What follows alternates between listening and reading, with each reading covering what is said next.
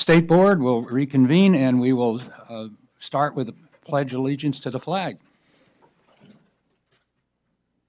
I pledge allegiance to the flag of the United States of America and to the republic for which it stands, one nation, under God, indivisible, with liberty and justice for all.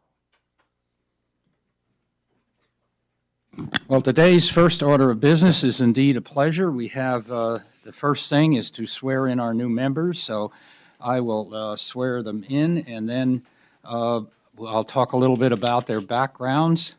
So I'll start with Felisa, if you could come up, and yeah, here you are.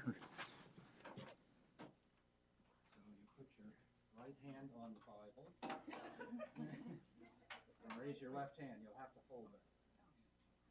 Hold it at the same time. Yeah. And raise the right. Raise your right hand. So I state your name. I, Felisa Ortiz-Licon, Do solemnly swear do solemnly swear that I will support and defend that I will support and defend the Constitution of the United States the Constitution of the United States against all enemies, against all enemies, foreign and domestic. foreign and domestic, That I will bear true faith and allegiance that I will bear true faith and allegiance to the Constitution of the United States to the Constitution of the United States and to the Constitution of the State of California. and to the Constitution of the State of California.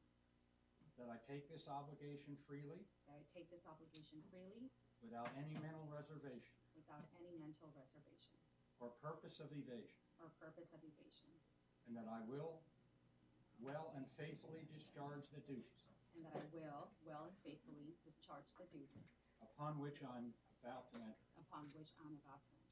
Congratulations, you're a member of the State Board of Education.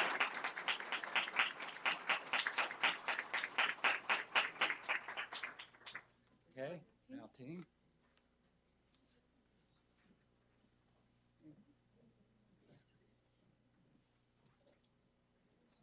Hold this underneath. Yeah. Yeah. Raise your hand.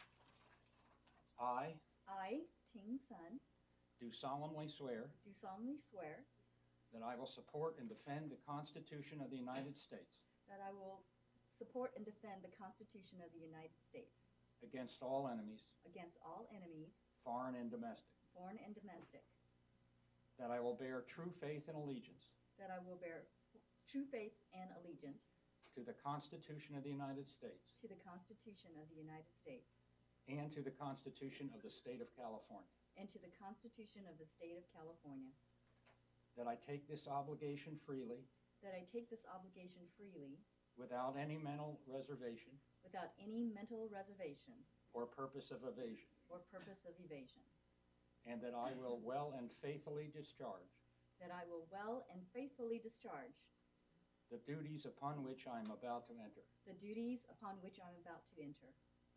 Congratulations, you're a Thank member of the you. State Board.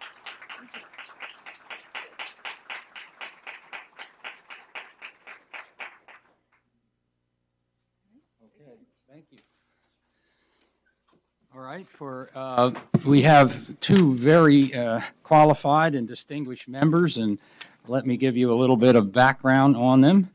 Felisa Ortiz-Licon has been the Senior Director of K-16 Education at the National Council of La Raza since 2013, and was the Regional Director of the California and Far West for the Council from 2007 to 2013. She was Director of College Access Services at the Fulfillment Fund in 2006 to 2007, Director of Policy for Los Angeles Unified School member David Tarkovsky from 2003 to 2006, and serves as a teacher at the John Muir Elementary School in the Long Beach Unified School District from 1999 to 2001. She is a member of the American Education Research Association and earned a Doctorate of Education degree from UC Irvine. And she's a longtime native of Long Beach, California. Okay. Ting Lan Sun has been Executive Director of the Natomas Charter School since 2012, where she was Director of Education Programs from 2006 to 2012, 2000 to 2003, and 1993 to 1997. She was a senior consultant at Cambridge Education from 2007 to 2009, vice president of leadership and quality at the California Charter Schools Association from 2003 to 2006, and associate programs consultant at the California Department of Education from 1997 to 2000. She's also been a teacher at the Natomas Charter School for 4 years and at the Natomas Junior High School from 1988 to 1993.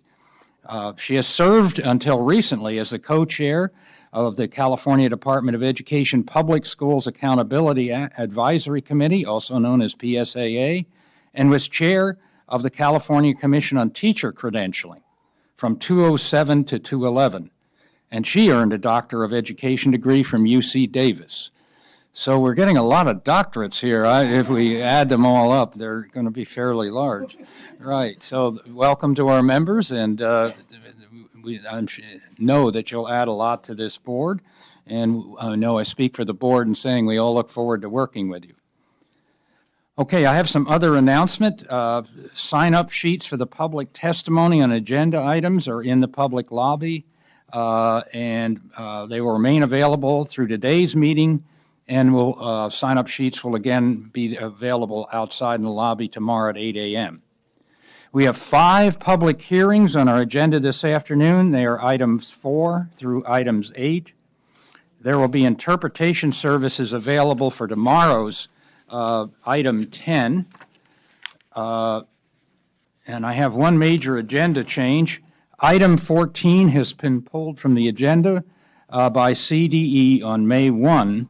That is the California Educator Equity Plan, proposed response to the U.S. Department of Education request for a new plan. So that item will not be heard at this meeting. We have a number of consent calendar and waiver consent items. They are items 17 through items 25. We have proposed waiver consent items W1 through W4.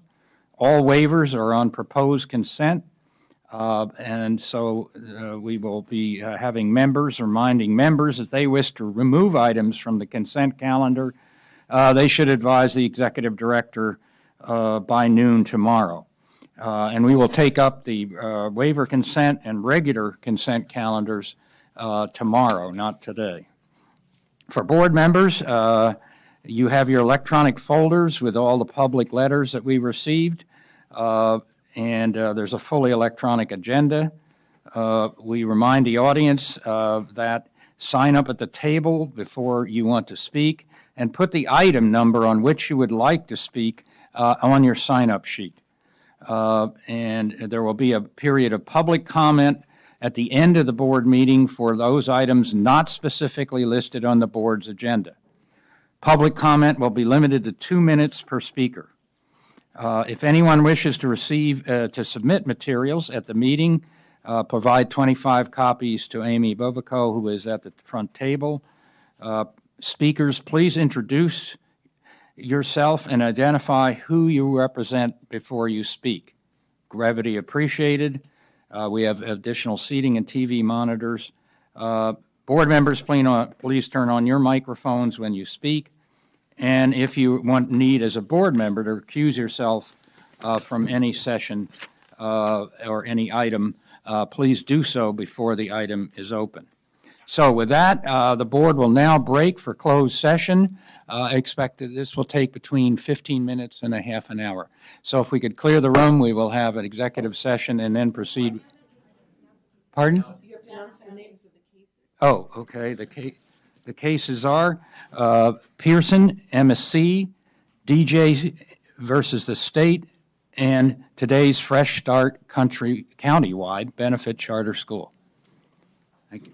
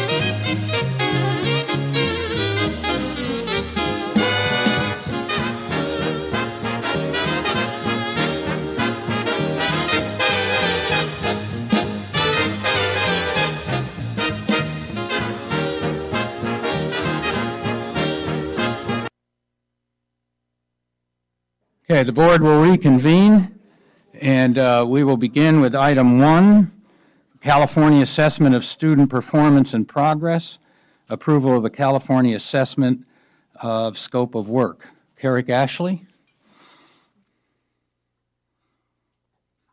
Before you start, let me report that after the closed session, the board discussed and/or took action on the following cases as noticed on the meeting agenda: Pearson, MSC, DJ versus State, today's Fresh Start Countywide Benefit Charter versus SBE. Go ahead.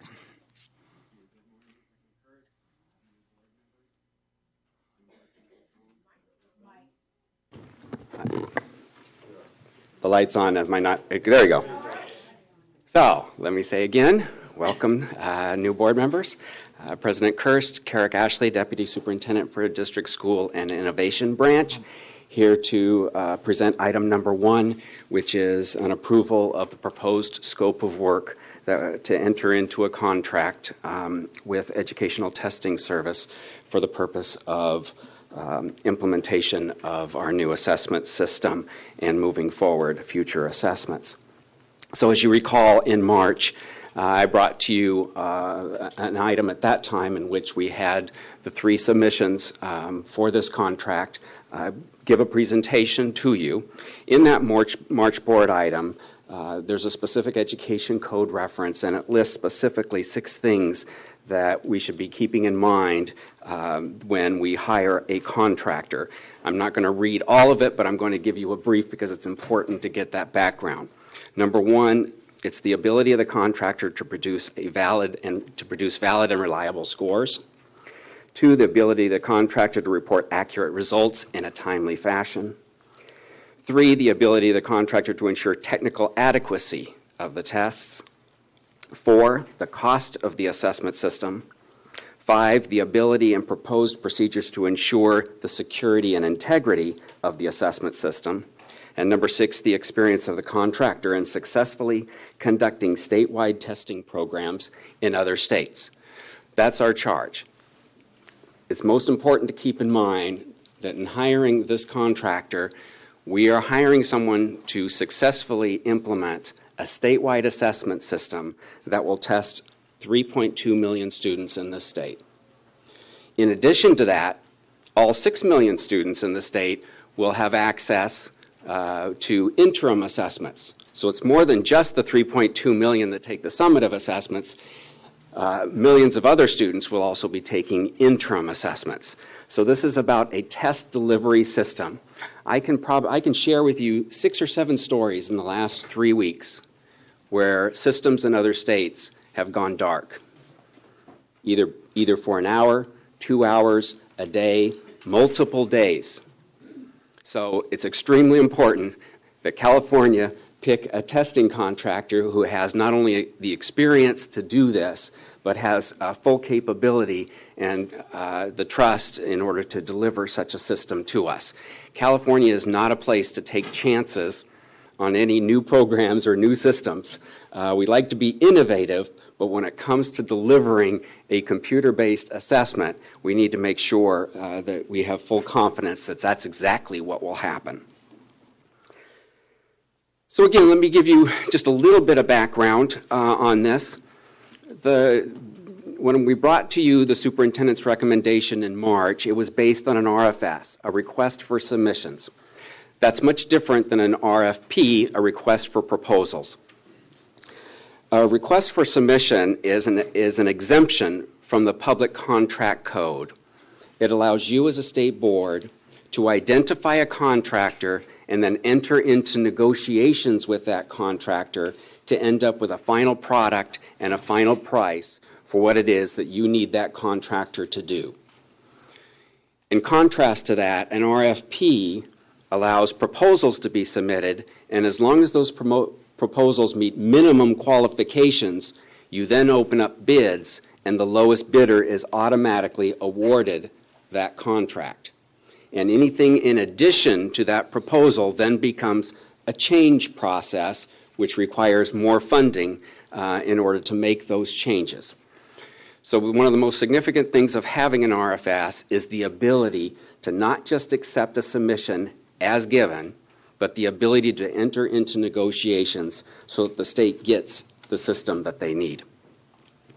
So in this process, there were a number of steps that we went through to get to the recommendation in March, and I just want to go over those briefly. I will not do it in detail.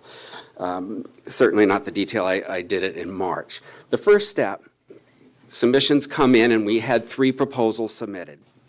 It goes through a pre-evaluation review.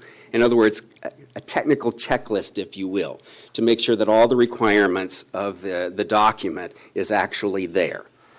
All 3 vendors did that. All 3 vendors were successful. The second step then is to have a review of those proposals. Now, we actually had 2 panels of reviewers look at these proposals. One was an assessment panel made up of CDE staff and staff from local educational agencies who have expertise in assessment and assessment and technology. Then we had a separate technology panel, because this is the first time we've had to look at a technology proposal when it relates to a statewide assessment like this. We did the same process, the RFS process, back when we contracted and started the STAR program, but it was not a computer-based program at that time. So now we had a second panel, a technology panel, that looked at just the technology components of those proposals. Both of those were staffed by CDE staff and by LEA staff with some expertise in either assessment or technology or a combination of the 2. In that process, they would go section by section. Each individual on the panel would look through the section, make some notes, write down an individual score. After that, the panel came together as a group, and they did what's called consensus scoring. So they would share each other's scores, share each other's comments, and then the group would decide on a single score. That's what consensus scoring entails. So it's a consensus scoring process. That's one step. The next step is we had an independent contractor, SABO, who was an independent consultant specifically to look at the technology proposal of all 3 systems. The good news is the independent contractor also sustained our own thoughts in terms of the review of the submissions in terms of the technology available to produce a system that we need.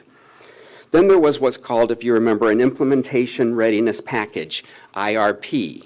That was a piece of software that was developed by UCLA, and each vendor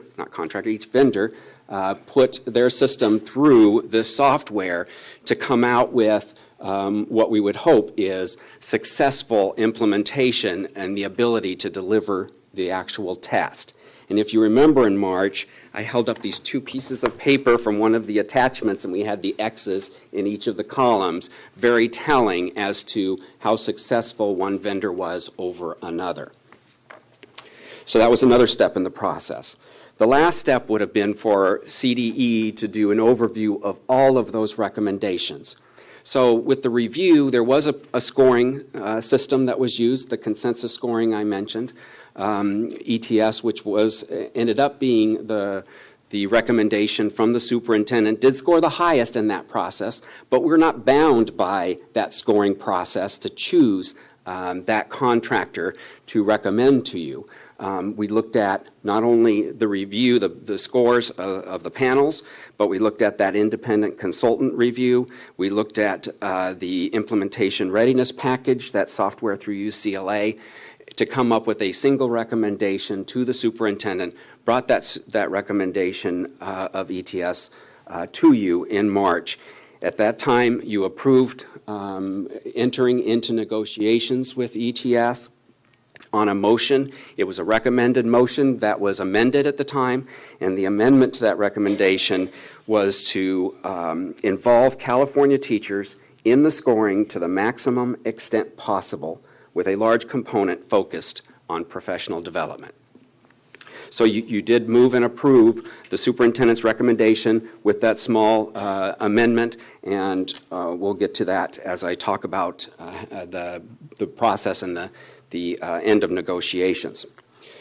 So based on your motion in March, we entered into 3 days of negotiations in April. It was staff from CDE, staff from the State Board, staff from Department of Finance. I will say I'd like to thank all of those groups for their commitment. It was all day. It was people having to come across the street here and stay with us and negotiate this with ETS as we were trying to get what we considered the best deal for the state of California. I do believe that ETS negotiated in good faith, and the result of the negotiation resulted in significant increased activities and deliverables to their proposed submission without any additional cost, which was also a requirement that you made in your motion. So let's talk about what some of those additional costs are. I think not additional costs, sorry, additional activities and deliverables without additional cost. I think if you go to attachment 1, it's a very short document that's referred to as a concordance table, if you want to follow along, but you can just follow orally if you would like. It goes over the 9 different tasks, and what this concordance table does in attachment 1 is it tells you, aside from the proposal that was submitted by ETS, what is it that came out of the negotiations that we're going to get that wasn't part of their original proposal, and what they are delivering without additional cost. Under task 1, it was actually at our recommendation in the negotiations that ETS substitute one of their subcontractors that we were very unhappy with the performance, and they did so. Under task 2, ETS added an additional 51 workshops to be completed during the initial contract period, which is a 3-year contract. That's what this is for. In addition, regional workshops increased from 5 to 8 so that we could have 2 in the north, 2 in central of the state, and 4 in the south. There was an increase of 30 in the focus groups, so 30 additional focus groups will be conducted by ETS over the contract period. Focus groups are intended to get exactly what it sounds from LEAs, information on how testing went. I'll talk a little bit about that, but I think that's an item too. To get feedback from our users out there as to how the system is working, what can be improved, and so forth. Under task 3, we during our negotiations, we asked and received support for a single sign-on solution so that local school districts did not have to have different sign-ons for, say, the digital library from the interim assessments or the summative assessments. That was agreed to. In task 4, we asked for additional test security. Normally, we do 100 security audits, and we obtained through negotiations an additional 30 test security site visits annually, as directed by CDE. Under task 5, we asked that and got agreement for ETS to provide the same translations for the next generation science standards as are in the current summative test for Smarter Balance. So the same translations in that, including stacked translations or full Spanish versions for the next generation science standard assessment. Under task 6, under negotiations, the ETS agreed to language that would require SBE approval, State Board approval of all test development plans. That we also got added language related to next generation science standard assessments, that ETS would be willing to work with other folks or other sources, not just develop their own items. And again, I will mention this as part of item 2, but CDE is working actively with a national collaborative, not a consortium, but a collaborative of states to come up with test items, as well as working with a group from Stanford. And so we wanted to make sure that we had language that would allow for other sources to have some input and some contribution to the test items for the next generation science standards. We also got an agreement for support of the same languages that are supported currently in the Smarter Balance summative assessments for not only the next generation science standards for regular students, but for next generation science standard assessment for the alternate assessment. In Task 7, we asked for additional detail regarding secure browser support. We wanted to make sure that the contractor would continue to support all browsers that we require in order to have the system be successful. There are a lot of LEAs out there, a lot of different configurations, and we want to make sure a lot of different devices to be used, and we want to make sure that all of those browsers are supported as required. The last two tasks, 8 and 9, were actually where we spent most of our time because these were the things that were most important to us. First of all, having to do with your additional motion that you made in March to encourage California teachers and involve them to the greatest extent possible, specifically in professional development and the hand scoring of assessments. And so we spent a lot of time talking with and negotiating with ETS over that. It's very expensive to go from a system where you are scoring by artificial intelligence to scoring by hand, right? It requires people. People require more time, more training. You have to pay them versus doing artificial intelligence scoring. Now, there is some AI scoring involved in the process, as there are in most computer processes. But what we negotiated with ETS was to narrow that and keep it to a minimum to just the items that can, successfully, truthfully, consistently be scored by AI, the ones that require, a very specific answer or a very specific phrase to the answer. Those are things that can be done successfully. So they did have to expand their use of hand scoring, which of course expands the use of personnel in order to do that hand scoring for the more difficult items that need hand scoring. So in order to do that, that alone costs more money, just having more hand scoring than AI scoring. But in addition to that, what was added to the contract was a number of different professional development opportunities, especially related to the scoring. As you might know, not only does the hand scoring occur for the summative assessment, that's the responsibility of the contractor. But interim assessments also require hand scoring, but that's the responsibility of the local educational agency.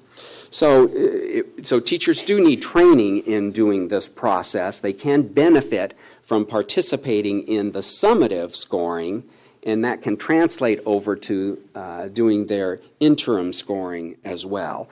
So there are a number of summer institutes that are added and are part of this contract to train teachers. There are institutes that will happen in April, May, and June, a time that is actually very busy for teachers. So these are weekend institutes that would allow teachers to come on the weekend and participate and end up certified out of that weekend and then go on to be scorers.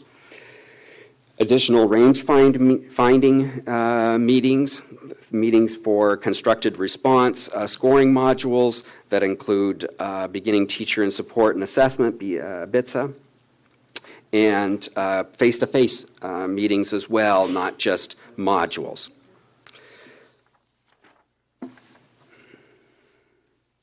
One of the things that we asked and received as part of these negotiations is an increased amount of money for California teachers to participate in this activity. The standard cost, or the standard salary, if you will, is $13 an hour. That's true in this proposal. It's true actually among most, if not all, large state assessment vendors. We've negotiated a pay of $20 per hour for our California teachers.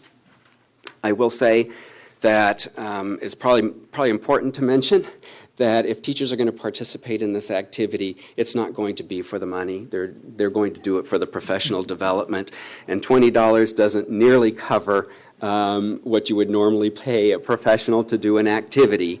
But we have a balance here of wanting to get the greatest number of teachers possible to participate in this activity, so giving them some extra money is a benefit. Of course, if we paid them at a rate that they might earn during their regular school day, then there wouldn't be very many slots available to California teachers, because the funding would run out rather quickly. So again, teachers aren't doing this for the money. If they're doing this to help themselves in the classroom, to do their interim scorings, and they might find some benefit and desire just to do the summative scoring as well. Then task 9. Task 9 had a number of things that were very important to the state, as we've talked about in past meetings. We got agreement during this negotiation to reduce the turnaround time for the online student-level test results. Part of item 2, I'm going to talk a little bit about a release of interim results, or summative results, I should say, a system that's called the online reporting system. We have negotiated down from 4 weeks to 2 to 3 weeks in turnaround time for those scores. A provision to allow teachers to have direct access to the online summative test results was part of the negotiations agreed upon. An opt-in option for LEAs to receive an electronic version of the student report. So in March, you might remember, again, it'll be part of item 2, you approved the individual student reports that they're now posted on our website.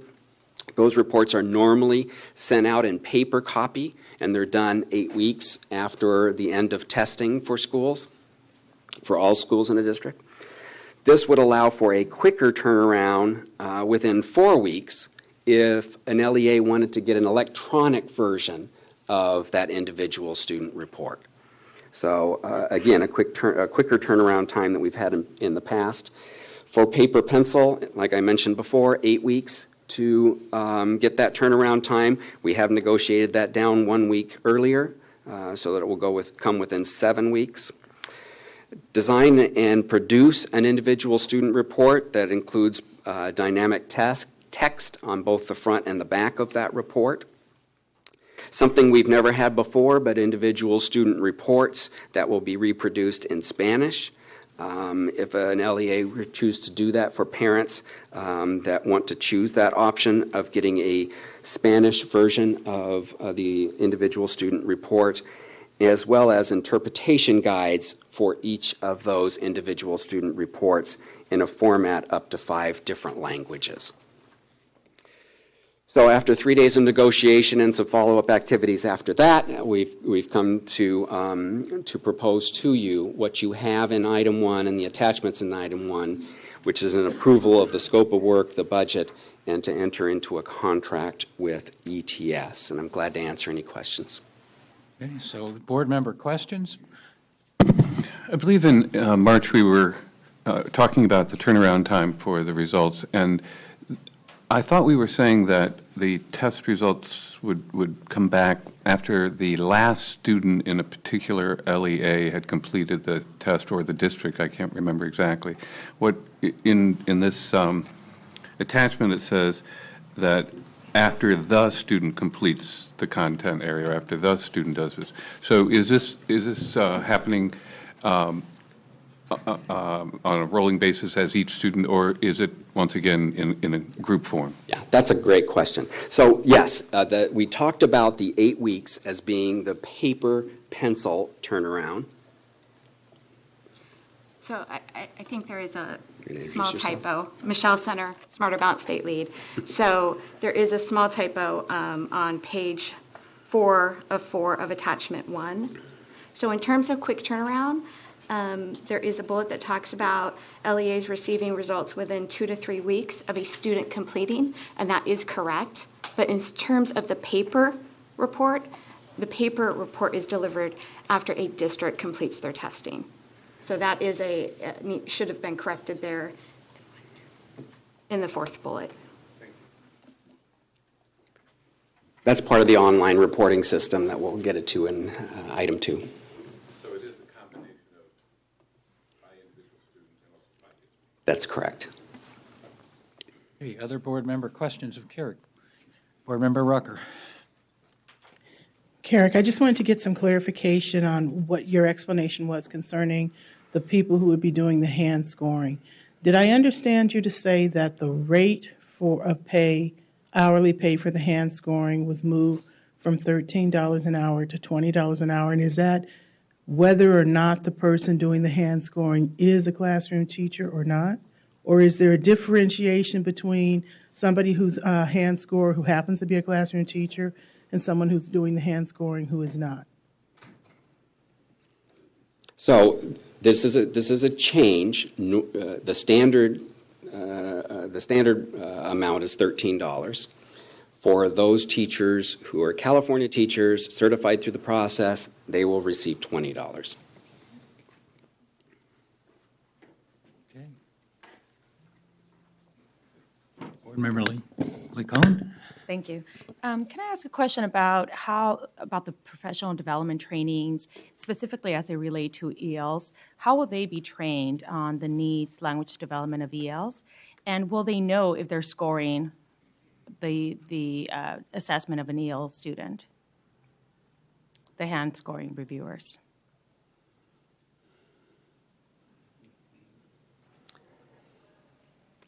I can't answer whether they will know or not.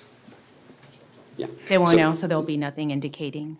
I mean, obviously there is an indication with the student's demographics that they're an English learner, but I don't think that that's part of the information that's given to someone when they hand score a document. You normally wouldn't get the name, the gender, or any of the demographic information to go with it.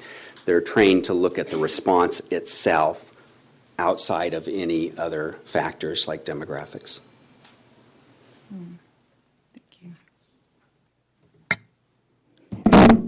Could it be that the reason you wouldn't want to know is because you're assessing for the content and not language? You're not really identifying whether you're an English learner or not. You're determining whether the students are successful with the content of English language arts and math. And then, of course, we have the assessment of our English learners where we use, in this case, CELT until we change that. Yeah, correct. I just wanted clarification on that. Okay, Board Member Sun. So I appreciate the direction of being as inclusive as possible of California educators in this process.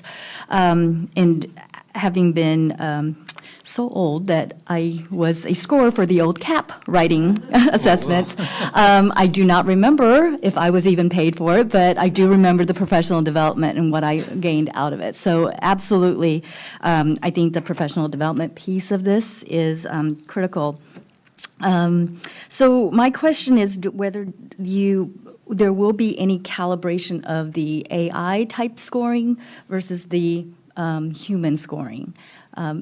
There are times where there has been research that AI scoring sometimes can be even actually more accurate than that. But of course, intuitively, we think, well, how can that be? So I'm just curious if there will be any of that done by ETS. Right. So it's not my area of expertise, but I can tell you when we were talking about this for the 3 days in negotiations, we did talk about some of this and being able to evaluate certain items that could successfully be scored by AI. And I think they do some studies, validity studies, before they turn something over to artificial intelligence to score. Michelle Center, Smarter Balanced State Lead. Any item that would be scored with AI would require the system to be trained, would require that we ensure that the scores are accurate, and items that are using AI are going to get some read behinds with human readers. So. Okay, other board questions? Just a quick question in regards to, I noted that we're going to support BITSA and new teachers in terms of learning the assessment piece. Is that group of teachers specifically just the formative or the interim, or are you also considering both assessments? Right. So this is about the summative. Right. Now it can transfer over to the interim, but this is about the summative scoring. I will say that, again, bleeding over to item 2, we're going to talk a little bit about some of the professional development activities coming up. And so I think maybe I'll just save that. Okay, we'll wait then. Thank you. All right, Board Member Burr.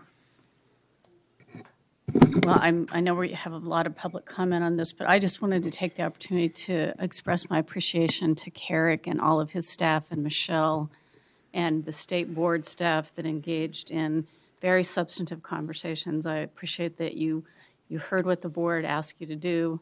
I think the product is a reflection of that. And again, I just think you did a fantastic job, and I wanted to express my appreciation. Okay, I think we're ready for some public comment then. We have 7 speakers. Please line up: Doug McCrae, Jesse Aguita, Susan Green, Roger Yo, Shelley Spiegel-Coleman, Jessica Sacco.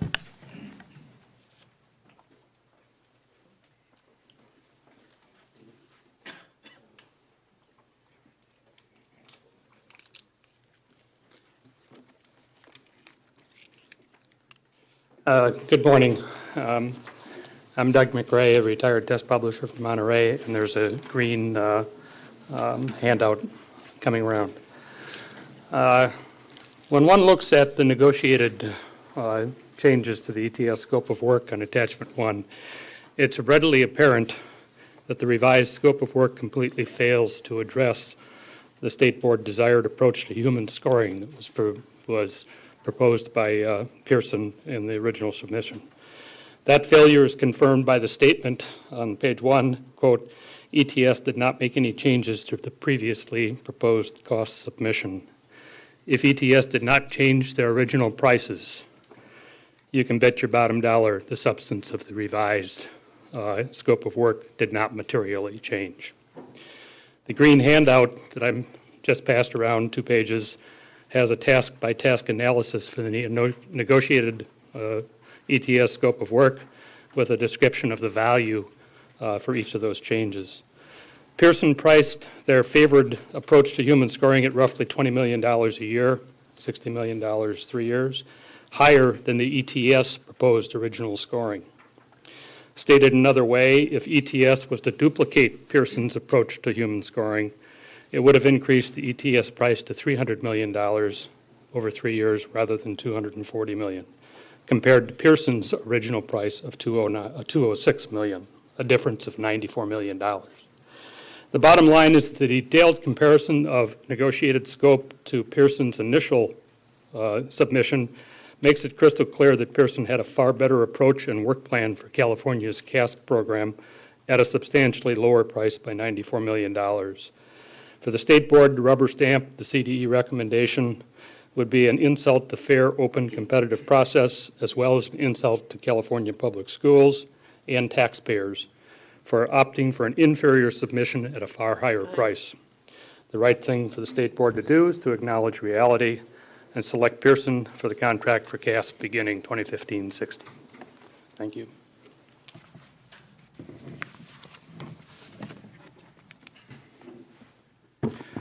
Jesse Aguilar for the California Teachers Association. CTA is pleased that ETS will be involving teachers in the scoring of large-scale scoring activities.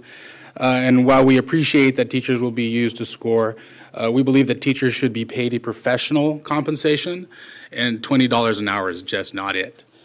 We believe that a range of $48 to $60 per hour, depending on the work, is a respectful range. It's important to attract the best and qualified applicants, and we believe a professional compensation can help with that. CTA strongly encourages that ETS pay teachers a professional compensation commensurate to the work that they do, and we ask that the pay scale be reevaluated, and that the work teachers do be respected, and that a more appropriate pay rate be applied. Thank you.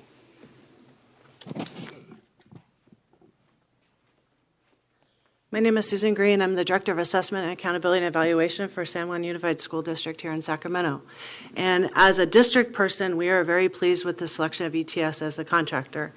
As of date, we started testing about 4 weeks ago. I'm happy to say we're about 65% completed, and things have been going remarkably well.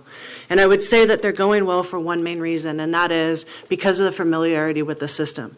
In monitoring classrooms and walking in and watching testing, I'm amazed by how well our teachers are doing at proctoring, how well students are doing at opening the app, accessing it, and testing. I would say that most of the fear of online testing has been removed from our classrooms this year.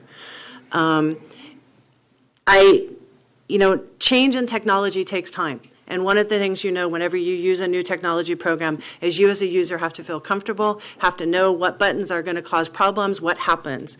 I really seriously believe that changing the contractor at this time would put a halt to all the progress we've made in California in both in the student and teacher's ability to successfully and competently test online. On a positive note, I will say the testing scoring system got turned on Monday for district leads. I was able to actually meet with the school site yesterday who tested during the first week of our administration, and they are amazed and surprised and thrilled about the results that they're getting and the timeliness that they're getting them in. So with that said, has everything gone perfect? No.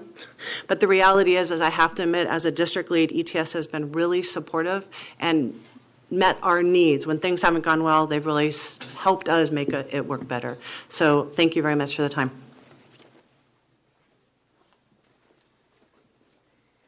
Good morning, President Kirst and Interim Deputy Superintendent Glenn Price, new board members, and the board. I'm Shelley Spiegel-Coleman, the Executive Director of Californians Together, or a coalition of 25 professional, parent, and civil rights organizations focused on English learners. So you should have received a letter from Californians Together and the California Association for Bilingual Education. And on number one, real quickly, we have 3 points that we hope you would consider. One is that we're so pleased that there was a direction that with the test for the new generation science standards, it will be in the stacked format. But we've had problems with that format. We've spoken with SBAC. It's very difficult if you're a child, especially a young child, to see, lots of text, the top being English, the bottom Spanish, and nothing differentiating the two texts. So if I want to go straight to the Spanish, and I'm especially a young reader, a third grader, I'm going to start at the top and then eventually get there. We're just asking, especially if this is online, that there's bolding, there's a color, it's italicized, something that helps a child to differentiate from one to the other. We're hoping that will happen in this new contract. The other part is the individual student template, report template. We're thrilled that the information guides are going to be in 5 languages. But only one of those languages will the student report form that goes home to the parents be in that language. So if I'm speaking one of the other 4 languages and I read the interpretation guide, I go, okay, I'm ready to see the report, and I go to the report and it's all in English, I as a parent cannot understand that report that's coming to me. We would suggest that the individual student report forms parallel what the interpretation guides do in the top 5 languages, which will cover 93% of all the English learners in California. The last is we'd like you to add an additional report in Task 9. You know that there are designated supports and accommodations. We just hope you get a report on those to facilitate how well they're being used and what we need to do to improve it. Thank you very much. Good morning. Hello, yeah. Good morning, President Kirst, members of the board. Welcome, new board members. My name is Jessica Sacco, and I represent the California Science Teachers Association. In reviewing Task 6 of the contract that addresses science assessment development, CSTA was pleased to read the commitment developing innovative item types and performance tasks that will assess the 3 dimensions of NGSS, the disciplinary core ideas, cross-cutting concepts, and science and engineering practices. As work progresses, we are hopeful that fidelity to this commitment will be maintained. In 2013, with the adoption of the California NGSS for K-12 science education, this board committed to high-quality science education for all of California students. The development of a high-quality science assessment that does not only assess the 3 dimensions of the California NGSS as individual components, but rather as true 3-dimensional learning as envisioned by the Framework for K-12 Science Education and the California NGSS and appendices. The timely delivery of science assessments that support high-quality, three-dimensional science teaching and learning is a critical component to the successful implementation of California NGSS, and we hope that ETS will be able to deliver on that. Thank you.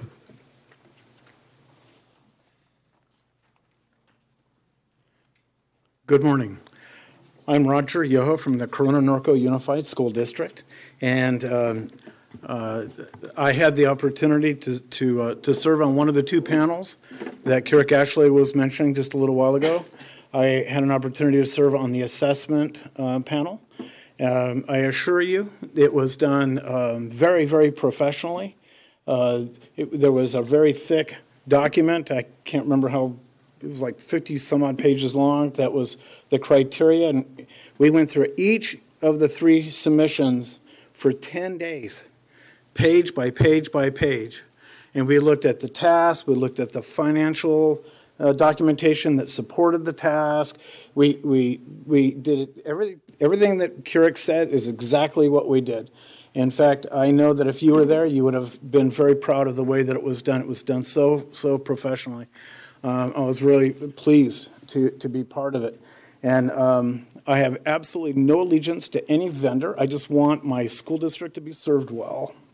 And as such, I strongly recommend that you go along with the CDE's recommendation to you. Thank you so much. Okay, that's the end of the public testimony. More board discussion. Board Member Rucker. Well, first of all, I also think that the department has done phenomenal work on addressing the concerns and that were raised by the board and the directive that was offered in the board's motion back in March.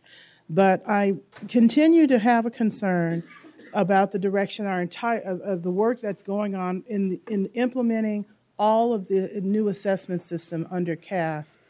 And whether we're talking about the digital library and whether or not districts are or are not creating access for teachers through that process, and whether we are or are not appropriately training, particularly our beginning teachers, through their bits of programs about understanding appropriate ways to incorporate formative assessments, and then how districts are following appropriate models for using those formative assessments. I continue to remain concerned that we are not really raising the bar about how we invest in classroom teachers as stakeholders in this process. They are the ones who carry the greatest burden for doing the primary instruction for the students. They are the ones who carry the greatest burden for making sure the students are appropriately prepared. And they're the ones who carry the greatest stakes as professionals in this system from the outcomes of these assessments. Yet they are not the ones who are the primary focus on providing the appropriate professional support. And we're going to be surprised when we start looking at the numbers of who was actually involved in the hand scoring, that we didn't reach a goal or a target for the number and types of teachers who are included in doing the hand scoring. The contract doesn't require that, and we didn't ask for that. But I'm not going to be surprised that we won't even get 50% of the people who participate as hand scorers we will find are classroom teachers. And it won't be because the opportunity isn't provided through the types of professional development that are afforded, or the value that can be found in the types of professional development that will be offered in learning how to do the hand scoring, both for the local benchmarks assessments as well as for the formative final standardized assessment. But my frustration is that even though we have gone from $13 an hour, which is the industry standard that can be recruited from people on Craigslist, to $20 an hour to target hopefully increasing the number of classroom teachers that would be interested, it still is insufficient, and it is still a professional insult. So I understand that there is a budget constraint. I understand that there's a fiscal constraint. But you must understand what it says to the largest public employment sector in this state, what it is you are offering for a high-stakes segment of our accountability system to ensure their engagement and to recruit them, that they are still not the priority and they are still not the target of a real recruitment strategy to improve their work as professional educators on assessment, and to improve the scope of their work and the visibility of their engagement in this work. So I am concerned about that. I'm not going to be surprised that there will not be a critical number or a critical level of teachers who are involved, but also we didn't set a target for that. Maybe there needs to be a performance target about the number of teachers who are included on this, and that we need to figure out ways to increase that target each year and figure out a goal to make sure each year that those numbers are increased, and then figure out what it takes to make that increase. That's not in this contract, that's not considered, and we probably need to think about the reasons why that's not in this contract and why that's not considered. Okay, further board comment? If not, I'm ready for a motion. I'll make the motion. I recommend that we approve the CD staff's recommendation to approve the proposed CASEP contract and authorize the Executive Director of the State Board of Education in consultation with the State Superintendent or his designee to make any technical edits or corrections to the contract and scope of work that are consistent with SBE's action prior to execution of the contract. Second by Burr. Okay, any discussion on the motion? Public comment on the motion? Hearing none. All right, I think we're ready for a vote. All those in favor, raise your hands. Okay, the contract is approved. Thank you. Now we're ready for item 2, which is the item concerning the assessment student performance and progress, an update on various program activities, again by Carrick Ashley. Thank you. So, Carrick Ashley, Deputy Superintendent, District School and Innovation Branch. Item 2 is our normal update for you on assessments as a whole, specifically Smarter Balance, but not just the Smarter Balance assessment. Let me start with our current, where we are currently. As of May 1st, I have some statistics for you that are going to differ from your board item because these things change daily. We do get daily reports, by the way. But the latest numbers, as of May 1st, more than 2.1 million students have started the assessment across 1,450 of our LEAs. This is the summative assessments I'm speaking of. We've had more than 1.2 million students finish the English Language Arts assessment, and more than 1 million students already finish the math assessment. I will say, on my way home from work yesterday, which was rather late, I got a call from my brother, who happens to be a high school principal in Long Beach. Unsolicited, he said, "You know, we started that Smarter Balance testing this week, and it was a little hard to figure out at first, but once we started it, it's going just fine." So so that's a little. Those aren't exactly statistics, but I'm just adding. I'm just glad. I'm glad I keep my family happy.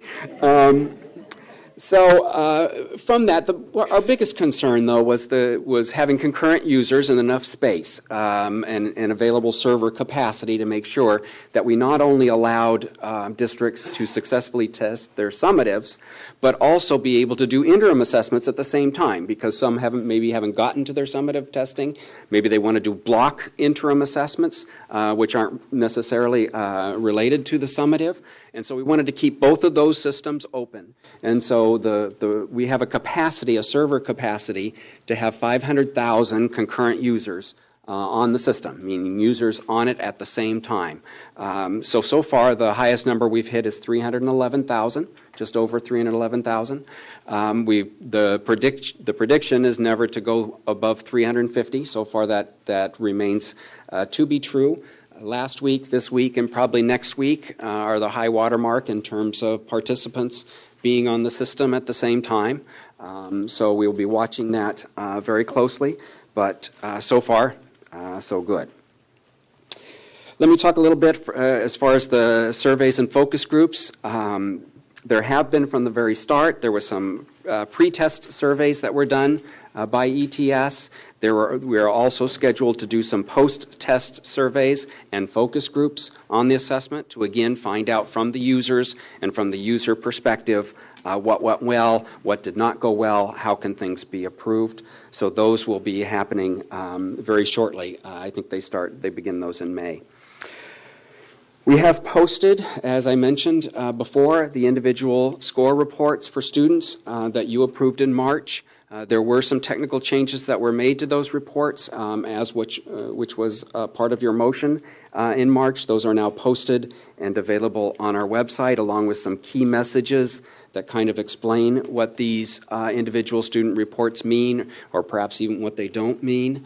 And we had a lot of discussion in March, and I just want to repeat it now, not only for our new members, but those in the audience who didn't participate in the March discussion. Those were one-year approvals. Those reports will look much different next year when we have two data points, two scores from which to show some improvement. And so we'll have this process. We'll be coming back to you with another round of individual student reports to approve, because they'll look quite different than they look this year. So that was a one-year approval that you gave. We will be producing a guide for those student score reports that will assist not only teachers but parents and guardians to understand what the scores mean, as well as some translations to go along with those guides. We're preparing a short video on the individual score report so that those that want to watch a video rather than read a document might be able to do so to help them understand those individual student reports. We're also this summer going to put out a bigger document, a more comprehensive document that we're referring to as Understanding CASP, a primer for parents. That'll be a little more comprehensive, more than just the score report, but we'll give a brief background of Smarter Balance. Some exemplar items will be in that document, as well as the description of achievement levels, the bands of scoring, what the scores mean, what they don't mean. We'll start those guides will be available starting, we'll start with grade spans, and then as time goes on, we'll move into more individual grade level guidance. We mentioned this morning already the online reporting system. So let me just state again, because it's very easy to get confused of all the different reports. We have the individual score reports or individual student reports that I just mentioned, approved by you in March. Those go out in paper copy to the districts. The districts send them home. They go to the districts 8 weeks after the final school has tested. Then we have the online reporting system that I'll discuss in a minute. Those are the electronic reports that are on a secure website and are only available to the school and district themselves on those scores. And I'll talk a little bit about what is in that scoring system. Then lastly, of course, we have our website in which we always publicly report all of our data on DataQuest. And eventually, when it's all done and all districts have tested, there'll be some sort of a DataQuest report on scores. So 3 different kinds of reports. This is about the electronic reports that's called the online reporting system. On Monday, we released on a rollout basis the first of this availability of the online reporting system. You heard from San Juan Unified this morning that they participated in that webinar. We did hold a webinar which 455 LEAs participated to find out about these online reports and what would be available to districts and schools regarding their scores.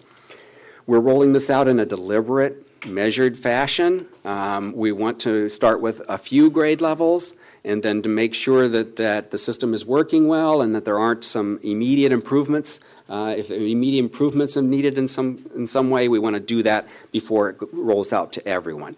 We're also taking a measured report, or a measured step in terms of first making it available at the district level, and then the district will as San Juan mentioned this morning, have their teachers involved in that system as well. So this is a dynamic system. These are test reports that are available to schools and districts for the purposes of instruction, for the purposes of education, not for the purpose of accountability. At the end of the year, when we do those full reports on accountability, there are accountability rules that go along with those reports. That happens at the end of the year. These are reports that are intended to help schools and districts in impacting their instruction. That means they need to be dynamic. And when I say dynamic, what that means is that if I go in today and look at the score reports there, it's updated nightly right now, because as test is going on and the tests are scored, those individual reports get into the system. So if you look at it today, in the middle of your testing, it may look very different than what it might look like next week or even the week after that. So they are dynamic in another way. If a student tests at school A and then sometime after finishing that test is transferred over to school B, that report will now show up where they're currently enrolled. What the system allows you to do is to create groups, to look at disaggregated groups. So if you wanted to look at just your English learners, you wanted to look at just your special education students, just your grade 3 students, these are groups that you can create. You can create your own groups. It may be more beneficial by the time you have all of the scores in place. By that time, it may be the end of the year, but once you have them all in place, if you know where those students are going to be grouped in the fall and you know which teachers they're going to be assigned to, you can create teachers to assign to those groups for the students that they are going to be getting in the fall and have the scores reported out that way. So that's what I mean by the reports being dynamic and that they're updated on a continuous basis and your schools and districts are able to create reports. Now the system is also protected in that there are certain privacy protections that have to be maintained and there are certain security roles that have to happen. So if I'm a principal at school A or a teacher at school A, the district would give me access to my students in my school. You wouldn't necessarily go in and see the scores from all of the district because that's not appropriate for mine. For my particular use. You get these score reports. You can break them down. They'll be broken down by content area. It will give you scale scores. Of course, now we're limited to 1 year of time, but beginning next year, there'll be 2 points. And so you'll have the beginning of longitudinal scores at the student level and at the school level as well. And you'll have basically what looks like a line graph over time. So you can see how a student has done over time or how a school has done over time because there'll be scale reports, scale scored reports, average scale scores for both schools and districts. So there is longitudinal data connected with that. There will be some webcasts. One is coming up on May 20th to talk about post-test, the beginning of post-test workshops. To get input from, again, our users out there of how it's going. There will be some in-person regional trainings held at both in the north and the south and central California. Again, focus groups to get feedback on how things are going. Let me move to interim assessments, and then at the end I'll be glad to take questions on whatever part of the system you're interested in talking about. The interim assessments, as you know, became available in January. I will say, I'll stop to say now that the states of Smarter Balance did approve by vote that reimbursement that we talked about in March, making $1.5 million available back to the state of California for the fact that the interims did come out late. We are hoping that we might see some May revised language that will provide some authority for us to spend that on teacher training, modules, digital library, how to involve teachers in putting resources into that digital library. So we're hoping that that's some money that can be used in that fashion, and we'll have to see for the budget. So not only are we testing summatives, but we're having interims as well, and I think you'll see in the board item, we've had over 1.1 million interim assessments also completed, over 1.5 given or started, 1.1 million completed by more than 1,000 LEAs out there. So it's being used. It of course, since it just started in January, these are pretty high numbers for and it's the end of January. So since basically the beginning of February, 1.1 million students have completed an interim.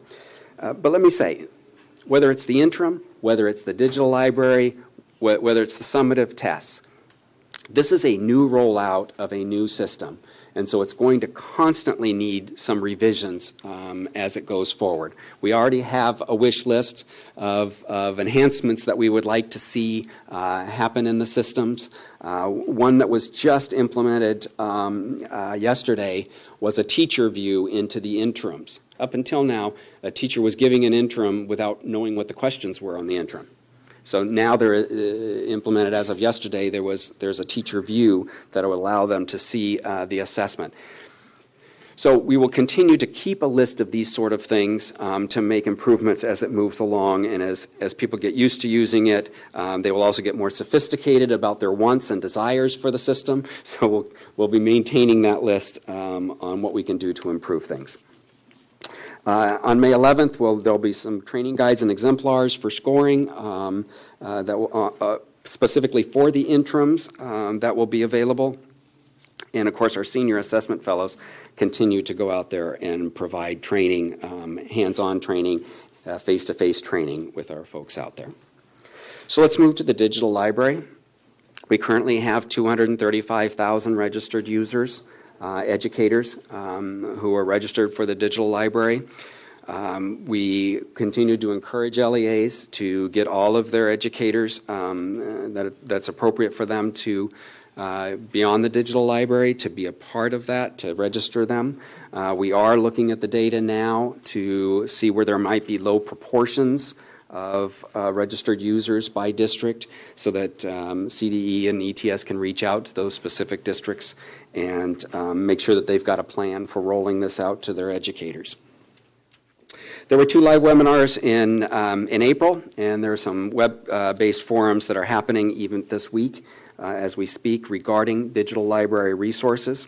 We previously did a 6-minute digital library video. We want to do a second video because we got good response from the first one. So the second one is going to be more directly. The first one was more promotional about the excitement of what's in there and what can be done. The second is more training, more technical. How do you go about using the digital library? And so we're working on that second video, as well as a process to recruit California teachers to contribute resources to the digital library. So we want to have a process in place that allows for our educators to provide some resources and to have some quality check on that to vet each of those proposals to contribute items to the digital library. In one of at the end of the board item, of item 2, there's a number of things that we've done as outreach, as we normally put on there, a number of activities, workshops, face-to-face, webinars, different ways of communicating out there. You can check that list. We continue to do the weekly CASP updates on Wednesdays, going out to school districts, actually to anyone who wants to sign up to get those updates. So let's move on to our alternate assessment. There was quite a bit of information in April. There's not much information in this May item, very small paragraph, but it's because we put a lot of it in the April memo, information memo for you. But let me go over some things of what's happening with alternate assessment. For those that weren't here at the time, we did, the state board gave direction to eliminate the CAPA. This is for English language arts and math, this is for our 1% of students with the most significant cognitive disabilities. And the motion at that time was to explore other options, because at that time, CAPA was not aligned to our new standards, and we wanted to move forward in making sure that our assessments for this population is aligned to our new standards, as well as our regular ed population.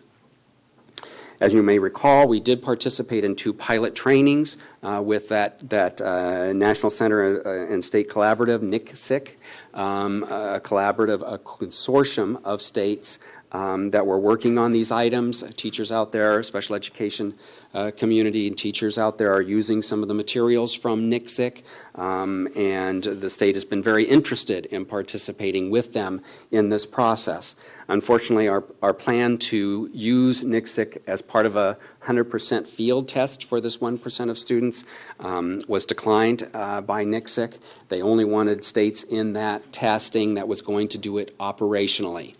And we wanted to take the approach of making sure that this special education population had the same opportunity as our regular education students to practice, if you will, have a year of a field test for all of them that would give not only the students but the teachers the opportunity to interact with a computer-based assessment before those assessments are going to be used and those scores are going to be used and attributed to those students. And so we wanted to do a 100% field test. We were hoping to use NCSEC at that time to do that. They determined, along with 3 other states, that we could not participate in their assessment as a field test. We had to commit to doing an operational test, which meant the scores counting and the scores sent on and used in accountability and sent to the U.S. Department of Education, something we did not want to do. So at that time, we were basically forced to have our contractor develop our own field test for this year, and they have done so. So currently, starting in April 15th, going through June 10th, the same grade levels as Smarter Balance for this 1% population, 3 through 8 and 11, are doing a field test, a computer-based field test, to give it the same sort of ability to pause and then resume later that Smarter Balance tests currently have. The test administrators, often the teachers, go through some training before they're given that assessment. We're using the same TOMS system. That's the administrative system of which districts upload their data, their students, to the system to take the test. So we're using that same system for our alternate assessment as well. So far, 845 districts have participated in this field test, over 7,000 students in ELA and another 6,300 in math have already completed these assessments, so they are being successfully given out there. We will have to have a decision made moving forward what we want to do operationally. We are still interested, from all the information that I've seen, our conversations that we've had here at the State Board, conversations at your advisory committee for special education. Our assessment people have not only presented to them, but also SELPA directors. And what we continue to hear is that there is interest in the NCSEC items. So moving forward for the operational test, we're looking at 2 avenues currently. We always have the opportunity for our own contractor to engage in them and have an operational test.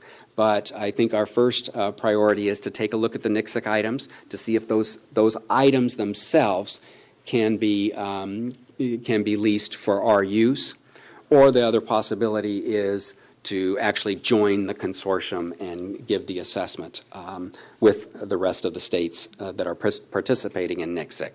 Of course, we do not know. NCSEC is going through their operational test right now, so we do not know the results of that. We don't have a lot of vision into how that assessment is going. We should have more information about the success of that assessment implementation in June, and then we can start making decisions on how we're going forward. ETS has already started a call campaign to these folks in our special education community that's out there, the teachers and the coordinators, the testing coordinators that are giving the alternate assessment, to get some feedback, early feedback from them on how it's going. There'll be the same sort of post-test focus groups and surveys as well to make sure that we get input overall after it's all over, what went well, what did not go well. It's probably worth mentioning that unlike Smarter Balance, for this 1% population with significant disabilities, it's usually the teacher or the test administrator that is interacting with the computer-based and then along with the student. That's very typical. That may be the vast majority, in fact. So it's a little bit different than Smarter Balance, of course, where the student alone is interacting without any teacher or test administrator instruction. Lastly, our science assessment. So we do it's on a later timeline.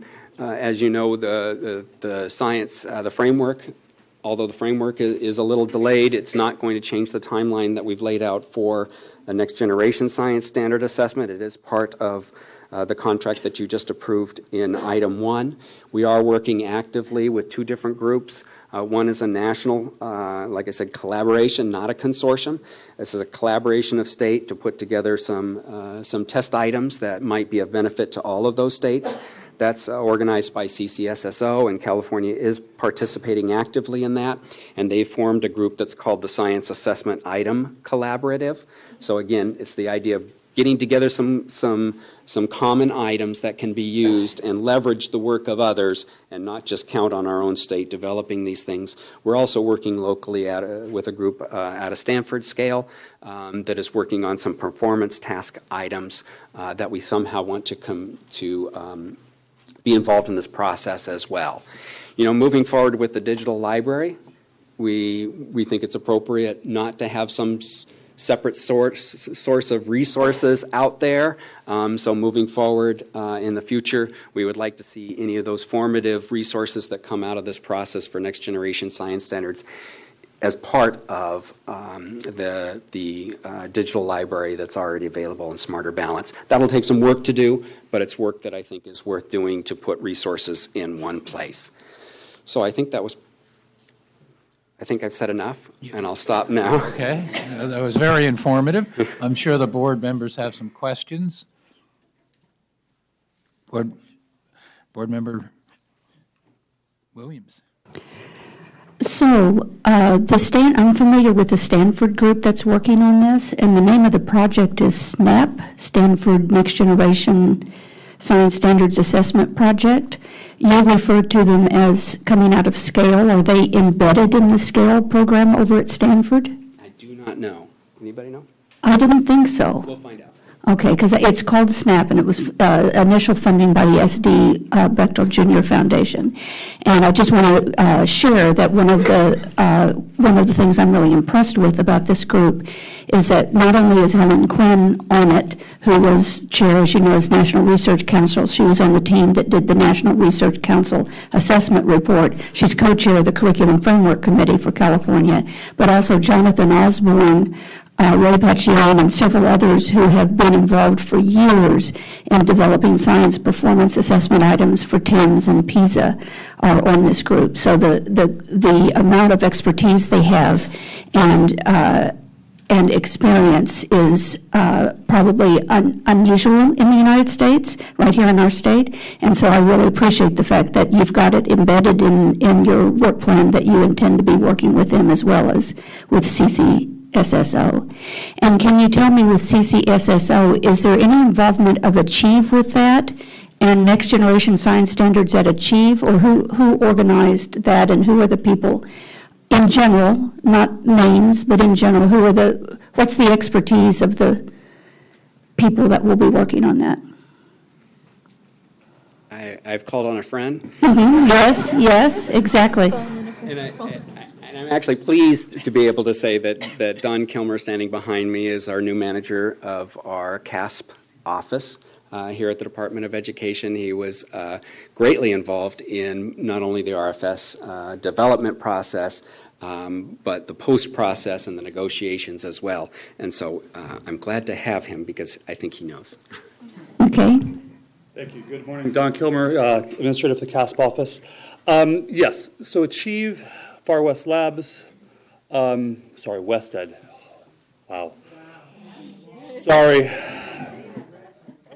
West Ed, they are the author of the first part of the work, phase one work, which is the blueprints, the framework, which will develop the blueprints. The framework for the assessment, not a framework for the next generation, but the framework for the assessment.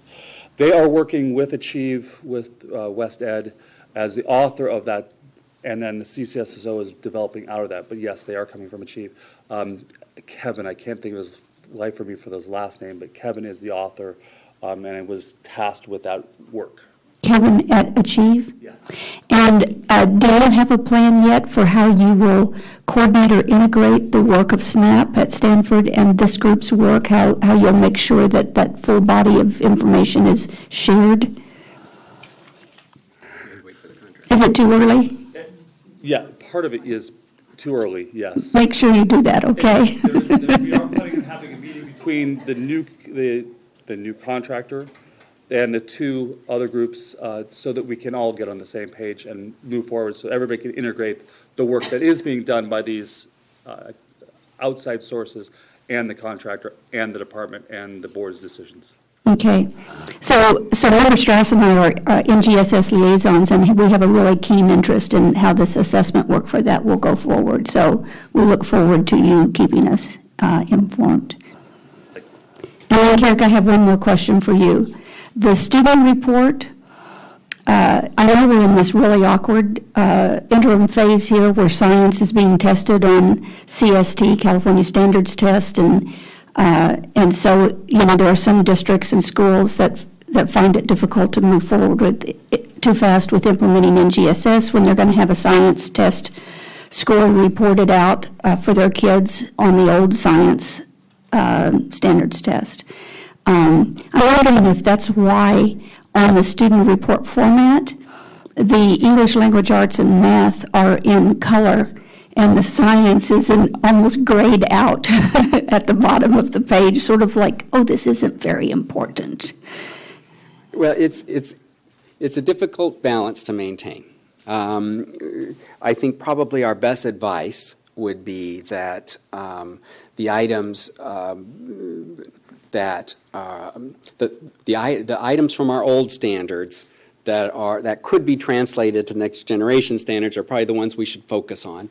I think we're trying to de-emphasize the scores, specifically the old NCLB achievement levels. So we are downplaying that, if you will.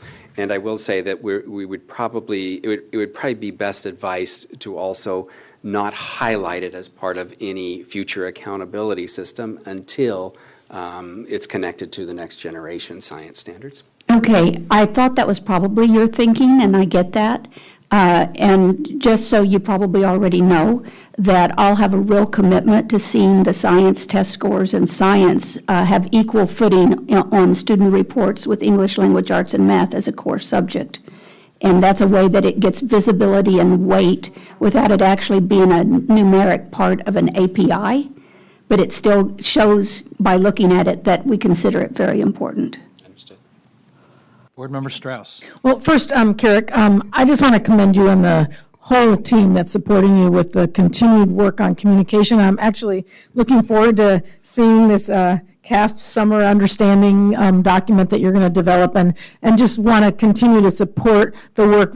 My understanding is no amount of communication will ever be enough, and so for the field, for the parents, for everybody, and so just a support with your webcasts. And I really am pleased to hear that you're reaching out to asking the field, how's it going? Are we fixing the problems? And I think that's how we're going to continue to have a really dynamic and developing program that's effective. So just a compliment.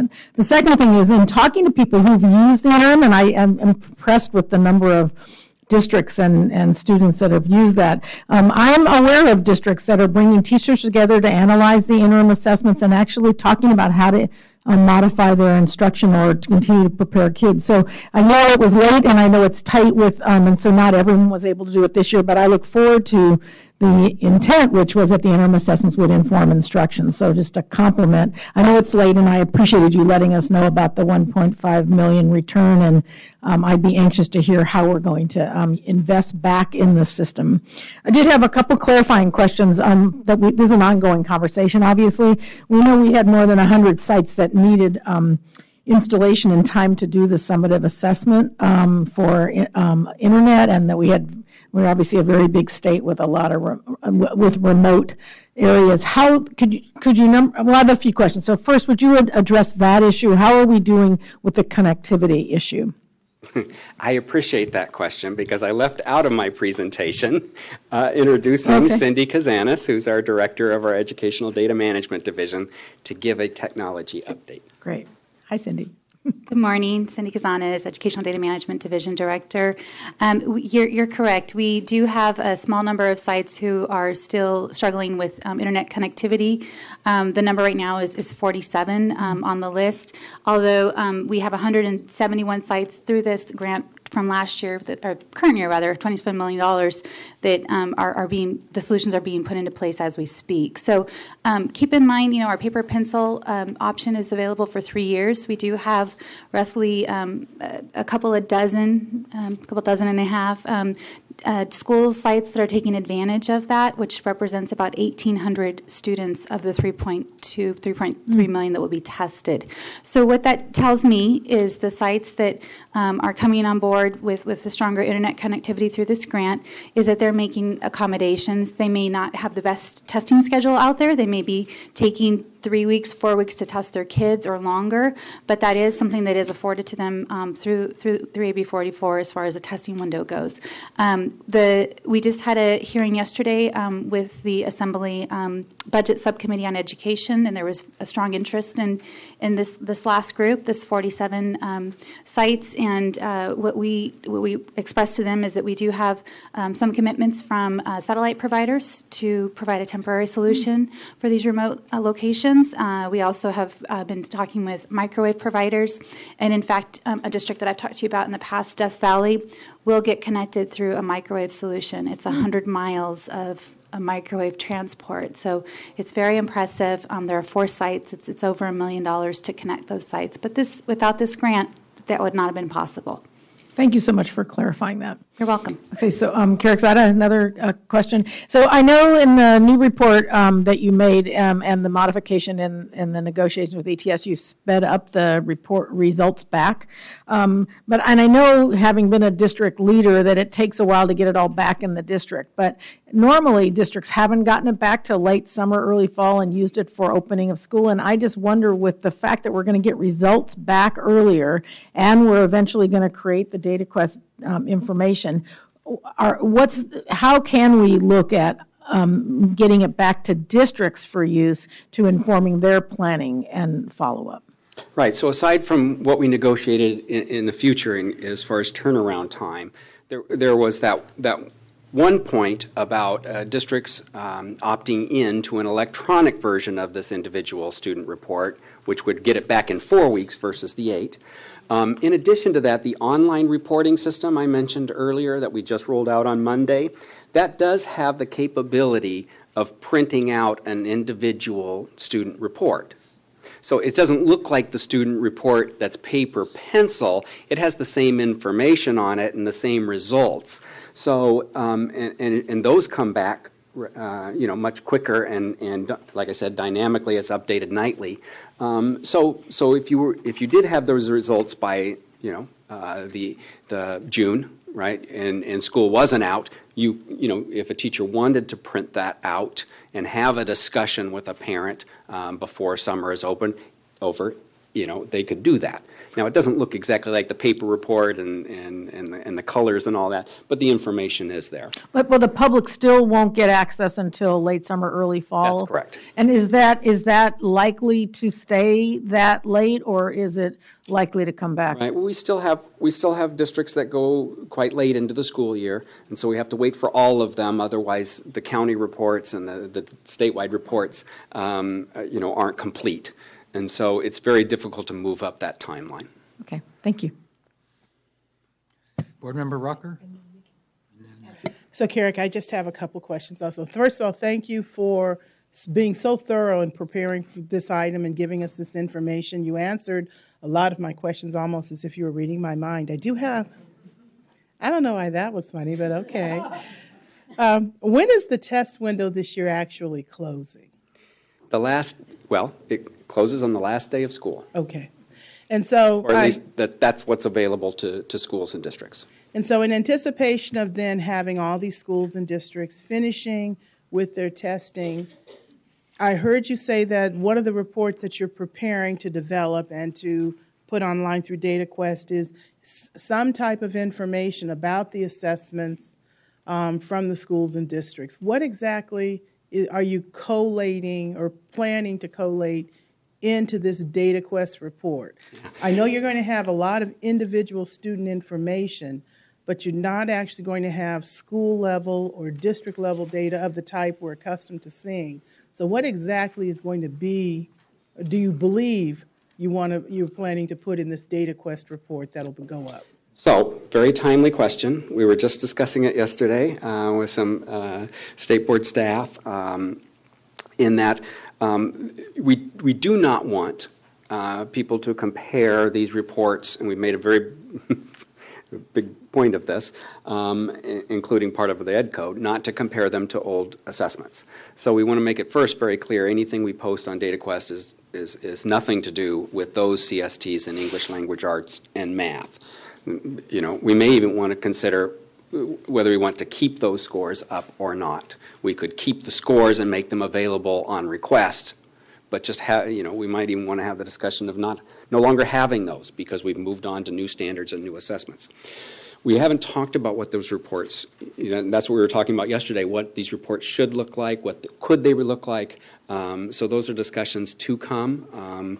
And much like the discussion we had with an individual student report, I think that there's a desire to make them look, feel, report different information than what's been reported in the past, which were very NCLB compliance oriented. Sounds like you might want to be part of the discussion. Board Member Sandoval. Hi, I have a question about the California alternate assessment and the field test that's happening right now through June 10th. What kinds of messaging has happened with respect to parents and families of the test takers, letting them know that there won't be individual scores reported? Well, I can't speak directly to what goes out to families and to parents, but what we have communicated to school districts, not only just on our direct communication on the alternate, but they're often part of our weekly update as well that goes out. But we've been very public about this being a field test and that the scores would not be used.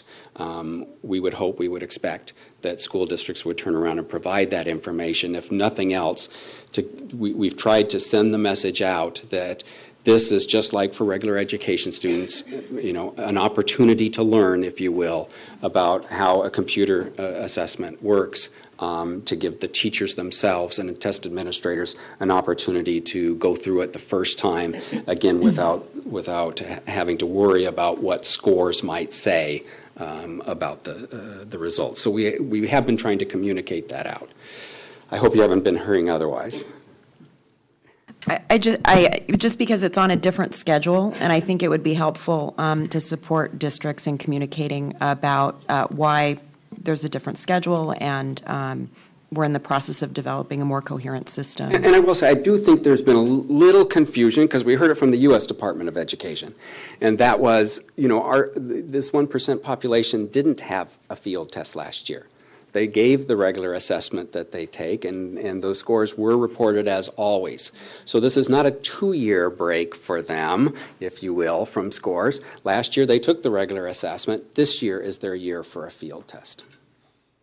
Board Member Molina. Carrick, I want to reiterate what we've heard and the thoughtful work that has been going on in the department to really support what I believe is using assessments to really guide instruction. I do have a couple questions, and I really appreciate when you said the reports of instructions are not for accountability. I think that can't be said enough, and we need to continue with that message. So it brings me back to a couple questions regarding both our summative and the interim reports.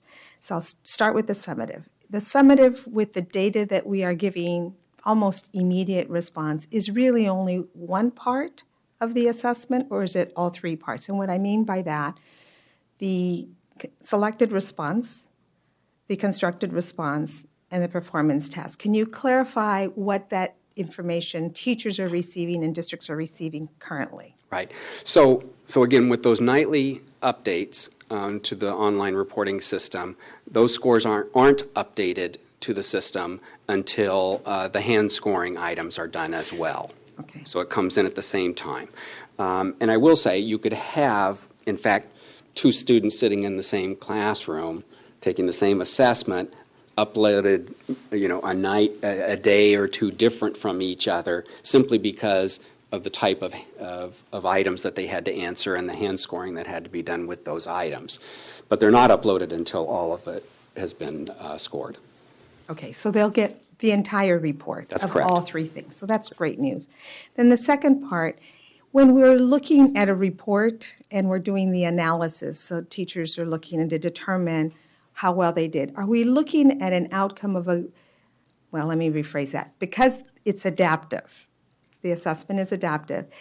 When a third grade teacher is looking at the scoring, are we looking at whether their performance level within the third grade level from time 1, meaning the beginning of school to the end of school, or is it across grade levels?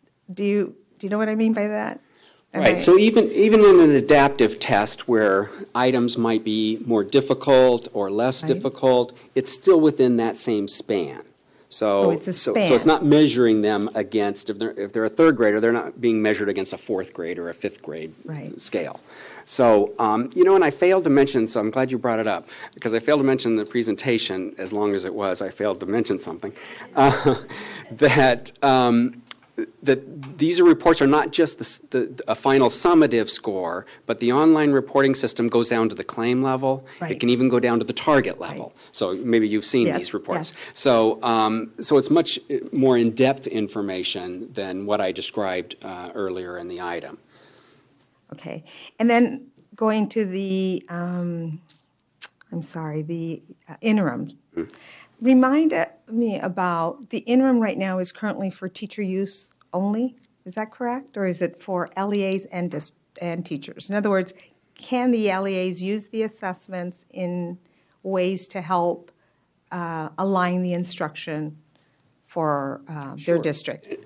Yes, and it is for teachers to give. I will say that Michelle Center, State Smart Balanced State Lead, and I spent 3 days in Seattle just recently. Maybe it was last week, and that was one of the big topics of conversation there. Matter of fact, spent a whole half day on this conversation of, so what can we do to help schools, teachers understand and how the system works as a whole. Because it's nice that there are 3 parts to the system, but how do they relate to one another? And how can we pick out some resources that might be able to tell that story so that teachers and schools get the idea of how these different parts work together. So we know there's a lot. This is the first release. There's a lot of work to be done on how to make that digital library really, really useful in schools. And so I look forward to that, but it is a lot of work and it's going to take a little time. So are we looking for that it's used so that we can have alignment? In other words, if districts are testing with something completely different, then teachers are saying, it's not aligned, I can't use this for measurement, and there's a whole lot of discussion. Do I hear you correctly to say that, yes, the interim can be used both at the teacher level and the district level? Yes. Great. So let me differentiate just for because I didn't mention it again this morning in the presentation, and that is there's the interim comprehensive, which is to be a benchmark moving toward the summative, help to be predictive for the summative, and then there's the block assessment, interim assessment, which takes certain skills, puts them together in a block, again to be used more for focusing instruction on just those. Tony's going to help you. Yes. So I don't know why I didn't think of this. I saw you in the background, Tony. Okay. Thank you. For the record, Tony Elpert, Executive Director for Smarter Balance. So Carrick did a great job describing the system, so nothing grossly in error. So that's So when we're thinking about how to use the interim assessment, we want to be careful to emphasize some principles that California holds dear. Multiple measures is a critical aspect of that. And so when we're using the interim assessment, we can think about the score and how to apply it as part of the collection of information that teachers incorporate into their professional judgment to improve their practice. And that's in conjunction with any classroom-based assessments they administer, and in particular, emphasizing the formative assessment, that dynamic interaction that teachers have with students as part of their daily conversation. And the teachers are collecting evidence constantly about what is it that students need to know, what do they need, what have they mastered, what do they need help with, and how can she adjust her strategies, instructional strategies, to help her students progress. So the interim assessment can be a stimuli for further investigation. So if you administer an interim assessment, we believe that can raise some questions about why did my students do well? Why did my students do as well as I thought? Confirmatory process.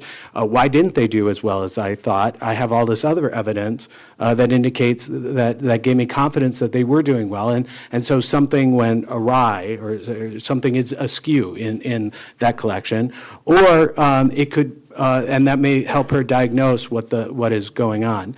It can also be a confirmatory process after the initial inquiry. So if she were collecting information as part of a PLC where they were working on writing and they were examining student work and came up with a target goal and had a set of instructional strategies, and then administering an interim assessment as part of the collection of evidence about the degree to which those strategies were successful, that's a way that it could help guide those instructional decisions. But the professional judgment of teachers is essential as part of that process, and helping teachers use that information in an effective manner is critical to the success of that administration. When we think about any capstone assessment, we really need to think about it as an opportunity to ask more questions.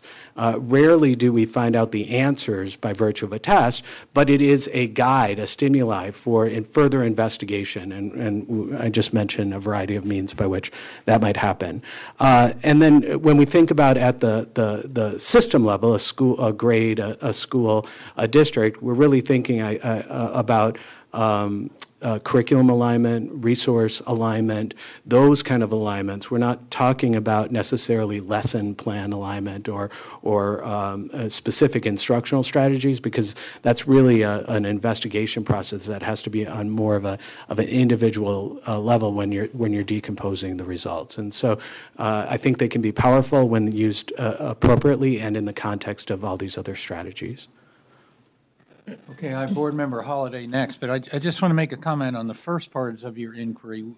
We will get an item down the line on all the information. We're going to get information back at the district, the school, the grade level. We're going to get information back on what are so-called targets, which are clusters of items.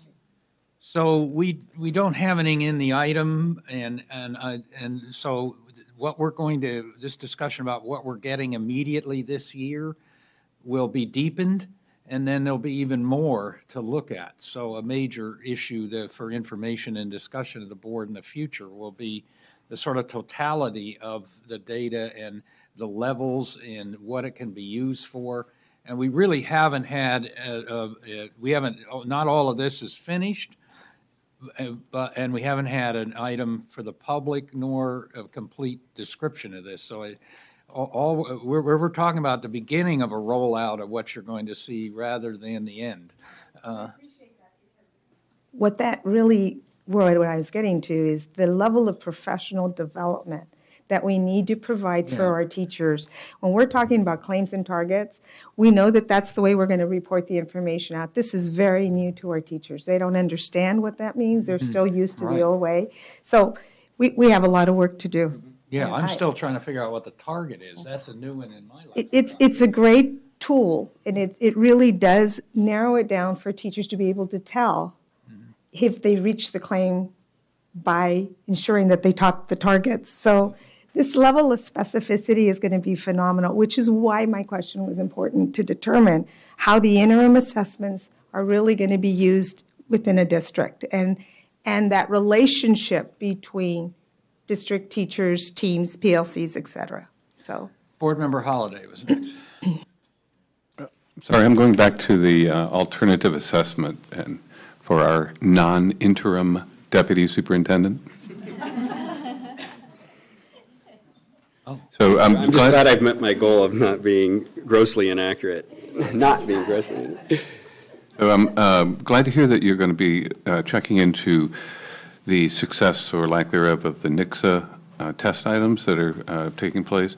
I think we're all disappointed that they were not willing to meet our needs for a field test. At the same time, it is true that this is a fairly well thought out organization with lots of energy put into their test items, and no doubt they will be revising those test items based upon this year's testing. And I understand that if you do look into this, their success, that there is a really good opportunity perhaps to, as you said, lease the items or to rejoin the consortium. Is that correct? And so it would be nice to have an update on that, I think, in the meetings to come, so that the board has a better feel for why you would or would not rejoin that consortium. And we have been in contact already with the state of Arizona, who is their fiscal agent for that consortium, or will be when their grant runs out.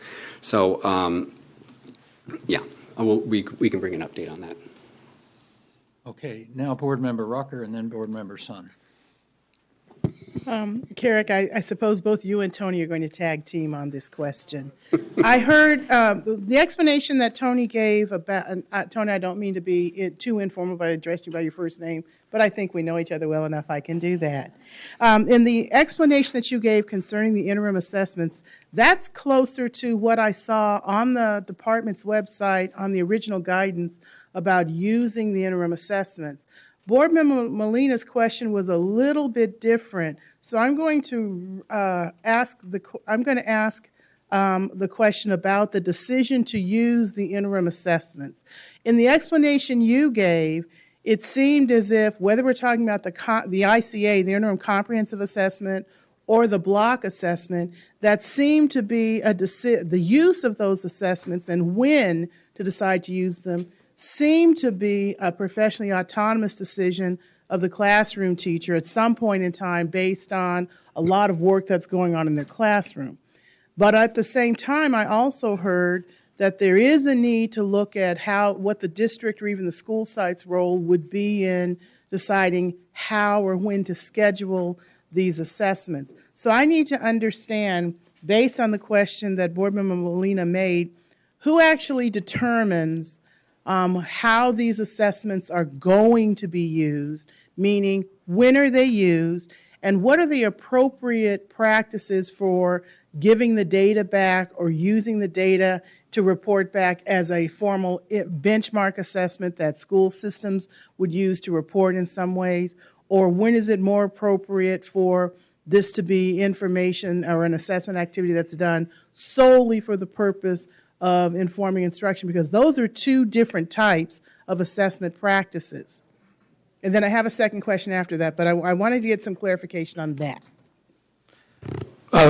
Well, so I think it's important, it's an excellent question. I think it's important to remember that the interim assessments are not secure. So we classify them as not public and not secure.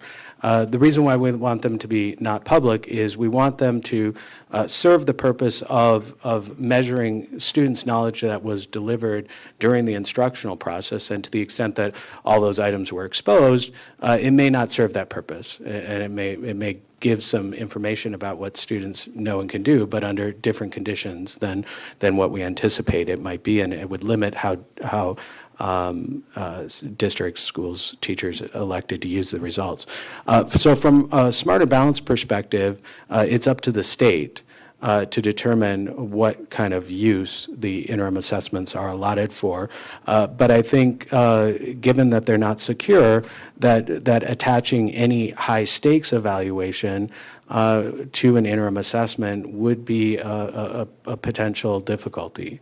And I think the fundamental to validity is establishing the purposes for which the assessment is being administered, and then creating the conditions and the test blueprint and whatnot for those purposes, consistent with those purposes. And if in fact there aren't standardized conditions that are required, then the interpretation of those results would be locally determined, and whoever establishes those conditions would then have to establish the purpose. So I think California has allowed the districts to make the decision about to what extent these assessments are administered in a consistent fashion, or whether or not they then delegate that to the school, or whether or not they directly delegate it to the teacher about those decisions. And that explanation is helpful, because the original guidance that was posted on the website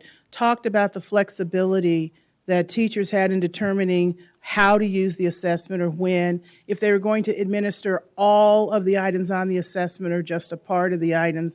And so with the second iteration of the guidance that appeared on the website, and I talked with Carrick about this, that guidance has seemed to remove some of that flexibility, and the interim assessments have come to be used more like a benchmark, so that they're scheduled, and instead of having the flexibility to decide to use all or just some of it, the entire assessment has to be delivered. And there's even a difference in when the information is given to teachers and how it's given. So I understand that is a state decision, and our state has given that authority down to districts. My second question then on this would be, so in discriminating the difference between the use of the comprehensive assessment and the item blocks, is there an intent to, or do you recommend that there still should be a level of flexibility that's different for how those two types of assessments are used?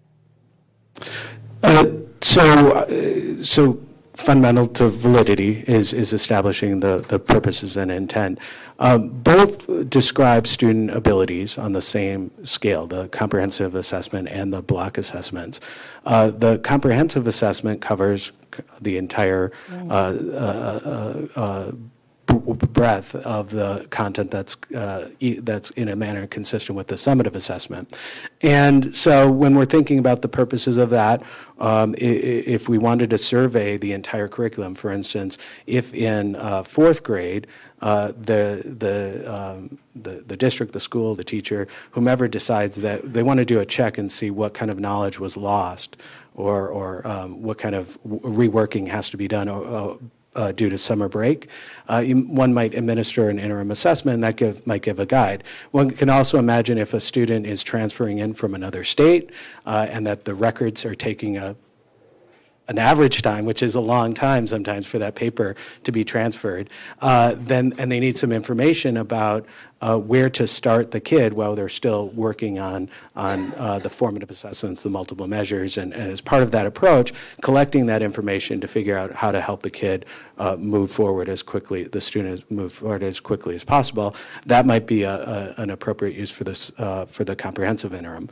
If we're looking at targeted allocation of materials, so if there was a systematic plan to match better match scope and sequence, then of instruction to the assessment, then one might allocate out blocks and try and match that to the extent that the blocks are small enough to line up with the scope and sequence that the district has established as part of their curriculum, and the school and the teacher have allocated as part of their lessons and instructional strategies. But one could also imagine using that comprehensive interim or those block interims in the same way. If there was a question about the specific math knowledge and skills that the student is coming into the school with, one might administer a block. And again, thinking about how the interim assessments might be a stimuli for further investigation, or a confirmatory process after some instructional strategies have been used, I think all of those are eligible. And part of our work to establish the validity of that process is the work that we're going to engage with CREST. So we've designed the system to work that way, and now we have to work with teachers to find out, is it working in that way, and if it isn't, how can we make it better so that it improves their the resources that they have available to them. I appreciate that. That is what you just said is what the department, I think, is attempting to try to explain on the website, and there's a successive approximation on the website to what you said. So I know that they're going to continue working on that point. I do have one last question for you. It's related to what Dr. Kerr said earlier about what we're learning about the data we're getting and how we're going to figure out how to understand or analyze it. Is there some place in your scope of work or in your plan to look at providing or developing some guiding principles about appropriate use or about how to interpret and understand these data points? Because this is different information, and people are tending to take that round peg and try to push it back into the same square hole we've always used. So are you looking at what we should understand that's different, or to give some guidance on how to interpret and to give some basic principles on what's different and why? So I think generally as part of an interpretive guide is I think what you're suggesting, helping the different stakeholders better understand how to use the assessment. I have to check on that and see to what extent that's already incorporated in our technical manuals that have currently that we contracted with during the grant to develop. But and then have to check with our states to see what extent they want Smarter Balance to provide that, or whether or not it really needs to be individualized on a state level so that it better meets the needs of their particular stakeholders. So offhand, I don't have that, but I'll investigate that and let you know. Yeah, I'm asking because some of that is already in your technical guide, but I'm not really sure it's moving out of that. Technical guides, that's kind of like the fine print we never read in the warranty. Right. But it would be good if there was a way to move some of that very important information, that clear explanation that you have in that technical guide, into a more public, in a different register of English that the rest of us can speak. Okay, thank you. Board Member Sun. Thank you. So my question is really basic. The interim assessments currently, do you have to give them in the full block, which takes 4 hours, 3 hours for English language arts, or can you give those interim assessments in those smaller blocks? Or I'm not clear on that. Sorry. Yeah. So it's a good question. It can be confusing. There are two flavors of the interim assessment. One is designed to be a comprehensive assessment. That's the and one. If one were to not administer the whole thing, then one would not be able to derive a total score, similar to the summative assessment. So that's why it really, in order to get that total score, one has to administer the totality of the assessment. The block assessments are designed to describe student abilities in smaller clusters. So, for instance, reading for information, reading for literary understanding as compared to reading overall. So it gets down to the next level. And those are, by their nature, given that they're shorter, would take less time. Individually, collectively, they probably take more time because it's multiple administrations over the course of the year. But the total size of those, the total number of items that any student would see in the sum of the comprehensive assessments is not significantly larger than the total number of items that are allocated in the comprehensive. It's going to be a little bit larger because each of those each of those blocks have to be provide reliable scores, and in the comprehensive assessment, there's we leverage the power of the information, the items regarding informational understanding and literary understanding, and that all goes into reading, but into the reading claim. So that gives a reliable score about reading. But if we want a reliable score about just a portion of that, then they have to be a little bit longer in order to increase the reliability. And there's a direct relationship between the number of items, the quality of items, the students' responses, and the reliability of the score. Thank you. I'm sure you'll be hearing feedback from practitioners and teachers as to how helpful or not helpful that the system is. Absolutely, and it's a conversation that we're interested in having with our members about and the conversations and hearing their conversations with their districts and their teachers about the content coverage and the duration of the test and the effect on reliability, and are we hitting that right balance? It really is a trade-off that I think policymakers like state boards across the country have dealt with in the past.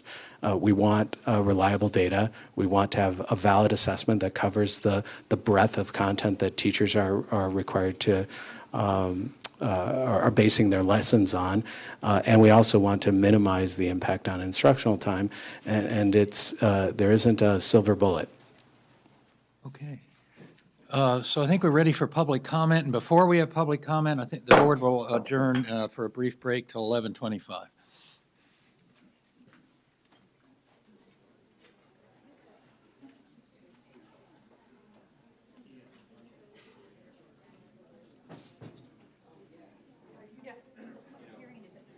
Are you moving agenda items up?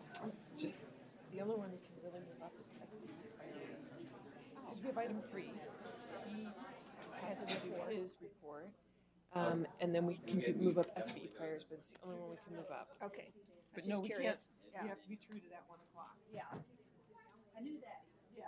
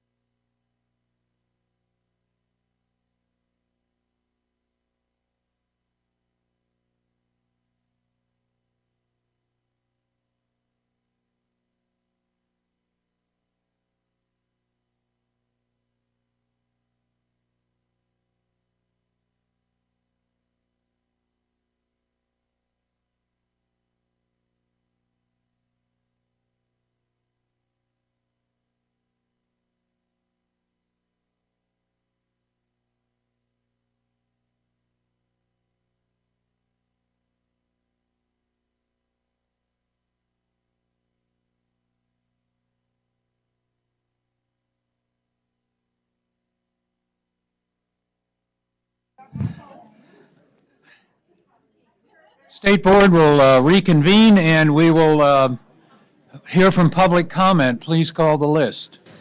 There are 5 speakers: Doug McCray, Shelley Spiegel-Coleman, Patty Scripter, Jessica Sacco. Related to item 2, would you please come line up and step to the speaker? Please state your name and affiliation.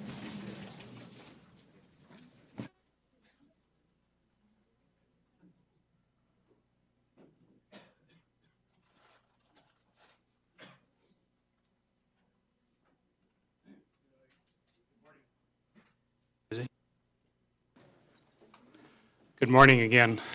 Is that on now? Okay. I'm Doug McRae, the retired test publisher from Monterey. I want to speak a little bit about the California alternate assessment.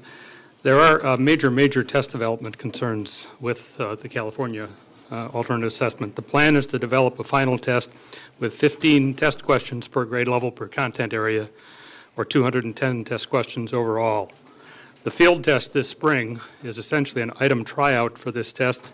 It has only 15 test questions per grade level per content area. Since some items will almost certainly not pass muster as valid, reliable scores for a final test, additional item tryout exercises will inevitably be needed for this test before a final test can be assembled. These additional tryout exercises will cost dollars. More importantly, will delay eventual availability of an operational, valid, reliable, fair, entire set of CAA tests. With additional item tryouts in 2016, a benchmark year to generate the required data upon which to set threshold scores for performance categories will be pushed back to 2017. Operational tests will be pushed back to 2018. The NCSC consortium is conducting what I would call a benchmark year exercise this year, and will have a fully operational test for spring of 2016. State Board should move in the direction of supporting the NCSC tests rather than continuing the flawed the California alternate assessment.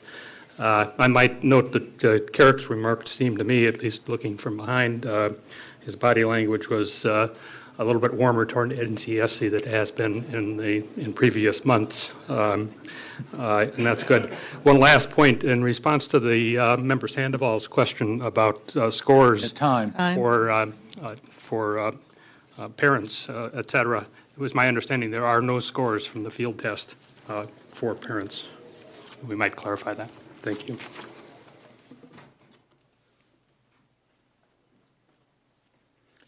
Good morning, Patty Scripter, California State PTA. First, I want to express appreciation for the communication and outreach that's been happening on the CASP and the individual student reports. We think that's very important. We recognize it's a one-year adoption, but it's also the first impression parents will have, and I don't like to say you never get a second chance to make a first impression, but first impressions will be critical on this information. So the challenge, as we all know, is that the reports come out in the summer when schools aren't open and parents don't have access to ready contact with their principal. So it's really critical to front load as much information as possible. And we're working hard to do that, sending the message that this is a reset and that it's not comparable, and trying to tell parents that this is really a step forward as we're moving with our new standards. And I also want to really express appreciation that the input we gave had an impact and that it made a change in the individual student report. It was really critical to us, based on the transparency and trust, that we told parents that the field test results would not be used for anything. And so the removal of those from the individual student reports was truly appreciated, again, based on that transparency and trust and building on what we've said, not contradicting what we've said. The new resources sound great. We hope we have an opportunity to give input on those. Concerned that they're all being listed as digital. Not all parents have access to digital resources. And we also hope that it's not simple information, but that it's parent-friendly information, and we're happy to help with those translations where appropriate and possible. And we just really look forward to continuing to work and partner with you and with our schools and our districts to make sure that parents have the information they need to understand the changes that are happening, so that we can all partner to make sure that our students are having the education they need and access to information to understand what's happening. Thank you. Hello, everybody. Again, I'm Shelley Spiegel-Coleman, the Executive Director of Californians Together, and I'm also here on behalf of the California Association for Bilingual Education. I think you saw our one paragraph that we wrote on this item, but instead of speaking exactly to that, it's kind of nice to follow this last comment about making sure that materials are understandable for parents. Sitting here and thinking about what I had said previously and about this item, it seems to me that this is the time for the board to entertain a conversation on a guiding principle as to what is it that we think we ought to be doing to make sure that all the material we develop for parents is understandable, and that would mean in multiple languages. Absent that guiding principle, what happens is we come to you after you produce the materials and say, oh my God, you didn't produce them in multiple languages, right? And then we have to recoup and step back. But if there was a guiding principle, especially like these new materials that Carrick talked about, if we had that guiding principle, we would build that into the developmental stage, and automatically it would be produced at the level that we're all hoping would be effective. We're more than happy to participate with you on developing that guiding principle, looking for resources to do the translation. But absent that, there is a large group of parents that do not, whether or not the materials are written so they're understandable, they're not written at all understandable because they're in a language that they do not speak nor understand. So we hope that this conversation could be something that we could entertain, and then it would be something that would be built into the work that we do together. Thank you very much.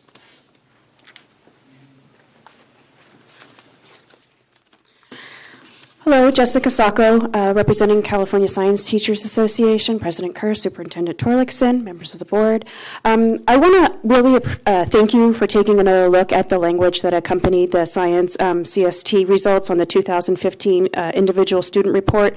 The language as is now is a significant improvement over what we saw in March, and I really appreciate you taking the time to give your attention to that. I also want to thank Member Williams for her comments and questions regarding how the science scores are presented in the 2015 report, as well as how they might be presented on future reports. I also appreciate Deputy Superintendent Ashley's response to those comments, as we recognize it is a delicate balance that exists during this time of transition. Sorry about that. I do have a question about how and when the grade 10 life science assessment individual student reports will be sent to parents, as there are no state ELA and math assessments in grade 10. What's that report going to look like, and when will the results be released? I've checked on the CDE website that has the individual student report samples, and it is not specified as to how grade 10 life science will be reported, so that's a question I have, and that our members have been emailing me about, so I would like to be able to get them that. And finally, as we look to the future, revisions on these individual student reports, CSTA would greatly appreciate the opportunity to be approached as a stakeholder in the development of that, so we can be on the front end and really provide input as to what we think would be best supporting teachers, parents, and science. So thank you. All right, that concludes this item since there's no action. So now I'd like to have the report of the superintendent before we take up item 3. Thank you, Mr. President. First of all, congratulations to our 2 new members, and you're sworn in and ready to go. So appreciate your being here, Member Ortiz-Lacan, and as well, Member Sun. I was at an event this morning at a school, Folks Ranch Elementary School in Elk Grove. I have my button given to me by the students and a bracelet. It was a walk and bike to school. So it was early, but it was very intense, high energy, 200 to 300 students participating with their helmets and bike safety guides. A new curriculum was launched and announced that CDE worked on in conjunction with the health department and the Children's Healthy Kids Resource Center. So it's a 4th and 5th grade curriculum on bike safety. But the good thing was just to, again, see a school that was energized and involved with parents and teachers and I actually they're the Falcons, the Folks Ranch Falcons. I got to do a little Falk Zumba.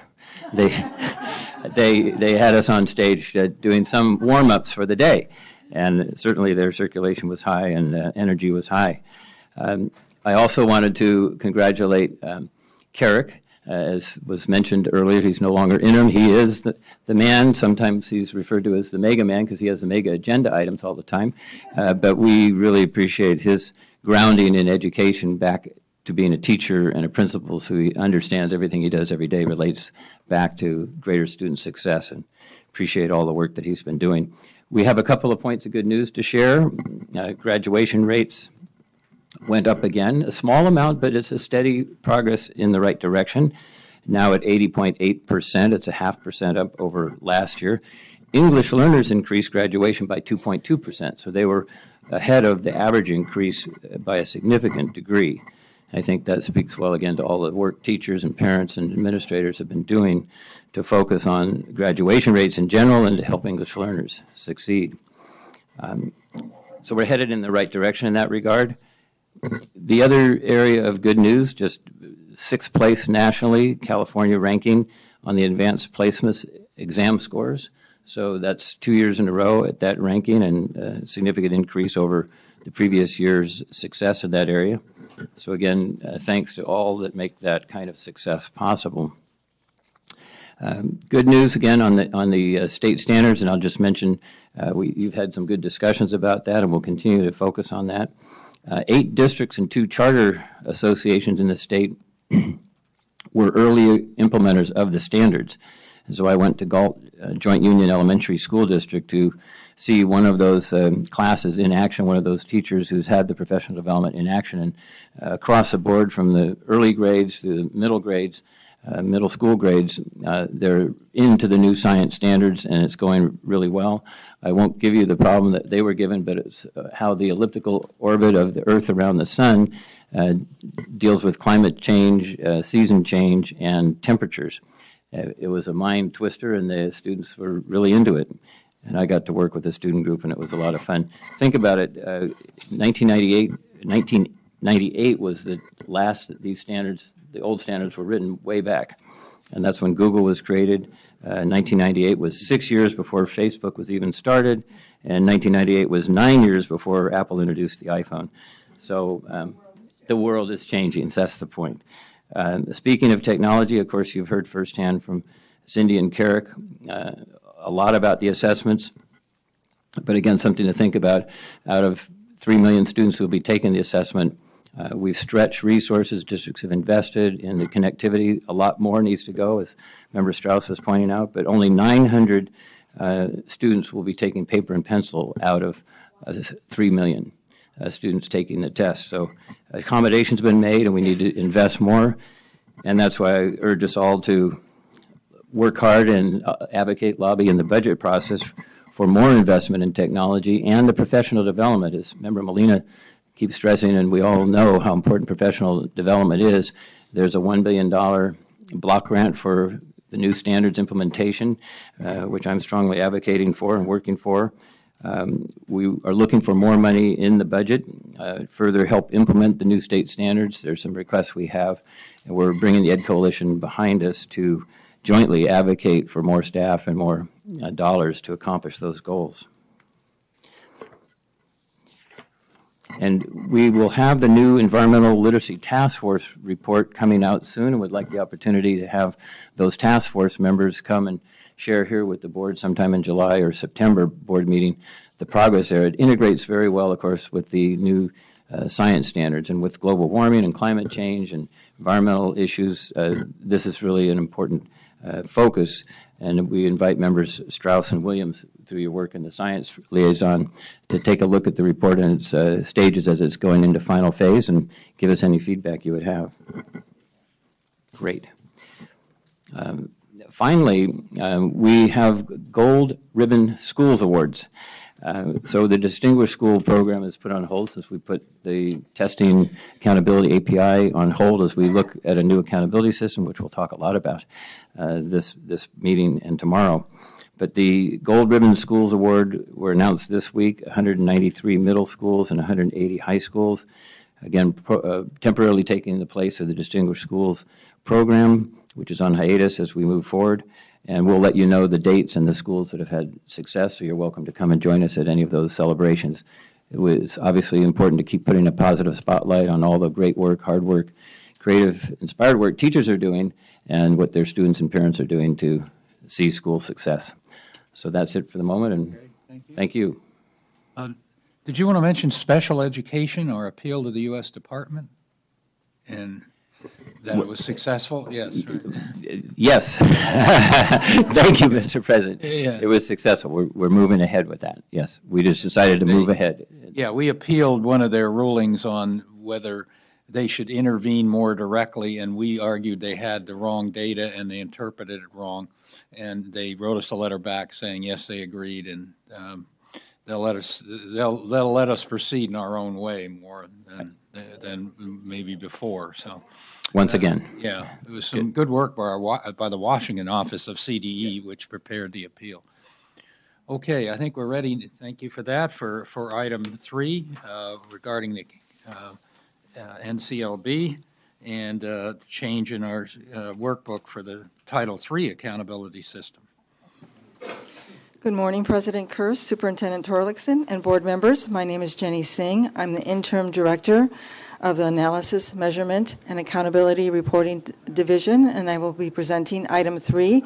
We are asking for you to approve a proposed amendment to our Title III accountability workbook.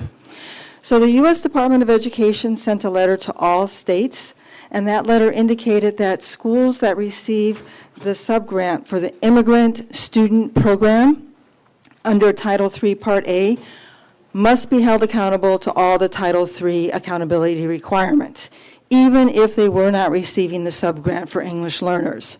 So in the past, we've only created accountability reports for LEAs that received the English learner subgrant. The subgrant is based on a per pupil basis, so the minimum subgrant for the English learners, for the English learner subgrant is $10,000. Therefore, an LEA or a consortium must meet the minimum qualifications in order to get the grant. So they must have a substantial number of English learners. Currently, there is no threshold for the immigrant funding grant. So many of the LEAs that receive immigrant funding grant have small numbers of EL students. But because we have to go ahead and produce a Title III accountability report for these students, we would like to implement a minimum group size for districts that meet this criteria. We are proposing that the minimum group size be 50 CELT scores. So if an LEA that receives only immigrant funding has 50 CELT scores or more, they will be held accountable on the Title III accountability reports under the AMAOs. If they have less than 50 students, they will not. This 50 does align with what we use right now for AYP accountability. And again, it's only going to be used for those districts that only receive the immigrant funding grant. And I'd be happy to answer any questions.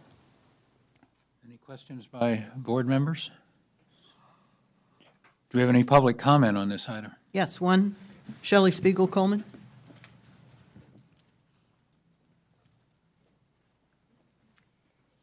Good morning again. The only question I would have is, did we do a run to find out how many districts that would capture and how many districts would be left out for those who received the funding? That wasn't in the item, so that's my only question. Mm-hmm. Can we have a response? Yeah.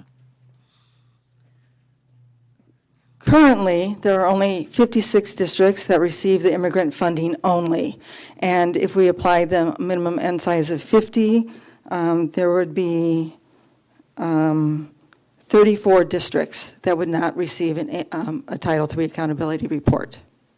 So 60%. So there's 56 districts in this category, and 34 have less than 50 English learners. Okay, any more, that's the end of the public comment. If there's a possibility. Yeah, you'll, no. Okay. Unless somebody wants to call on, okay. Helpful maybe to just hear from Shelley very briefly. Sure. With a suggestion, I hear you. Thank you very much. I'm just, because we didn't have that ahead of time to be able to submit comment on. I'm just wondering if you would entertain what would be a cut score that would get a few more of those districts in, right? So, I mean, would 40 get more in? Would 35? I mean, what is the cut score when 60% then will not be in the accountability system? It might be worth looking at the cut scores to see what it would be. Jenny, could you respond to clarify? So many of these districts that have less than 50, I would say, I think around 18 to 20 of them only have 3 or 4 students. So we did select 50 because, as you know, we do divide the students up into 2 AMAOs, 1 and 2. Those with more than, who have been English learners for less than 5 years and for more than 5 years. So we thought that the 50 CELT scores would be the appropriate place to go because they are being divided among the 2 categories. Board Member Molina. I think it makes sense in terms of accountability because of such a small portion of students. My question becomes, what I'm struggling with is we need to be able to determine how all our English learners are doing. So would we not report scores for the difference of the 36 districts? Is that what you're saying? Well, we do report CELT scores for all districts. Whether we hold them accountable to the targets that are required under the U.S. Department of Education is the other question. Board Member Rucker. I understand your point, Shelley, about the need to make sure that we're gathering as much information as we can to a granular level in all of those districts. But there is a difference between monitoring and reporting for accountability purposes. What is recommended for this subgroup size and looking at 50 CELT reports makes sense is this is only for accountability purposes. We're still doing other types and other levels of monitoring that will capture the information about those students in those districts that you're concerned about. So for accountability purposes and for federal reporting for accountability, not for monitoring at the level you're asking for, that subgroup size number will work in that point. Okay, and if there's no further board discussion, I'm ready. We need a motion on this. I move approval Of the CDE of the recommendation. CDE recommendation. Okay, second, Board Member Holliday. Any public comment on the motion? Okay, hearing none. All those in favor, raise your hands. Okay, that is approved. So we have a little bit of time before lunch, so and we cannot start the charter meeting till 1 o'clock because that's the way it was advertised. So I think that we can move one item, and that will be the SBE priorities and the SBE reports from members about what they've been doing. And so this gives members a chance to inform each other of what they have been working on. So Board Member Holliday, why don't we start with you? I've been building a small wooden boat in my garage. It's coming along really well. I will. I'll show you the picture later, as well as I do have a day job. But Member Williams and I have been to the ACCS meeting, and we've been working diligently to try to help the board make wise choices about the charter items coming up this afternoon. Okay. Board Member Sandoval? Yes, I just wanted to report on a few items. First, the Advisory Commission on Special Education met last month, and I'd like to congratulate the Collaborative Mentoring Program at Kastner Intermediate School in Fresno, winner of the 2015 Goal Award.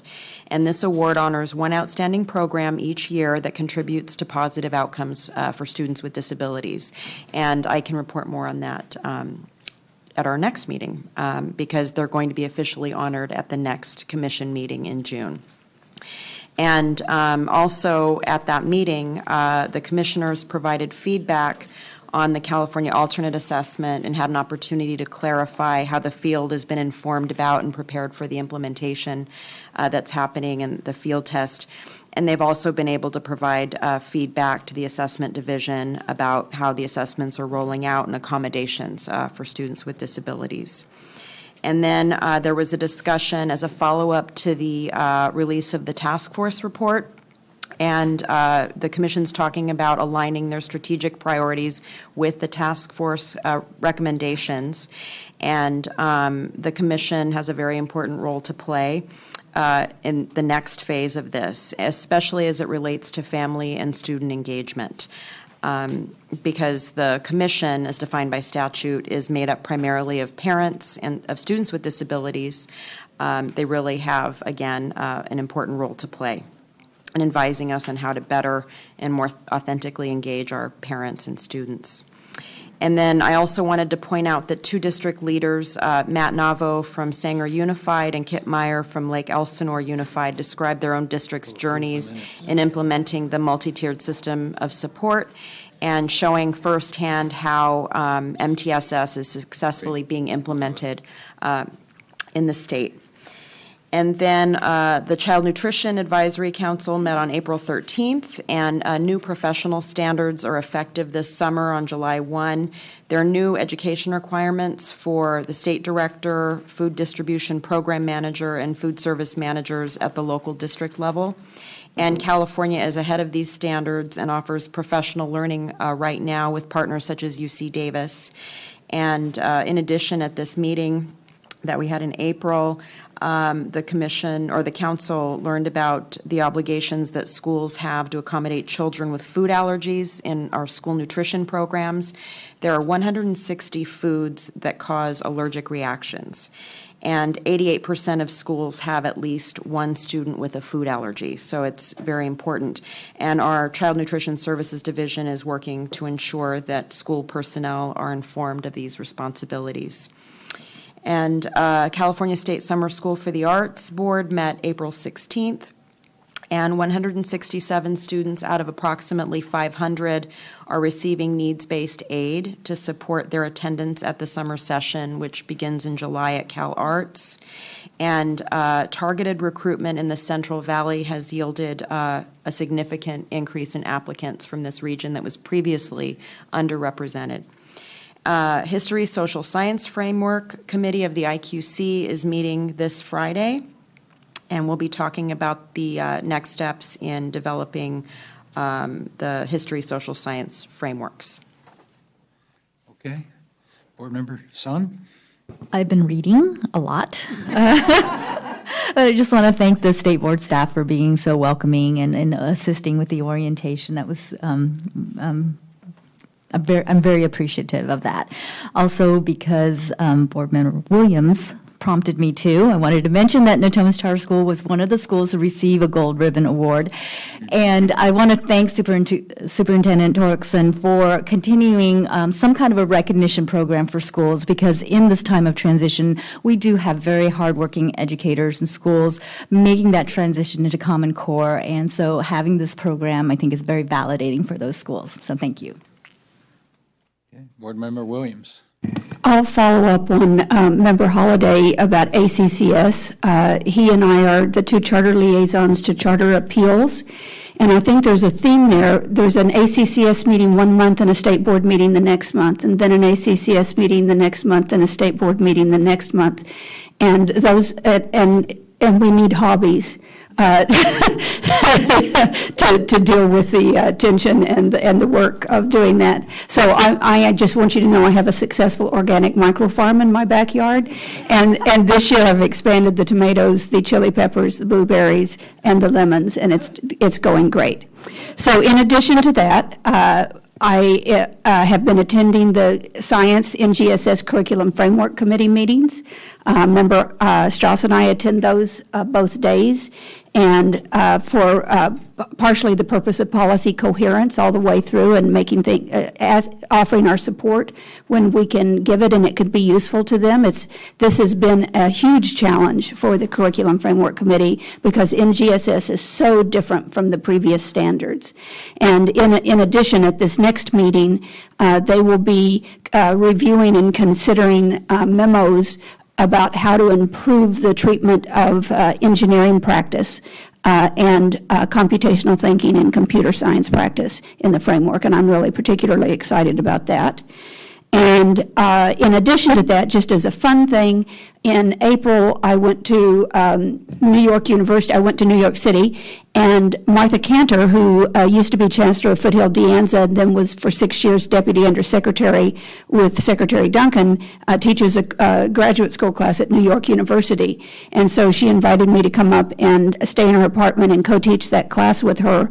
And it was about leadership in higher ed.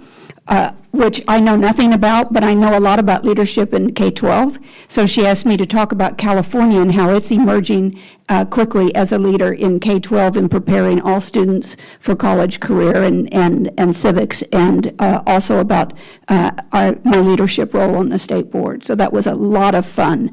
Many of the students in her class were first-generation college attendees, and they're now in a graduate program for education at New York University. Very cool. Very exciting. Professional development so important to me. I want to just compliment CDE staff. They brought the training of the ELA, ELD framework to Bakersfield, and it was sold out and a waiting list when I got there. So we did everything we could to get folks in there. Very well attended. They partnered with Kern County, Tulare, and of course CDE.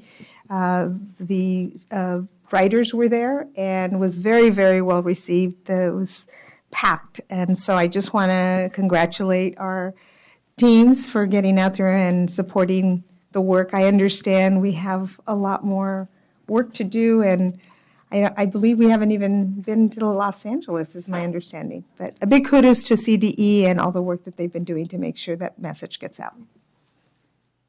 Okay, the board in the first 4 years of the new board did not spend much time on career and technical education, a field where we have the largest, as far as I know, competitive grant in the country with a $500 million Career Pathways Trust. So I have been serving as liaison to that field, and you'll hear more about it in item 11. But there's a lot of discussion as to how K-12 education, which has been locally centered around school districts, a few of them, maybe in a regional program and maybe a community college or two, how it fits into the broader vision of the governor's new Workforce Investment Initiative and the Federal Workforce Opportunity Act. And so we've asked also Irvine Foundation to fund, and they have a policy paper on how K-12 and CTE can be better blended into a regional focus, more aligned with higher education, and the sustainability of the programs we have underway. So you'll be hearing more about this in item 11, but that has been an activity that I wanted to inform you of. So I have quite a few things just to quickly summarize. I went to the ELA ELD training for the materials reviewers. There were 2 different 1-week trainings in LA, and I was honored to do the swearing in and also to be there for the training. So first, really thank you to the CDE team led by Tom Adams. They did so much work in the preparation and delivery, and then they took input from IQC and their staff, and then they completely reworked it for last week's training. And then I don't know that you're all aware that the IQC members volunteer to be part of this. So most of them were at the first week's training and the second week's training separate from their work, and they will come back in July for 2 more weeks. So quite a time commitment, and I actually watched as they did the training for the reviewers. So just something going on that's very critical and really important, and we're really hopeful that we will get some good recommendations in all the programs we need. The other thing I just want to support what Member Molina and I was actually talking about is that every rollout, I went to the one in San Diego, every rollout for ELA, ELD is full and oversold with a waiting list. And what we're realizing is, especially at the ELD training, is that we're so early in the development and training for teachers and leaders in understanding the richness of more than 1,200 pages in our document about what to do for not just literacy, but ELD support for all teachers having a responsibility with strategies. So first, I think the LA area really needs more than one, but at least one training. And we did talk to Tom Adams and his team about needing that. But we really need to continue to do the rollout training. It's a great training, those of us that have been attending it.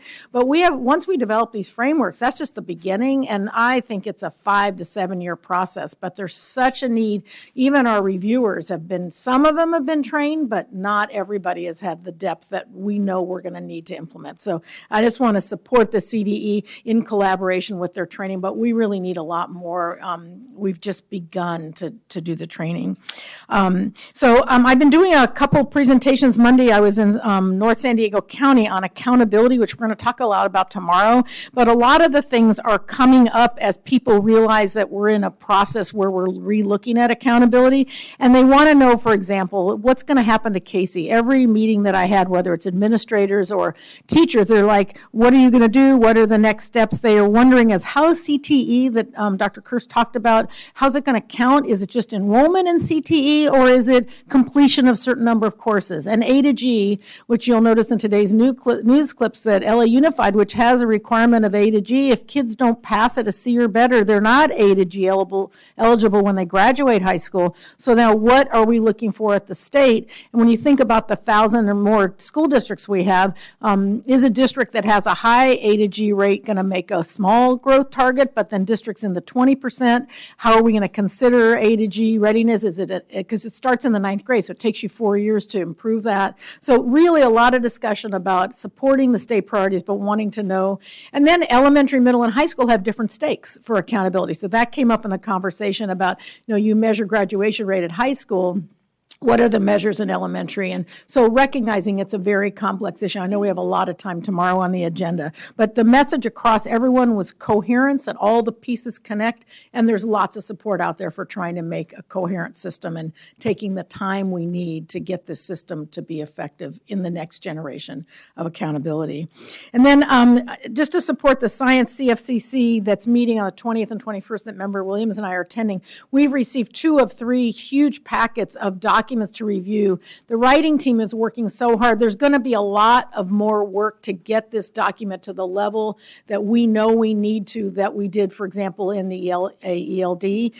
It's very extensive. The team's working really hard. But what we realize is we're very early in even at the awareness stage. So just a support to the California Science Teachers Association. They are doing some NGSS rollouts. There's one next week in Long Beach for 2 days. And I think we really need to encourage districts to start deepening the awareness of what the new framework's talking about, what we want to do. And so I'm just encouraging that we share that information because they do it in collaboration with CDE, but we need to help districts gain. I mean, they're doing math and they're just really getting that implemented. They're starting to do the implementation ELD, ELA, and now we have NGSS. So we need to really share the resources for the training that are out there, especially in districts where they don't have big teams and they don't have the capacity. So I'm excited, and I did thank CSTA for their work, and they're working with West Ed and K-12 and really building great training for our teachers and staff. And there's an administrative link in that too. And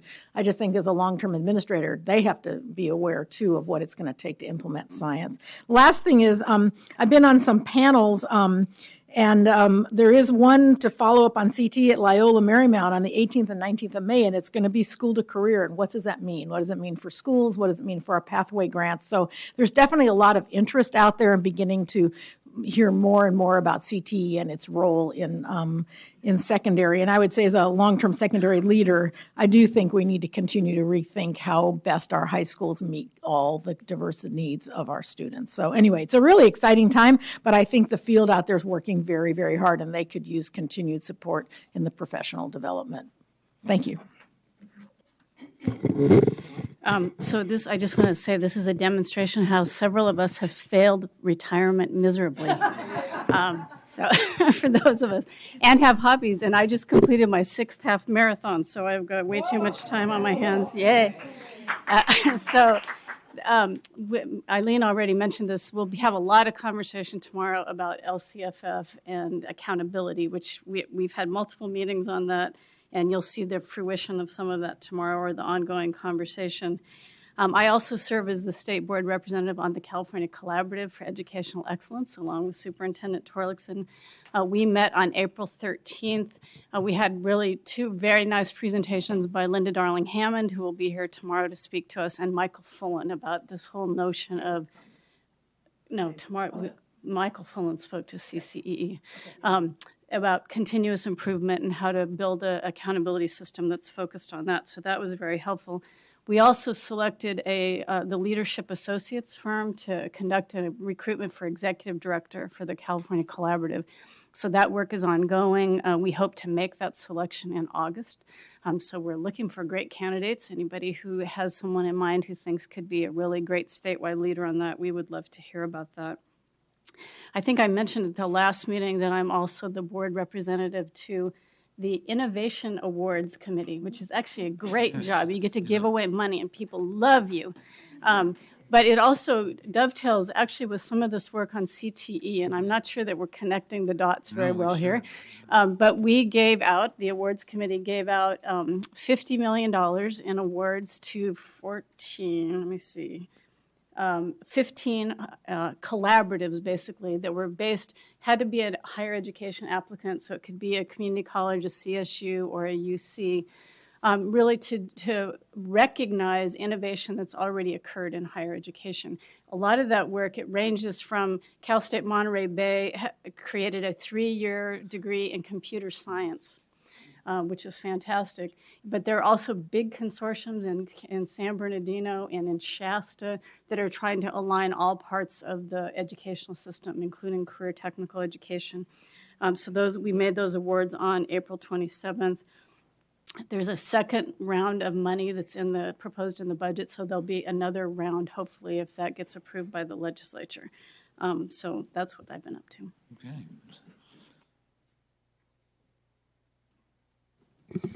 Well, first of all, let me just say my colleague, Board Member Sandoval, and Board Member, I just forgot your name? Strauss.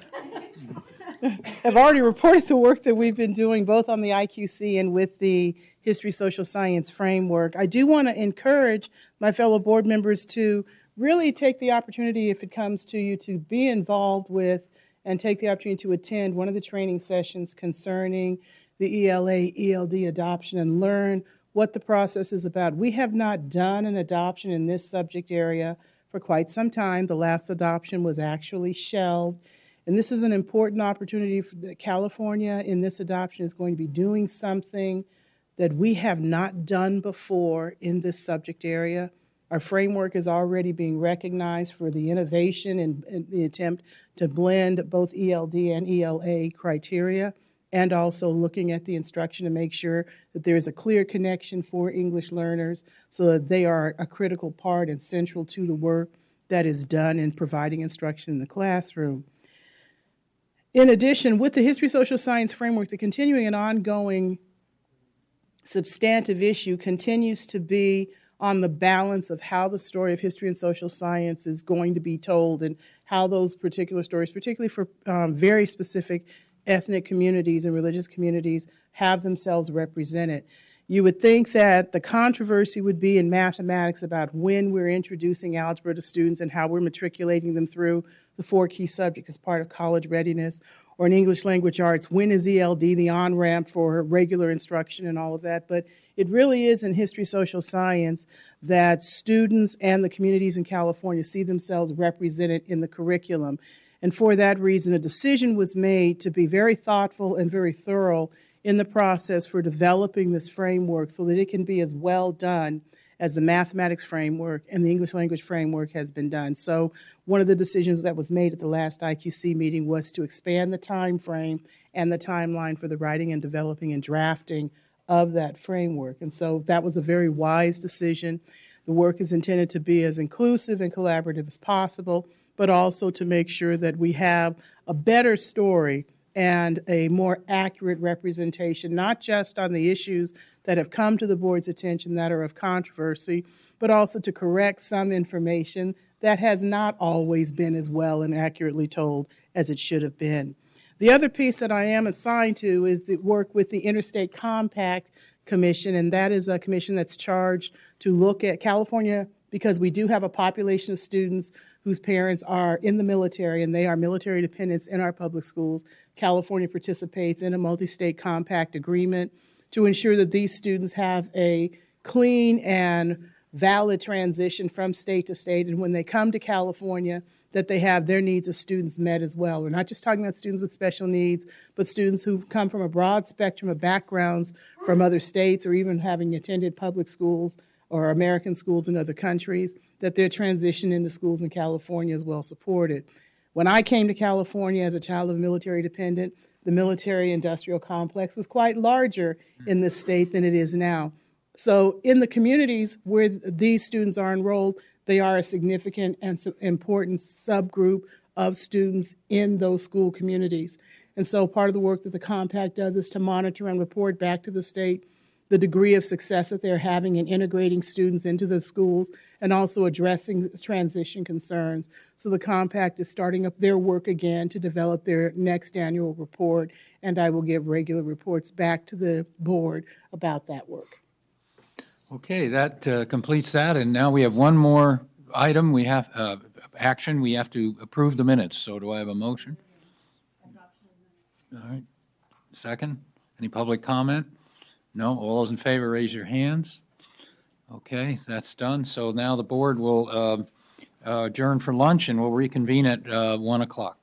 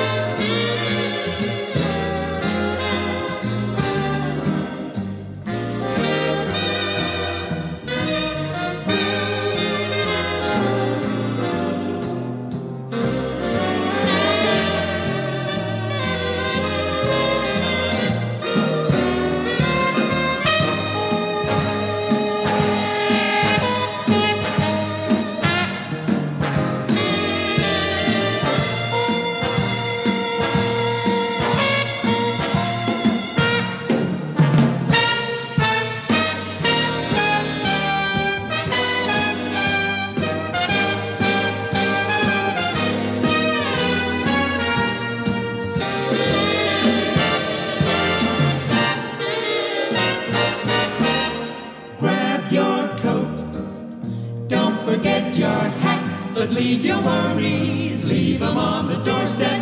Life's sweet.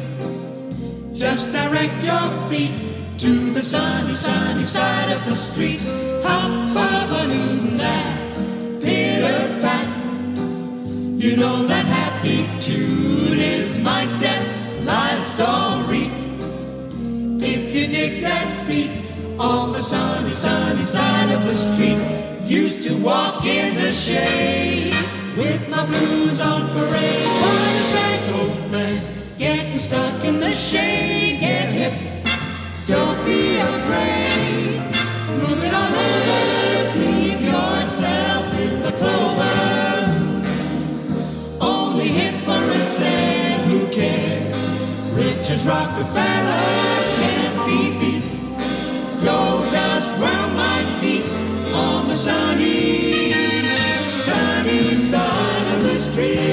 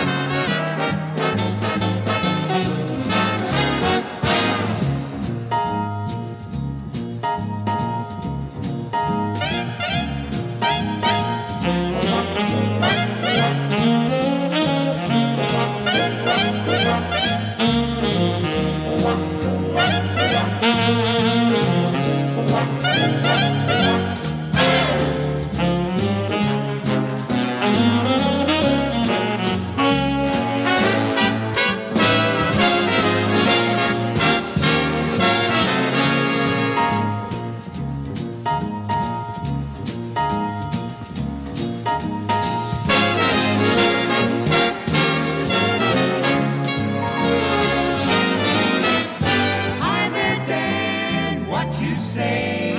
Step aside, partner, it's my day. Bend an ear and listen to my version of a really solid Tennessee excursion. Pardon me, boy, is that the Chattanooga choo-choo? Yes, yes, track 29. Boy, you can give me a shine. Can you afford to board the Chattanooga choo-choo? I've got my fare and just a trifle to spare. You leave the Pennsylvania station about 3:45. Read a magazine and then you're in Baltimore. Dinner in the diner, nothing could be finer than to have your ham and eggs in Carolina. When you hear the whistle blow and 8 to the bar, then you'll know that Tennessee is not very far. Shovel all the coal in, gotta keep it rolling. Woo woo Chattanooga, there you are. There's gonna be a certain party at the station. Satin and lace. I used to call Funny Face. She's gonna cry until I tell her that I'll never roam. So Chattanooga choo-choo, won't you choo-choo me home? Chattanooga, Chattanooga, get a boat, all aboard.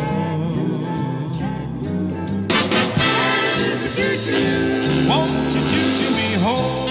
Chattanooga choo-choo.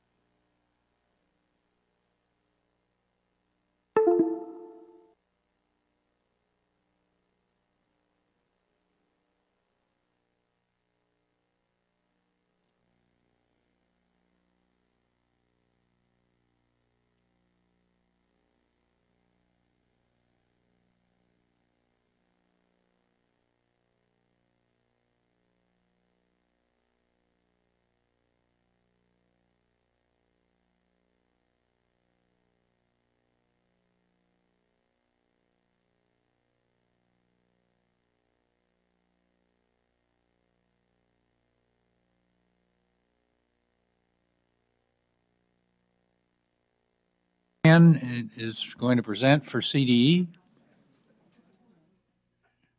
Right? Yes, I do. Why don't you introduce the item, and then we'll proceed from there.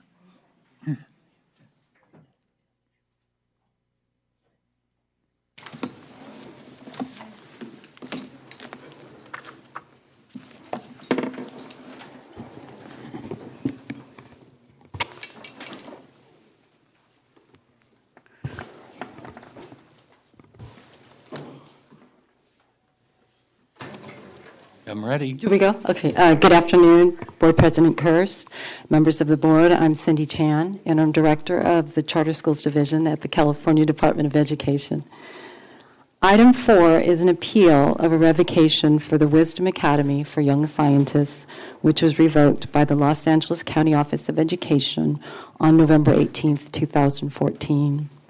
For purposes of the presentation, I will refer to the charter school as WAYS and to the County Office of Education as LACO.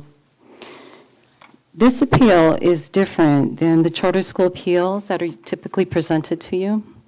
For new petitions, non-renewals, and material revisions, or which is a more common request that comes before the board, the State Board of Education reviews the charter school petition and other information in the role of a chartering authority.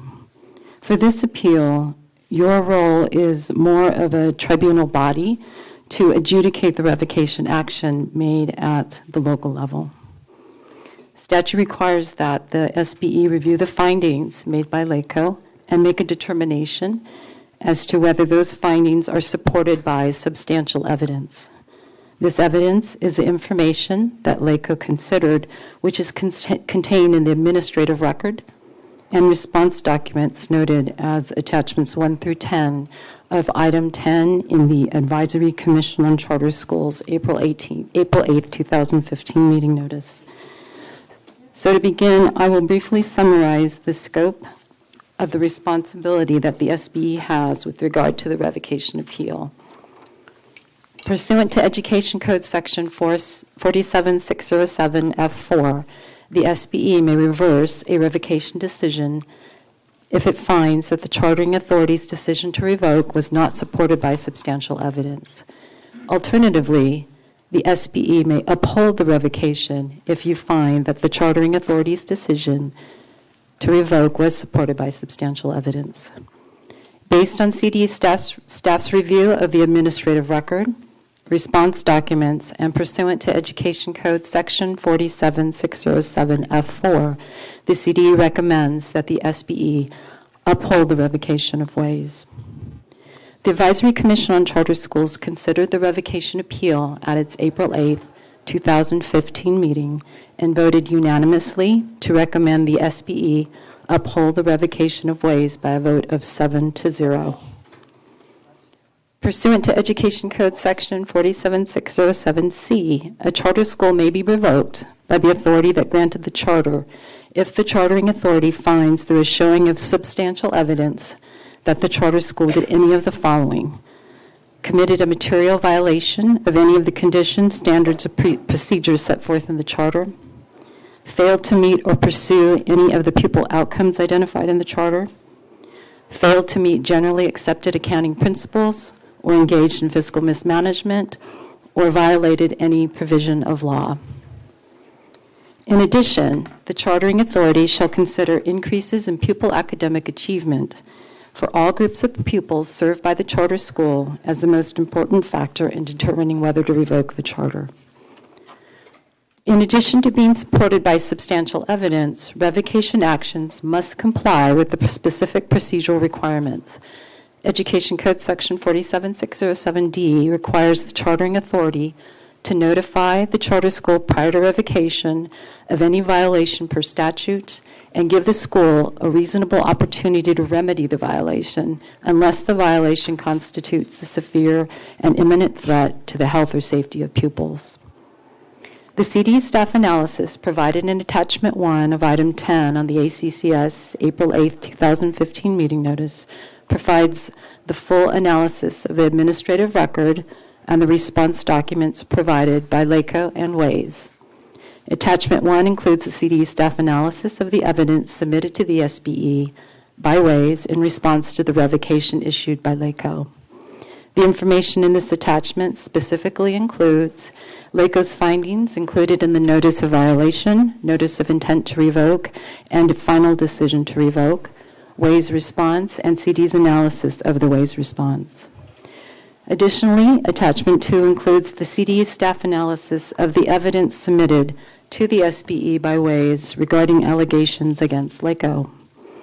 The information in the attachment includes the Ways allegations stated in the letter of appeal to the CDE, the summary of LACO's responses to these allegations, and the CDE analysis of LACO's response. CDE staff has thoroughly reviewed the administrative record and response documents and finds that the evidence provided in the record is substantive. LACO complied with the specific procedural requirements pursuant to statute, and LACO provided Ways a reasonable opportunity to remedy. In summary, CDE finds that grounds for revocation were sufficient, and the administrative record as a whole demonstrates substantial evidence in support of the revocation. So lastly, I will provide a brief chronology of events to help you walk through the actions that occurred as documented in the administrative record.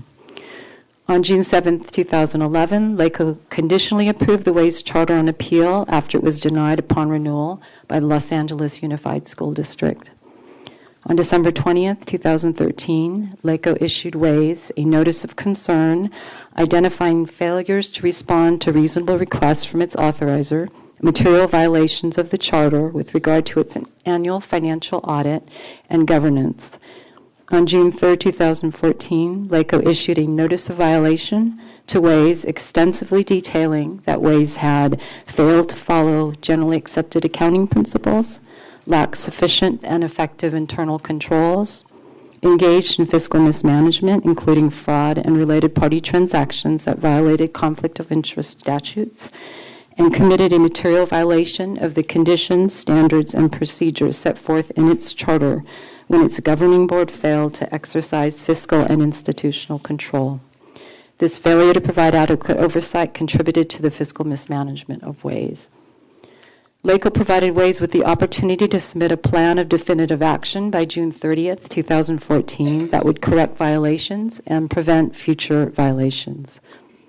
The Ways response did not address evidence disputing its charter violations and offered no responsive action. Ways submitted a remedy to cure on July 31st, 2014. However, LACO determined that Ways failed to refute the violations or provide a cure.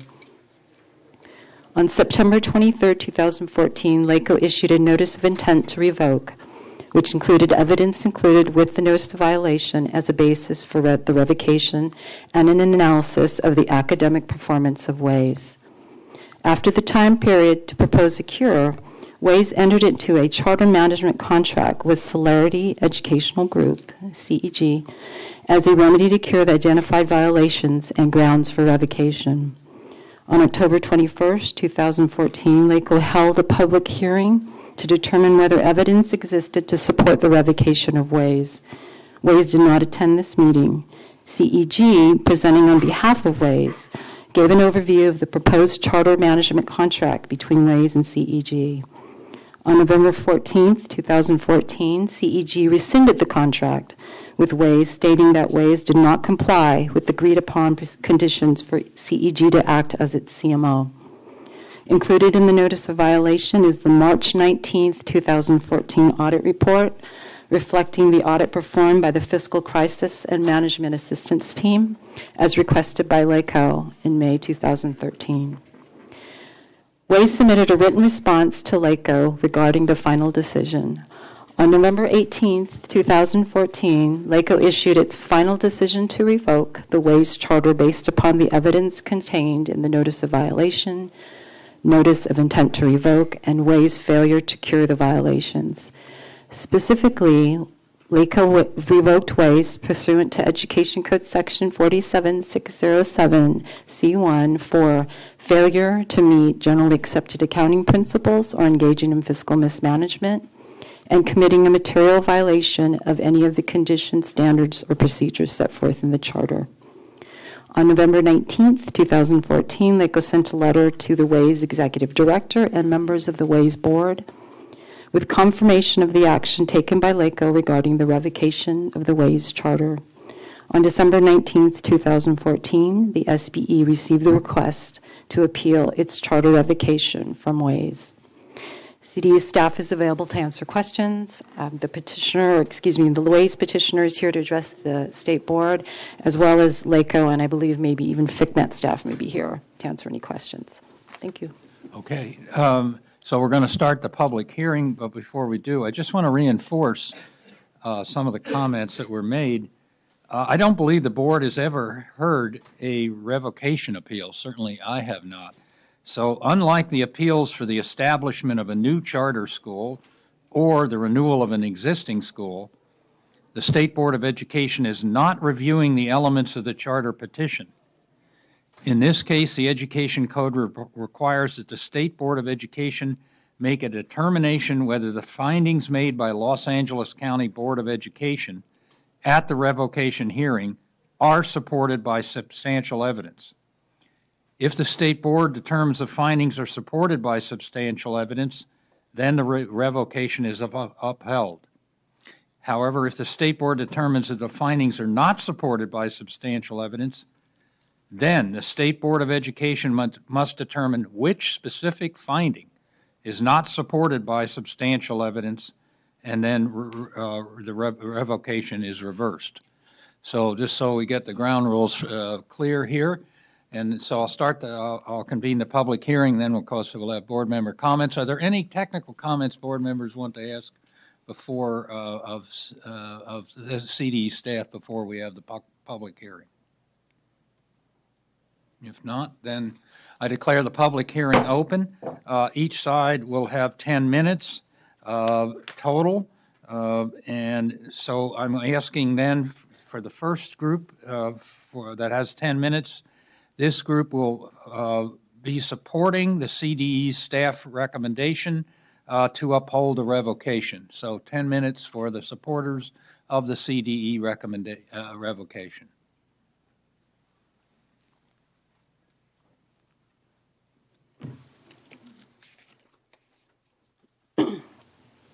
Good afternoon. My name is Courtney Brady. I am a Deputy General Counsel with the Los Angeles County Office of Education. Today, the State Board of Education sits as an appellate body charged with the responsibility to determine whether the Los Angeles County Board of Education's decision to revoke the Charter of WAYS was supported by substantial evidence. As the authorizer, the County Board appropriately exercised its authority to take action to revoke the charter for grounds specified in the law, including failure to meet generally accepted accounting principles, engaging in fiscal mismanagement, and violating provisions of the charter.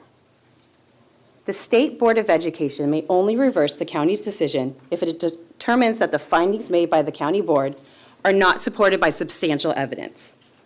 Substantial evidence is relevant evidence that a reasonable person would accept as adequate to support a conclusion. The State Board is not in a position to substitute its own deductions for those of the county board. Rather, the legal standard is whether the record contains substantial evidence to support the county board's findings. The standard of review entails a high level of deference to the county board's findings. The revocation proceeding was conducted timely and in accordance with all applicable laws and regulations, thus affording WAYS due process. The administrative record demonstrates that the county board considered substantial documentation of data detailing WAYS academic performance. The county board considered detailed analysis in the notice of intent to revoke and final decision, information presented during PowerPoints by LACO staff, and discussed the school's academic performance at multiple board meetings. The data provided that WAYS has not demonstrated increases in academic achievement for all groups of pupils served by the school, and it does not outperform resident or comparable school district schools. And now Dr. Scott Price, our Chief Financial Officer, will review the fiscal violations. Thank you, President Kirsten Board. I just got up and my PowerPoint went away. Here we go. Good. County Board determined Ways failed to Please meet... identify yourself. Oh, I'm sorry. I'm Scott Price. I'm the Chief Financial Officer for LACO. Thank you. The County Board determined Ways failed to meet generally accepting accounting principles, or GAAP, engaged in fiscal mismanagement, lacked sufficient and effective internal controls, engaged in related party transaction, and violated provisions of the law. One of the main tenets of GAAP is having and maintaining effective internal controls.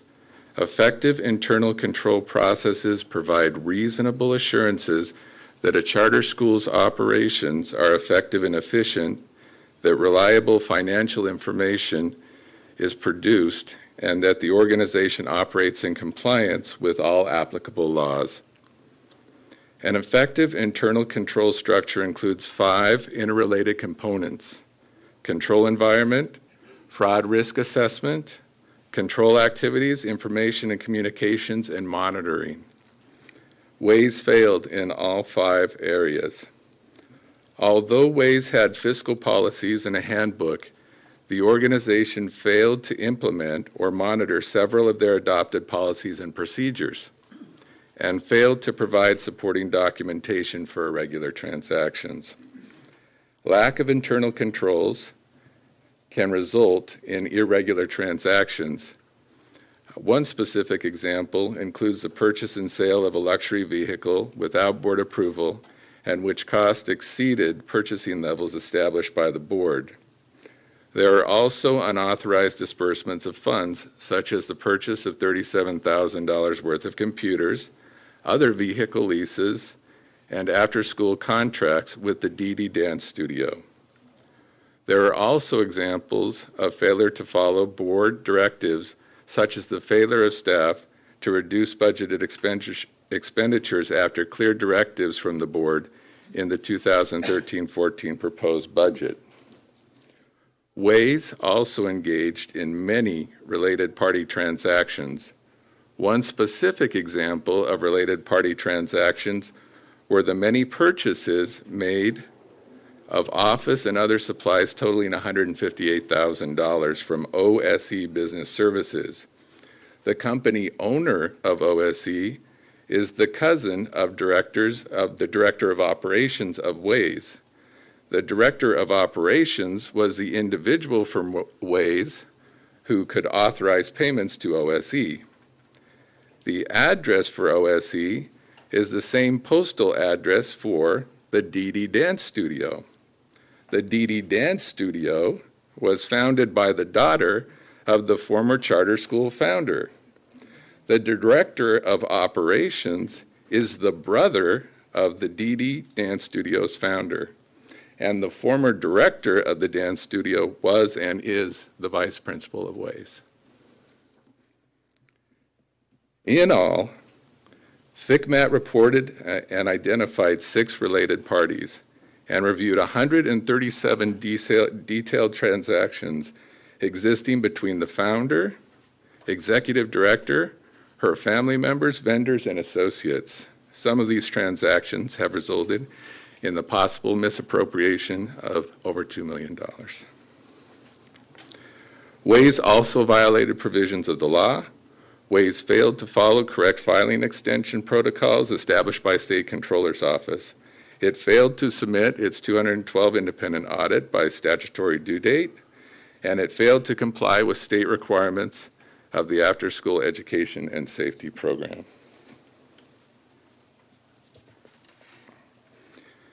The notice of violation, the NIR, and the final decision to revoke Ways was all based on substantial evidence from the FCMAT report, from Ways independent audits, from Ways fiscal and operating policies and handbooks, and from financial documents and contracts, which we examined.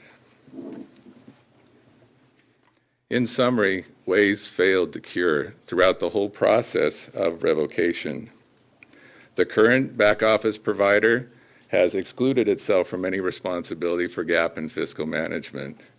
The revised fiscal policies that Ways brought forth lack sufficient internal controls, and their implementation was lacking. The CMO was also mentioned by the CDE report. There was a contract with a CMO organization to help remedy these, but soon after the contract was signed, it was canceled. And we still have key administrators at Ways that were involved in these related transactions.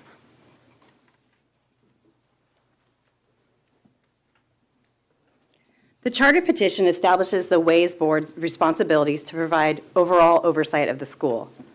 The Ways Board's lack of proper oversight resulted in the school's failure to comply with GAAP and fiscal mismanagement. The Ways Board failed to provide adequate fiscal oversight by failing to establish a finance committee as required by the charter and providing evidence of such committee, failing to develop adequate fiscal policies, relinquishing its authority to approve contracts, not providing adequate oversight in the development of the school budget, and improperly authorizing the expenditure of school funds. The Ways Board failed to monitor and evaluate the performance of the school's executive director and director of operations, resulting in a material violation because these employees failed to fulfill their job duties as specified in the charter. There were no performance evaluations, and Ways even states in its response to the notice of violation that these employees would be replaced, yet they remain at the school. The Ways Board also did not establish or approve policies prior to implementation, failed to hold regular board meetings sufficient to provide oversight, did not follow its own bylaws, or the Brown Act. The violations of the Ways Charter were substantiated by analysis of the charter petition, fiscal policy, Ways Board agenda, minutes, audio recordings, independent audits, the FCMAT audit, Ways Board bylaws, contracts, budgets, and other documents. Ways failed to propose remedy or cure the violations identified in the NOV. After the time period to cure ended, and after the county board issued the notice of intent to revoke, Ways attempted to cure with a contract with the charter management organization, Celerity Educational Group. This contract was terminated by CEG, thus eliminating any attempt to cure. CEG canceled the contract due to Ways' non-compliance.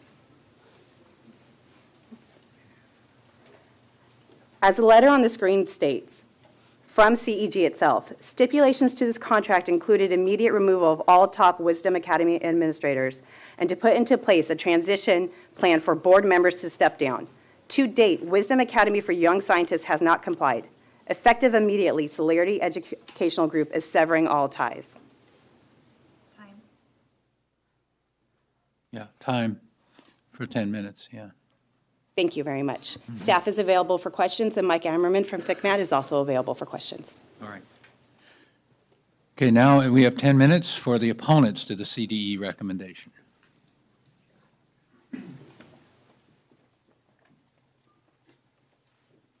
Good afternoon, members of the State Board. My name is Greta Proctor from the Procopio Law Firm, and we represent Ways.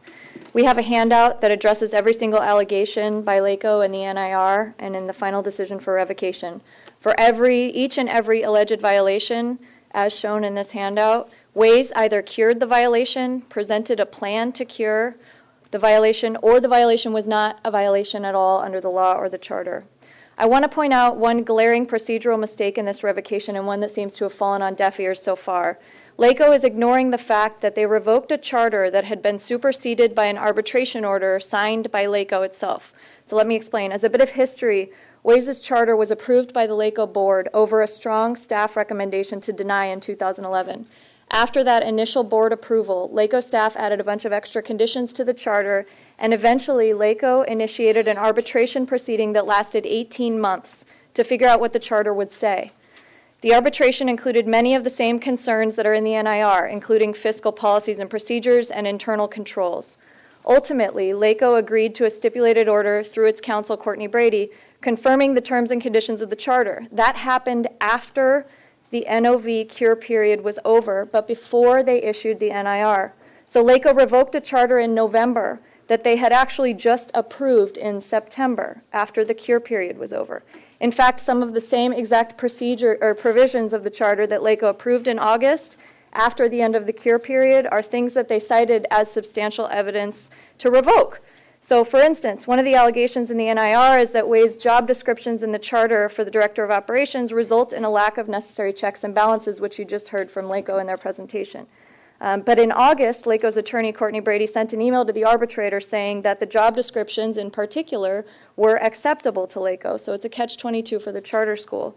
In short, LACO revoked Ways for violations of terms of its charter, but there was no actual final charter until August, which is after the end of the cure period.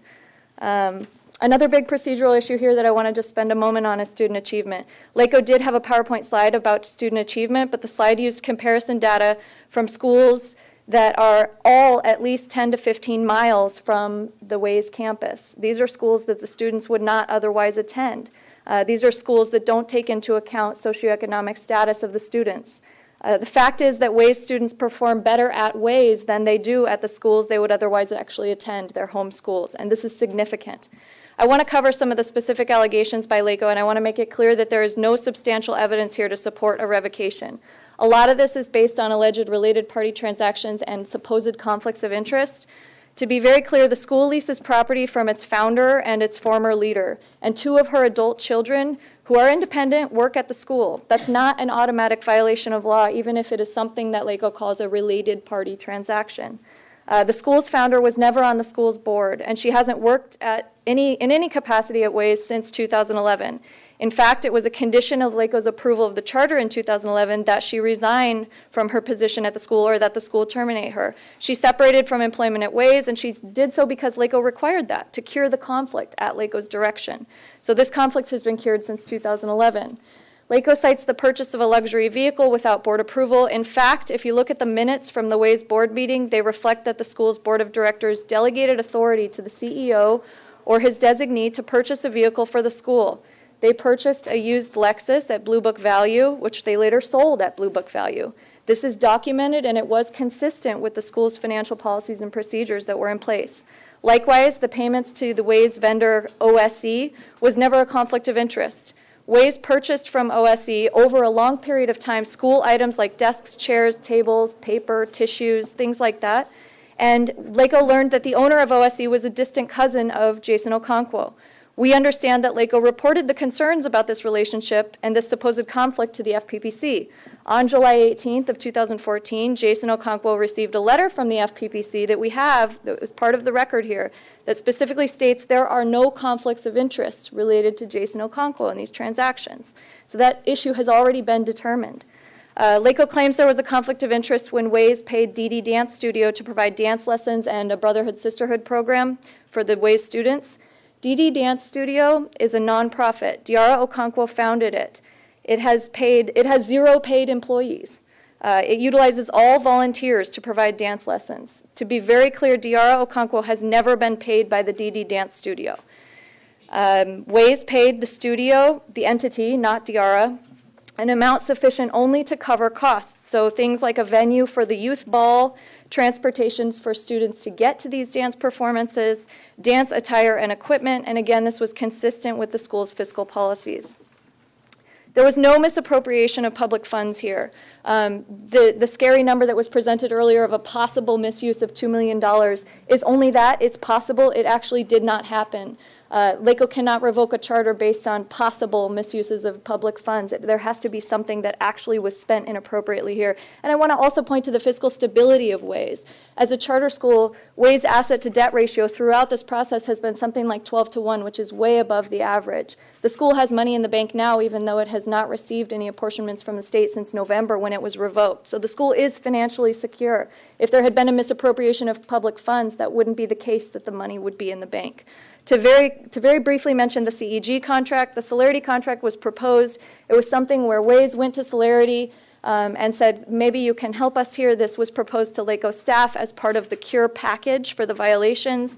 LACO seemed like they were on board. Halfway through the process, LACO made it clear to Celerity that in order for this to be any sort of cure they would accept, Celerity must remove the Ways board members and also remove all of the management team at Ways. That is something that the Ways Board did not sign on for when it went to Celerity and asked them to take over some management functions of the school. That's why the Celerity contract fell apart. In addition, LACO made it very clear that they would not approve a material revision of the charter that would have been necessary to get Celerity on board as a manager in the first place.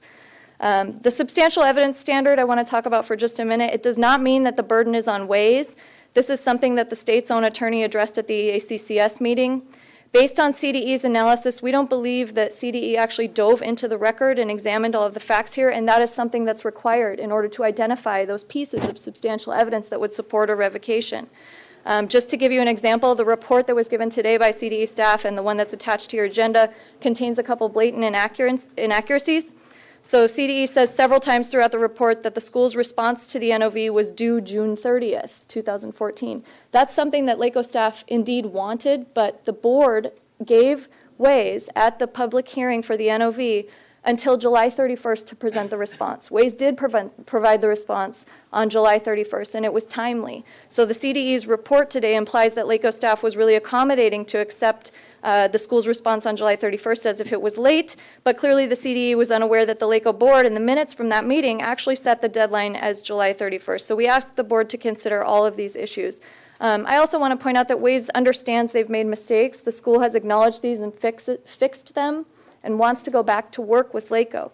One example of this, when Ways first administered the ACES program, the after-school program, it failed to track attendance with sufficient detail, in that when parents were signing students out, they were not filling out the column that required them to fill in the exact time that the students left. This is something that Ways fixed when it was brought to their attention. Likewise, the indirect cost rate of ACES budget at Ways exceeded 5%. It was something like 5.26%. Ways corrected the problem and is now in good standing and fully complies with the ACES requirements. In fact, it fully complied with the ACES requirements before the NOV was even issued. So we're here today to answer questions. I think that the assistant principal is going to come up and tell you a little bit about student achievement at the school, but please let me know if you have other questions about the specific allegations. Thank you. Good afternoon, President and Board. If I have time, I'm Dr. Diero Conquo, the Vice Principal at Wisdom Academy for Young Scientists. We are a fully accredited charter elementary school in South Los Angeles. As Greta mentioned, we have been noted for significant academic gains. I'm going to talk about the most profound one. In 2009-2010 school year, our school received an API of 879, ranking top 27 in LAUSD, with both traditional public and charter combined. Most recently, due to the suspension of Assembly Bill 484 in the requirements of API calculation using A, which is the most recent API, our school has an API of 769. And as our school attorney said, if our students attended schools outside of Ways, they would more than likely attend a school that has a lower performing API. Wisdom Academy for Young Scientists is a top performing charter school in our community, ranking second, outperforming 12 out of the pupil resident schools. And again, this is just most recent academic achievement for Wisdom Academy. If you have any other questions about student achievement, I will be here to be able to answer them. Thank you. Hello, my name is, I guess that's our time. Yeah, time is up. Okay, that's to declare the public hearing closed, and now we'll have board member questions and then public comment. Board Member Williams. I'd like to hear the FICMAT auditor. Is he in the room?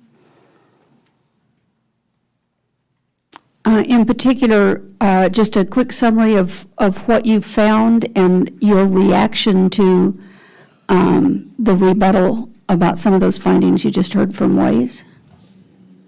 Hi, good afternoon. My name is Mike Ammerman. I'm representing FICMAT. Thank you for allowing me to speak.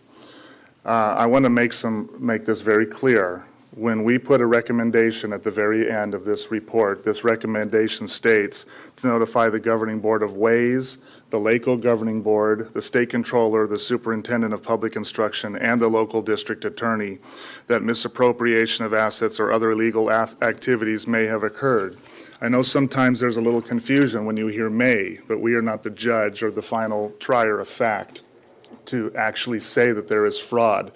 But as a great example, in the same year, 2014, we also issued another AB 139 extraordinary audit or fraud investigation report. And the finding in that report, we stated, notify the governing board of the charter school, nobody else, that insufficient documentation exists that fraud, misappropriations of charter funds or other assets or other illegal activities may have occurred. And then we went on to list recommendations of how they could cure the charter school. Are you saying you did both those things with Ways, or that was a different charter school? Charter school as an example of the recommendations. In Ways recommendation, there's one recommendation. So the implication of that is, in that comparison that you just gave, is that you felt so strongly about the evidence that you did find? Yes. Okay. In addition, I can add to that. The report also discloses and discusses conflict of interest, and the Fair Political Practices Commission also read the report, and they found that there was probable cause of the violations of the Political Reform Act and issued 9 violations and a fine of $44,000 for conflict of interest as probable cause. So that's another agency who took the FCMAT report, looked at the findings, and then further investigated, and then came to their own conclusions. And this is why we recommend that the state board, the controller's office, the county office of education, and they recommend that it be forwarded to the district attorney. Further questions for this gentleman? No? Okay. I don't for him, but I do for Cindy. Okay. Thank you very much.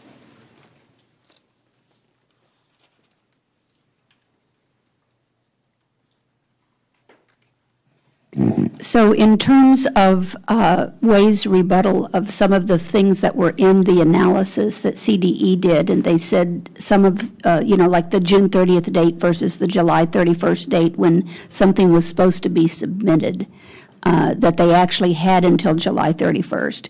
And CDE had characterized it as late when their contention is it wasn't late because the board had said July 31st is okay.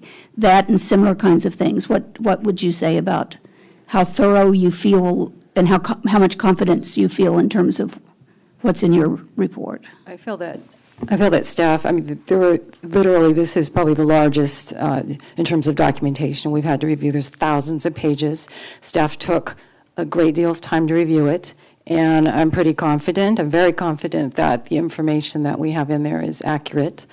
And only, to have to go back and check a figure, that would be the only way to double check it. But we had gone through this for a number of weeks and with a couple of staff within the legal office as well. So I'm confident that the information is correct.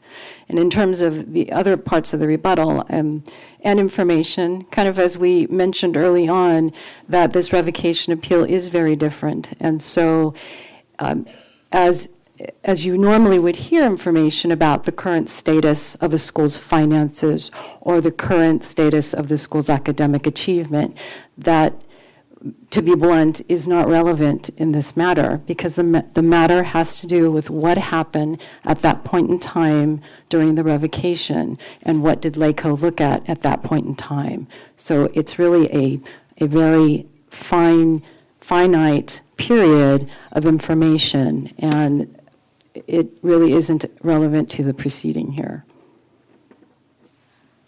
Okay, thank you. I'm going to make a follow-up comment to that, and then I'm assuming then we'll have public comment, or after.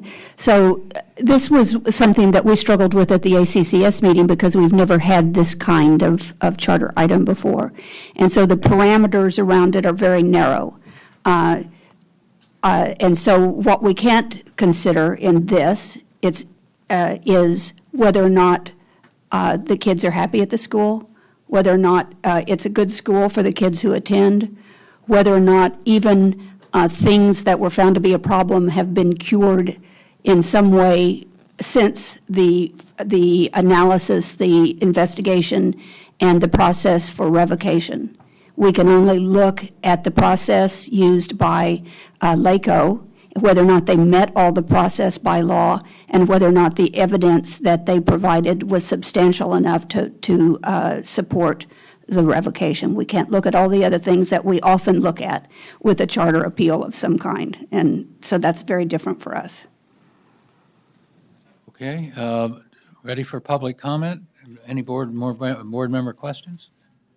Not, public comment. There are 19 speakers: Sandra Thornton, Armando Espinoza, Maria Gonzalez, Tanya Castro, William Ramirez, Ashley Gonzalez, Justin Ramirez, Michael Culpepper, C.L. Robbins. If you'd please come to the podium.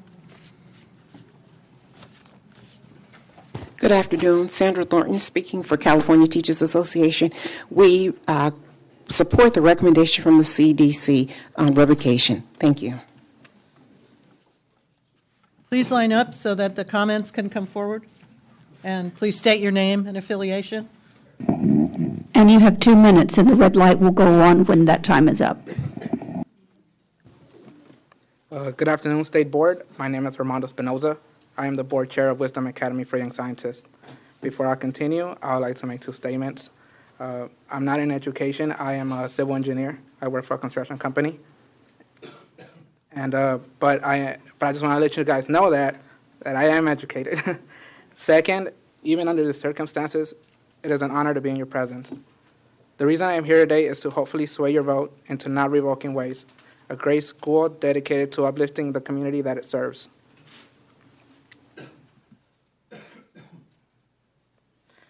I guess we could all go back to the Figma audit here. The way,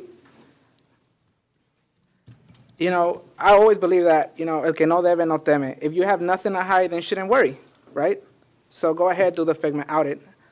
And as the gentleman mentioned, the audit did not find any they mentioned that there may have been. That's not good enough. There may have been. It's like you're going to have a court and you sentencing Ways, revoked to die. You can't just say it may have done it. That's not good enough. They may have done the crime. No. And as mentioned by our attorney, the Fair Political Practice Commission determined that there was no conflict of interest. We have evidence to prove this if you guys choose to review. Now, they mentioned celerity. That's another thing. A remedy that was brought up was having a corporation such as Celerity come and manage our day-to-day basis operations as a consultant. A contract was written up and was set forth in meeting with LACO to discuss its remedy. It was brought up to your attention right now that in this meeting, Waze wasn't there. That's incorrect. I was there. You brought her back up and told her, is your information accurate? Thank you for your time.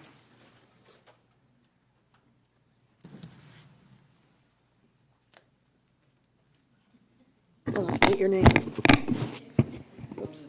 My name is Justin Ramirez, and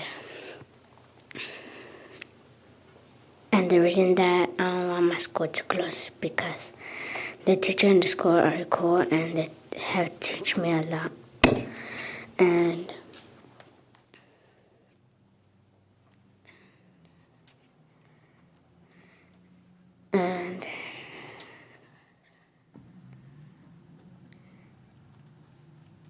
the teachers show me how to be a leader and how to respect others and care about others.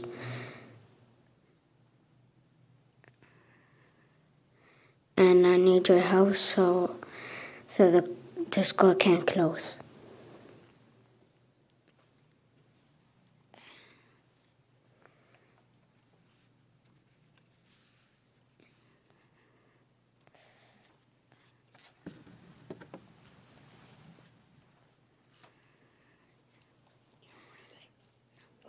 Can just say.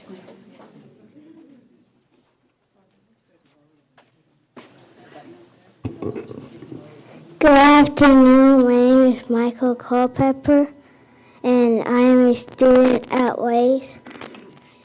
I am here to speak for my school so it doesn't close.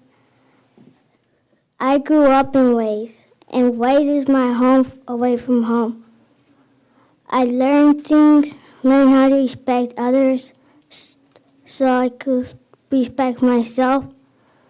First, I respect myself, then my family, then schools and other places. We have teachers that think and help us do whatever we need help on. And for the special kids, the teacher will take her time after school to help them.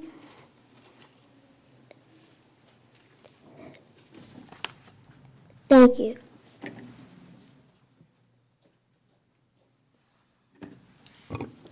Good afternoon. My name is Asha Castillo. I'm a 4th grade student at Ways. The reason I am here to speak to you is because I do not want our school to close.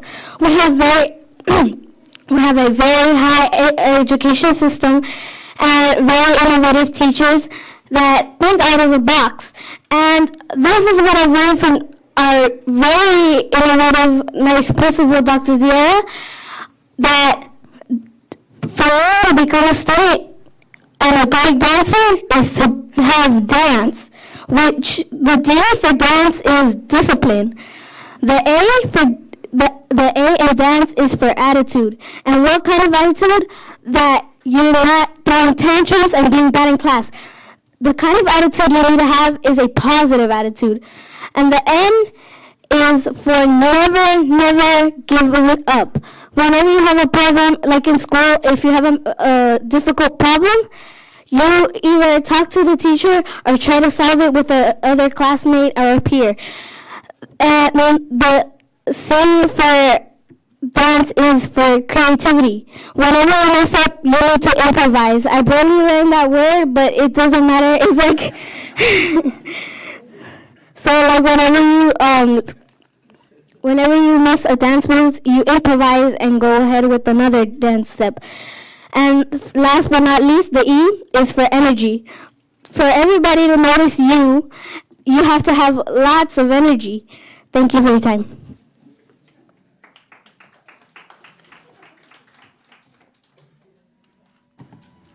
Okay, next person, go ahead. I'm also calling Dorothy Valenti, Ed Cabil, Compton Gill, Michael Culpepper, I think we heard from him, Justin Ramirez, and Armando Espinoza. Okay, buenas tardes. Mi nombre es María González y estoy aquí representando a Ways por todos los padres porque están preocupados que la escuela piensan que va a cerrar y pues tenemos la fe en que esto se va a discutir ahora para poder seguir adelante el futuro de nuestros niños, ¿verdad? Es lo que nosotros estamos pidiendo porque la escuela es una buena escuela. Los maestros son maestros muy buenos. La principal es una principal que ella, para todo, cualquier problema, para padres, niños, el que quiera venir, bienvenido. No es una escuela privada como la gente pregunta, ¿oh, su niña va a una escuela privada? No, es una escuela para cualquiera, pero es muy buena escuela. Todos los niños son niños avanzados y pues estamos aquí para pedirles que se resuelva este problema y para seguir adelante. Muchas gracias.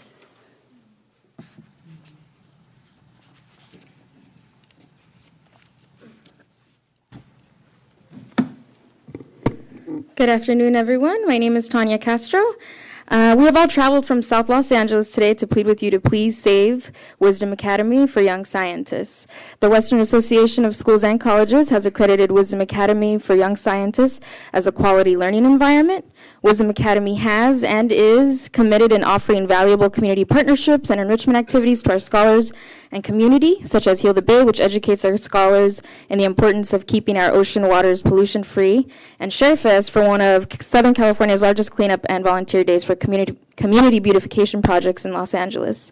USC and UCLA are also great supporters of Wisdom Academy and have invited many of our students to their campuses to assist us in promoting higher education to our bright scholars. Working with these organizations has instilled within our students a great sense of pride for our school and community. WAYS provides students a multitude of opportunities and support services that surrounding schools do not offer. WAYS needs to continue to offer these valuable experiences to our scholars to continue to enrich their lives and mold them to become future leaders of their community and beyond. Shutting down WAYS would deprive families from South Los Angeles from their school of choice, which was Wisdom Academy for Young Scientists. I ask that you please honor their right and choice and to continue to receive a quality education at WAYS. I also have petition signatures from parents and a student life binder to give you some insight on student life at WAYS. Thank you.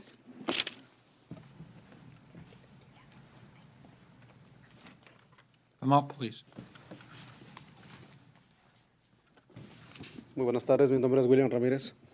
Vengo en apoyo de la escuela Windows. Gracias a Dios tengo 3 hijos, en los cuales los 3 han estado en la escuela.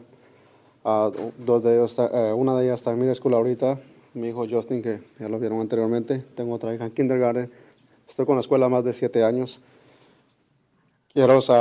No vengo a convencer a nadie, simplemente vengo a apoyarla y a decir que en los 7 años que hemos tenido experiencia con mi familia, la escuela ha estado todo el tiempo con mis hijos. Tienen un buen programa educativo. Los maestros están, simplemente por sentido común se los puedo decir, no puedo revisar los folletos de cada uno, pero están altamente preparados. La maestra, la principal, Miss Diara, también ha sido fundamental, ¿verdad?, en todo lo que es el desarrollo, ¿verdad?, de la escuela. Vengo en el nombre de muchos padres de familia también, que como anteriormente la señora habló, estamos preocupados.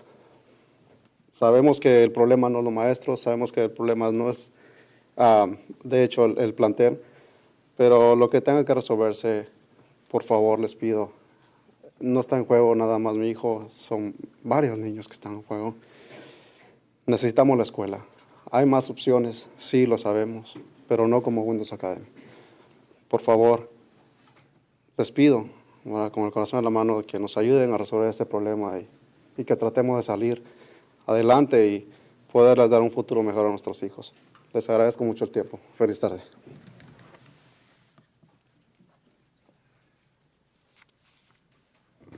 Good afternoon, Board. My name is Dr. Clarence Lamar Robbins. Since Clarence Thomas, I don't use the name Clarence. I'm known as Pastor Rob. I am pastor of the largest labor union in California under contract. I'm a community activist since 1957. When I walked for Governor Pat Brown, Gus Hawkins, I came out of Tuskegee with a philosophy: you're either part of the solution or part of the problem. We've been solving problems since '57. I want to share a quick story with you before I sit. My major at Tuskegee was engineering. I followed the Hubble space program.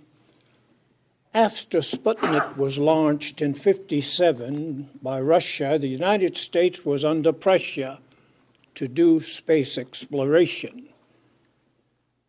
We put the best minds in the scientific village together, launched that telescope, and the pictures came out were horrible.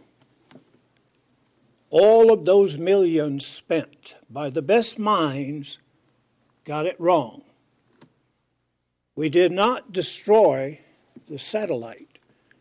We found those minds, reconvened them, sent them back up there with a solution, and for years now the world has benefited from fixing the problem, not tearing down what was built.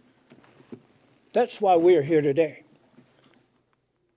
I bring the support of tons of folks from the community, South Coast Interfaith Council, where I was the past president. Time. Please, let's fix it together.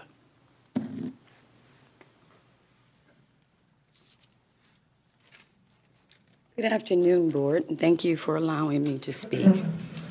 The first three words I have for you is Could integrity. you introduce yourself, please? Dr. Dorothy Valenti. First three words I have for you is integrity, integrity, integrity. I am a taxpayer. I was educated in this country. I'm a Native American. And when the taxes come out of my check, whether it goes to politicians, education, health care, I expect those that receive the taxpayers as they paycheck to fulfill their responsibility, not to be in disrepute. And when I pay taxes, it's for all Americans, whether we're Native American, black, white, whatever we are. That is to be used justly for all human beings. I am just one person, but I have children that have went to this school, 4.0 all the way through college. I know what this school stands for. And with a community that's hit with drugs, gang, and everything else, ethnic cleansing, I think this school stands as a shining star and example for all schools. It outshines in API scores all the surrounding school. It's number 28 in the state. The little problems that it has can be fixed. The person behind this premeditated act is responsible for closing down several charter schools in San Bernardino County, sat on the board of FaceMat, and now is doing the same thing here in Los Angeles. I don't know what it would take to make you understand. You have to come to the school yourself to see what is going on. But where's the integrity where my tax dollars used for those people responsible for educating? We say, one nation under God with liberty and justice for all.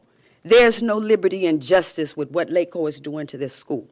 And half these allegations are lies. We have spent more money on legal services than we could have used inside the school to help many more children. But this is what we're up against. And I ask that you listen to the evidence, gather the facts, empirical facts, before you make a decision against this school. Thank you.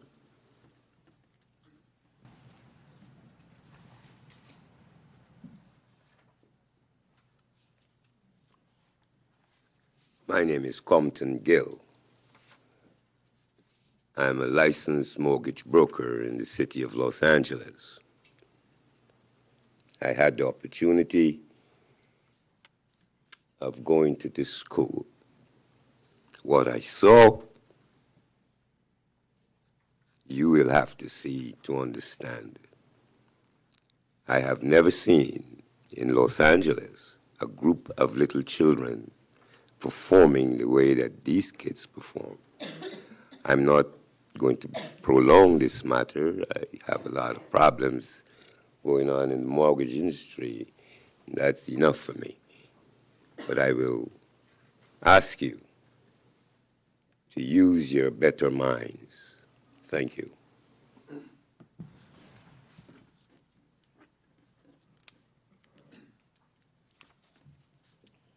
Good afternoon. My name is Ed Cabell. I am the Executive Director of Wisdom Academy for Young Scientists. This year we're in my 45th year in education. I retired in 2005, and when I was asked to come aboard with Wisdom, I did so gladly. Why? Because Wisdom Academy is located on 87th and Central, just 14 blocks from where the Watts riot started. In that area, we do not have, even for the parents, the broadband that's necessary for internet. We can't even have services from AT&T. It's a fight just to get those kinds of services. This is a picture of the area that the kids come from. Very dysfunctional family. 60% of our students come from homes that they are in foster care or group homes. So this is why I was there. And I can tell you this, from the very day that school was open, when it came from a private sector, it went from infancy to 28 from the top of all 1,021 schools in Los Angeles. And since that time, that school has been under attack. And I know that this school is great. What is not mentioned, I guess it was in a slight way, that we're still operating. And we're still operating because we had $1 million+ in savings. In 2012, this school outranked every school in Laco's. All the 8 charters Laco had, not one came within $800,000 of this school. Also, right now, the parents, the students, the teachers are all happy. Every one of our students who tested for us, Smarter Balance, had Apple computer laptops. Very few schools. LA only could afford some of the iPads, and they were rolled from carts from room to room. We also not only have, we have great service teachers who are committed. We have everything that is needed to make this school a model school for the future. If Gustavo Vieira, Michael Strevel, and Joshua Smith could also line up. Hello, my name is Gustavo Vieira. I do research in holistic education, and since the 90s, I've been in Duarte teaching bilingual education, Linwood, Long Beach, LA Unified School District, you name it. I know this area very, very well. By the way, according to LACO, the API is substandard. That's a false statement. I know the struggle of the principals. I don't blame the other schools, but to have an API of 769, that's amazing. In that area, take a set of schools, 5-mile radius around the school, and this school has a percentile in the 90s, Only 92nd Street Elementary School is a little bit above. 75th Street Elementary School is a little bit under. And I know those schools, let me tell you. And I've been to Wisdom Academy. Recently, I went to the staff meeting. It's amazing with Dr. Yara Alconco.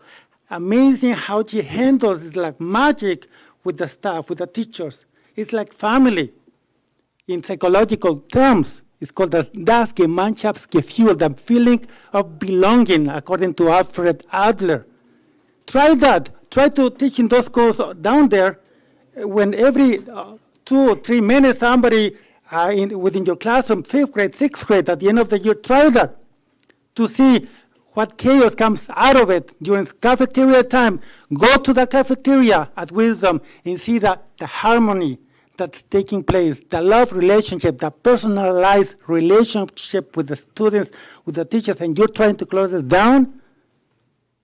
We need to be a little bit civilized here. If there is a dispute between the two sides, let's find a solution. But please don't take them back into those other overcrowded schools. Thank you very much, and God bless you.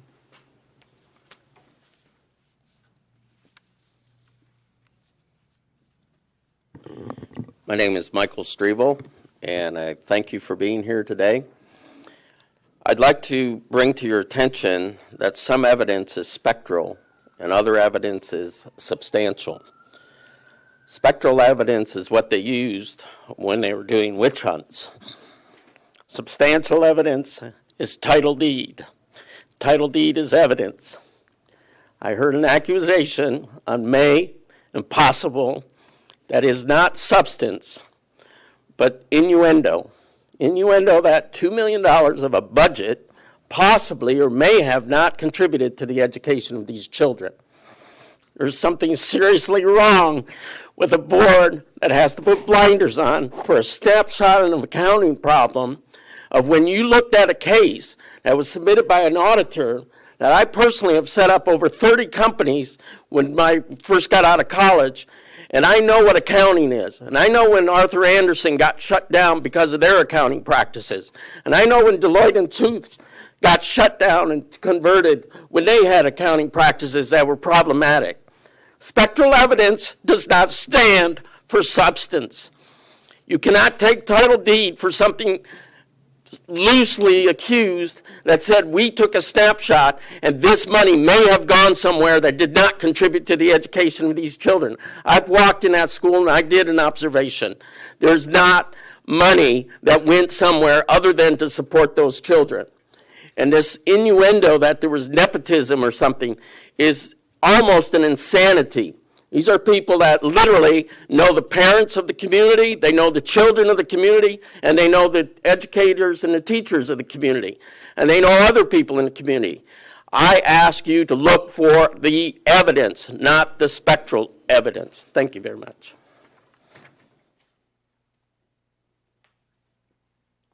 Good afternoon, President, board members. My name is Dr. Joshua Smith, Loving to Learn Association, United National Initiative for Quality Urban Education. And I am basically standing on behalf of WAYS. I believe that from the experience I have, that there needs to be a real serious consideration of the information in terms of how things were responded to and what really is given in terms of the order of things and when. From my perspective, being a career educator, I had an alternative school in the community. It's not an easy job to work in the realization of things necessary. And I see tremendous accomplishments. The children, they come to school because they love school. And the priority in terms of the things happening, even when cited, I believe you really need to comb the records, look at the issues. It needs to be an evaluation that includes the Council of WAYS, and I really would expect something to happen to encourage a viable contribution to the community in Los Angeles. Thank you.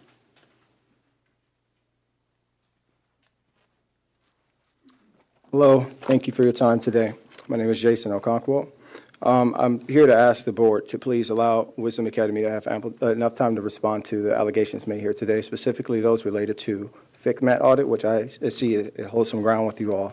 And while it's true that that it appears that there is a conflict of interest at the school, I'm here to say that that's not true, and we have evidence to prove that. We specifically responded to the FCMAT audit in a extensive response to it. And all the conflicts that revolved around the former executive director that has not been employed since 2010 and has not been employed since the approval of our charter at LACO have nothing to do with the school today. And I feel like that's what we're being prosecuted for through the documents and the allegations made here today. They're related to an executive director that is no longer associated with the school, and WAYS has long cured those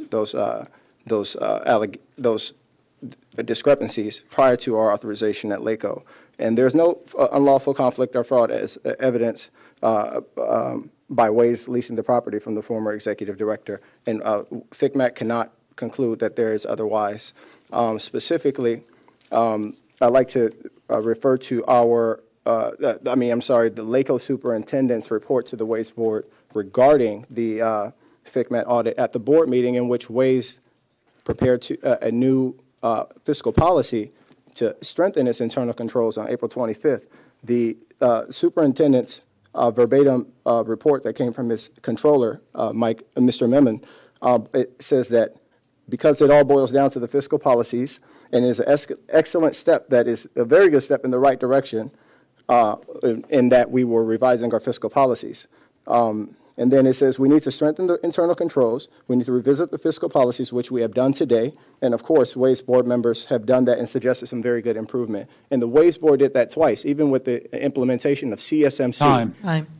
It's our new back office provider, and I thank you for your time today. Okay, that concludes the public comment. I'm now ready for board discussion. Board Member Holliday. We've heard a great deal of testimony from those concerned about the closure of WAYS and revocation, and they've made a number of comments that are directly in opposition to what the county office originally gave us as information. Would the county care to respond to any of those at this time?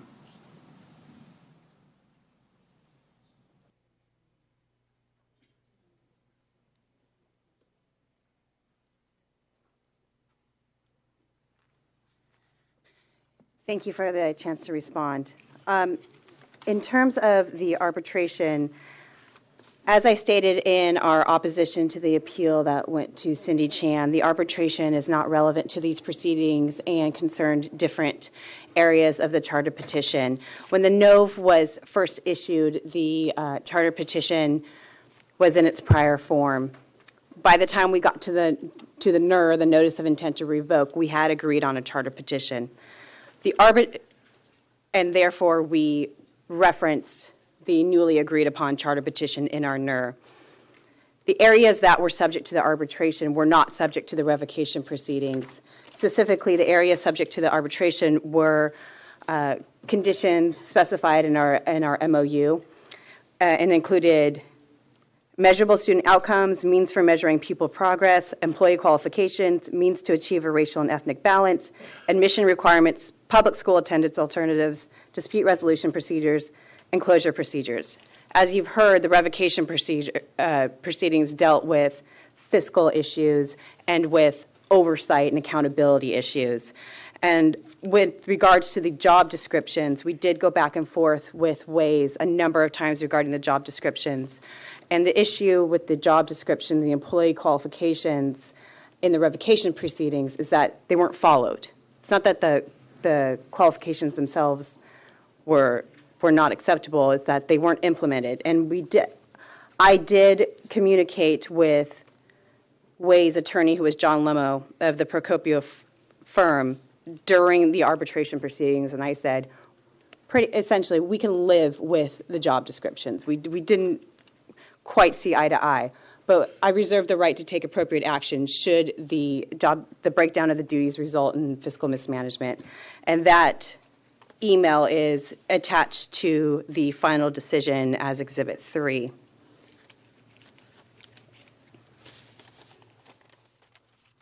Let's see.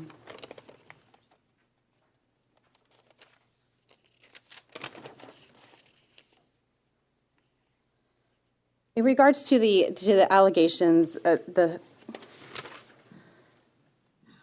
regarding the FICMAT recommendation and the use of the word may and what weight that carries, as Mike Emmerman discussed, they are not the trier of fact. They're not a court of law. So they use that may language. But as he also discussed, that the recommendation they gave in the FICMAT report regarding Ways is essentially the strongest recommendation they can make. A very serious recommendation, a recommendation to go to the district attorney. I think that shows that there are serious concerns and serious problems. All right, thank you. Thank you. All right. Further board discussion or motion? If we may, I believe April Mitchell from our Business Advisory Services has an issue she'd like to respond to. Okay, go ahead.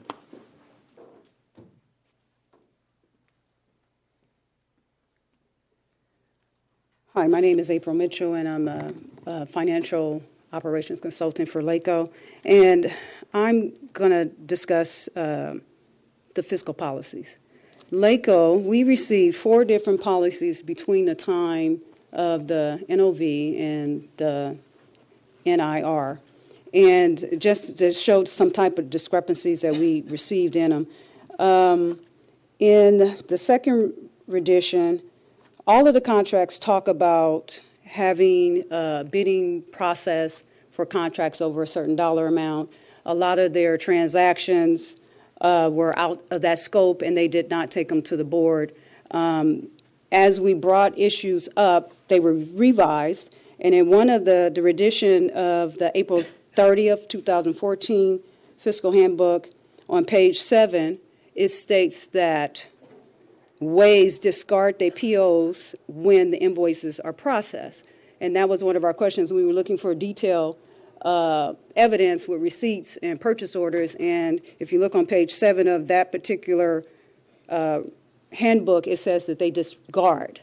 After they produce, the invoice sits in a file. After it is invoiced and paid, they discard it. Their last policy and procedure removes the bidding process altogether, so there's no need for any contracts to go to the board under a certain threshold. And the other 3 fiscal handbooks has no retention policy at all, so that's, I guess, why documents were discarded. And as we know, the documents need to be held for at least 3 years for tax purposes. And that's just a rendition of some of the information that we're receiving. It changed day by day. Thank you. Okay. Well, I really am not happy at all about having to make this motion, but I do believe that under the constraints that we're placed under in terms of the law and the fact that we have been advised by the ACCS to uphold the CDE recommendation, and also my sense is that each time we hear more and more from one meeting to the next, that we're getting farther and farther away from what was the snapshot at the time that LACO was working under, that is supported by their evidence, and therefore I move that we uphold the CDE recommendation for revocation. I'll second that motion. Okay, the motion's been moved and seconded. Is there any public comment on the motion? Hearing none. Yes, sir. Yeah. Yep. You need to come up to the microphone. And it has to be on the motion. I have a comment on the motion. I'd like to ask the board to allow Wisdom Academy an opportunity to respond to the allegations made by LACO, for they were given more time to respond to our comment. So I think it would only be appropriate and fair to allow us to respond to their allegations, to provide more information. Okay, thank you. Motion's been heard and seconded. There's no more public comment. Any more board comment? Not? Those in favor of the motion, raise your hands. It's unanimous. Thank you. We're on to item 5, Thrive Public School Material Revision.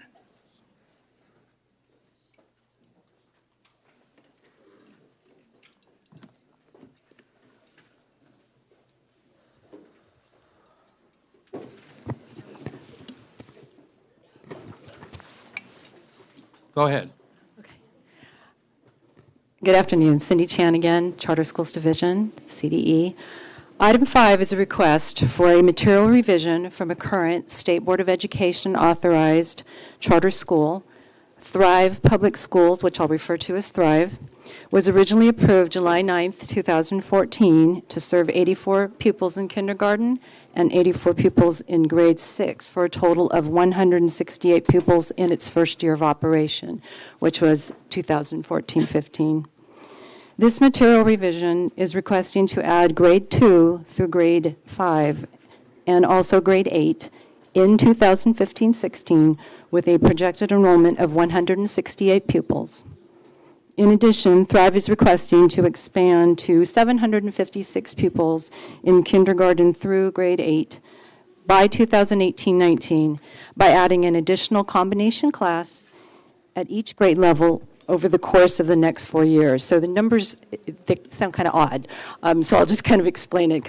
I had to kind of write that down as well.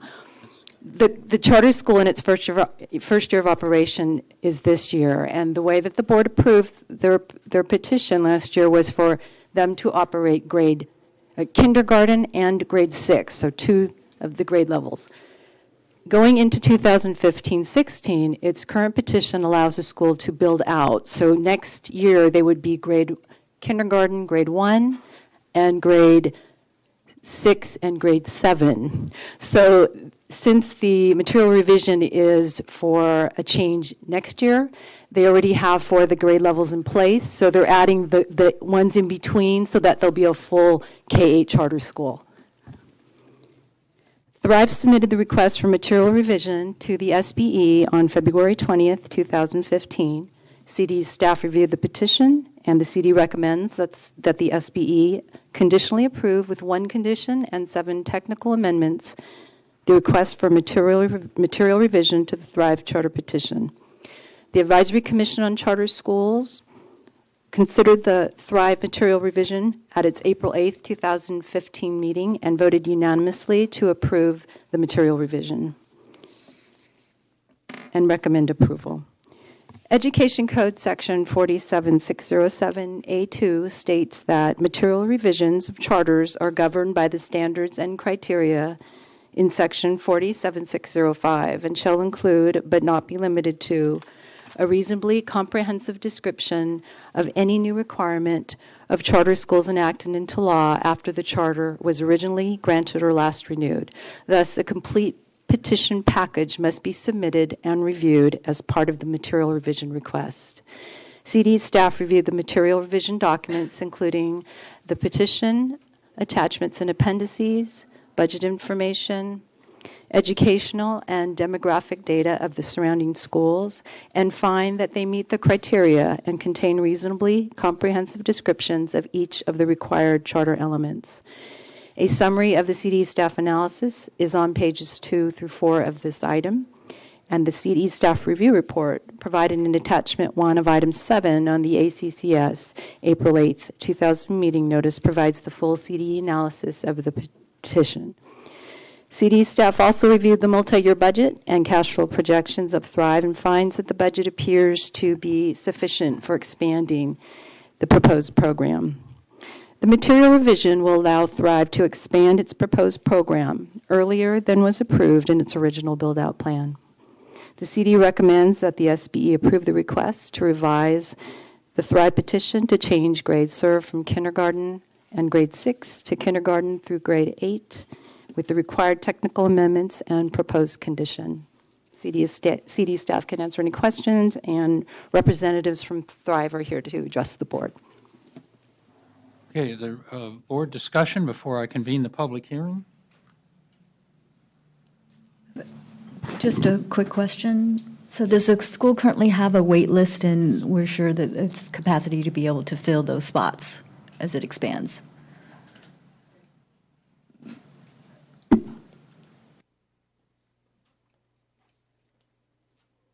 Hi, I'm Shelley Kurth. I'm the dean at Thrive. And yes, we do have a wait list.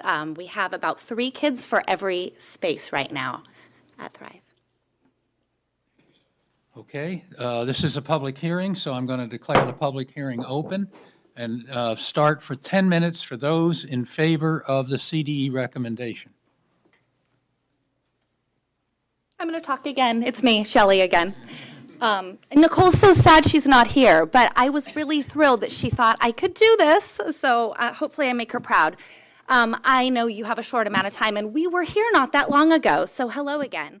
I just want to thank you for your support. I know you've been following us and supporting us, and the staff that has been amazing. Thank you, Robin and Judy, for everything you do, guiding us along all the way on the material revision. And I thought after that last agenda item, you might need a smile. So I brought something to make you smile. Let's see if I can get it up here.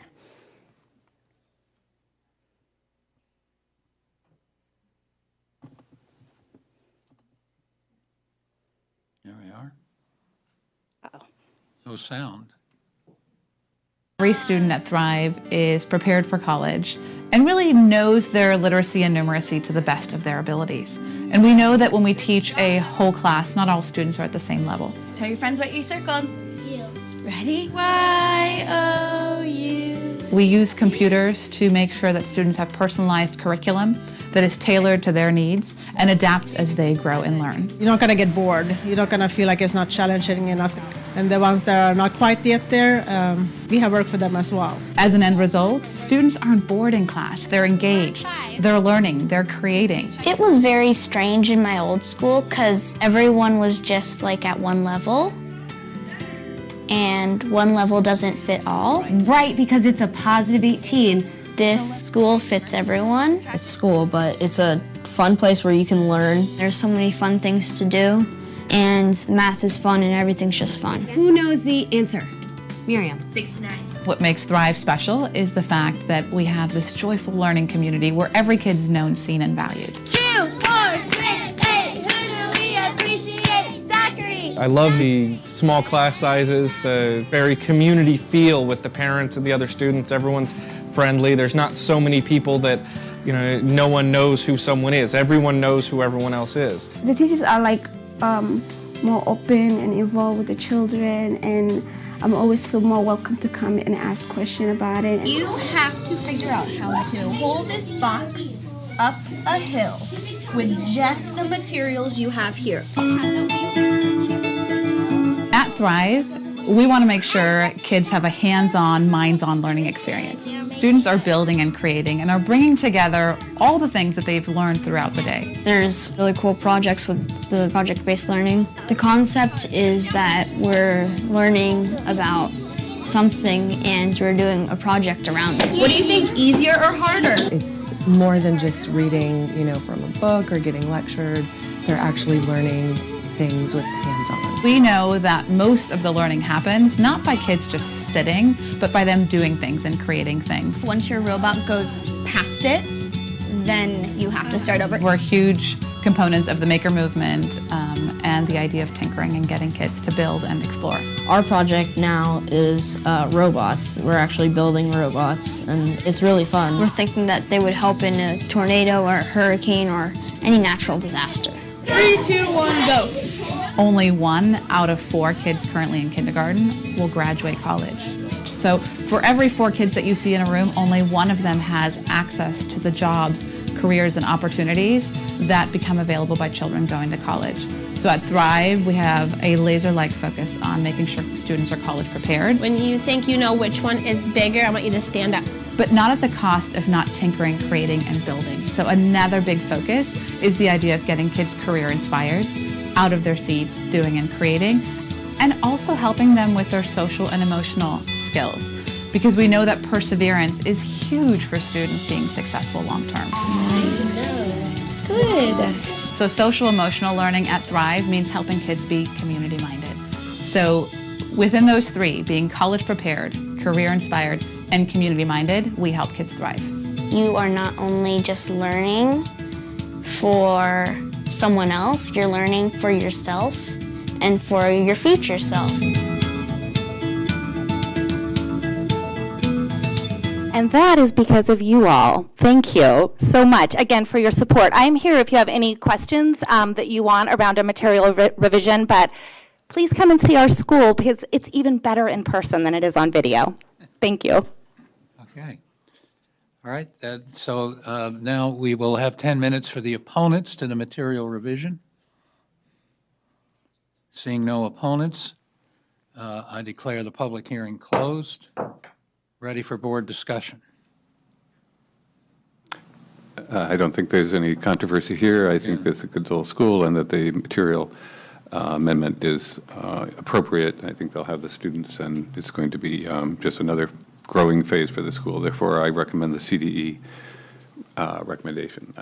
I move the CDE recommendation, I should say. Public comment? 1. Well, let's have the motion seconded. So. Second. Okay. Now is there public comment on the motion? Michelle Lowe? Okay.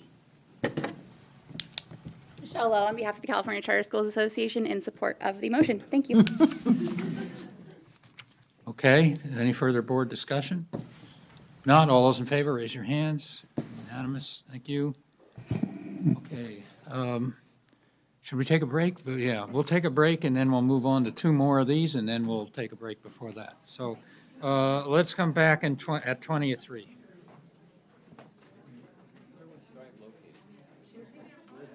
San Diego. Is it? Yeah, you should come with me to go see it. They wouldn't let me go see it while the material amendment was before.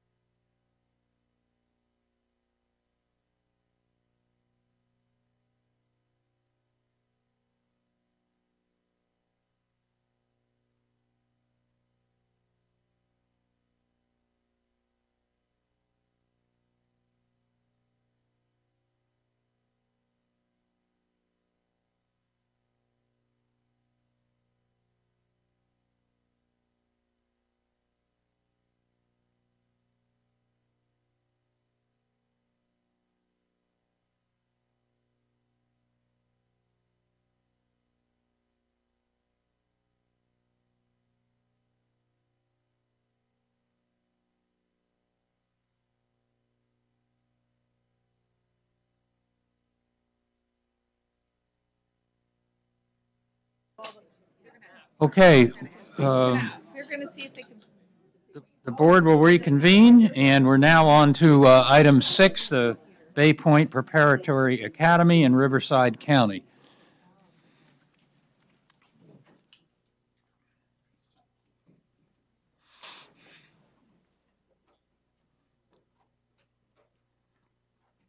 Go ahead.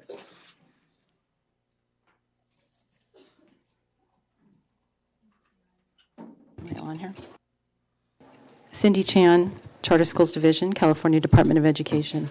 The next 3 items are petitions to establish charter schools that were denied at the local level. And I am anticipating that there's many representatives that are going to come forward and speak on these items for different aspects, different positions. And so I thought it might be helpful to provide you with a brief overview of the SB's authority in its review of the appeals, and also the CDE's process in the review that we perform on your behalf. So I'll try to make it as brief as possible. So the State Board of Education's authority in these matters. Education Code Section 47605 outlines the required elements that must be included in charter petition and the process that is followed at the local level for petition review and also for a approval or denial of the charter petition. If the petition is denied by a school district and an appeal filed to the County Board of Education and ultimately to the SBE, California Code of Regulations Title 5, Section 11967 requires both the County Board of Education and the SBE to review a complete copy of the charter petition as denied. Thus, the petition that the SBE reviews is the same petition that's reviewed at the local level. However, the law does not limit the SBE's review to be based solely on the reasons for denial at the local level, but that the SBE must review the petition pursuant to Education Code Section 47605. This is referred to as a de novo review, which means from the new. You look at the petition from the beginning. As such, the SBE may give deference to the decisions or findings made at the local level, but it is not required to do so. The SBE makes an independent review. In addition, the regulations provide additional criteria or guidance solely for the SBE's review of charter petitions. So it's criteria that only the board is allowed to follow in these cases. The criteria are intended to require no charter provisions in excess of those that the SBE believes necessary to determine whether each element has been satisfactorily addressed. Where the criteria call for judgments to be made, the judgments should be made in a manner as to be reasonable, rational, and fair to the petitioners and other parties potentially affected by the chartering of the school by the SBE. So what is the California Department of Education's process in these reviews? Similar to school districts and county board of educations or county offices of education, charter petitions are reviewed by a team of CDE staff, experts in their respective fields, including but not limited to specialized programs including English learners and special education, assessments and accountability, legal, and school finance. CD performs a comprehensive petition review based on the law and without bias for the primary purpose of providing the best information to the SBE so that you can make an informed decision. As required, CD staff review the charter petition that has been denied. Additional information provided by a charter petitioner is often considered by both the ACCS and SBE. In response to that consideration given, CD staff reviews additional information, if time allows, and provides updates to our analysis, concerns, and recommendation. However, I'd like to note that there has been a continuous trend of petitioners submitting additional documentation in response to CD's concerns and our recommendations that we make to the ACCS. In some cases, the information is minimal and clarifying, but in others, we have received many documents containing substantial amounts of information, sometimes all the way up to the day of the board meeting. Ideally, any information that is substantive should be in the charter petition, which is the central document to establish the charter and outlines key information, including how the school will meet its legal requirements. The consideration of additional documentation has been accepted in fairness to the petitioner. However, you as the board may need to determine a level of how much additional information is acceptable when it requires an amendment to the charter petition that is before you. If the information more than clarifies and instead materially changes the educational program, it may constitute a material revision of that charter petition. In that case, it may be more appropriate for you to recommend that the petitioner resubmit at the local level.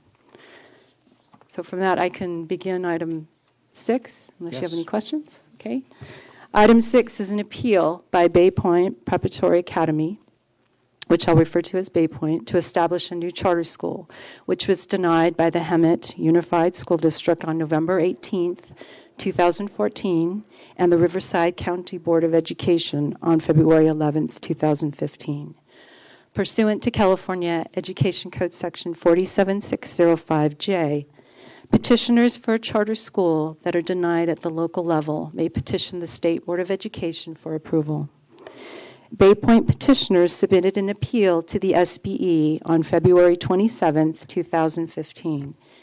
CDE staff reviewed this petition along with additional information submitted to the CDE, and CDE recommends that the SB approve with technical amendments the petition to establish Bay Point under the oversight of the SBE for a term of 5 years, effective July 1, 2015 through June 30th, 2020.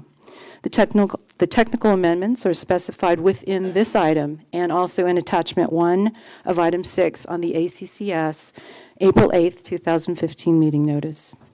The ACCS considered the Bay Point petition at its April 8th, 2015 meeting and voted to recommend approval of the petition by a vote of 8-1. I'd like to note that CD's recommendation at that time was a proposed recommendation of denial. However, subsequent to the April 8th, 2015 ACCS meeting, the CDE changed the recommendation after reviewing the petitioner's responses to the CDE's findings, which were provided in a letter to the ACCS and CDE dated April 6, 2015. As stated in this item, the petition does not contain a reasonably comprehensive description of the required elements pursuant to statute. Therefore, if approved as an SBE-authorized charter school, the petition will require amendments to reflect the additional information outlined in the petitioner's April 6, 2015 response letter, as well as the identified technical amendments recommended by the CDE. Bay Point is proposing to serve approximately 325 pupils in kindergarten through grade 12 in its first year of operation, 2015-16, with plans to expand to 725 pupils in kindergarten through grade 12 by year 5. When the SBE receives a petition on appeal, CDE staff independently review the petition and all documents that were submitted to the local school district and county board of education. A summary of the CDE staff analysis, which is based on the available information provided in this item, is on pages 4 through 6. The CDE staff review report, provided in attachment 1 of item 6 on the ACCS April 8th meeting notice, provides the full CDE analysis of the petition. CDE staff have reviewed the Bay Point appeal documents, including the petition attachments, appendices, budget information, educational and demographic data of the surrounding schools, and agendas and board meeting minutes from Hemet Unified School District and the Riverside County Board of Education regarding the denial of the petition, along with the petitioner's responses to the district and county findings. A summary of the district and county board findings are in attachment 7 of agenda item 6 on the ACCS April 8th meeting notice. As I previously noted, to address these concerns, the petitioners provided clarifying information in a letter to the ACCS and CDE dated April 6, 2015. The CDE was unfortunately unable to review this information prior to the ACCS meeting. The additional information has since been reviewed by the CDE staff, and we find that it addresses our earlier concerns. The CDE finds that with the proposed technical amendments, the petition provides a reasonable description of the educational program and meets the requirements for a charter petition under Education Code Section 47605. Based on the CDE staff review, the petitioners are demonstrably likely to implement the program set forth in the petition.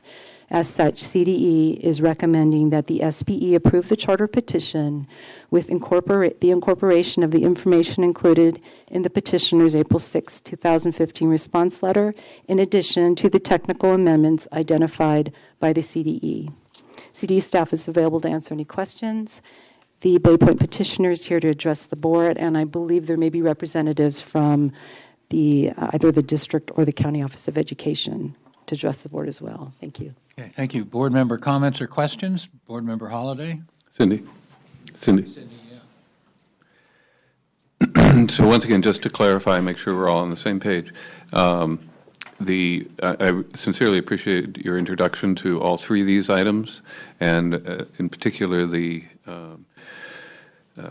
issue or situation where further documentation, further responses come in after a period of time, in this case, as you say, right up to almost the moment of the ACCS meeting. At the ACCS meeting, the vote was 8-1. That single dissenting vote was yours. And that's, in essence, changed now, correct? And so if I'm reading all this correctly, then you believe that the information that was further provided to you is not a material amendment to the petition, but instead a clarifying sort of document, and as a result, you're comfortable with your recommendation now. Yes, correct. Thank you. Other board comments before I begin the public hearing? Okay, I declare the public hearing open, and we'll take first the people who support the CDE recommendation to approve. 10 minutes.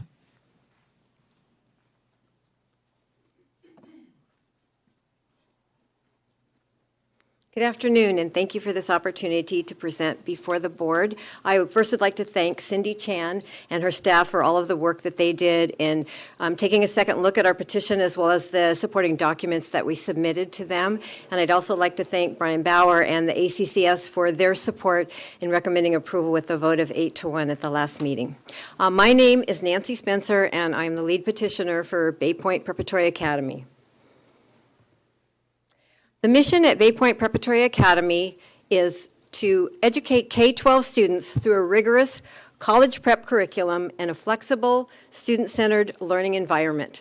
Our goal is to actively partner with students, parents, and the community to support students' academic success and personal goals. I'd like to turn it over to one of our team members, Frank Aguaro. Good afternoon, President Kirst, board members. My name is Frank Aguaro, the board chair at Bay Point Prep. The need in the Hemet community. I'm an advocate for high educational options for all students. In my opinion, the lack of this access, especially for the underserved, is the root cause of poverty. When I look at all these schools in front of you colored in yellow, I see sustaining poverty.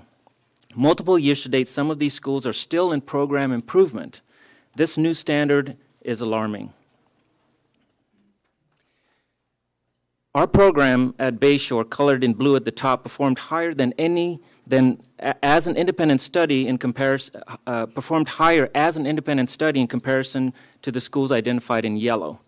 We have the first slide here is the elementary schools, and the second slide is middle and high schools in the Hemet community.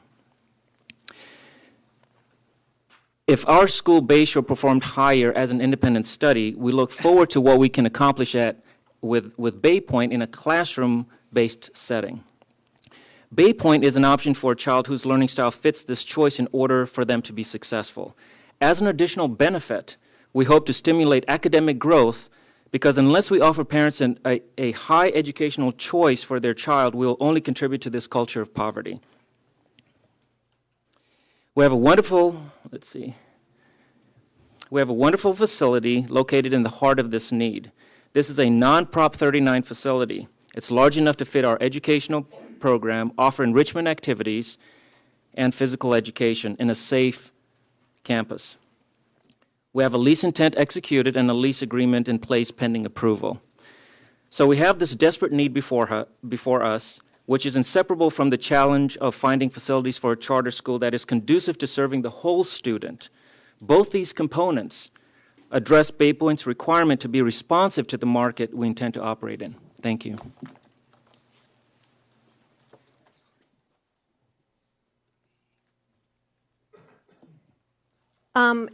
In order for a charter school to be successful, it takes a team, and I'd like to introduce the team to you. First of all, I'm Nancy Spencer, as I said before, and my background, I have 42 years in education, 10 of which has been in the charter environment.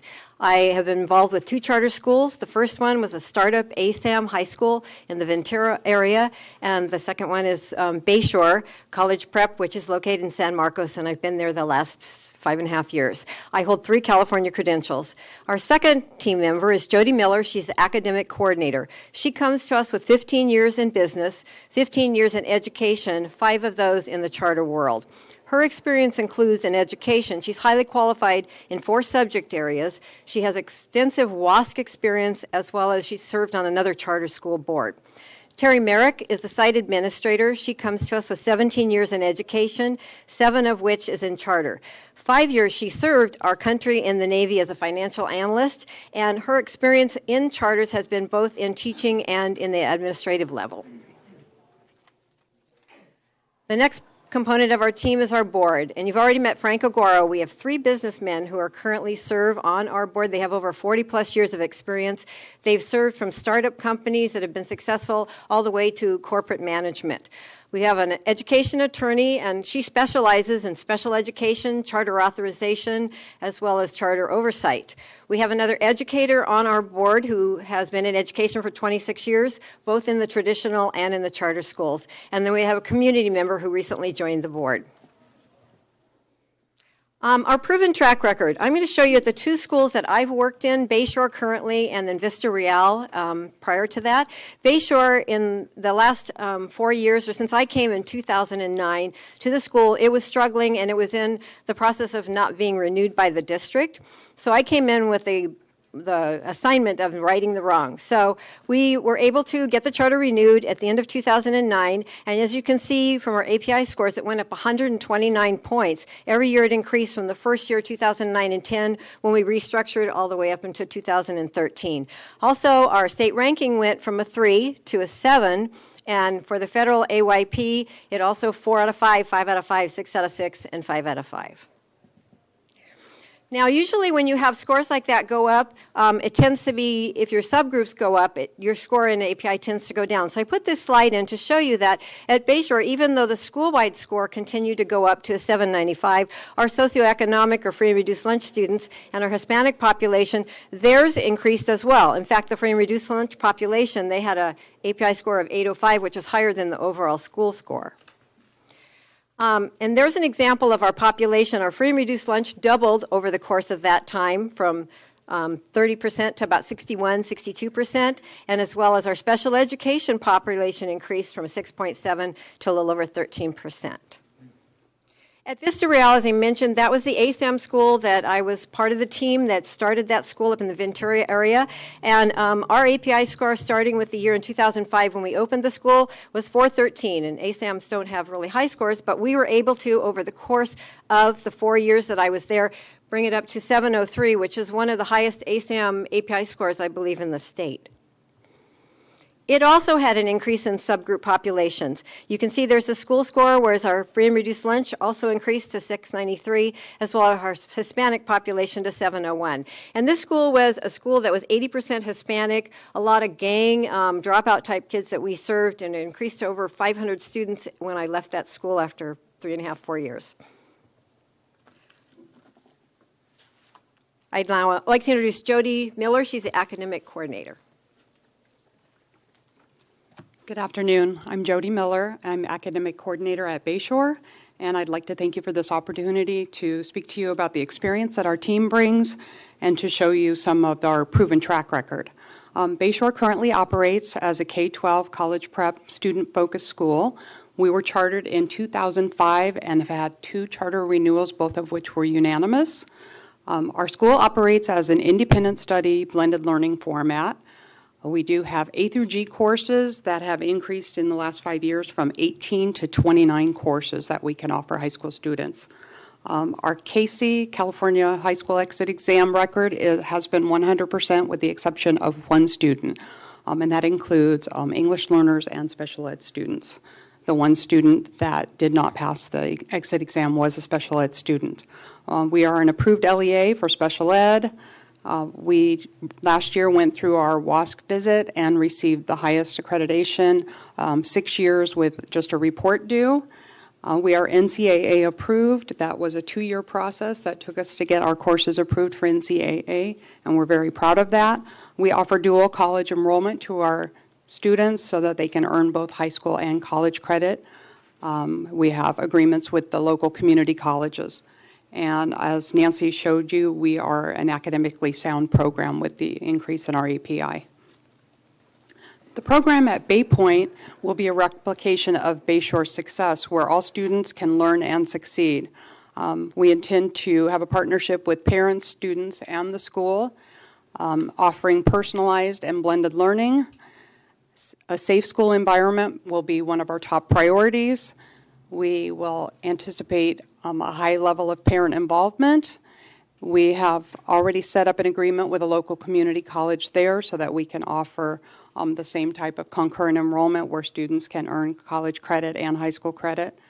And we will have a staff of highly qualified, fully credentialed teachers. Our program will be a rigorous program that is Common Core aligned. We will offer A through G courses as well at Bay Point and AP approved courses.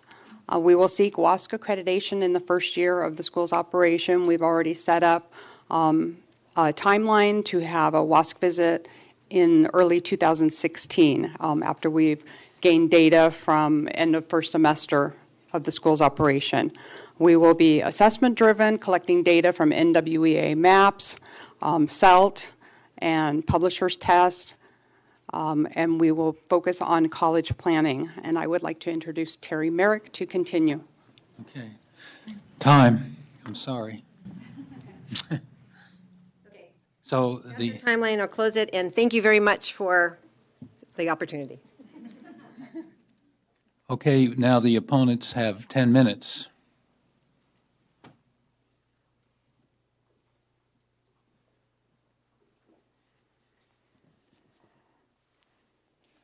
Good afternoon, President Kirst, members of the board, Superintendent Torlakson. My name is Paul Jessup, and I serve as Riverside County Deputy Superintendent of Schools and as the Chief Administrative Officer for the Riverside County Office of Education.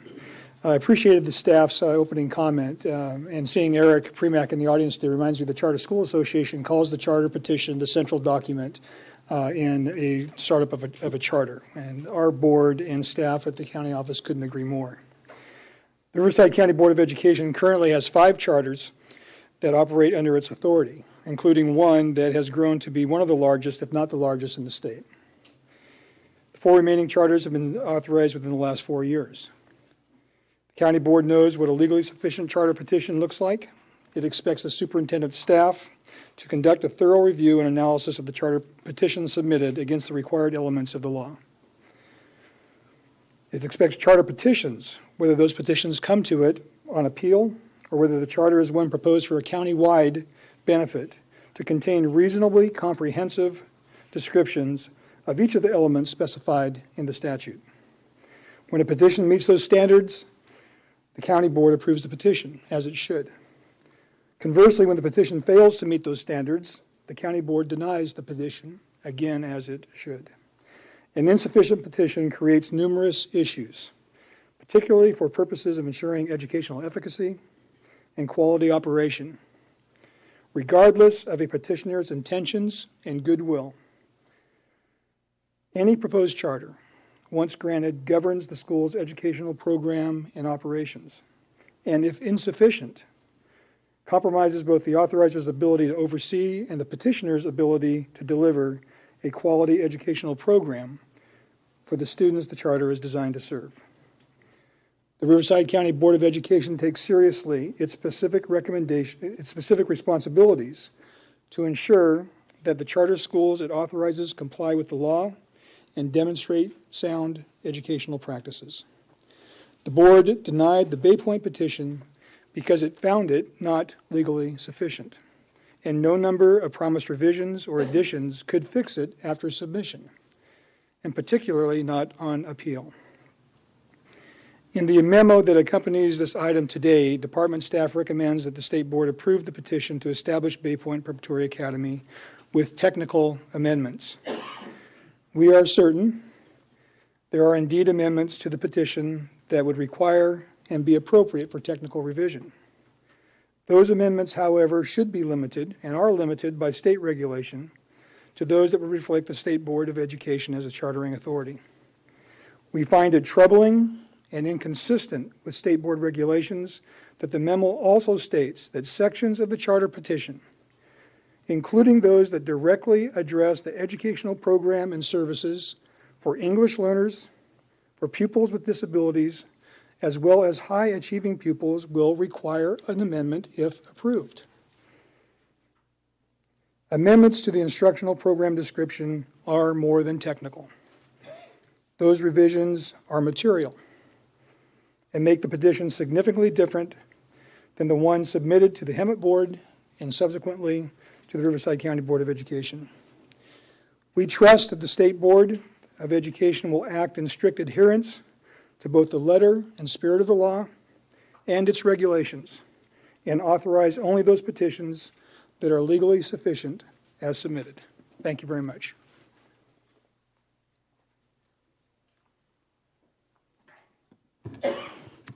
Good afternoon. Suki Olawalia on behalf of Hemet Unified School District. The district has had a chance to take a look at the CDE's recommendation, and I'm here to state that the district disagrees with the recommendation to approve the Bay Point Charter with technical amendments.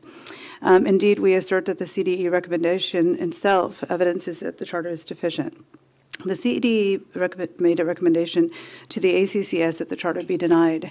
Shortly before the ACCS meeting, there was information that was provided by the charter petitioners. Obviously, that information was not provided to either the district or the county at the time that we reviewed the petition.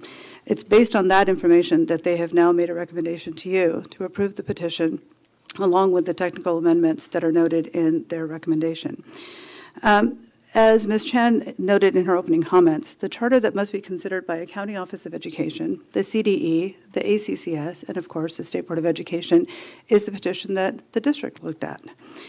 The petitioners are not permitted to revise and rewrite the charter petition prior to consideration by the State Board of Education, as that's not a function of the appeal. And the CDE staff should not be permitted to rewrite the charter on the petitioner's behalf by couching the rewrites as technical changes. While it is true that if an appeal is granted, there may be a need for technical revisions to reflect that it is the SBE rather than the local district, which is the authorizing agency, technical amendments for such purposes are pro forma, not substantive revisions to the charter. While we are aware that in analyzing charters on appeal, the CDE staff generally notes the need for the aforementioned type of technical changes, in this instance, we believe the CDE analysis goes much further than that. Adding new provisions or rewriting the required elements, the 16 required elements, there's not that many of them, to bring them into compliance with either the Education Code or the California regulations setting forth the standards by which the SBE will assess when a charter has met the requirements of law, goes beyond the permissible bounds of an appeal. That is what the CDE's conditions of approval amount to in this instance. It is clear that the CDE staff is recommending SBE approve, that the charter that the SBE approve is not the charter and the document that was submitted to the district. It's not the document that the county board took a look at and denied. While the CDE analysis inexplicably designates these revisions as mere technical amendments, that's simply a misnomer. For the most part, they're substantive revisions, which CDE staff recognizes are necessary to bring the charter into compliance with the Charter Schools Act and the regulations. If this appeal is granted based on the changes suggested by CDE, it's a rewriting of the charter. it's a material revision. It's not appropriate or permissible on appeal. I know that I have very limited time, so I'm just going to direct your attention to two instances. For example, in the CDE for element 5, the employee qualifications, CDE has found that it was appropriate, that it was comprehensive description was contained. Yet the technical amendment is that that they must include employee qualifications for non-certificated staff members. It's completely left out. That is more than a technical amendment. Similarly, for preferences, the preferences that are listed in the charter are not listed in the order that is provided for in the education code. Again, the finding is that it's comprehensive, but again, the technical amendment is that it should be changed to reflect what the law provides. And finally, we note that the documents that were submitted to both the district as well as to the county did not include a location. Your regulations provide that location, that information regarding the location of the school should be provided. Today, for the first time, we as a district are finding out that there is a location, that there is a proposed lease. This information was not provided to the district. This is another legally required element missing from the charter, and CDE's determination that it will be met in the future by submitting the lease, according to their report, prior to opening, is completely contrary to the intent of the Charter Schools Act and the implementing regulations. The unavoidable conclusion, based on the revision CDE staff is recommending be required as conditions of approval, is that the petitioners failed to meet a number of the specified minimum standards for charter approval. These substantive defects cannot be ignored, incorporated under the guise of technical amendments. It is outside the authority of the SBE to approve a rewritten charter on appeal. The CDE analysis makes clear that the charter is substantially deficient and is in need of rewriting in numerous areas in order to even meet the minimum standards for approval. Accordingly, we urge the board to deny this charter. Thank you. Thank you. Okay, that now closes the public hearing. So we're ready for board discussion, and then we'll have public comment. Are there board questions to CDE or the people who have appeared before us? Board Member Rucker, go ahead. Okay, so I do have a couple of questions for the department staff. You know, in the past and in the time I've served on the board, I have been accustomed to disagreements between the ACCS and the department staff and their recommendations concerning charter appeals. And it usually does revolve around what is considered a technical amendment and what is considered a material revision. This is one of the few times I can say I recall that there has been clear agreement between the department and the ACCS, not only on the recommendation to approve the charter, but also that the amendments that are being proposed, if the charter is approved, are merely technical and not material.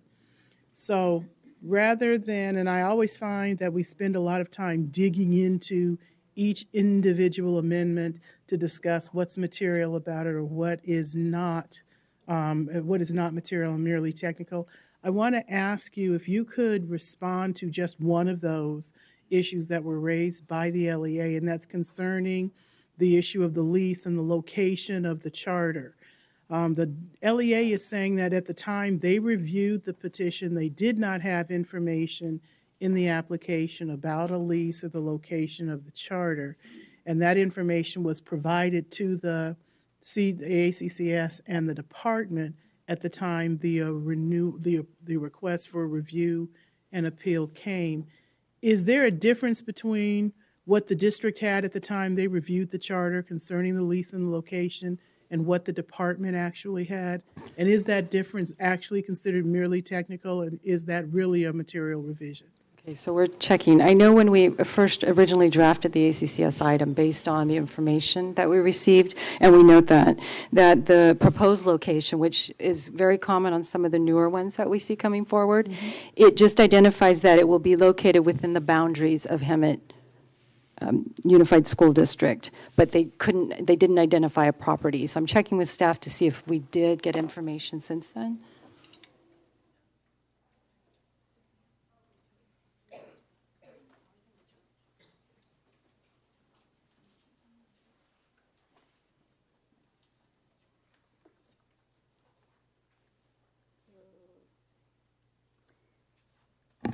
Judy Hall, Department of Education, Charter Schools Division. On page 64 of the petition that we received as part of the appeal, at the petition submission, this is quote out of the petition, at petition submission time, the actual location for BPA has not been finalized. BPA is Bay Point Preparatory Academy. Considering all facilities available that are conducive to educational use and that meet educational use permit requirements, BPA reserves the right to request a facility from the district under Prop 39. The facility will be located in an attractive, safe area providing good access for administrators, teachers, students, and parents. In addition to the educational use permit, the facility will maintain a certificate of occupancy and be ADA compliant. BPA is negotiating for a facility in the 92544 zip code within the geographical boundaries of the Hemet Unified School District. Okay, so based on that information, I was hoping that would be the section of the petition you would read. I don't actually believe that the fact that they now have a location makes it a material revision to the charter. We have approved charters before requiring that they, as part of your pre-opening visit, that you have an opportunity to visit the facility and to certify it meets our requirements. So I don't actually see the fact that they now have a building and a lease as an actual material revision of the charter. But again, without digging, I didn't want to dig into the nuts and bolts of what's material and what's merely technical. But if they came here today, so this is the question I wanted to ask. If they came here today on the appeal, knowing that they have a date certain they plan to open, if they had come here today and they still did not have a lease, would that have been an issue on this appeal if they did not still have a lease in place, or would that have been part of the condition for opening the charter because you would have had to visit their school site anyway? An attachment to the State Board of Education item are the standards for opening and operating, and in those standards, that's attachment 1 to your SBE item. There is language in there that before you open, you have to identify where you're going to be. Right, but would that have been, if they had come here today without that lease today, would that have been a material issue for denying the appeal? No. Am I correct? Okay, thank you. I appreciate that. Okay, Board Member Strauss, you had a comment? I just wanted, first, Cindy, thank you. So I think your presentation was just very helpful and clear. And it sounds to me like it's a little bit different than what we've been doing in the past, that you accepted new information that helped the department change the direction of its recommendations. So it sounds to me like I'm just following up on what Board Member Rucker said, which was that it's a little bit different than before, that you were able to accept it to clarify. So I just wanted to thank you for that and understand that. So this is a newer practice by the department. No. We have been. Go ahead. No. Let her answer. But maybe Member Holliday could probably clarify a little bit.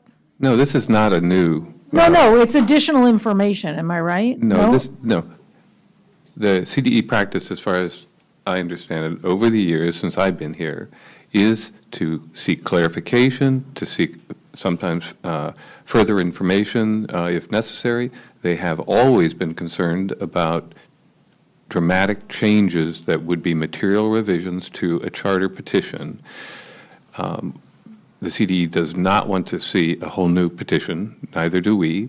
At the same time, over the years, it has been the case, to one degree or another, depending who's at the helm, perhaps, to one degree or another, to accept and look at and review further information. And by the way, if I'm not mistaken, this facility was also presented at the ACCS meeting, and it's not being presented to us today for the very first time. Okay, that's now Board Member Williams.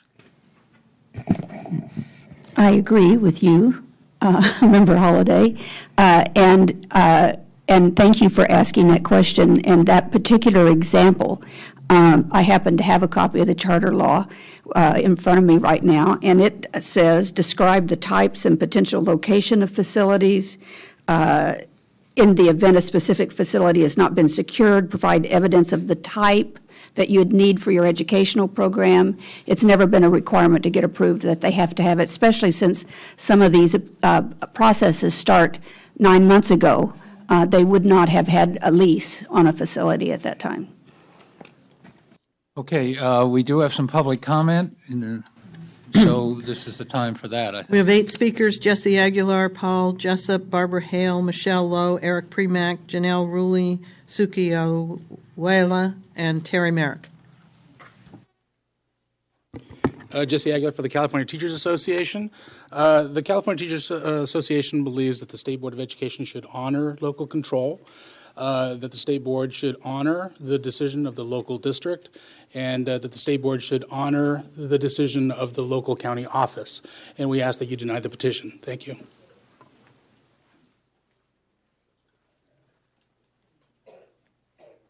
Good afternoon, Board President Kirst, board members, new board members, Superintendent Torlakson. My name is Janelle Ruley. I'm an attorney with the law offices of Young, Minnie, and Core. We're here today in support of Bay Point Preparatory Academy. Happy to be here in support of them. I've been working with the petitioners for Bay Point Prep since the Hemet Unified School District impermissibly extended the statutory timeline for consideration of their charter petition. You have before you a strong, accomplished, and eager group of petitioners who are seeking to provide educational choice for families in Hemet. Thank you, Siri. I hope that you've had an opportunity to review the packet of information that the Bay Point petitioners provided in advance of the ACCS meeting. Noteworthy in that packet was a personal letter from Bruce Dennis, who in his public life is the president of the Riverside County Board of Education. Mr. Dennis's thoughtful letter raised some questions about the position which county staff have taken lately with regard to charter petitions. We were glad when the Advisory Commission found that the charter actually did meet legal requirements. Further, we appreciate the additional consideration that CDE staff has given to this charter petition and the revision of its recommendation. And that's the piece that's new here, certainly that we haven't seen in a very long time, is the CDE changing a recommendation. So we appreciate staff's time on that. We ask that the board accept the CDE's recommendation for approval and approve this charter petition today.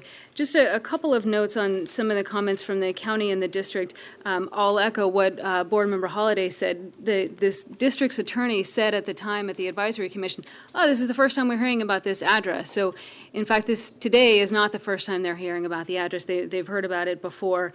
Notes about employee qualifications, all that the law says that we have to have in our charter petition about qualifications is for the key employees. So a technical amendment to talk about non-certificated staff seems to fall within that. And lastly, that the State Board has a long history of accepting technical amendments, and it's in its own purview to determine what is and is not technical. Thank you. Hi, good afternoon. My name is Barbara Hale. I'm the director and principal of Sycamore Academy of Science and Cultural Arts. We're a direct-funded K-8 site-based school authorized by Lake Elsinore Unified in Riverside County, Lake Elsinore Unified School District in Riverside County. I'm here today to support Bay Point. As the self-appointed charter leader organizer in Riverside County, I felt that it was important for you to hear from someone other than the Bay Point team about the need in our area. Riverside County is the 4th largest county in our state, both in size and population, yet we are last with regard to the number of charter schools authorized compared to all the other counties in the state except for Placer. And no offense, but I didn't even know that existed before. Yesterday, we received information from CCSA regarding charter school wait lists, and CCSA data shows 8,000 students waiting for seats in Riverside County. I'd challenge that number. There are only 25 charter schools in Riverside County, 7,000 square miles. My school's in the Temecula Valley area. There's 5 schools in that area, charter schools, and collectively we have roughly 6,000 students waiting for those 5 schools. I'd find it very hard to believe that the other 20 schools in our county collectively have 2,000 or less students waiting. Hemet has such a need for choice in their community that I have families commuting from Hemet to Wildmar. We're about 45 minutes away each way. I don't want to lose my families, of course. I love our kids, but they deserve a choice in their community. And the families deserve some relief from the expense and the stress of that commute 45 minutes each way to get to school. I met the Bay Point team for the first time at their public hearing at the county meeting. That meeting was the catalyst to what has become a collaborative among all our local charter leaders. We collaborate and support each other, share best practices, and discuss our local issues and our needs. We meet regularly and communicate consistently electronically. We are demonstrating the positive competition intended for the Charter School Act. Thank you. Thank you. Good afternoon. I'm Terry Merrick, and I will be the site administrator for Bay Point. Would it be appropriate to go back to the slide presentation we had originally? You have 2 minutes. You can do whatever you want. As you can see, we put together a beginning of the school checklist. Should we earn approval this afternoon, we will utilize our startup checklist so we are ready to open our doors and to welcome our students on August 24th. Our entire team is committed to working collaboratively this summer to make this happen. You can see on the slide that we organized our checklist by month. In addition, we provided a detailed list supporting this document that I think you got in your packet, very detailed for each month. We're excited to be here today. Now that the business is kind of to the side, I want to talk from my heart. I'm going to be the site administrator. I'm going to carry the weight of that school on my shoulders, and I'm here to tell you I'm going into the heart of Hemet, and we're going to change Hemet. And we're going to provide those students with a school that community can be proud of. We've talked a lot about where the building's going to be. We do indeed have a beautiful facility, which I'd like to extend an offer for each and every one on this board to come and see what we're about to put together in Hemet. So thank you very much to the ACCS for giving us your approval. Thank you so much to the CDE for your approval as well. We hope that you will take into consideration everything that's been said here today and give us an approval. Thank you very much.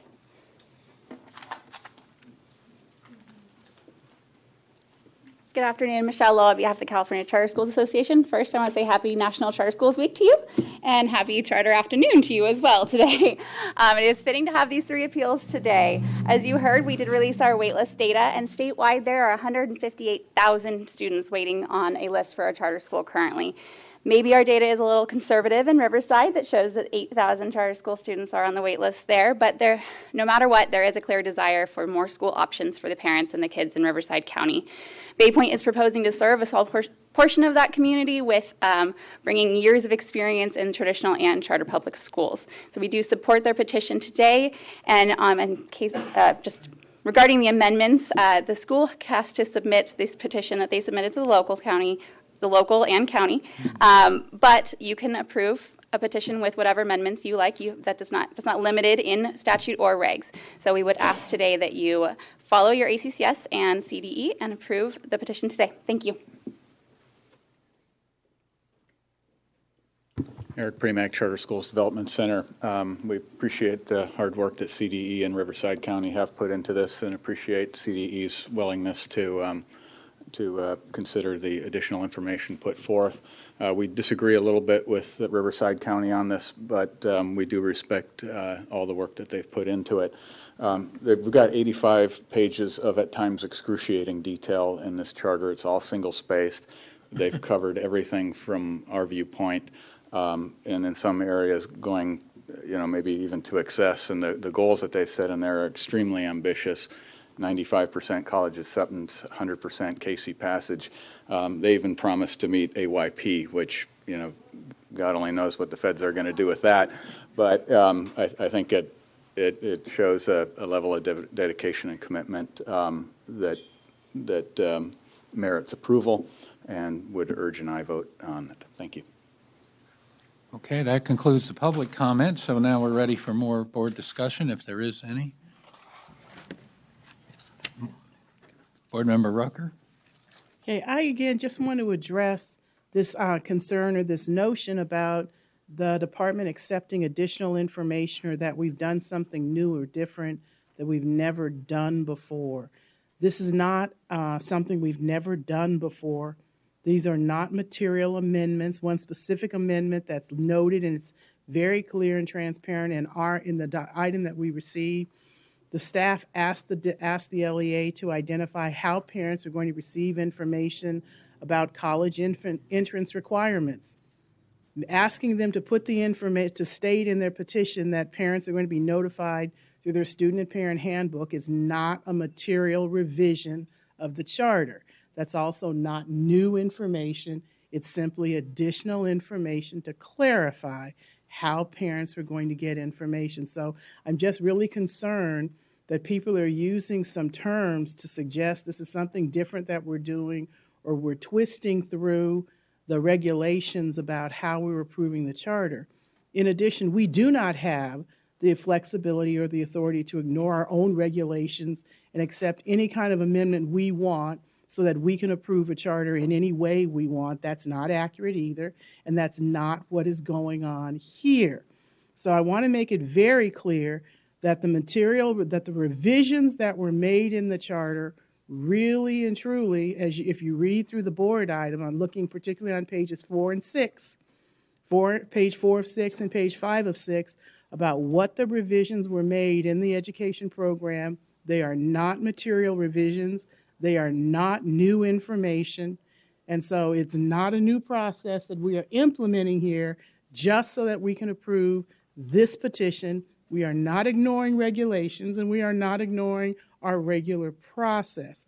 What this actually does reflect is the department and the ACCS looked at what was not missing, but what was not clear about how information would be transmitted to parents, or about what the clear intent was to implement federal requirements concerning IEPs, and so on. Those are not material revisions. Those were clearly only technical revisions. So I just want to make sure that that is absolutely clear so that people do not continue to say we've done something new or we accepted additional information. That is not what was accepted in the review of this petition.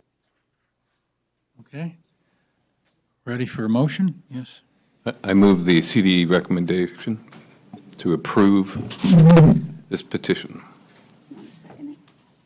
Is there a second? I'll second. Board Member Sun seconded. Okay. Is there any public comment on the motion? Further board discussion? If not, I'm going to have the clerk call a roll on this. Okay. Holliday? Yes. Sandoval? Yes. Sun? Yes. Williams? Yes. Molina? Yes. Kirst? Yes. Strauss? Yes. Burr? Yes. Lichon? Licone, sorry. Yes. I apologize. Yes. And Rucker? Yes. Okay, that's unanimous. Thank you. So we keep going on the next one, and then we'll take a break after that, I think. So we'll go on to item 7, Paramount Collegiate Academy in Sacramento County. Okay, good afternoon. Cindy Chan again, CDE. Item 7 is an appeal by the Paramount Collegiate Academy, which I'll refer to as Paramount, to establish a new charter school which was denied by the San Juan Unified School District on November 18, 2014, and the Sacramento County Office of Education on February 17, 2015.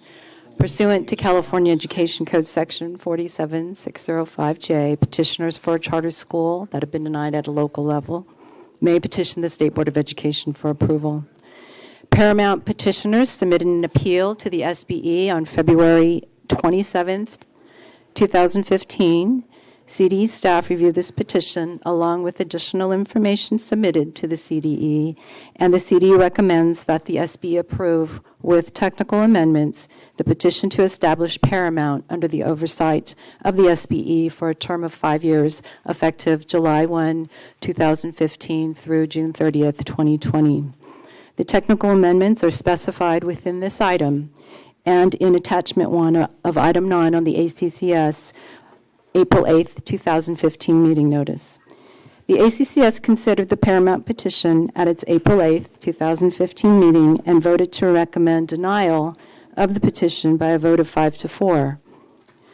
I want to note again that the CDE's recommendation at that time was a proposed recommendation of denial. However, subsequent to that meeting, the CDE changed the recommendation after reviewing the petitioner's responses to the CDE's findings, which were provided in a memorandum to the ACCS and the CDE dated April 6, 2015. Again, as stated in the item, the petition on its own does not contain comprehensive descriptions of all of the elements. Therefore, if you approve the school as an SB authorized charter school, the petition will require additional technical amendments to reflect the additional information included in both the petitioner's response as well as the CDE's identified technical amendments. Paramount is proposing to serve approximately 150 pupils in grade 6 through grade 9 in the first year of operation, 2015-16, with plans to add additional pupils and expand by one grade level each year until the addition of grade 12. At full capacity, the school intends to serve 875 pupils in grade 6 through grade 12. When CD receives a petition on appeal, CD staff independently review the petition and all documents that were submitted to the local school district and county board of education. A summary of the CD staff analysis, which is based on the available information provided in this item, is on pages 4 through 10. The CD staff review report provided in attachment 1 of item 9 on the ACCS April 8th meeting notice provides the full CD analysis of the petition. CD staff have reviewed the Paramount appeal documents, including the petition, attachments and appendices, budget information, educational and demographic data of the surrounding schools, and board agendas and meeting minutes from the San Juan Unified School District and Sacramento County Office of Education regarding the denial of the petition, along with the petitioner's responses to the district and county findings. A summary of the district and county board findings are in attachment 7 of agenda item 9 of the ACCS April 8th meeting notice. As I previously noted, to address CD's concerns, the petitioners provided clarifying information in a memorandum to the ACCS and CDE dated April 6, 2015. In addition, the petitioner submitted 2 documents, a plan for special education services and an English learner instructional master plan. These 2 documents were embedded within the district and county office finding materials in the petitioner's petition package and were inadvertently missed by the CDE in our initial review. The CD wasn't able to review those documents as well as the clarified information provided in their memo prior to the ACCS meeting on April 8th. The additional information has been reviewed since then by CDE staff and addresses most of CDE's concerns. For the remaining concerns, additional technical amendments are identified and recommended within the item. These technical amendments are recommended to strengthen the petition and clarify for monitoring and accountability purposes.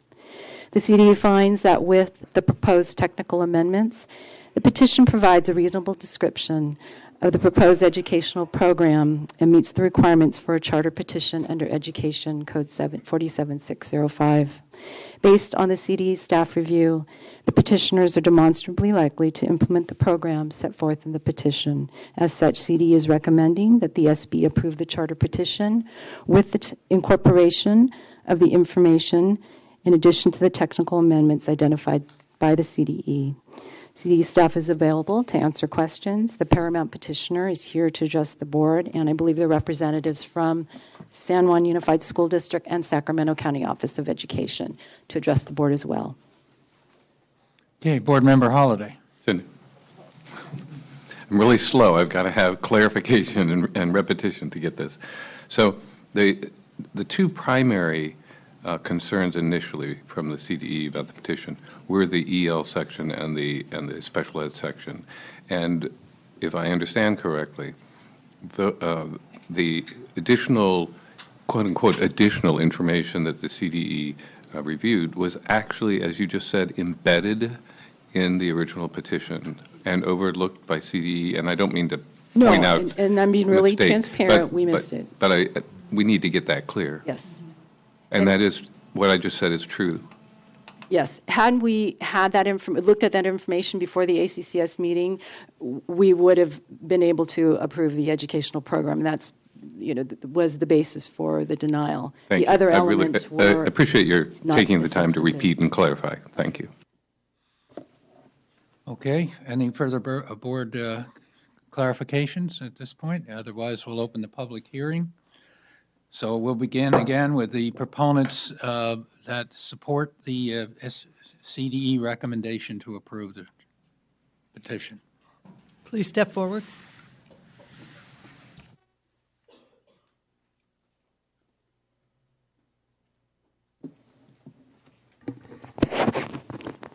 Have to move. You have 10 minutes. Good afternoon, State Board members. My name is Dawn Contreras. I am founder and CEO of Paramount Collegiate Academy, PCA. Before we start, I would like to extend a special thank you to Ms. Cindy Chan and Ms. Judy Hall for their entire team at CDE for their extensive and detailed work on our petition review and all of the ancillary documents that have been involved in this process. Thank you so much. I began teaching in 1985, and I have spent my entire career devoted to serving disadvantaged and English learner students at all levels of K-12 education, traditional and charter school systems, both. From mentor teacher and science teacher to chief accountability officer. As an EL language development specialist, I led school turnarounds as an assistant principal of curriculum and instruction, middle school principal, and high school principal. I received the Governor's Performance Award, and I have been honored by various state superintendents to serve on key committees, including the Student Aid Commission, the Next Generation Science Standards Development Committee, and most recently, the State Superintendent's STEM Task Force. Members, we come here today with an urgent call to action for Arden Arcade. Eric Stewart, former special education teacher with Teach for America and Chief Operations Officer of AIM Higher, is one of our development team members and parent supporters. He will now discuss the challenges facing Arden Arcade. Eric? Hello, Board. Thank you, Dawn. As Dawn mentioned, my career started in special education. Through Teach for America, I taught in rural Louisiana, in a location that was definitely considered one of our nation's lowest and poorest performing schools. And really, when you look at a school district like that and where I taught, it's kind of easy for us to think of the challenges and the barriers that students face in terms of closing the gap. But in reality, sometimes it's very difficult for us to realize that a community just like Arden Arcade, which is just down the street from here, some of those same exact challenges that face the students that I taught in Louisiana exist just a few miles from here. Next slide, please. Like I said, just 10 miles from where we're at right now is the Arden Arcade area that we're committed to helping through PCA. Arden Arcade is plagued with low-performing schools, and the factors that cause that are the same that you would find anywhere in our nation. Please take a moment just to focus on Encina High School there on the top of that slide. Truancy is double the state average, and suspensions are more than 6 times the state average. Next slide.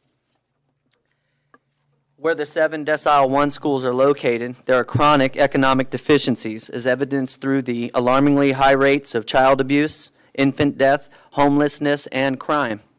With a crime index 92% higher than the statewide index and violent crime 39% higher than the California average, there is absolutely no questioning the fact that quality education in the Arden Arcade area is critically needed.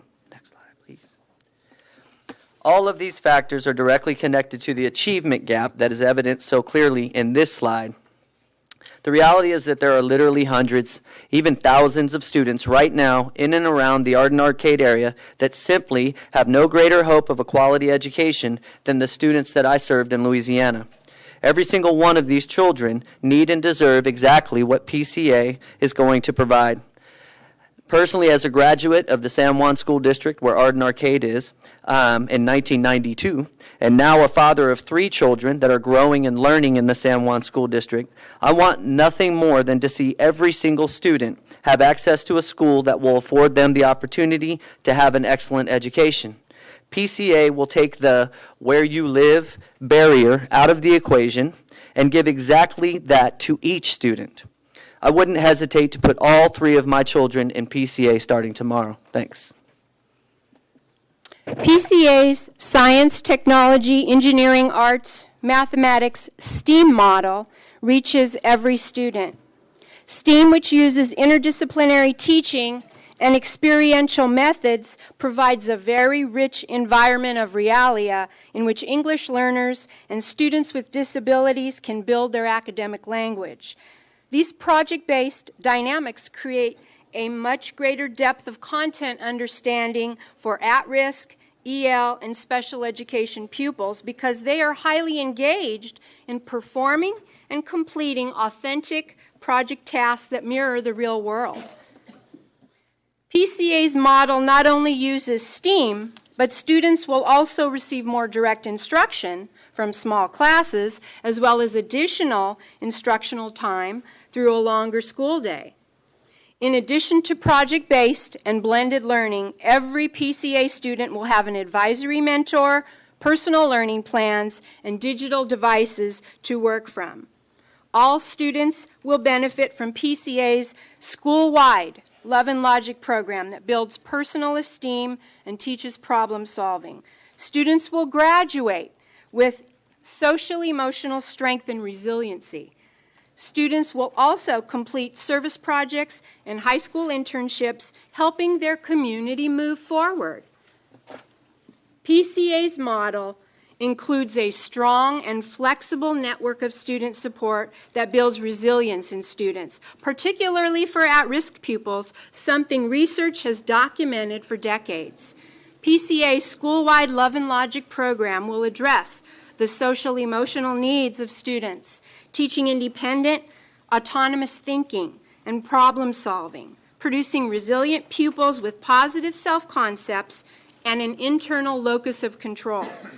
Advisory mentors will follow their students throughout their years at PCA, promoting strong adult-student-school-family relationships. Having a personal learning plan will teach every student self-regulation as they work with their advisory teacher and family on goal setting and attainment. Interdisciplinary teacher teams and the advisory program will create an environment where all students are included.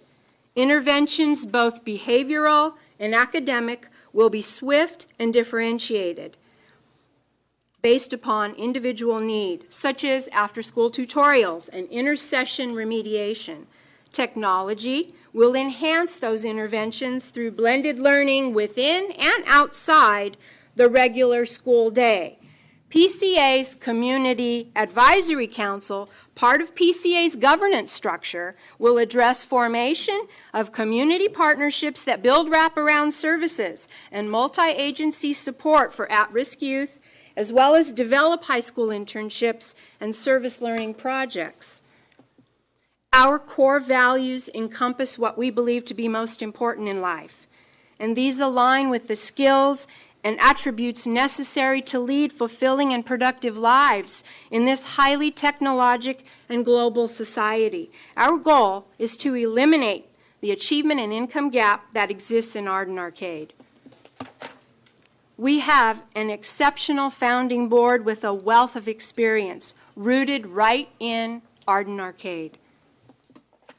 Our founding board brings many decades of highly successful experience in business, finance, administration, governance, special education, English learner programs, at-risk programs, and curriculum, instruction, and assessment. We have the capacity to successfully open, manage, and sustain Paramount Collegiate Academy, and honored members, our board and development team stand ready to do so. Today, PCA stands ready for authorization. We've accomplished so much. We've been moving forward to open this September with grades 6 through 9. We've been approved for the Federal Public Charter School grant, and we've located and secured a facility. As of the ACCS meeting, a month ago, CDE was notified that the El Dorado County Office of Education's Charter SELPA approved us as members.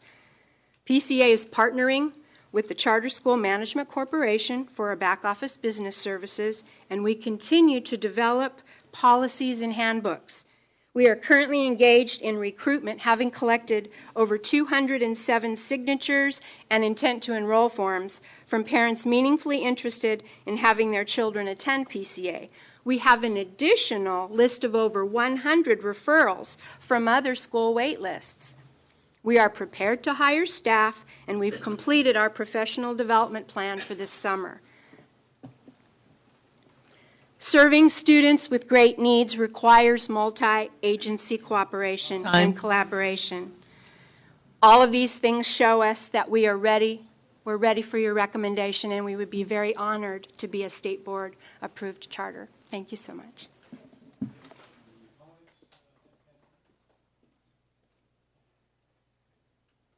Opponents, please come forward.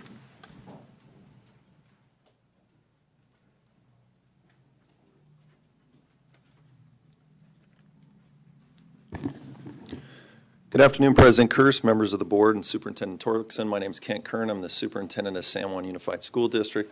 I'm joined by Dave Gordon, County Superintendent, as well as two of my staff members who were part of the review team, as well as our board president, Pam Costa, who are here with me as well today.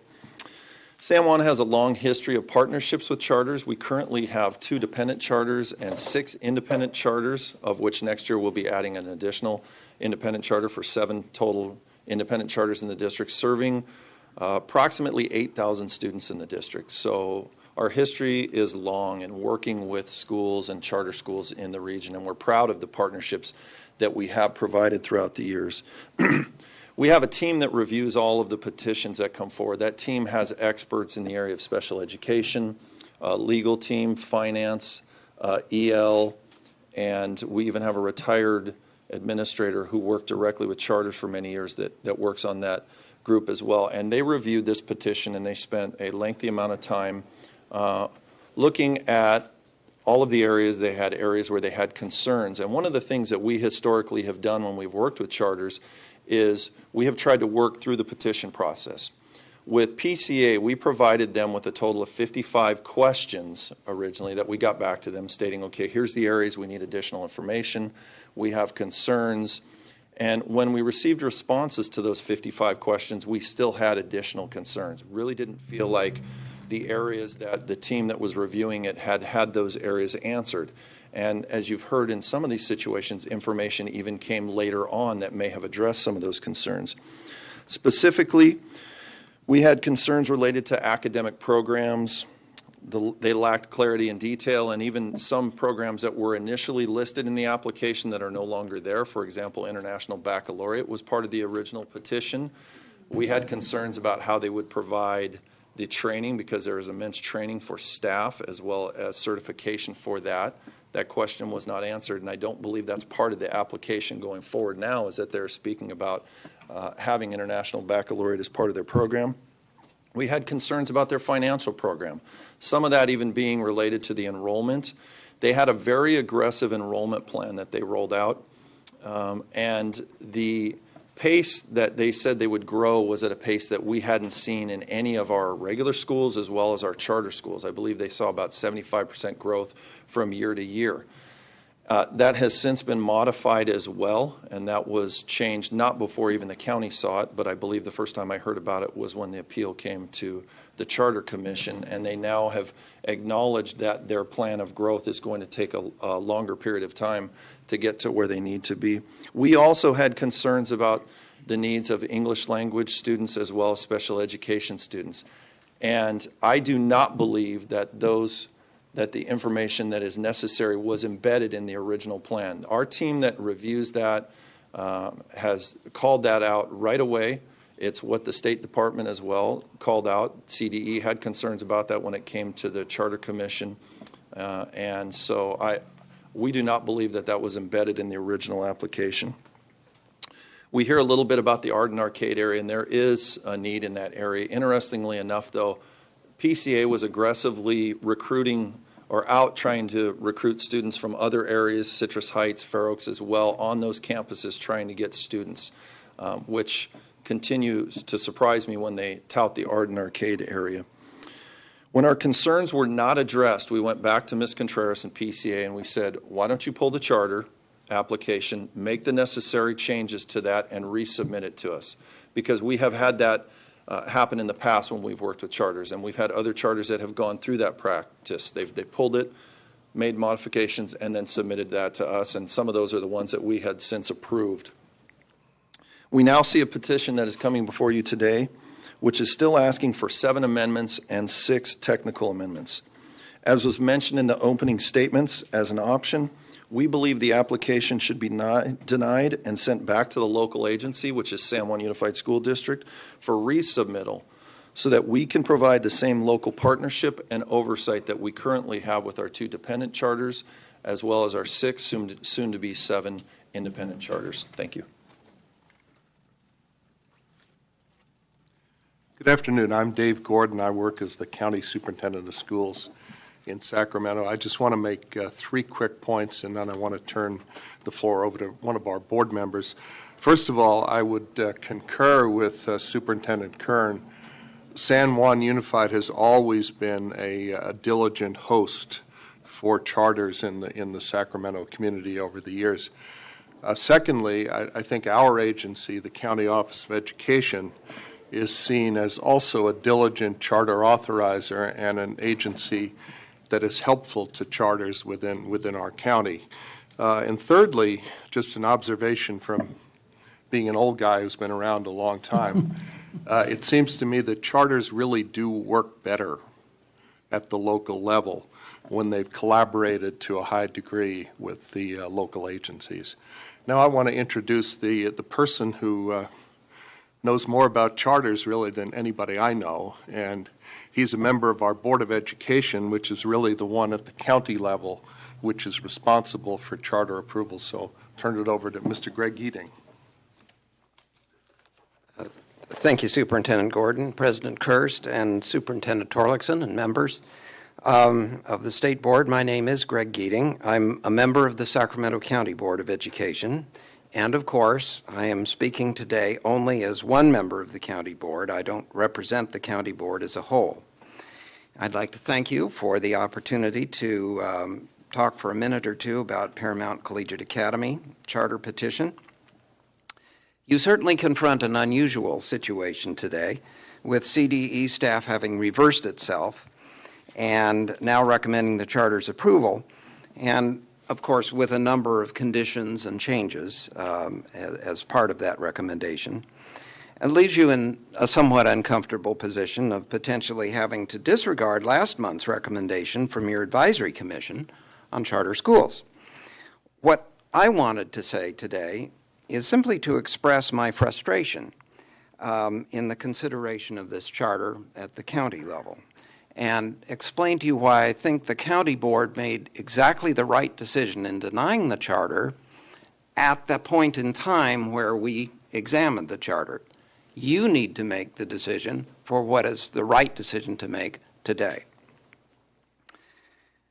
Here was my frustration. The petitioners provided us more than 100 pages of new material responding to the concerns that were embedded in our staff write-up, including reworked budgets and major new pieces related to special education and English learners on the day of the public hearing,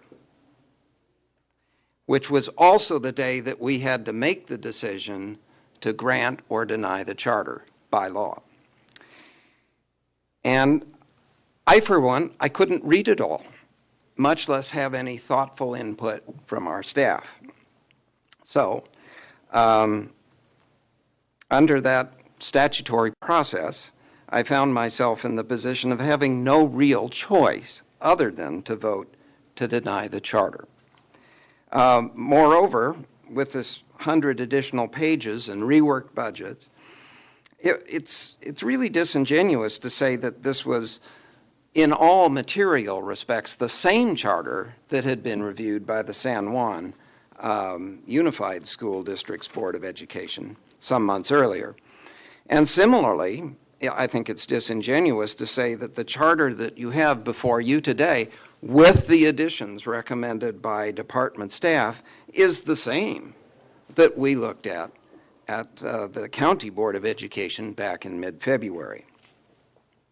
Indeed, I urge you to look at your staff analysis and see how many times it references materials received in the month of April. Now, the petitioners have taken the time to improve the product and enhance the team. And I would really encourage you to to deny the charter and have them go back meaningfully through the local process again. I concur with the oft-stated maxim that charter authorizing is best done at the local level. Having been a part of the CDE, Charter Schools Division staff that conducted state oversight from 2003 to 2008, I was always concerned, sometimes even apologetic, for the very limited contributions that we could make to the charters that were authorized by the state board. Yes, we could determine minimal compliance in the visits that we would make once or twice a year, but we could not truly partner with the operators, which I believe is what will be necessary to make this a viable charter. Thank you for the time.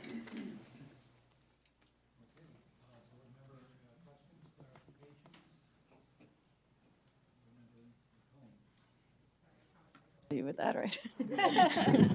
I have a point of clarification. I see that the CDE recommended that the ACCS deny the petition because they missed two elements, correct? It was the ELL plan and also for special education. But you said that it was received, but you didn't review it, and it was an oversight. But did the ACCS review it? Did they review those two elements?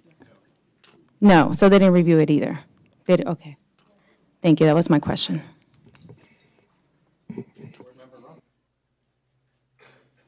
Okay, CDE staff can actually, Cindy, you could actually stay at the mic. Okay, so I do have some questions about the. Okay, so I do have some questions about this one. And again, I understand the difference between a material revision and a technical revision, but some of the notes in your effort to be transparent about what was changed or what you asked for, there seems to be a difference in what was asked for here that's a little bit different than what we saw with the previous item. So I'm going to ask you a few questions, and I know as it relates to the plan for English learners, there was information that you all, and I'm going to use this word on purpose, overlooked, or you did not get a chance to review. Oh, gee.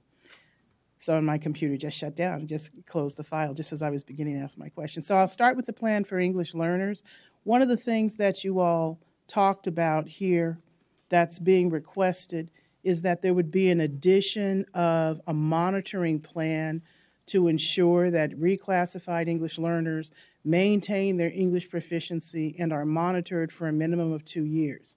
So that's one of the things that was submitted in the memorandum by the PCA dated April 6, 2015. So in the material that you did not review, was that monitoring plan actually articulated? I believe so, but I'm going to have Judy speak to that.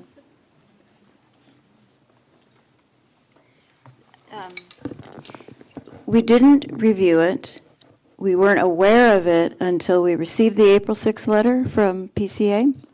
And in the April 6th letter from PCA, they indicate that there is an EL master plan in Appendix 3F to the petition. So we went back to the petition and noted there was no appendix to the petition specifically. So then we continued to go through the additional documentations.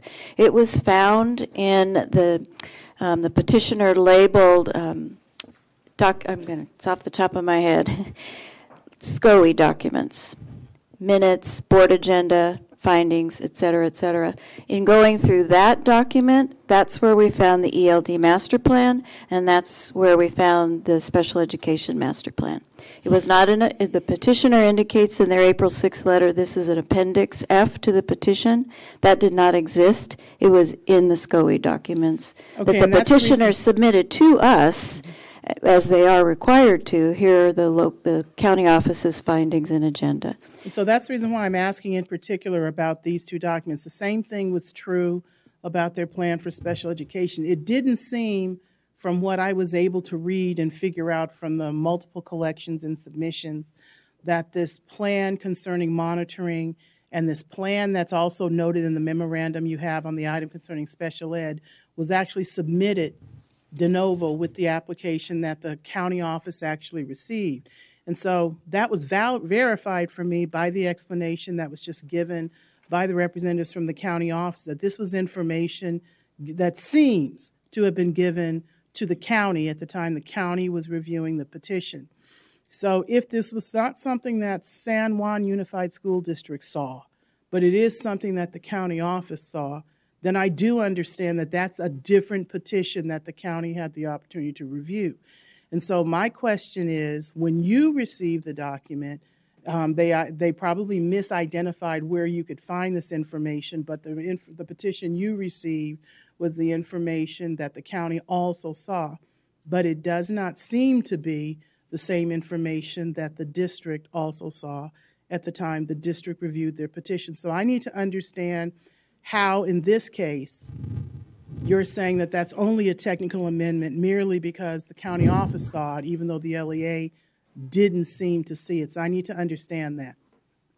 I don't think we were made aware that at what point it was submitted locally. When it came forward, we believed when it was pointed out, because it was in the package, that it was considered at the local level. So at that point, it wasn't something that came in that was submitted brand new after the ACCS. It was already in the division. I understand that. I understand that the ACCS saw what the county office saw. I got that. Yes. But I'm frankly confused about whether or not the district itself saw an application that was similar to what was submitted to the county office. And it seems like what the county office received contained material that was not in the original submission to the district. So I'm confused on that point about exactly some of the items you asked for in your memorandum and that was responded to by the petitioners was actually presented originally to the school district itself. I'm not clear that that actually is what occurred.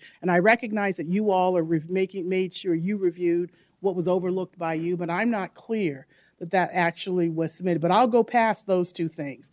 The plan, because I'm confused by that submission, and I'm concerned that there seems to be a difference between what the district saw and the county office is saying that they received a lot of information that was added to address issues that were raised by the district. So I am very concerned about that. But I'll go on to the other parts that I'm concerned about. On the issues of the school governance, I spent a great deal of my professional career outside the classroom actually doing training on school site councils. And so one of the elements that you made a technical amendment to the petition is to include a school site council with the requirement council composition as part of their governance structure.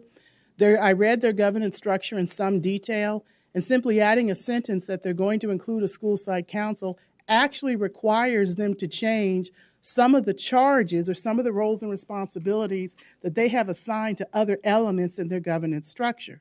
So simply adding a sentence that a school site council will be included is more than a technical amendment, because they have to rewrite some of the roles and responsibilities that normally belong to a school site council that they have assigned in other elements of their governance structure. So I actually do see that amendment as more than material. The other thing that I'm concerned about, and this is only technical, but I had to smile about it, on their suspension and expulsion procedures, their petition included a corporal punishment policy. And so I understand why that's only a technical amendment, because you had to tell them that's not legal in California. So that is only a technical amendment. But I'm just concerned that they even submitted a petition that would include an idea about a corporal punishment policy. I just had to say that for the public record. The last piece I have to ask about is on the mandated parent volunteer policy. And again, that was a requirement that you made them change to conform with state law. But again, I have to be concerned about whether or not this really is just a technical amendment or a material revision. And let me explain to you why it is a technical amendment, because our statute doesn't allow them to do that, because that really is identifying a certain income level or even a certain education level of parents who have a particular type of job, who can take time off from work and not miss that hourly wage or not miss being, if they don't work, they don't get paid. And so in the area, the reason why I understand it's a technical amendment is because our law doesn't allow that. But the reason why I'm suggesting it's actually a material amendment is because given the group of students that they say, and given the community that they say that they are intending to recruit students from, I do not understand how they could have a petition for that particular community when a majority of those households have a substantial income level that would not allow parents the flexibility to meet a mandated volunteer requirement. So even though it is only a technical amendment because of the conforming to our requirements under the law, it actually is for their intent a material amendment. And I became very clear about that once the county office came up here and said that they were recruiting in other more affluent communities in the San Juan School District, that they were looking for a particular type of parent and a particular type of student who would be able to contribute to the school to meet those mandated requirements. So while it is only a technical amendment, it was material to them because they knew what kind of students they were looking to recruit. So I have concerns about this petition and about the amendments that you made. Some of them seem only technical on their face, but in particular with the plan for English learners and the plan for special education students, there seems to be a difference between what the district saw, what I read in the plan, and what I read in those amendments, that there was something that those were things more of what was submitted to the county office. And so those are material and those are different than what the county, then there's a difference between materially what the county office saw and what the district saw. I'm very clear that what you all reviewed was what was submitted to the county office. But what is unclear to me is that I think what you all reviewed was different from what the district initially saw. So I have a great concern about this petition and about the technical changes that you all have recommended, because I think they're no longer technical. I think some of them are more material than technical based on that difference.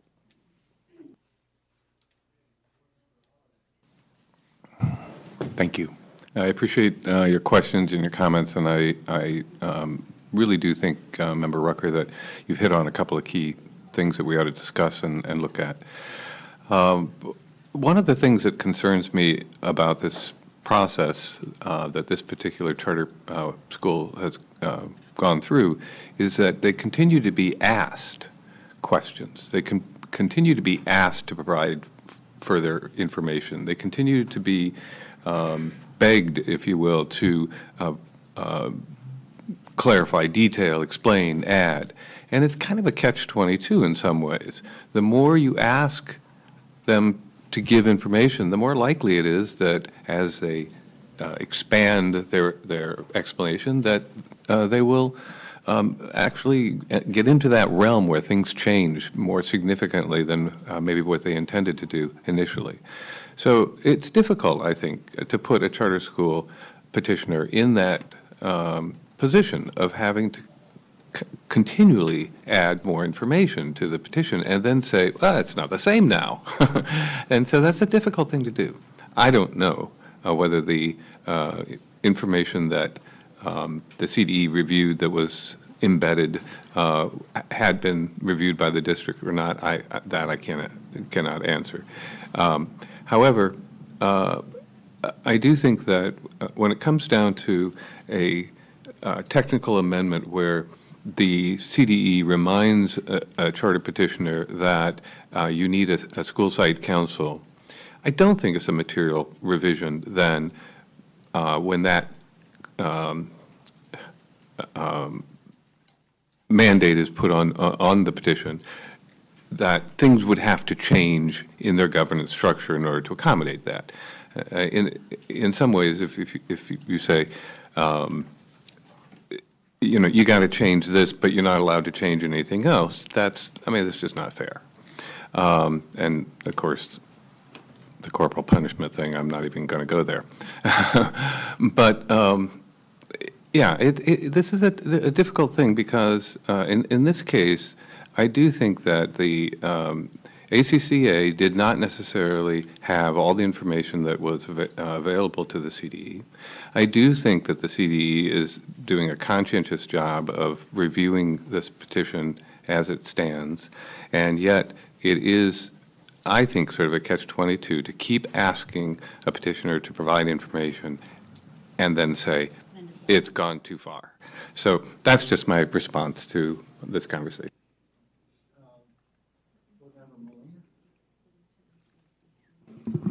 I am concerned with everything that I've heard today, and I think there's validity to what I heard Board Member Rucker say and what you've just indicated. I am a little concerned that 55 questions were asked, and I'm not sure if I have it right, and concerned that 100 pages were not seen by the county of information, and to expect the county to respond to whether this is an acceptable charter. I'm worried about that. I also heard from both the county superintendent and the San Juan superintendent that they are willing to go back and listen to the changes or to ensure that we are addressing two key areas that I've heard everyone talk about, and that is our English learners and our students with special education. Those are very, very tough groups of children that need a tremendous amount of support. We need to be very clear about our expectations and our plans and how we're going to move forward. And I don't know if I'm going to make a motion here, but maybe I am. I am at a point that I would like to request that, well, before I say that, I do believe that charter schools, when are in agreement with the school districts, fare very well. And I think I'm going to make a motion that we do not accept the petition or the recommendation from the CDE, but turn it back to the school district.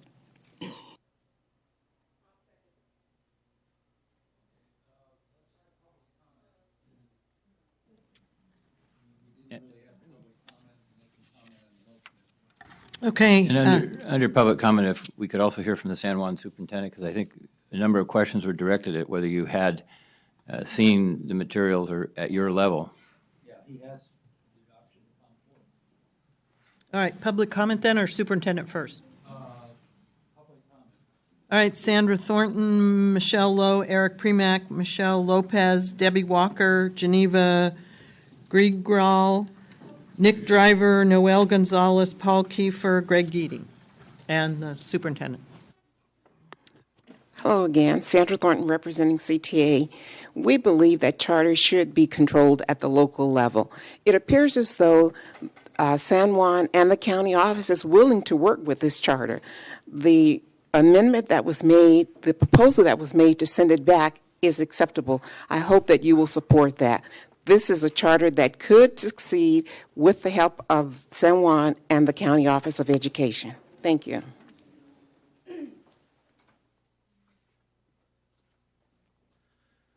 Good afternoon. I'm Colin Miller with the California Charter Schools Association. I'm not Michelle Lowe. I did want to make a couple of points because I think there's some really interesting and valuable conversation about, what triggers this notion of a change in a charter. We have, as Member Holliday mentioned, there are several opportunities and several iterations of requests for information as this process goes forward. And I think it's important to make a distinction between when additional information is provided that supports the charter versus something that actually changes it. So, for instance, a master plan for special education is not necessarily something you would expect to see in a charter. The charter requires a reasonably comprehensive description of the entire educational program. Special education is not even mentioned in the Charter Schools Act as part of that description of the program. And even your own regulations barely mention special education as one of the things that should be included in that description.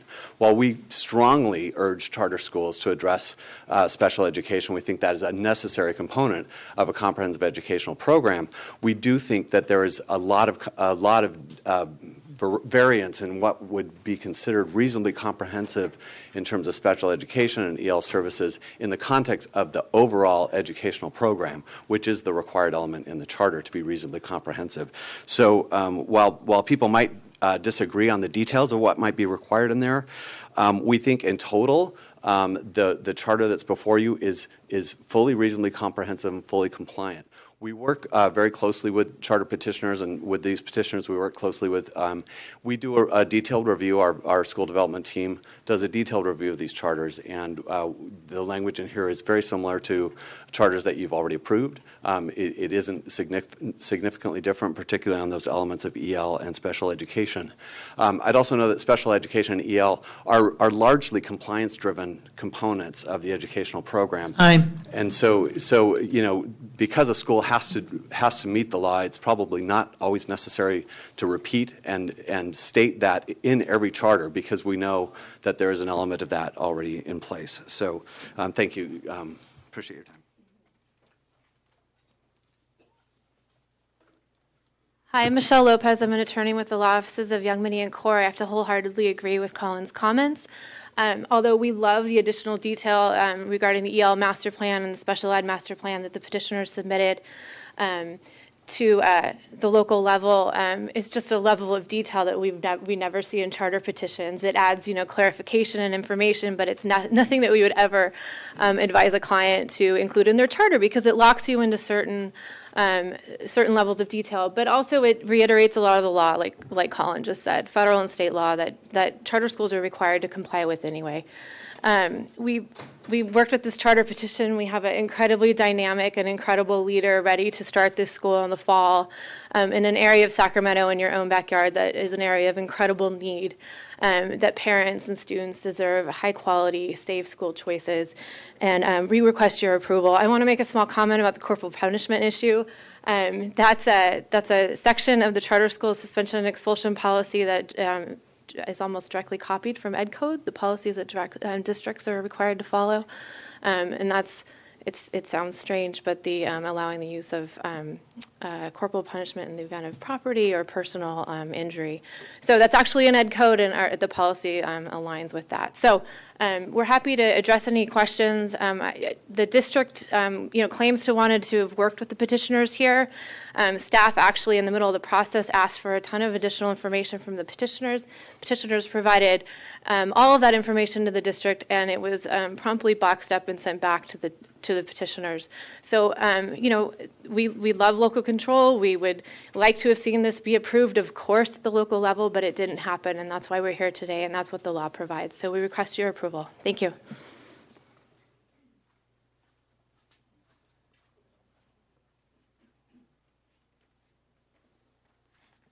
Good afternoon. My name is Noelle Gonzalez, and I really want to be a student at PCA. I'm excited about this school opening because I'll get the opportunity to study art and engineering. I love art and design, and I'll get to use art when I work on science, math, and engineering, STEAM projects. I will get the chance to work on my drawing and practice what I love. Throughout my life, I've loved robots, and at every school I went to, robotics programs were only available to the older grades. This school will be based on these programs, and I'm really looking forward to participating. I have an interest in learning about mechanical engineering, and PCA is going to give me the opportunity to explore my options. I am also happy to share that we will be using project-based learning at PCA. Project-based learning is a much more interesting way of learning compared to reading boring textbooks and listening to lectures all day. At PCA, I will be working on projects in almost every class, and I'll be much more enthusiastic about going to school. My sister Evelyn wants to go to PCA too. My mom just graduated from college and wants to teach at PCA. So as you can see, my whole family is really excited about what PCA can offer us. Thank you.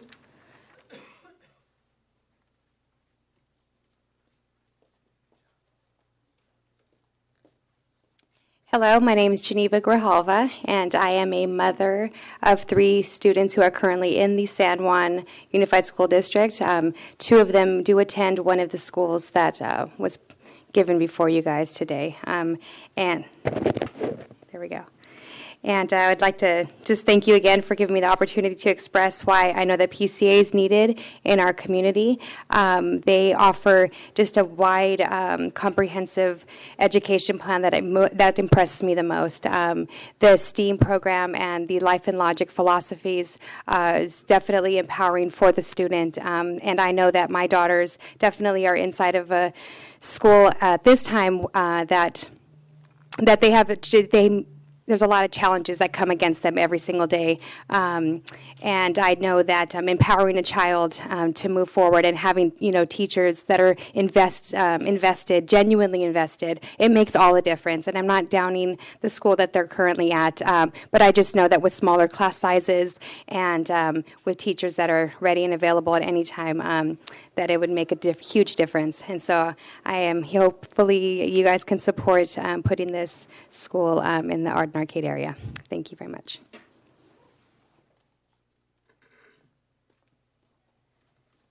Eric Premack again with the Charter Schools Development Center. This petition is about twice as long and about twice as detailed as the one that you just approved. It has extensive provisions on special ed, English learners, etc.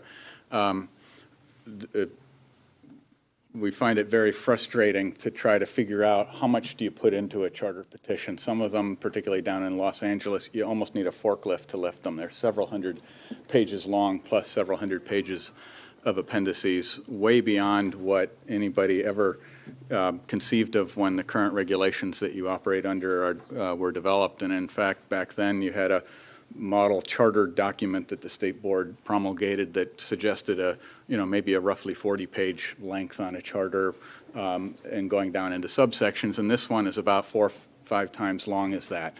And we're getting to a point where the more detail you put into a charter, the more questions it raises, and it leads to these 50 questions of this, 100 pages of that coming in. And at some point, we need to draw a line on this.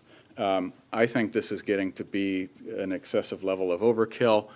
I respect the work that San Juan and the county office have done here. I can confirm that in general we have good relationships with them in Sacramento. But we do think things are going more than a little over the deep end here. We would oppose any motion to deny, and in fact, we would urge you to support this one. Thank you.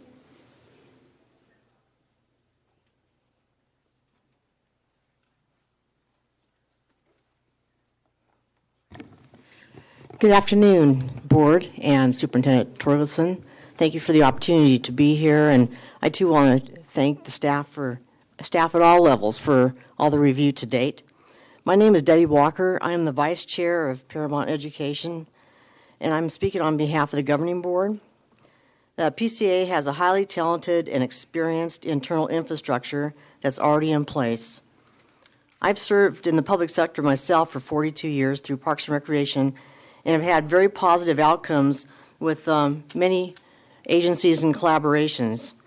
As was noted in the presentation previously, PCA has already established collaborations with over 40 businesses, local agencies, and organizations to help serve the needs the best in the art and arcade community for the students and especially for those at risk.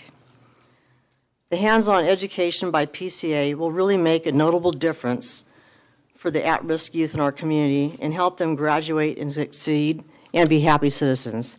I know that's nothing new to you because you've heard that twice today from previous charters. The hands-on approach, the collaboration, the working together, the teamwork really works best, especially for the at-risk challenged youth.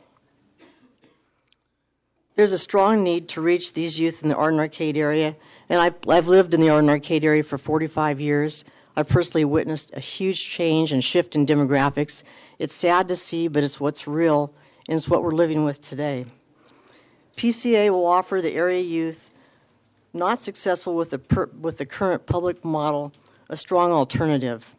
We are committed to providing youth with an alternative to help them have a brighter future. PCA is a highly talented and experienced team that will start strong and stay the course. We will make a difference. PCA can be a change agent in the art and arcade community. Time. Okay. I have a couple letters of support from Senator Jim Nilsen, and you may have received those, but if not, can I pass those? This way. Okay. Thank you very much. My name is Paul Kiefer. I'm here as a parent. I have 3 children in San Juan Unified. And my story starts with my oldest. He's doing just fine. He's going on to El Camino High School. But my middle boy, he didn't do quite as well at his elementary school, which was very high pressured.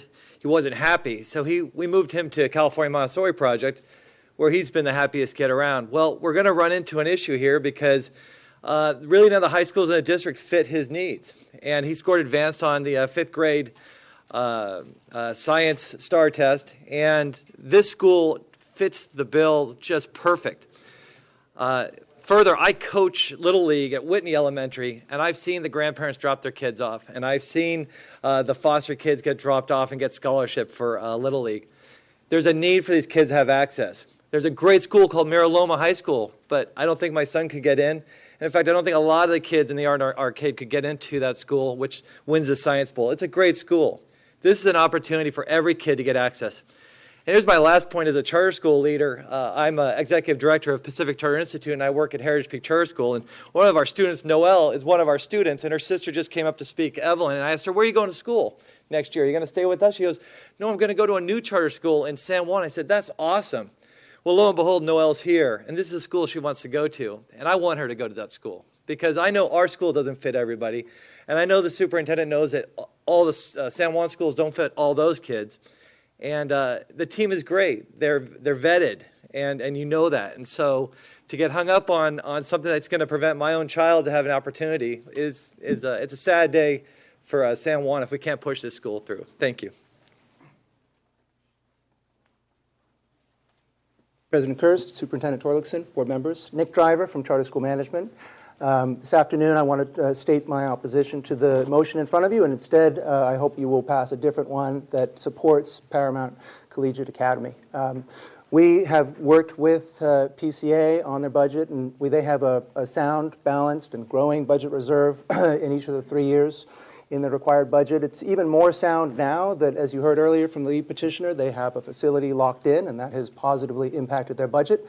I don't think you have too many budget concerns, but we always urge our partner schools to submit additional information, and that means additional budgetary information as they go through this 9-month or year-long process. So we're a little puzzled to hear from some folks who think that new budgetary information shouldn't be passed on. Again, I urge you to approve PCA. Thank you.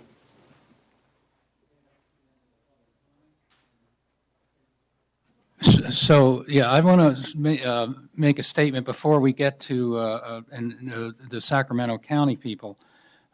First, a question as well. How long has this process taken from start to finish, in terms of when they were ready to go to the to the San Juan School District? What was the process? How long did it take to get from the San Juan School District to us? I think that CDE could answer that. No? We can answer that. And I have with me Dr. Linda Bessire, who is Director of Student Support Services, and she is the one that directly works with the team that reviews those as well. So she can answer that question as well as what was reviewed. Yeah, I'd like her to answer my question, please. There's two questions. So one, how long did it take from start to finish? So we received the petition in September, and we followed the educational code guidelines for the 60 to 90-day review. Then PCA did submit it to CDE, and I believe that was in February. And then we're here today. And where was the county in this? I'm sorry, to the county. They appealed to SCOE in February. I'm lost. Okay. Yes. September it goes to you. Yes. February it goes to the county. Yes. And it's here in May. Of May. So then if we return it back to the school district, we're going to go back through this again. At some point you run out the clock and the charter is exhausted and you win by, in effect, exhaustion and time, and they just can't keep going through all this process. And money. And money, yeah. Dr. Kurtz, I just wanted to reiterate from the county's perspective, we had met numerous times with the petitioners, and our board agenda goes out 10 days before the board meeting, and all of our staff analyses and recommendations are included there, and the petitioners knew that because they get a copy of the analysis right when the board gets it. So this extra 100 pages that Mr. Geating alluded to literally came in on the afternoon of the evening that the board was going to hear the petition, which was the last day before the time ran out to meet our statutory deadlines. But it came in response to your questions, right? Or what was on the analysis? It was an add-on to what was submitted to San Juan, because we assumed what we were going to review was the petition that came to San Juan. Mr. President? Yeah. No, I have Board Member Strauss first. So I just actually had a question for Cindy. I know this is a petition that's for the coming school year, which is 15-16. Isn't there a timing issue also on a grant that's involved in this? I mean, if there is, I mean, I think we should have all the facts because this is a really important decision. Yes, I mean, in terms of like the financials, we always back out the federal public charter schools grant program because it as officially hasn't been awarded. The contingency is that a charter school can only receive it if it gets approved by a local authorizer or at the state board level. And so tomorrow is actually the last day that charter schools that applied this year are eligible for the grant because the grant is in its final year. Yes, So, I want to yes. repeat that. The federal grant is in its final year. There will be no more federal grants. That's what I was advised. Not in this cycle. The upcoming cycle, California has to apply again, beginning with next year, and the Department of Education, U.S. Department of Education, has not released that application. So California will apply, but this is the final year of the 5-year grant. I guess I'm going to ask, I think I was advised by somebody on our staff that the federal government program might end entirely, or did I get that wrong? No? Well, the other thing is that it might be the amount of money given out might be severely cut, and states that had never received it before prioritized. Is that yes?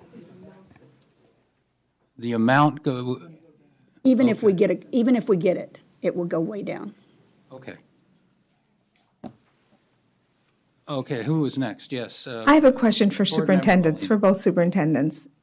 With the new information, Superintendent Gordon, with the new information they received, the late information, those 100 pages, have you had an opportunity to review them and your position in terms, are you getting closer to the responses to your questions? Do you feeling strong that they are responding to your serious concerns? We didn't review the additional information that was submitted after we denied the application.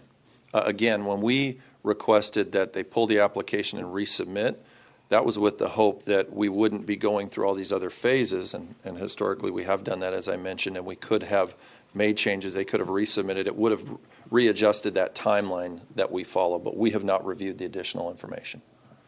Yeah, we have not either. We were operating on the assumption that our work was done at the local level, and now it was coming before the CDE and the State Board of Education, and we didn't play any further role in that, other than to come as requested and clarify what we did during the period we were doing our reviews. Okay, Board Member Holliday was next. I'd like to ask the petitioner to come back up, please. In all this discussion that you've just heard, where the superintendents were able to express the timeline and this last-minute information, the 100 pages and all this, does this all jibe with your memory of the pattern or the process? I have a very, very good memory for all of this, and that is not the whole process. We approached San Juan the prior year before submitting our petition in August, not September. We did submit it at the end of August.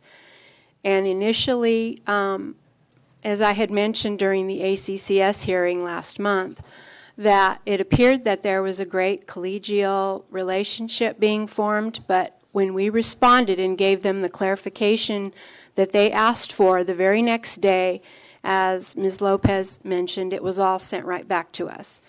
I do think I have a note at home. I have a letter from Mrs. Bessire stating that she had looked all the information over, but it was sent back to us.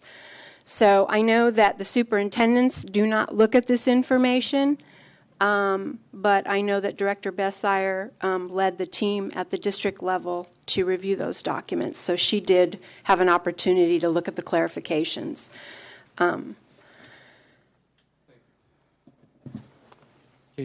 Board Member Williams, you were next, yeah. I just had a couple of general comments I want to make, not even specific to this petition, but generally about this, about where we are right now in California with charters and districts. One of the things I have is a Google alert on, my computer that says California and charter schools. So every time there's an article written in any paper about charter schools in California, might be a denial, might be they're in trouble, might be they won the national decathlon, anything. I get it. And so recently, in the last year and a half, I'd say, I've noticed kind of an uptick in tension between districts and charter schools. At first I thought maybe, I was imagining it, but it seemed like an awful lot more kind of tension going on between charter schools and districts. And in that context of making that statement, one of the things that frustrates me is whether it's the ACCS or some of us on the state board or somebody else says, these really would be better off if they were at the local level. Well, duh, but they weren't. If they were supported at the local level and if we have a lot of good reason to believe that they're quality and what we're doing is looking at little things that aren't as big as the big picture, sure, it would have been better at the local level. It's not our job to send them back to local level. If we don't authorize them, then they can choose. Do they spend another year going through this process again and however much money, $80,000, whatever it costs to go through it? Do they do that again or do they quit? But that's not saying it would be better if they went back local or it would be better if they had been authorized locally. We've got a law that allows them to come up to us to appeal. So our choice here and our decision is, do we look at that petition fresh, de novo? Do we look at it and do we think that it meets all the criteria with the elements and all that, and we have not come up with one of the 4 legally required reasons why to deny them? But that's our responsibility to do. That's why there's an appeal process to the state board. We can't send them back. Member Burr, then Member Rucker, then myself. Then Bruce again. Okay. I'm actually, this is maybe a question for Member Holliday and Williams. I'm not clear why the ACCS voted to deny this petition versus the other one that we just acted on, where they voted to approve it, because they seem like similar circumstances where there was a lot of lack of clarity or whatever at the local level, lots of extra questions, and by the time they got up here, they were able to clarify everything they needed to. So if you could help me with that, I'd appreciate it. It was a split vote right down the middle, as was the other one. And sometimes the thing about charter petitions, like in the statute that allows them the opportunity to come up and appeal to the state board, it talks about our having the judgment, using our own judgment about what we think is reasonably comprehensive and everything else. That happens at the ACCS. Sometimes when they are up there, when the petitioner's up there or the district or the county is up there, there's like a 10, 15% kind of, almost but not quite there for some of them, and the other ones are absolutely there. The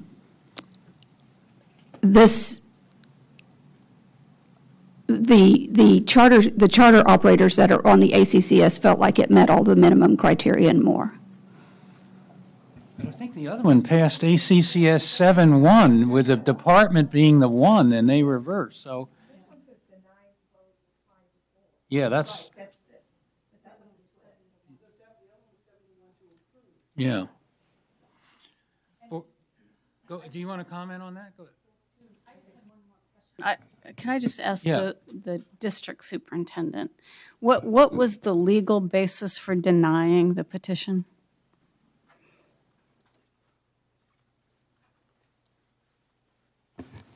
In our review, which we did not have those materials that we talked about today, the measurable outcomes and the educational plan for the EL and for the special education, those parts were lacking. So we denied it on an unsound educational program and unlikely to be able to successfully implement it. Based on questions, and the responses did not answer the questions, just referred us again to the same passages that had been read before. So So we're a thorough team. We've reviewed at least a dozen of them together, and they go out to all of our experts in the district. So they are to our fiscal and financial, and at that time also the financial plan was flawed and did not support, including, I'm hearing a different number today for 150 students compared to the initial request, which was 192. So even when you put the numbers together, which our financial department is very meticulous and has reviewed many charter petitions, it didn't come through. It didn't hold up. It was flawed. And so for those reasons, that expert team, which includes our legal counsel, denied it. Board Member Rucker. Okay, so I want to begin by saying I don't believe that there was tension between the district and the charter petitioners. I don't believe that there was tension between the county office and the charter petitioners. I don't believe that that is the reason why the decision to deny the charter was made by these two agencies. I also am quite clear that the same level of diligence that the department staff exercised in the prior two petitions that we considered and we have approved was exercised here. The difference, however, in what they explained would be amended is based on something that seems to be different. There is information that was given to the county that was not prepared and submitted to the district. And that is my single and so in looking at this, the recommended revisions from our department is based on those additional submissions. Again, these are not additional submissions that the department asked for. These were additional submissions that were provided by the petitioner to the county office, and the department in some way reviewed and looked at those and said that if the petition is considered, these revisions are going to be added into the petition. What is different between what they are recommending here and what was recommended on previous ones, the previous ones were clear clarifications, simply saying parents are going to be notified in the student handbook. What these clarifications are adding is information about how the English Learner Program, this is something that apparently was not presented to the district. This is information about how the school site council is going to operate in this charter. And again, because I have done training on how school site councils operate, and I actually took the time to read the charter petition, there are clear responsibilities that belong to the school site council that the charter petition assigns to other entities inside of their governance structure. And there was, if you're having people who are supposed to be in charge of this charter, who are supposed to know what the law requires, they knew that the law required a school site council, and they chose to try, I will say, in the effort to be innovative about how they were going to manage the school, they chose not to create one. So they would have to actually rewrite that section. That's not a technical change. That really is a material change. And so I have concerns that the recommendations from these memos, while it's the same level of diligence that the department exercised on all the other petitions we've seen today, these are different because they are based on submissions and information that the district did not see. So I reject the idea that there was tension between the district and the charter authorizers. I reject the idea that there was tension between the district and the charter authorizers. The district has made it clear that they are willing to take this information that the charter authorizers have proposed. It seems to address some of the concerns that they have, and it even seems that they're even willing to work with them to expedite their review and consideration on the charter. So I think that we need to honor the process that we are tying ourselves to, and to honor the fact that there seem to be some differences between what the district saw and what the county saw, and what we actually considered in making some recommendations. I'm also very clear that there's a difference in what the recommendations were that came from the ACCS. On the previous petition, it was 7-1 to recommend approval. This was 5-4 to recommend denial. So it was a split decision, and I recognize that there was a difference between who voted yes and who voted no, but it was still a 5-4 decision. That should be considered. I think we need to allow the process to work the way it should be, and I think we need to accept the fact that there is a difference between what the district saw and what the county saw, And the recommendations from our staff is based on the additional material that was provided to the county as it worked its way up to the appeal. So I think that allowing this process to work the way it should with this additional information is the best way for us to go. So I'm first, then Bruce, then you. Okay, I would like our legal counsel to come up and talk. As I understand it, legally, the board has responsibilities that if a charter petition is presented to us that meets all criteria, then what's the law say about whether we need to approve it? Your action will be today is either to approve or deny. It's not an option to send it back. You can encourage them to send it back, encourage them to reapply to San Juan, but that's not our decision, that's their decision. You either approve or deny this charter, and if you deny, it's because you have determined it does not meet one of the 4 reasons for denial. Repeat that again. If you deny it, It's because you as a board have determined that it does not meet one of the legal reasons for denial. And we have to cite that reason. yeah, we have to cite that reason. Yeah, what'd you say?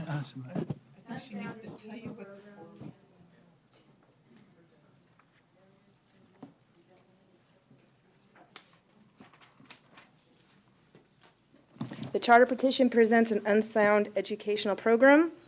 The petitioners are demonstrably unlikely to successfully implement the program. The petition does not contain the number of signatures. The petition does not contain an affirmation of each of the conditions. Affirmation of each of the conditions described in subdivision D. So that's those are the affirmations about non-discrimination, and that's never been an issue with this one. Okay, so that's our legal responsibility here, and you're an appeal body. Yeah, we're an appeal body. So, and so Board Member Holliday, you're after, Board Member.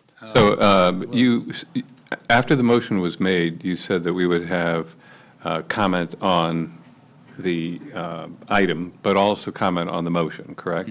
Yeah. Right, because the motion was made before the public comment came. Yeah. So I'd like to add my comment to the motion. I don't think it is an acceptable or appropriate motion because, as counsel just pointed out to us, just verified, the motion needs to be to deny or approve. And so I would encourage Member Molina to rephrase her motion so that it would stand as a motion that fits the issue. That being said, I'm terribly frustrated with this whole process, and I'm frustrated because I know that ultimately there are any number of families and children who would like this option for them, and that they would benefit from the school. I do think that it's a good team of good educators who are putting this together. I don't think they are planning on a school that is not going to serve EL and special ed students well. I agree entirely with Mr. Premack in that we've gone from charter school petitions back in the day that were, 26 pages, 30 pages, to hundreds and hundreds of pages. And every time we do that, just the way when we ask a charter school to clarify further and clarify further, we create more gotchas that stop the innovation that charter schools were intended to provide. So I don't know where it's going to end. I mean, do we have to have a 1,000-page petition in order to make sure that every single possible scenario is laid out ahead of time? I just don't think so. So I don't think we have a legal right to deny this petition. I do believe that this petition meets the 4 items well enough, and I do believe that this is a school that will provide some quality education for kids in this area that needs it. And once again, my comment on the motion is rephrase it, either deny or approve. I think that would be in keeping with our charge. So I have other people that want to speak. I have Board Member Williams. Yeah, then. I'll go with Tina first. So Board Member Williams, Board Member Rucker, Board Member Sun.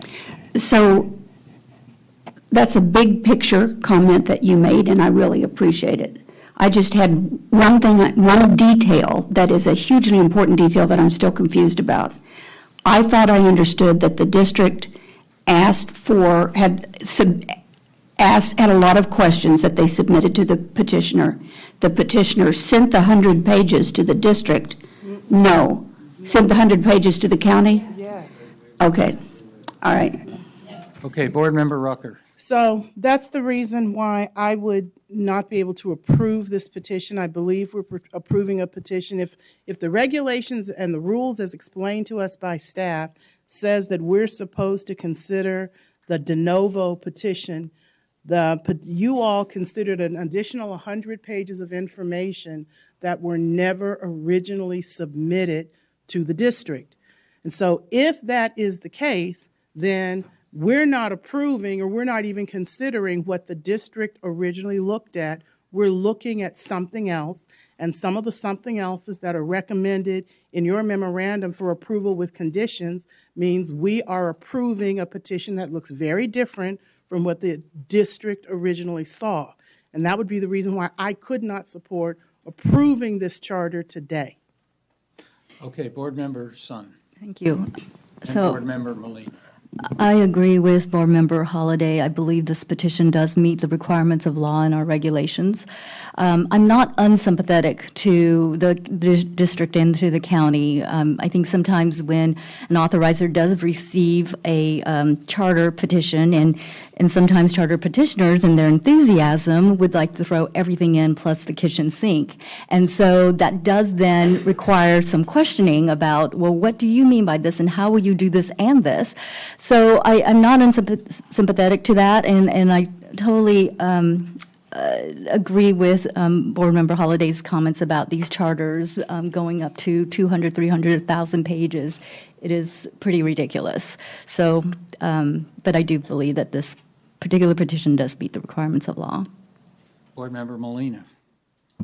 I am also not in agreement of 1,000+ pages. I don't think that's makes any sense. That's not what this is about for me.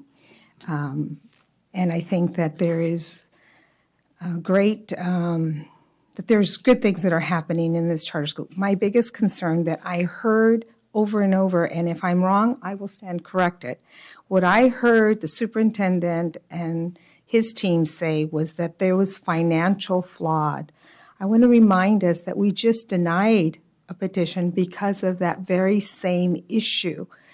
Now, if the financial statements have been clarified and rectified, and it's within these 100 pages, that's my confusion and why I am having such a difficult time removing or amending, well, I guess I have to correct my motion. I cannot approve something that there's not clarity with all the folks involved.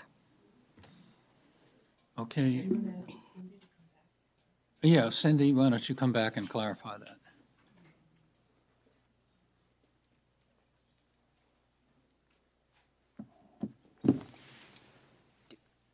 Was there a question that you wanted me to respond to? Oh, the financial.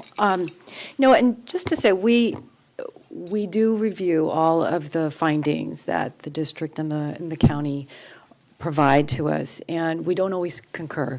We look at them and we note in the attachments what we concur with and what we don't. So we don't always agree. In terms of the financial, I'll look again real quickly. I don't think we saw the same concerns. And again, that was with the removal of the federal grant. So if the charter school were to get the grant, that would even, their financials would even be a little more positive. So we didn't find any concerns in that area, which is why that finding for us, the one about successfully implementing, wasn't one that we found due to financial reasons. Okay, Member Rucker, we're getting close to, we have another item, I would also say, very long item. So in reading through the item on the section on the budget, I'm looking at page 9 of 10 and then page 10 of 10. It says that the CDE finds the charter is demonstrably likely to implement the intended program. However, the petition does not contain reasonably comprehensive descriptors of the 16 charter elements pursuant to, and it lists all those items. It says a detailed analysis of the entire petition is provided. So I did go through and read that detailed analysis. And Cindy is correct. She did say we don't always agree with the findings from the district, and they do start out in the budget section. This again is on page 9 of 10. CDE's fiscal analysis concludes that PCA is fiscally viable due to positive fund balances with more than 5% fiscal reserves projected in the second and third year of operation.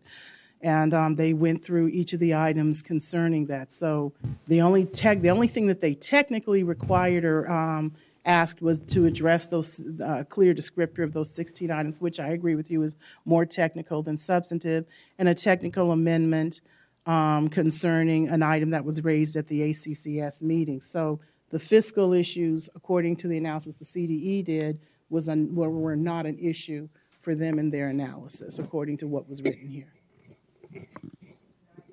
It didn't seem to be an issue according to what they wrote in the item beginning on page 9 of 10 of the item. Further front, yeah. Okay, we have a motion. It's seconded. We've had a lot of talk.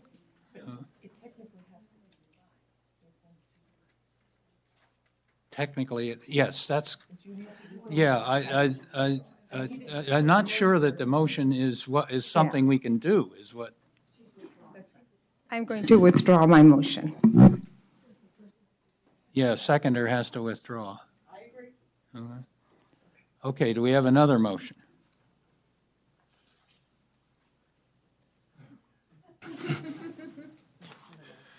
Yes, I move that we approve the CDE recommendation to approve this petition.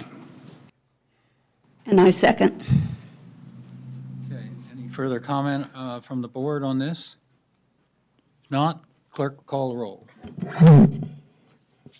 Holliday. Yes. Sandoval. Yes. Sun. Yes. Williams. Yes. Molina. Same.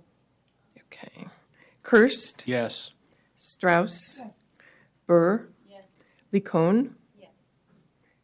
Rucker. No.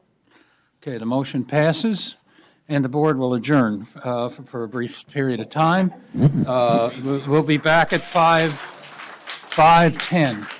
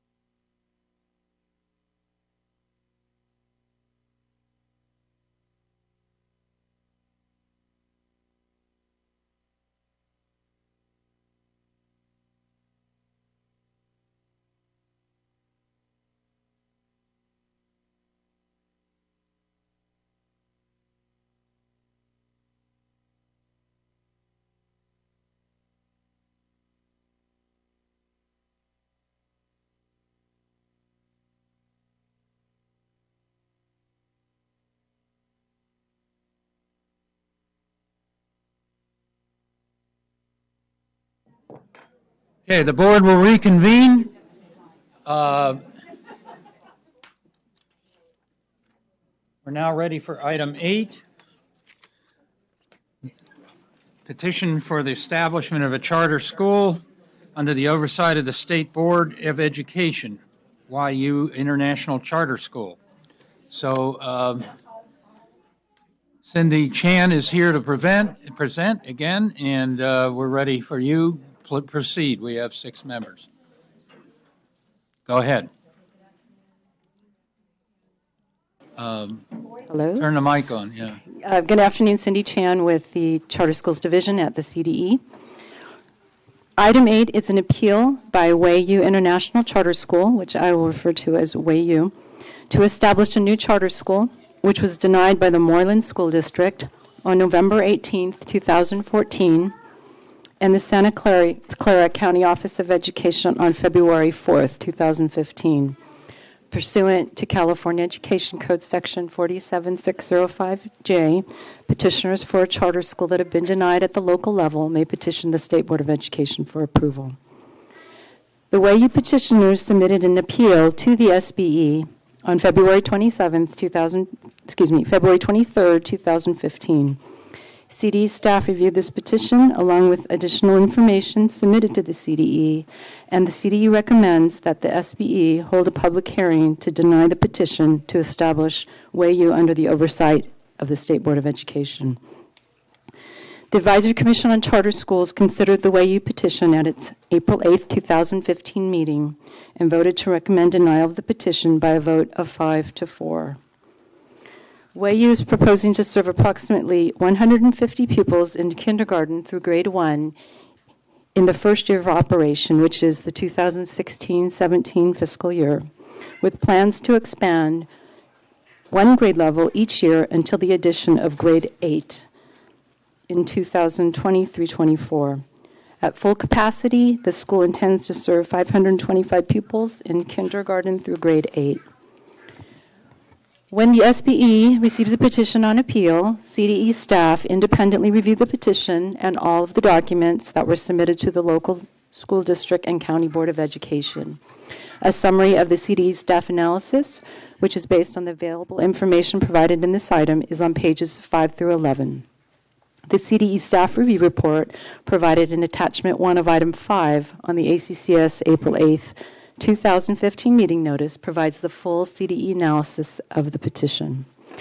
CDE staff have reviewed the YU appeal documents, including the petition, attachments, and appendices, budget information, educational and demographic data of the surrounding schools, and board agendas and minutes from Moreland School District and Santa Clara County Office of Education regarding the denial of the petition, along with the petitioner's responses to the district and county findings.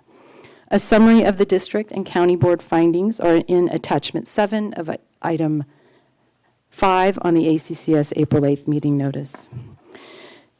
The CDE finds that the YU petition does not provide a reasonably comprehensive description for 6 of the required elements as follows. And I'll provide a brief example for each one. The petition does not describe an educational program that is likely to be of educational benefit to the pupils who attend, specifically pupils who are English learners and pupils with disabilities.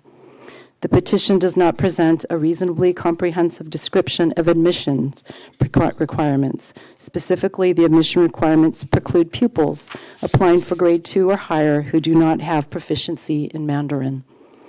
The petition does not present a reasonably comprehensive description of the governance structure.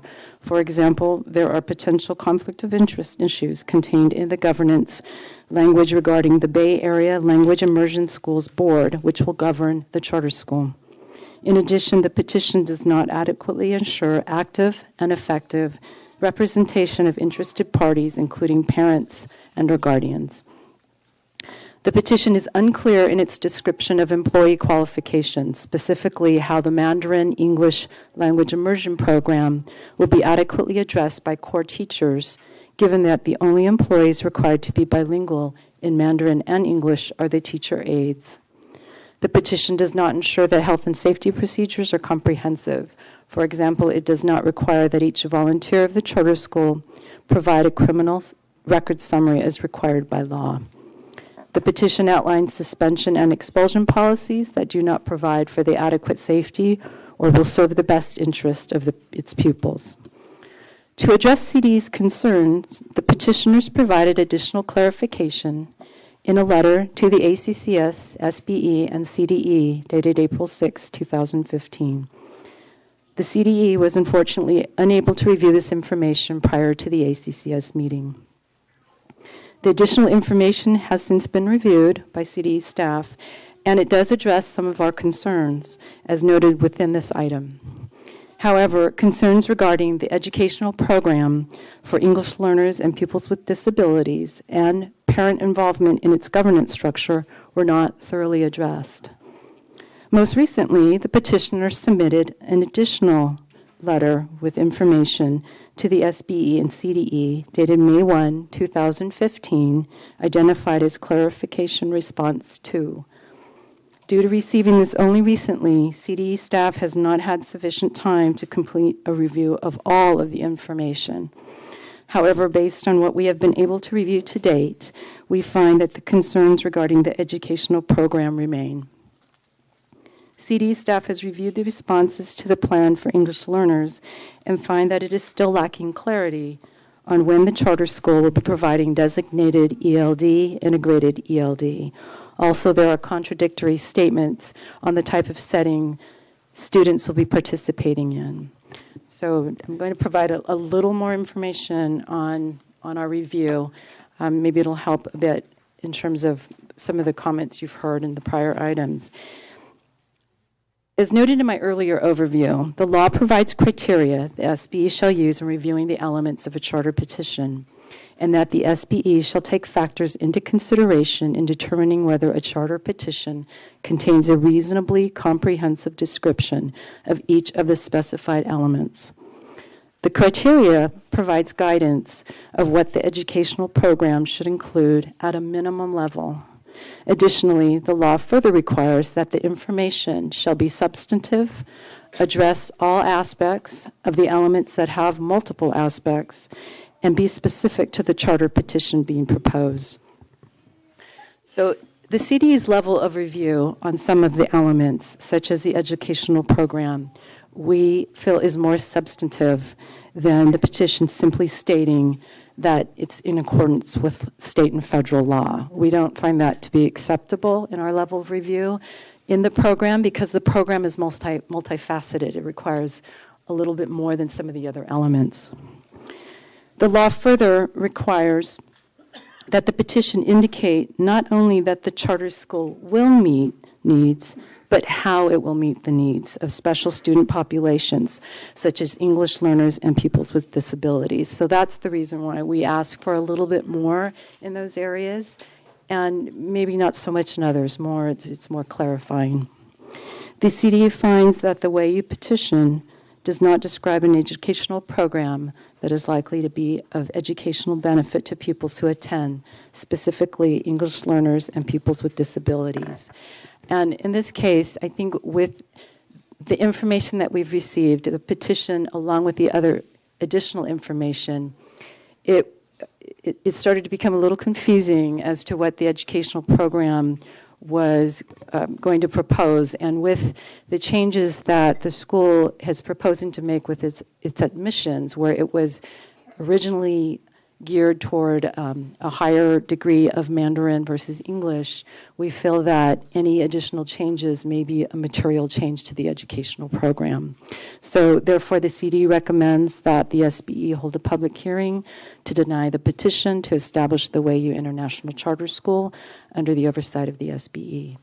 CD staff are here to answer any questions. The Wayu petitioner is here to address the board. I believe there are representatives from Moreland School District and perhaps Santa Clara County Office of Education as well. Okay. Board Member Holliday, questions for you said there's some confusion or contradictory statements about the setting. Is that what you said? I don't know exactly what you mean by that. Okay, so I'm going to have Judy come up because she actually met with our English learners staff, and they went through the petition and the 2 additional documents that clarified the program.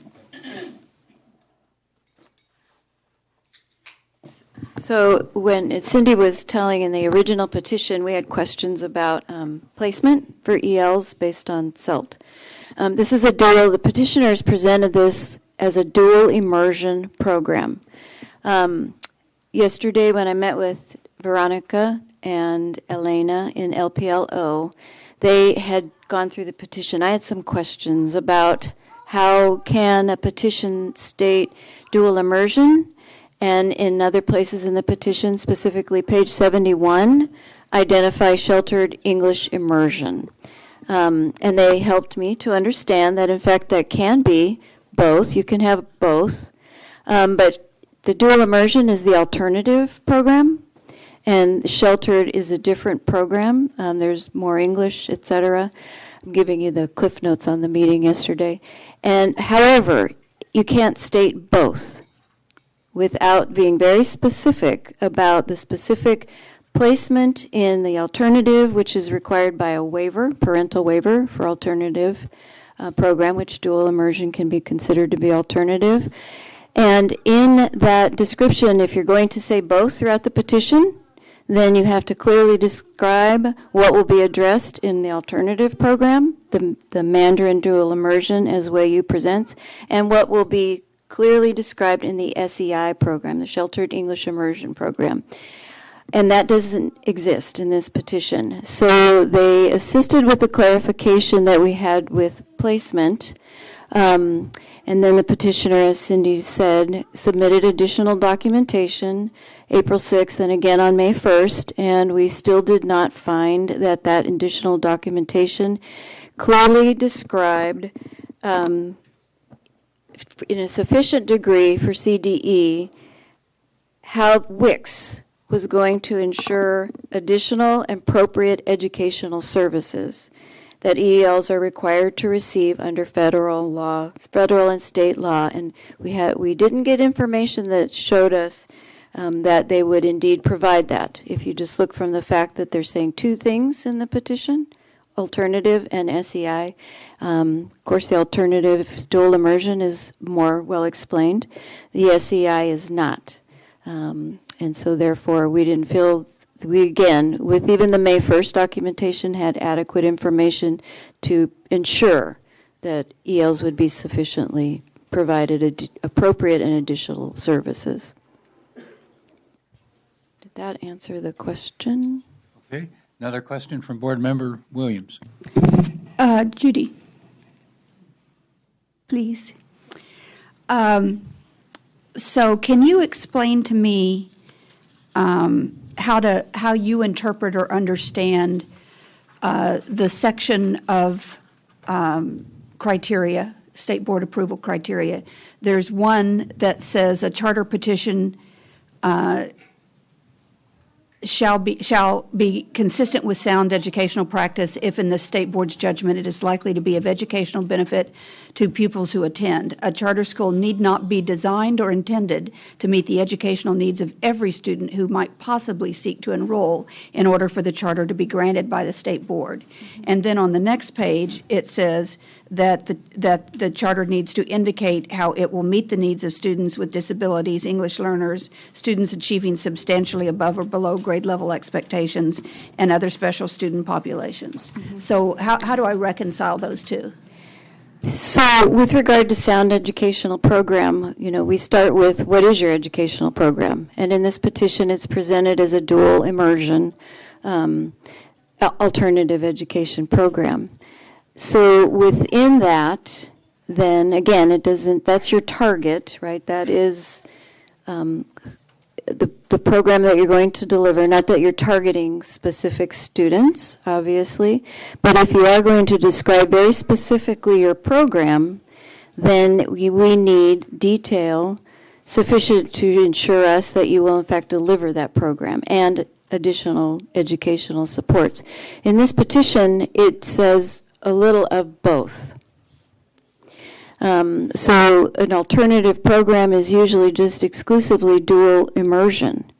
and doesn't also state we will allow parents to waive SEI with SEDI, or we will, in fact, I believe in one of the additional documents that they sent to us, in an attempt to clarify their clarification for our question about placement based on CELT for your ELs, they stated it will place in sheltered English immersion. And now we have two different things where in the original petition we had questions about placement, we had questions about admission. So the sound educational program, while it's not identifying or not intended to meet the needs of all the pupils, it certainly needs to be described to us that it's meeting the needs of your targeted population. And this particular, or the program, I should say, sound educational program, the targeted program, which is dual immersion. Okay, that answer it. Yeah. Board Member Rucker, another. Okay, I still have questions for you as well. So dual immersion and sheltered English and SEDI, those are some very specific terms of art. And when you see programs related to either one of those options, there are particular elements that we find are common for a program that is being fully implemented to be considered a dual immersion program, and that there are elements that are common for implementing a program that is considered sheltered English or SEDI. So my question is, and I did also for this one take time and read through the petition and the other submissions that were included in this item, and I do agree with you that there was some confusion about what it is they were trying to explain. So in the submissions, is it that they did not understand what are the statutory requirements to articulate in this, since they're writing a plan that was supposed to be targeting a dual immersion program? Is it that they weren't clear about what the requirements were to create this program, or that they were intending to create a continuum of program services somewhere between the dual immersion and the sheltered English? Because it seemed like in their responses they were trying to do both and they didn't do either very well. I believe the petition as presented to us and the petitioner's presentation at the ACCS meeting was clear. This is a dual immersion program. Okay, so then can you explain, when you said it's not a sound educational program, can you explain the particulars about what was not included in or explained in this petition that means it's not a complete dual immersion program? I'll try to do that. In the percentages outlined at K 90 10 and on through on it goes, there isn't anything explicit in the 10, which is English, in terms of how the school is going to address, first off, the ELD and ELA standards. They acknowledge in the 10, and they have a chart, and I can't tell you what page that's on, but I have it marked on my book. They say that the 10 will be addressed in the ELA class, English Language Arts class. They don't address how they're going to serve the EL population, and they do have and they anticipate an EL population. How they will address English learners with ELD and /ELA, content standards, etc. So that's a concern because it's not assumed that that's going to happen in your core class. ELD is additional.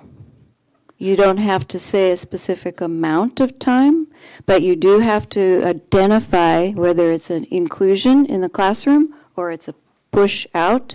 You have to identify how you're going to provide ELD instruction based on ELD standards to specific levels of ELs based on your assessment, which is the SALT.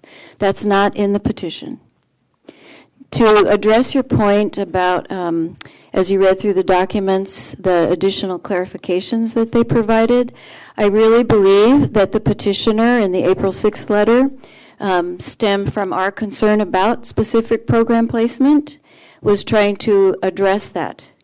And I do agree with you, Member Rucker, that it actually created a little more confusion because now it looks like you are going to be offering two programs. You're placing students in SEI, but you have a dual immersion program.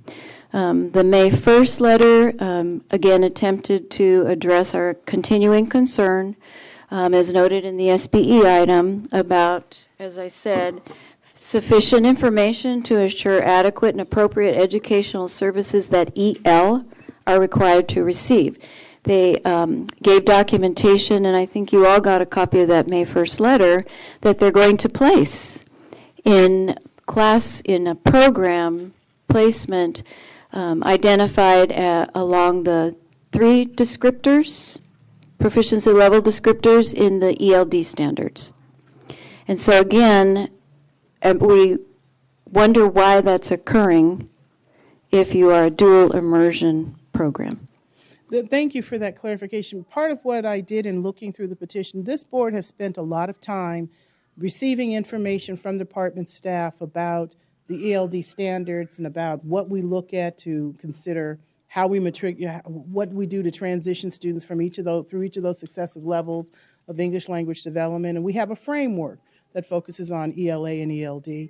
And so in going back and reading through this, I also looked at the scenarios and some of the information about how we should see these standards playing out in the classrooms as it was outlined for us or envisioned for us in the framework. And it is not clear that those things were considered. So I thank you for giving that clarification, because as I did read it, I didn't see that clearly explained or clearly even aligned to what we envisioned in our new framework, how this should play out. So thank you very much. And I'd like to just close the loop, because I believe this discussion began around Cindy's comment with regard to we still didn't see a clear articulation and in specifically how WICS was going to be providing designated ELD, integrated ELD. It's still not apparent to us, so I hope that closes the loop for you. Board Member Williams. Something I'm just a little bit confused about, and we're asking you these questions, but I look forward to the opportunity to ask the petitioner to hear their explanations. But when we talk about EL at the state board level, we're almost always talking about Spanish. And so... Not in this area of San Jose. We're not talking... When you say EL in this dual immersion program, I don't know if you're talking about native Mandarin-speaking students who need to learn English, or if they get native Spanish-speaking students that need to learn English, whether you're talking about both of them, or... Well, there could be Vietnamese area. Any of those. Yeah, My point is it going to be a whole bunch? Is it? Very multi-ethnic. The demographic for this school, or the demographic for the surrounding area, there is a Hispanic ethnicity. Of course, there's Asian ethnicity. And so to answer your question, Member Williams, I think there's the possibility of both of who you just suggested enrolling in this school and needing English learner services as they're learning Mandarin. So this would be maybe the reason, and I remember this being part of the ACCS conversation, so this would be a reason why they have brought some of this in to make sure they're addressing that. But in bringing it in, you're saying it causes a little bit of a confusion between the dual immersion and the, is that correct? No? Well, okay. Board Member Molina wants to comment. It's really important that we understand that we are responsible to provide English language development for any student who is identified as an English learner. That's the law, right? And in our framework, we must do both. In addition to a dual language program, that's a whole, or a multi-language, there are two different expectations. So every program, in a dual language program or in an English-only program, we are responsible and required to provide English language development. And in this case, it's a second language. They should not be confused. So the lack that it was missing, is that the way I understand it? Sorry, say that again. It's missing. The We are ELD. not addressing English learners in order for them to become proficient students is lacking in this proposal. Is Yes, that it's correct? not explicit and clear. Right. Okay, I think I'd like to proceed with the public hearing. And so I'm going to open the public hearing, and we'll hear first from the people who support the CDE recommendation to deny the petition?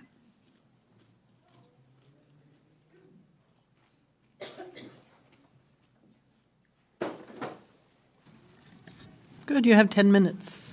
Thank you. Good afternoon, or when I wrote it, it was good afternoon. Good evening. My name is Mark Barmore, and I'm the Superintendent of Schools for the Moreland School District.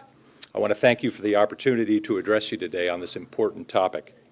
The WAYU International Charter School petition has been put forth by well-meaning and very accomplished parents with the noble objective of adding additional language instruction in our schools. I want to underscore that point. I think these people are coming from a very good place. Unfortunately, we believe the effort is terribly misguided and very likely to fail, which will ultimately set our students back several years to come. Moreland is a diverse community of 7 schools and almost 5,000 students, situated largely within San Jose. We are a highly successful school community, having garnered a number of awards over the years.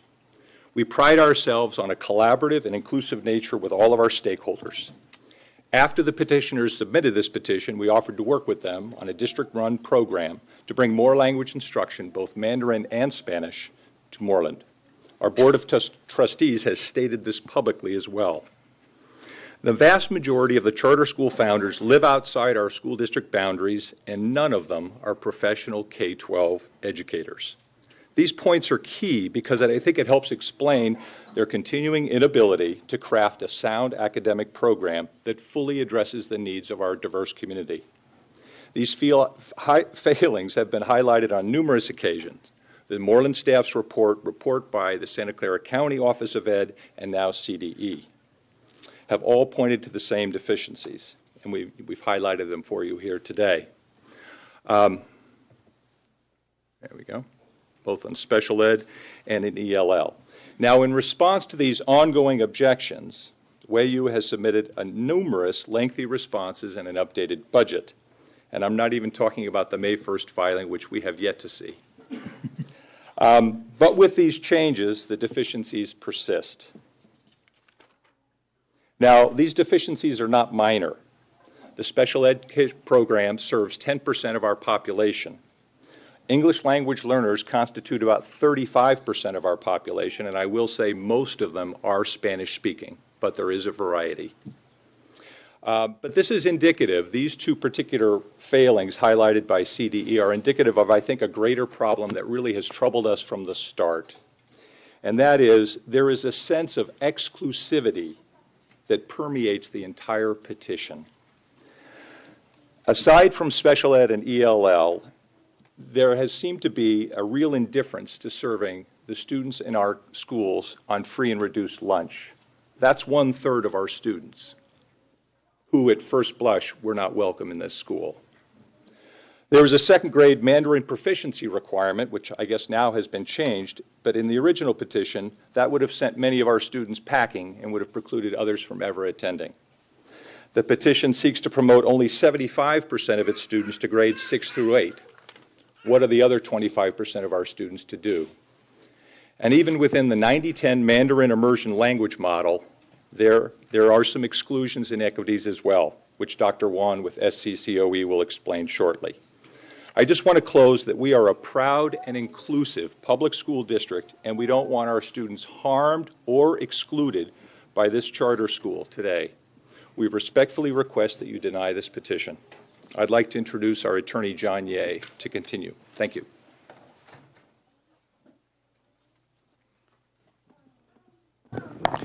Good evening, members of the State Board. John Ye from Burke, Williams, and Sorensen. I advise the Moreland School District Board on the consideration and decision on this petition. You've spent a lot of time talking today about changes made to the original charter petition during the appeals process. I would like to address that briefly in the context of the WAYU petition. 2 of the most blatant examples are the most fundamental here, and that is the date of the opening of the school and the location of the school. And there's nothing more fundamental as to when the first day of school is and where to show up. In both of these instances, these material elements of the petition have changed from the original submission to Moreland. the date of opening from 1516 to 1617, and the location originally from Moreland to the Cambrian School District back to Moreland. The change of the location is not a mere matter of whether the petition must specify where the school is to be located.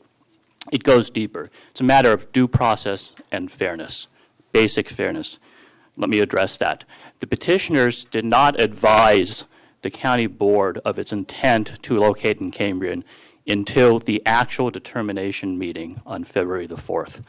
Under the Education Code, the petitioners are obligated to advise the district in which it intends to locate, if it's not the authorizer, before the approval of the charter petition. When did the petitioners notify the Cambrian School District? February 4th, mere hours before the county board made its decision. There's significant information, as Superintendent Barmore has alluded to, submitted as part of this appeals process that was not before either the Moreland Board or the County Board when it decided on the petition, and that includes the February 23rd submission of the updated budget and the April 6th submission and the attempt to amend the English language development program of the petition. Lastly, in addition to the privilege of representing the Moreland School District, I also have the privilege of representing the Menlo Park City School District in San Mateo County. I've actually reviewed this petition and worked on it twice because the same parent group organization, Bay Area Language Immersion Schools, submitted an almost identical petition to the Menlo Park City Board that was denied by Menlo Park 5-0.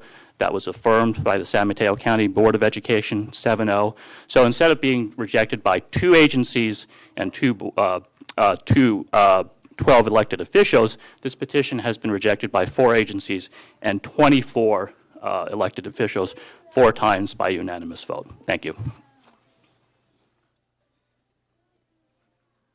Good evening, members of the board. My name is Yi Wan. I'm the Director of the Multilingual Education Services at the Santa Clara County Office of Education. I hold a doctoral degree in education, a bilingual competency certificate in Cantonese, and a certificate of preparation to teach Chinese as a second language. I'm proficient in Mandarin, and I'm familiar with the challenges in learning both traditional and simplified characters. I also served on the executive board for the National Association for Bilingual Education. I have 2 concerns about Weiyu's petition to provide a research-based educational program for preparing students to be bilingual and biliterate in English and in Mandarin. My first concern is that students who are learning English and Mandarin as additional languages need explicit instruction to develop academic language in these new languages. The Weiyu petition does not adequately address how both integrated and designated ELD instruction will be provided for English learners. There is no reference to using the ELD standards to guide instruction throughout the day and during a designated time.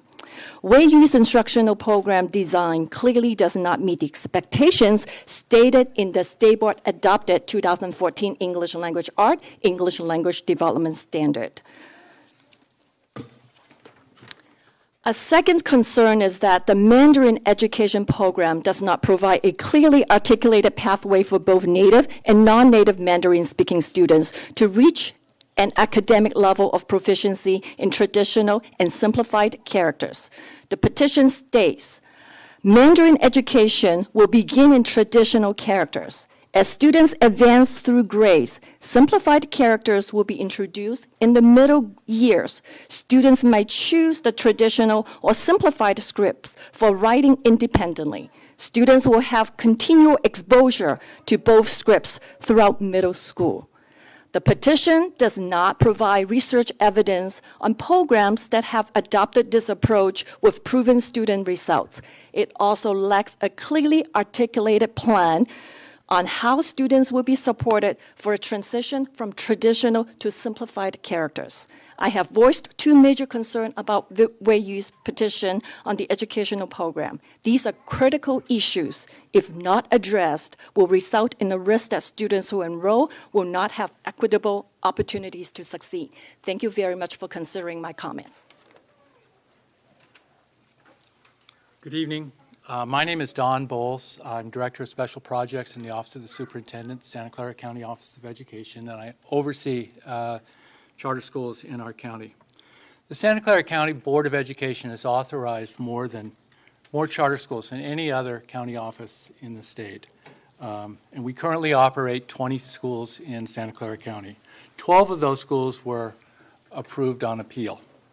The county board's decisions have been guided by a focus on equity, quality, choice, and adherence to education code. Time. Sorry. We may ask you to come back, however, because we haven't heard from the county. So, all right, now we give the opponents of the CDE recommendation 10 minutes. Please come forward.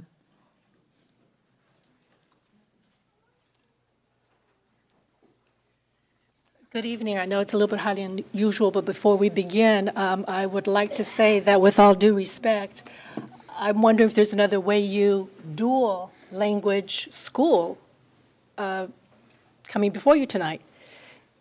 Your staff members spent about 20 minutes and mentioned at least 10 times a dual language program. We don't have that. There's nowhere in our petition where we mention that, talk about that, describe that, or address it. But a dual language model has been put into your mind. Yes, and would you identify yourself first? I'm sorry. It's a very specific model. So thank you very much. No, you need to identify yourself. Yes, I'm sorry. My name is Donnie Tsai. And your position is? I'm the superintendent for Spark Charter in Sunnyvale, and I'm here to represent and address many of the issues for WAU. Yeah, I didn't mean to cut you off. I just wanted to identify you. No problem. Thank you, sir. So we'd like to begin. Okay. Please identify. Good evening. My name is Roy Stanley. I am the president of the governing board of the WAU International Charter School.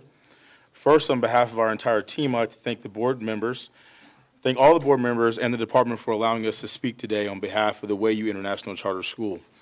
Over the last year, I've had the privilege and honor with working together with this talented and dedicated group of parents in an effort to make this school a reality. This group has come together to create an innovative and unique educational program that balances the highest level educational outcomes for the students and the needs of our diverse community. What makes our program unique is that it offers a bilingual English and Mandarin Common Core aligned education through the use of project-based STEAM disciplines. Our school is located in West San Jose, directly in the heart of Silicon Valley, the world's capital of technology and innovation. Being from this area, we're uniquely aware of the need for more STEAM-based education. Since the ACCS meeting, we are pleased to report that we have been able to work with the CDE and provide clarity in some of the areas the CDE had issues.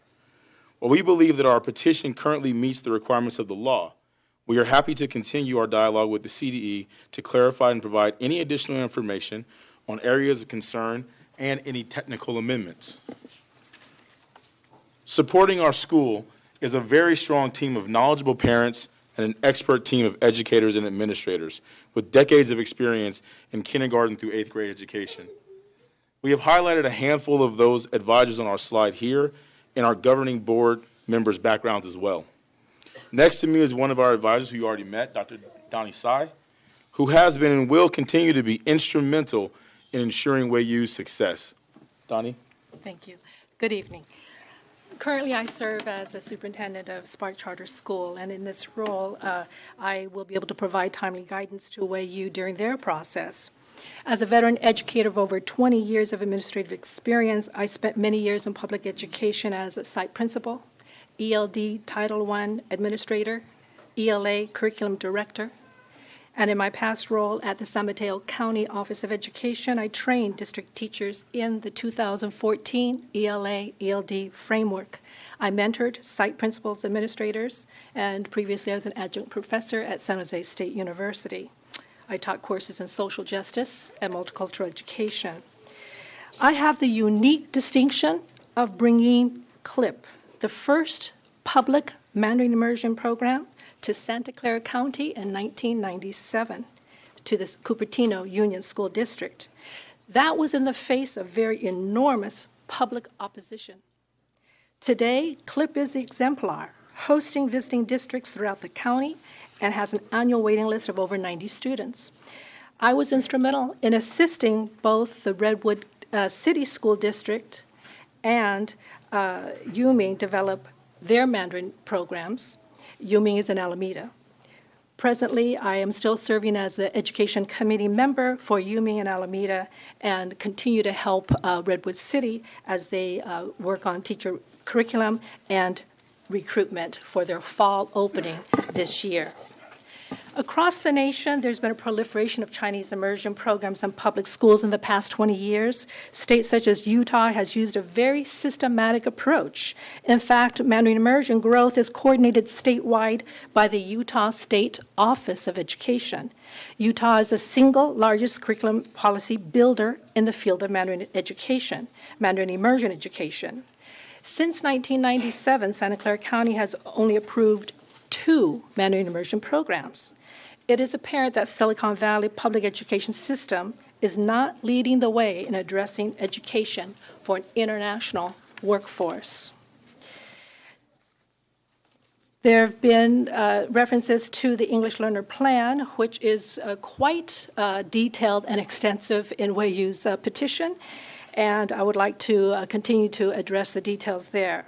I can assure this board that GLAD trained teachers will provide a very robust program for English learners. It includes a push-in model for daily protected designated English instruction based on the 2014 ELD-ELA framework. It brings integrated ELD for students who will have access to the core curriculum in English. The primary grades will have a very strong focus in the foundation skills of the Common Core standards. They will have systematic direct instruction in decoding and comprehension skills. There will be ongoing support, intervention for redesignated ELs as part of the monitoring process. Documentation and reporting of EL monitoring will be provided to stakeholders on typical formative, summative, and reading benchmark assessments for these students up to 3 years. In terms of the special education,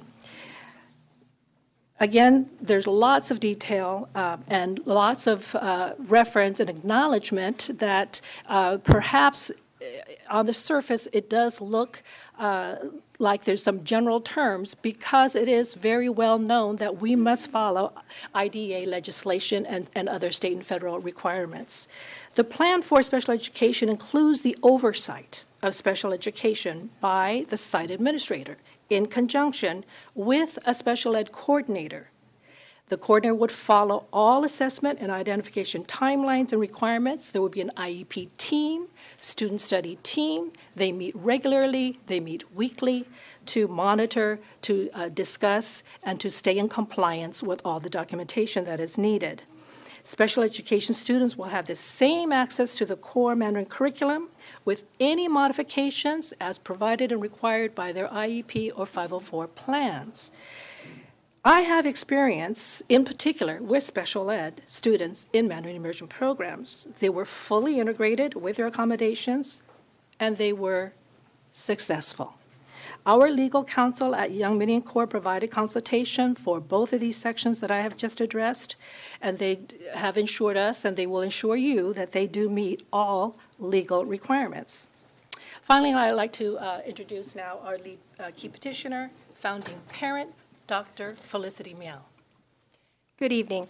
If we are approved by the State Board of Education today, we will spend the next year hosting parent informational workshops in English, Mandarin, and Spanish to educate the community about our school. We will also apply for Proposition 39 facilities from the Moreland School District and have open enrollment and an admission lottery if needed. Our first day of school will be July 27th, 2016. Now, I would like to ask all of our supporters to stand up. As you can see, we have many parents who wish to send their children to this charter school.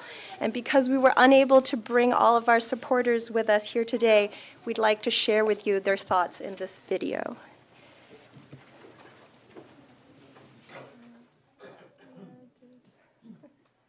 There was a video file that was submitted.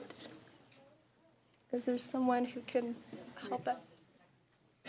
We had a video. I don't have video. I only have a PowerPoint. We submitted it. Okay. I'll call and find out where. We better stop the clock here. Anna.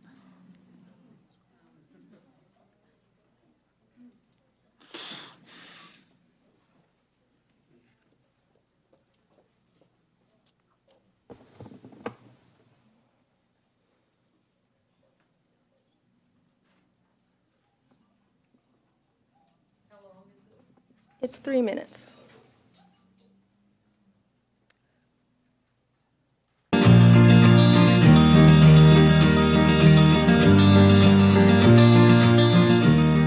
I'm a mother of our community, and I ask you to give us opportunity for our daughters.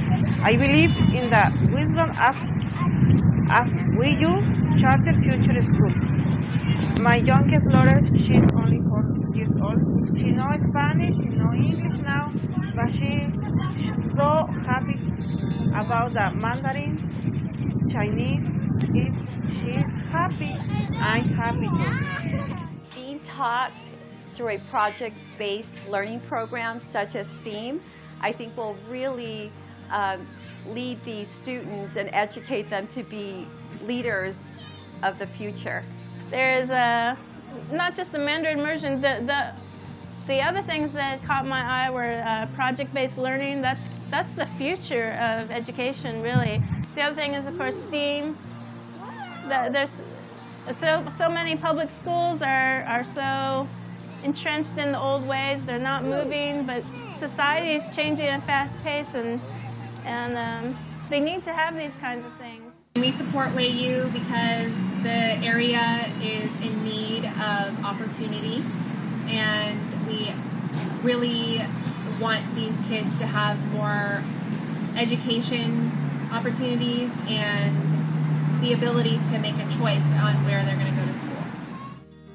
I have a 6-year-old daughter, Victoria, who right now can speak English, Chinese, and Spanish, all of them fluently.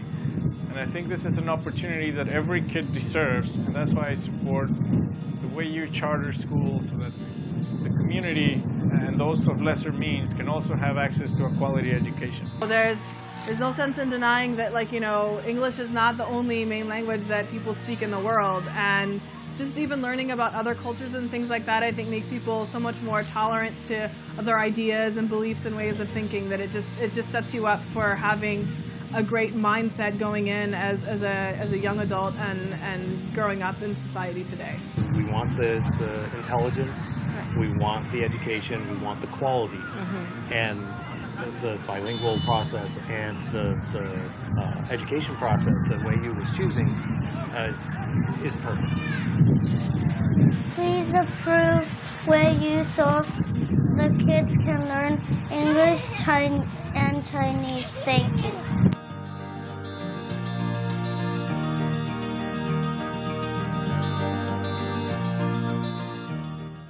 To conclude, I would like to leave you with a quote from Arnie Duncan and Libya Gill. Thank you. Okay, I now declare the public hearing closed, and so we're ready for if there's any board discussion now, or we can take public comment. Question, Board Member Strauss. So I know there's going to be a lot of discussion. I just had an interesting clarifying question. From the WayU charter founders, or petitioners. So could you clarify why it sounds like you've petitioned in 3 different districts, if we have the clarification? Well, I'm just trying to take from the facts that there's something in Menlo Park, Moreland, and Cambrian, and so sort of what the decision is of where you locate. Obviously, it's it's an important opportunity and choice. I'm just curious about the whole idea of kind of where are you going to be, what's going on there. Sure. The petition before you is for a charter school to be located in the Moreland School District.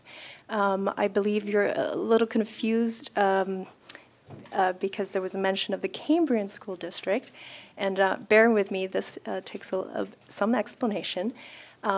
So we, as a school belonging to the Moreland within the boundaries of the Moreland School District, we applied for Proposition 39 for facilities during this past cycle. And unfortunately, we were told on June 30th by the Moreland School District that despite having submitted 130 plus signatures for Proposition 39, that we did not meet the minimum threshold to be offered facilities. Immediately upon that notice, we immediately asked Superintendent Barmore whether or not there were facilities that he could rent to us, facilities that the Moreland School District owns. And he responded to us the morning of February 4th, which happens also to be the day where we were due to appear before the county for the determination of our county appeal. And throughout this whole process, while we were through this whole Proposition 39 process, we were also looking at self-site. We looked throughout the Moreland School District, but unfortunately, there were no facilities available. And when Superintendent Mark Barmer told us that he also did not have any facilities to rent to us, we then submitted a notice as soon as possible, as required by law, to the Cambrian School District, as we had located, we had not signed a lease, but there was a possibility of a site, a private site, being available in the Cambrian School District. And that's the reason why Cambrian has been brought up. And what about the similar request in Menlo Park? Okay. So our school will be governed by the Bay Area Language Immersion Schools Board. And under this board, it is set up with the possibility of having 2 charter schools. One is Wei-Yu International Charter School, which is before you today, and the other one is Mandarin Immersion Menlo Mandarin Immersion Charter School. And both of these schools they were formed by sets of parents who wanted to start a Mandarin Immersion Charter School, and we worked together to write the petition, but we submitted the identical petition to 2 separate districts.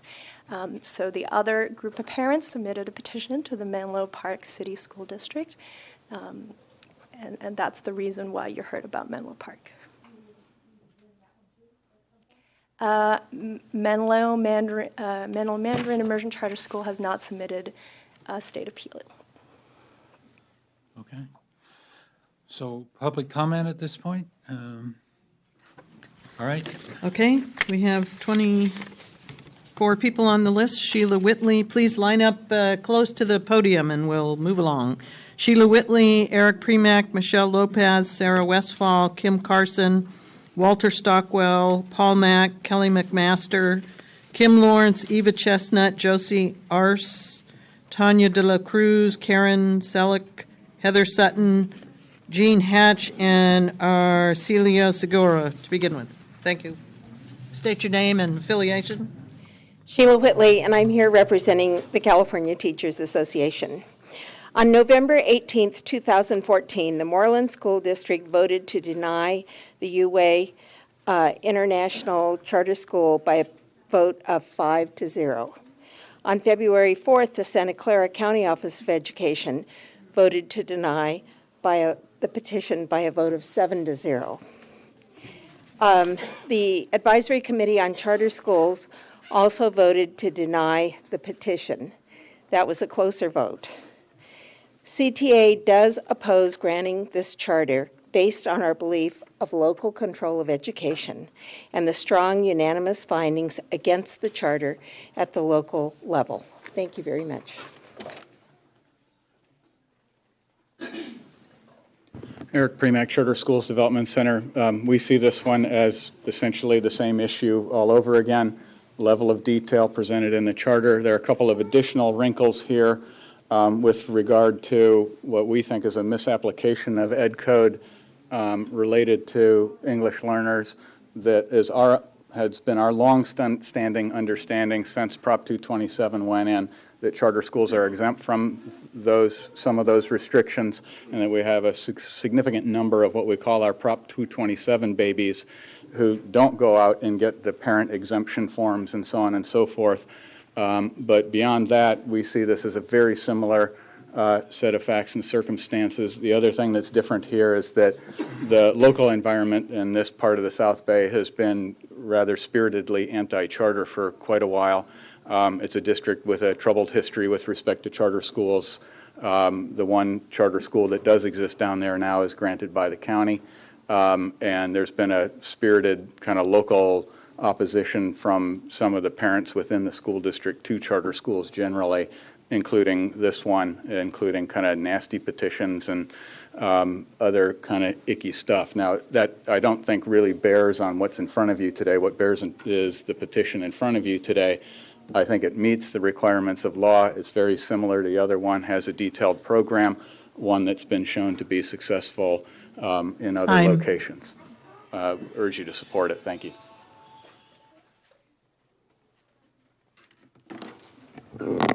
Hi, my name is Sarah Westfall. I am a Moreland resident, a parent, a Menlo Park City school teacher, and I hold a PhD in curriculum instruction from Virginia Tech. I strongly urge you to deny WAU. I have 2 points to make. One was already made about 24 elected officials from the Moreland School District, Menlo Park City Schools, Santa Clara School Board, and the San Mateo County School of Education. As you know, Santa Clara County Schools has a large number of charter, and they unanimously denied this charter. I would also like to point out today that Trustee Jones and Trustee Lambert and Superintendent Geisels is here from Menlo Park City Schools. Another thing that I want to bring out is that all the staff reports listed unsound educational practices, poor fiscal planning, and a lack of qualified signatures. A basic statute of the charter law is that when individuals are asked to sign a charter, the petition declaring meaningful interest, a copy of the petition is attached. We went through Facebook to try to get signatures, and on August 1st, they posted, "We're going to conduct a door-to-door signature campaign," and I quote, "We will go house to house and ask the kids at school age and talk to parents and persuade them to sign our supporting letter. If they're not home, we'll leave prepaid envelope with an introduction of our school and the team and a signing form that they can sign and mail back to us." Clearly, many of the individuals who signed the petition in August never saw the 150-page proposal that they were signing. It was mentioned by the last speaker about the how it is opposed in Moreland, and I will verify 700 individuals did sign a change.org. Thank you. And also I want to submit the Facebook pages from there. Good evening. My name is Kim Carson, and I represent 3 generations of Moreland school families, my husband, my children, and now my grandchildren. I have seen a lot of changes throughout the district. That district works really hard to be fair to all children. I was one of the founding families of the 1995 creation of Moreland Discovery School, which is still in operation today.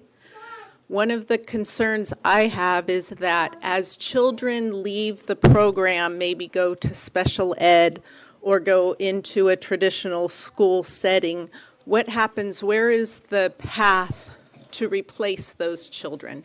So as families move away, as families leave the program, and as families go into different programs, by the time a child reaches 7th or 8th grade, how many children are there going to be? Because there isn't a path to come in past kindergarten or 1st grade. I really, really request that you deny this proposal. Thank you.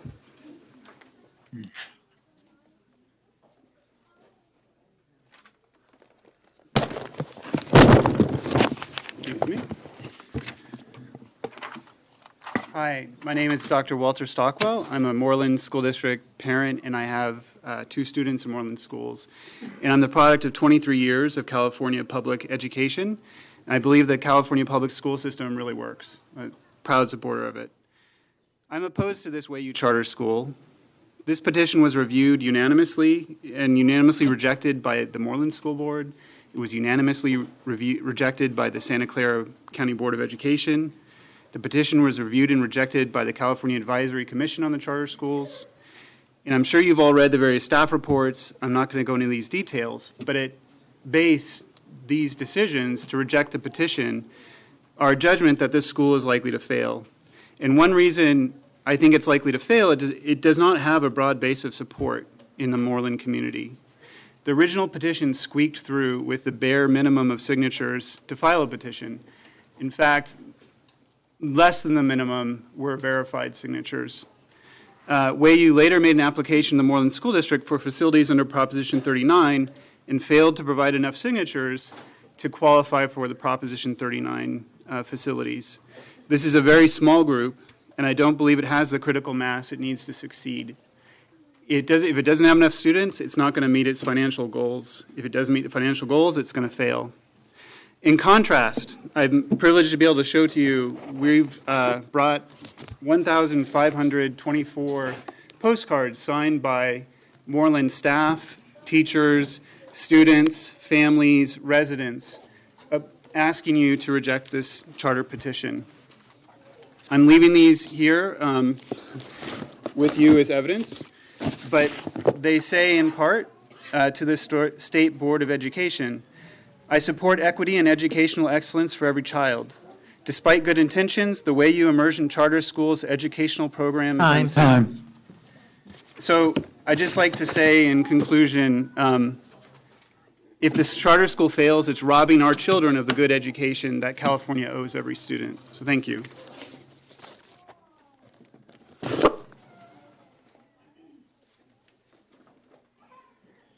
Good evening. My name is Paul Mack. I'm a Moreland parent, an 8th grade science teacher at the Gold Ribbon Award-winning Moreland Middle School, and the president of the 261-member Moreland Teachers Association. I oppose the WayU charter because the Moreland community cannot support a program that obviously does not have the ability to attract or retain the best teachers for our students. The ability of WayU to attract qualified staff that can teach in Mandarin will be difficult. Statewide, from 2009 through 2013, there were only 80 credentialed teachers who could teach Mandarin. Of those, 9 came from San Jose or San Francisco State. The number on EdJoin seeking jobs with requisite credentials to teach at charter schools were only 40 statewide. The school year, as you know, is 185 days, and yet WayU is proposing a 216-day school year. WayU's starting teacher salary is $55,000, and that equates to a $254 per diem. Moreland's average per diem ranges from $278 to $520. With 31 more workdays and lower salaries, their ability to retain quality staff is questionable. WayU is also proposing a health benefits package in which they contribute only $7,000 per full-time employee. Based on the latest expensive packages that Moreland offers, WayU employees would have out-of-pocket costs of up to $13,000 per year for a family plan. Again, WayU cannot be considered competitive. The Moreland teachers look forward to working together with all the members of our community, including those WayU families. Thank you.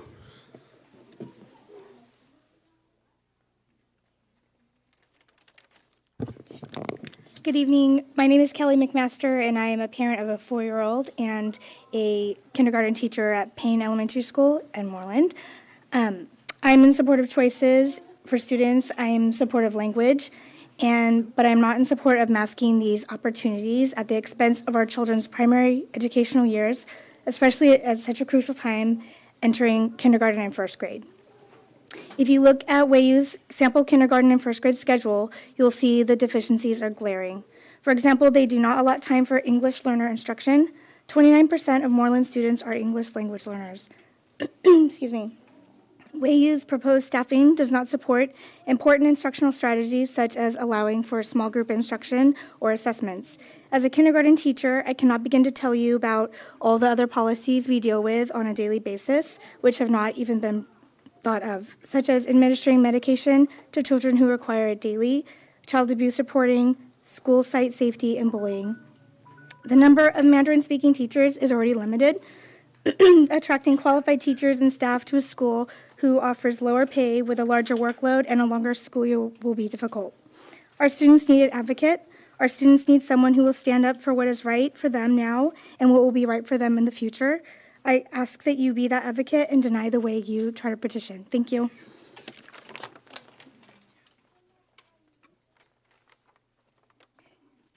Good evening. My name is Kim Lawrence. I'm a Moreland parent of an 8th grader and a 5th grader, and I'm also a 4th grade teacher at Baker Elementary School. The WAYU charter school petition grossly underestimates the resources needed to make it a 21st century school, especially when it comes to the new Common Core state standards. The Common Core standards are a tremendous undertaking for teachers and district personnel. As Moreland teachers, we are fully on board with these new standards, as they are rigorous and far more relevant for our students. We have spent the past 2 years becoming familiar with them, writing curriculum to support them, and participating in extensive staff development in preparation for implementation. With that being said, this first full year of implementation, while exciting, has been taxing on all of us and has brought to light more training and more collaboration needs to take place for all of us to be successful. It will take years of ongoing support from our district to fully integrate them into our instruction. Combined, Moreland received approximately $850,000 total in state Common Core funds last year and this year. By the state's own admission, this amount is not nearly enough to cover the cost of teacher training and implementation. Because teacher training is so vital to the success of our students, Moreland devotes considerably more resources than the $850,000 provided by the state. Teachers have been trained in Lucy Calkins writing, thinking maps, closed reading, number talks, guided math, Kagan cooperative learning, Kagan brain-based research, and Ian Bird Gates strategies, just to name a few. I was fortunate enough to receive 4 full days of training for project-based learning through the district's work with the Buck Institute for Education. I'm in my 2nd year of implementation. For me and other PBL-trained teachers, it will take far more support and planning time to fully become proficient in implementing PBL. And as we know, this comes with a cost. Any staff development or program implementation costs are far greater than the initial training cost. Without constant collaboration, follow-up trainings, and support, no program will be successful.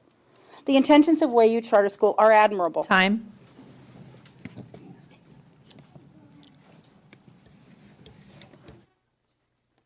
Good evening. My name is Eva Chesno. I'm a bilingual community liaison in Anderson Elementary School in the Moreland School District. Anderson is a successful Title I school. 90% of their families are free and reduced lunch, and 70% of families are English learners. Spanish is the home language for most of our English language learners. For most of these years, representatives of the WAYU Charter School have been coming to our campus to speak to our families without our permission. On numerous occasions, including last week, we have been asked them to leave our property. Some of the petitioners have come to our property repeatedly. When they are collecting signatures, I see the clipboards, but I don't see the copies of their petition. Many Anderson parents can come to me complaining they are confused. Some they have been told the Anderson is closing. Some didn't know that charter is a Chinese immersion program. Some of the parents were asked to sign the petition even though they don't have plans to send the children to the school. Many parents feel harassed by petitioners. This week, parents come to me and say they are having now their personal space at their house invited by petitioners. Petitioners are going door to door. Some parents have turned them down as many 3 times. They feel harassed and they have asked how to make them stop. I feel like our parents are being used by the WAYU petitioners. when these families are they really haven't been told enough about the charter school to know what they're signing. The petition didn't provide for free and reduced lunch, and there are no services for the English language learners. Our Anderson families will be poorly served by charter school. Thank you for listening. Thank you.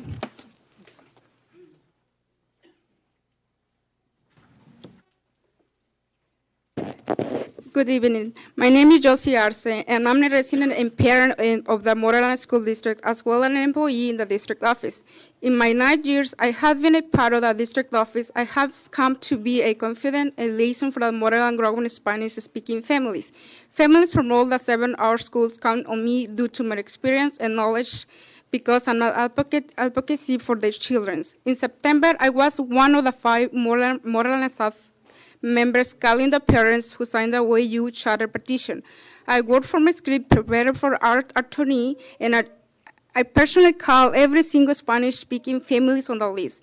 While there were many families who were hoping to have their child join the OAU this fall, the majority of my phone calls came to a head when I learned such things as the full petition was not there for the signers to read, a spouse signed the petition for another spouse, families were offering support only, but didn't want to send their child to the charter.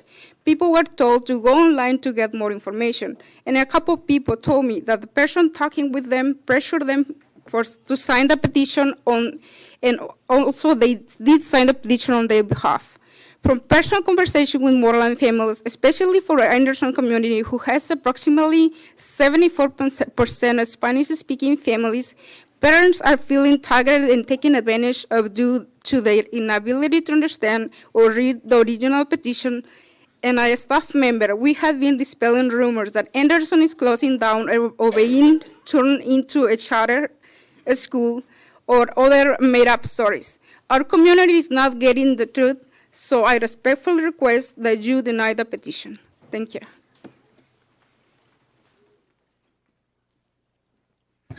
Good evening. Colin Miller with the California Charter Schools Association. I'm always encouraged to see a lot of community engagement in these proceedings, but I want to assure the families here and the staff here from the district that one of the key tenets of the Charter School Act is choice. No parent will ever be required to force their student to attend a charter school, nor will any staff or any teacher be required to be a teacher in a charter school if they choose not to do that. So I want to be clear on that point. I want to associate myself with Eric's comments, and I did want to point you to our letter of support for the school. We do outline a number of inconsistencies and concerns we have specifically about the analysis on this particular petition. Once again, it really is a matter of degree, and I encourage you to look at the whole being greater than the sum of the parts in this case, and in all cases with charter schools, and focusing on one element or one sub-element of an element of a charter school is not really looking at the whole picture. And I encourage you to look at holistically at what this school is proposing. I do recognize that there are some concerns. I do not believe that they reach the level of rejecting this petition in whole. I think there are things, particularly now that the school is needing to put off their opening for a year, I think there are things that could be clarified as they move forward. We encourage you to work with them and to make sure that this is a strong petition. It's an innovative, exciting program and an innovative approach to education that we don't see very often. Sometimes that's uncomfortable for us as educators and as policy people, but particularly the State Board and the State Department of Education, I think, actually have a really fine opportunity here to use this innovative program to really focus on the Charter Schools Act's opportunity to really have a role of using charter schools as a lab of innovation. And so we encourage you to support this school. Thank you.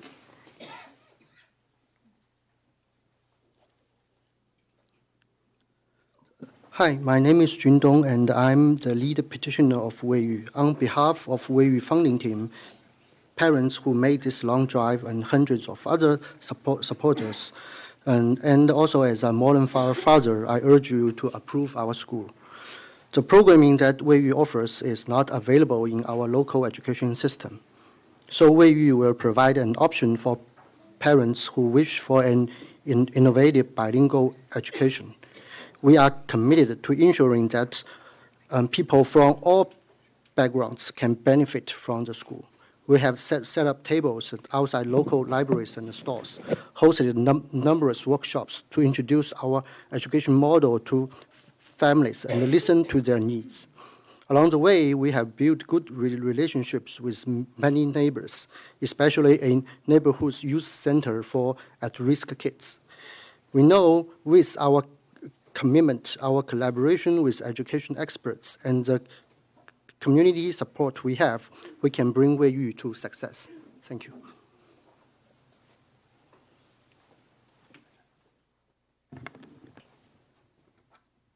My name is Sonia Mayello.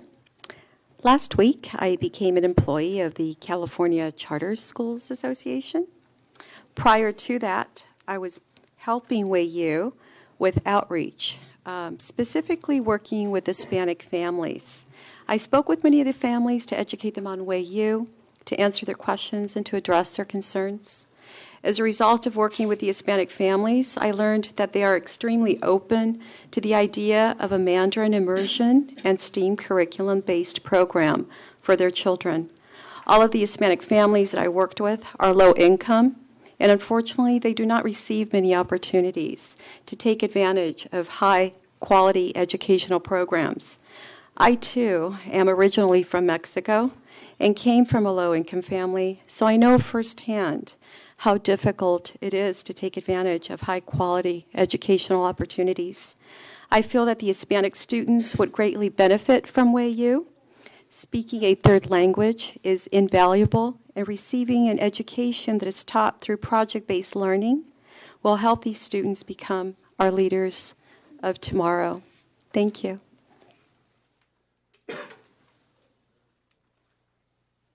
Hello again. I'm Roy Stanley. I'm the president of the governing board of the Weiyu Charter School.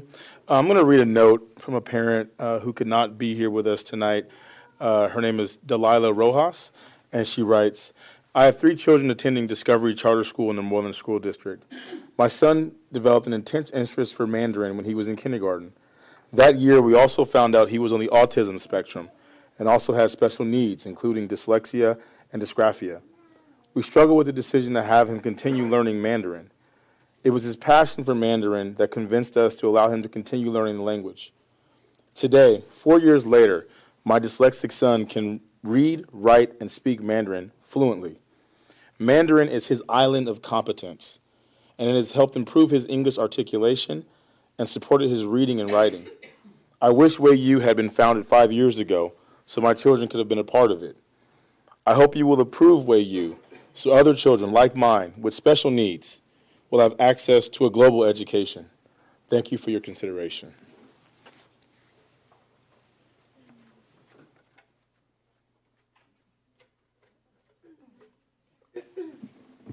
Hi, my name is Carl, and I am a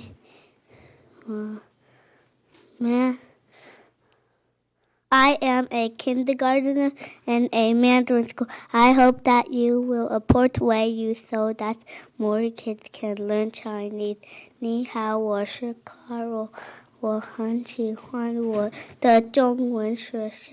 我期望你投Weiyu一票，谢谢，拜拜。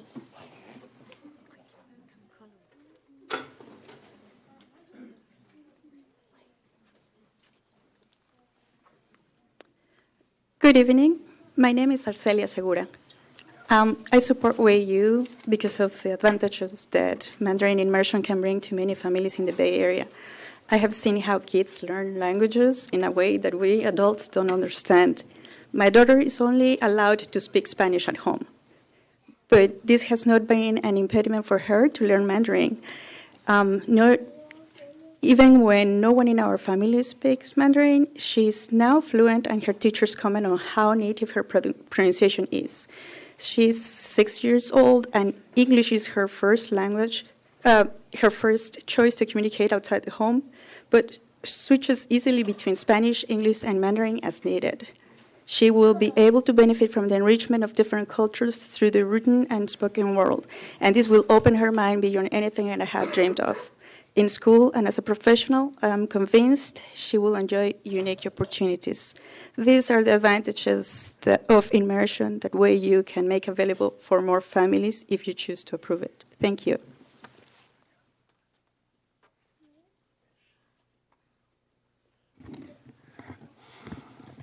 Good evening. My name is Darren. I'm a Moreland resident and, as well, as you can see, as a parent. I first learned about WayU Charter during one of their door-to-door canvassing. So I never felt pressured into supporting it. They answered all my questions. And what caught my eye there was the STEAM-based learning, which reminded me of what I had growing up, and which I felt was a standard. Apparently, as I grew older, I learned it was not. So I do like the concept of the project-based learning, and I feel it would help my daughter here get her interested in subjects that she normally would not be interested in if it was just rote memorization, right? Especially math and science and biology. And working in the industry for 10 years in Silicon Valley as a programmer, I've seen the benefits of being able to speak multiple languages, especially as the companies now are working on a global scale as opposed to just all within one country now. And so I ask that you support this charter school. Thank you. Say thank you. Thank you.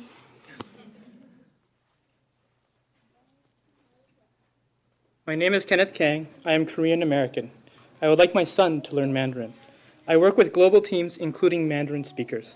From my perspective, there seem to be more questions for a Mandarin program versus other languages.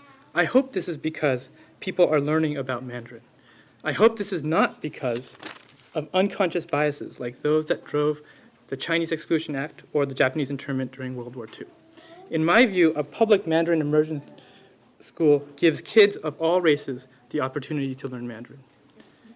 As a Korean American, I want my son to attend immersion schools in any language. I was vacationing in Japan when my non-Japanese roommate was asking for directions in Japanese. Yet the man who has responded repeatedly looked at and responded to me. I want those non-Korean kids to learn Mandarin and turn heads in China and in the 21st century global economy. Thank you.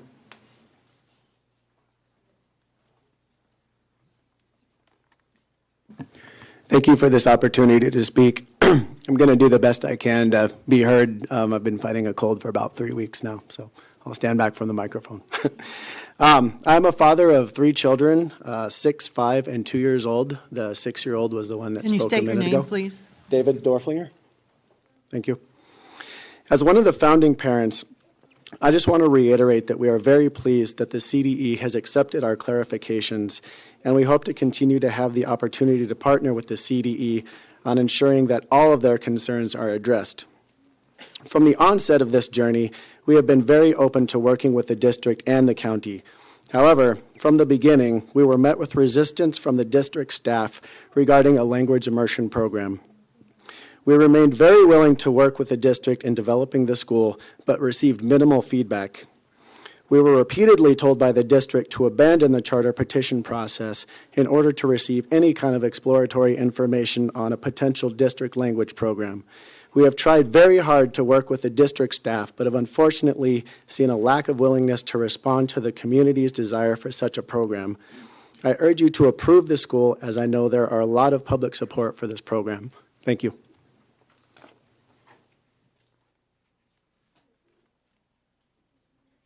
Good evening. My name is Alicia Perales. I'm a resident of Moreland School District, and my daughter will enter kindergarten this fall. I come to ask you to provide an opportunity for our young girls to have a school like WayU, a school that will offer a STEAM system of academics and quality education, learning science, technology, engineering, art, and mathematics. It is a good investment, and I trust that our young daughters will be able to defend themselves proudly throughout their lives. I believe in each and every one of you. Thank you very much for your attention.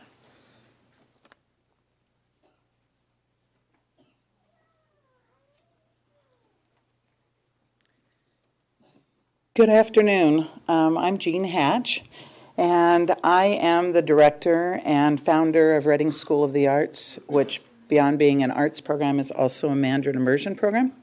I'm also the director of the Shasta County Charter Schools Special Education Consortium that has now become a JPA. And I wanted to take a few minutes today because I have the unique perspective of having had a Mandarin program in a charter school for the last 8 years. And some of the concerns that people had about special education, about English language learners and that sort of thing, actually have not been a problem at our school at all.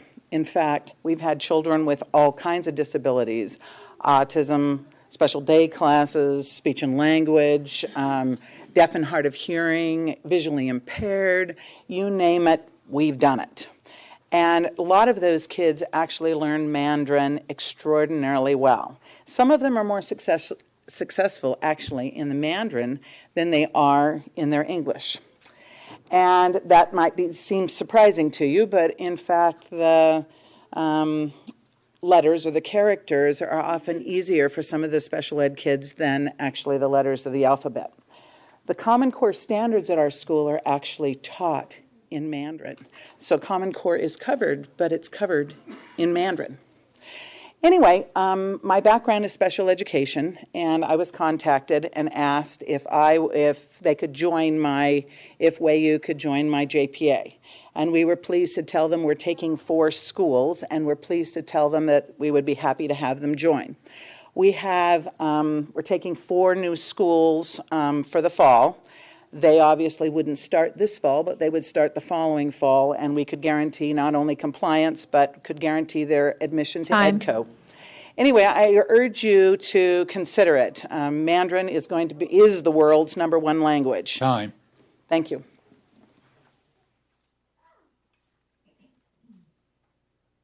Good evening. My name is Michelle Lopez from the Offices of Young Mini and Core. Our office serves as General Counsel for WayU International Charter School. I request your recommendation for approval of the petition tonight. The legal standard for a charter petition is to include descriptions of the 16 charter elements that are, quote, reasonably comprehensive. The CDE report expects a level of detail regarding ELs and students with disabilities that goes far beyond this legal standard. You'll find the charter petition includes descriptions in these areas, providing a complete picture of how the education program will meet the needs of all learners, especially ELs and students with disabilities. Unfortunately, department staff appear to have misunderstood the fundamental nature of the WayU education program. I recall the same misunderstandings occurred at the county level, where there was a failure to understand the full picture of this innovative and unique program that doesn't fit perfectly within the traditional educational models out there. This is an innovative program that goes to the heart of the legislative intent of the Charter Schools Act to encourage the establishment of different and unique schools of choice. Unfortunately, WayU is faced with a district that is unlikely to ever approve a charter petition. The district's reaction to the WayU charter has been less than collaborative, and its actions have spread confusion and false information throughout the community. There are over 6,000 students on waitlists for charter schools in Santa Clara County. Clearly, families in the Silicon Valley desire school choice, and WayU is here to fulfill that need. Further, I submit that the letters submitted by WayU on April 26th and May 1st provide only clarifying information to address questions that were raised in the 2 CDE staff reports, or simply restate language that's already included in the charter petition before you. If the board has any remaining concerns regarding the content of the petition, I encourage them to be addressed as technical amendments, as was done for the other charter petitions that were approved today. Thank you.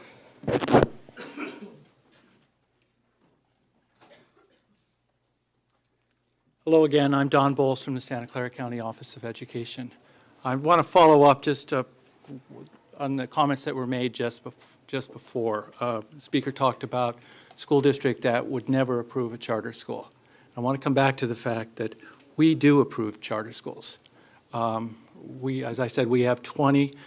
We will have 23 next year, 2 bilingual programs and 1 STEM program. We are frequently characterized as a charter-friendly school.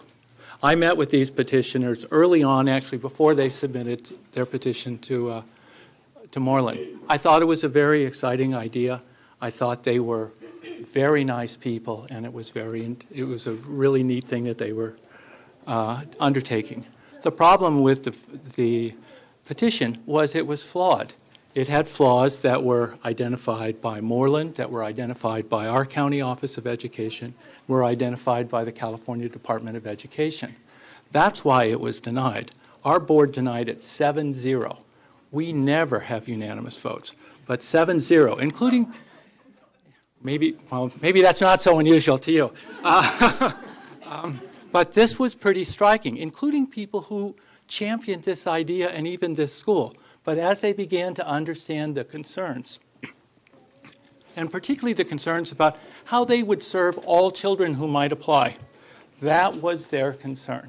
And as I said at the beginning of my comments when I was up here earlier, follow the law, look at equity, access, choice, and really in terms of equity, who they plan to serve in the program that they were articulating that they would offer. We did not feel that it met that criteria. There were many technical issues that are detailed in our reports and are also... Time. Thank you.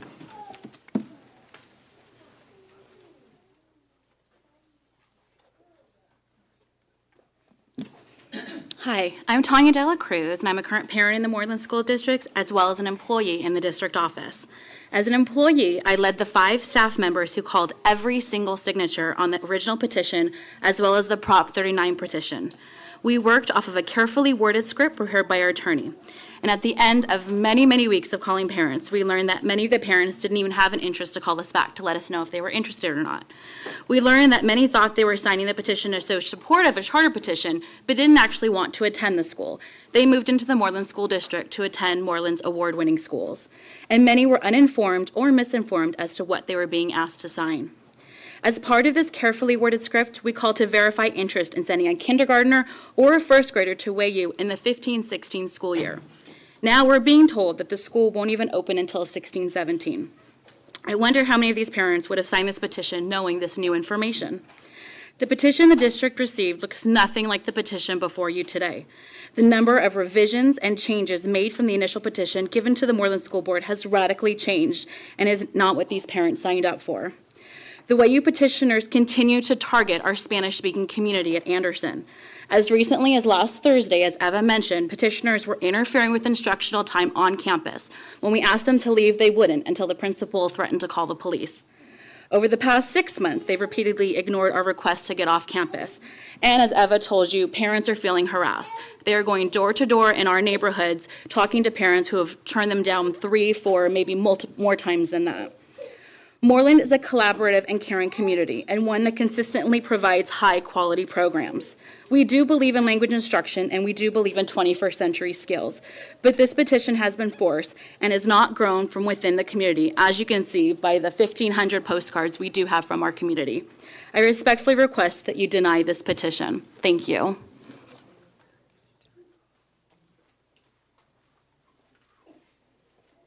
Good evening. My name is Karen Jelsick. I'm the Assistant Superintendent for Business with Moreland School District. I started out as an elementary school teacher, and I have worked for a number of school districts, and I've worked with charters who have succeeded for many years and have failed. And the bottom line is a viable, sustainable educational program. This petition has had, as people have mentioned, several flaws, many of which have been mentioned, so I'm going to cover a couple that haven't. If you focus on the staffing for the school in the first 5 years, most of the staffing consists of teachers and instructional aides, and that is absolutely fundamental to education.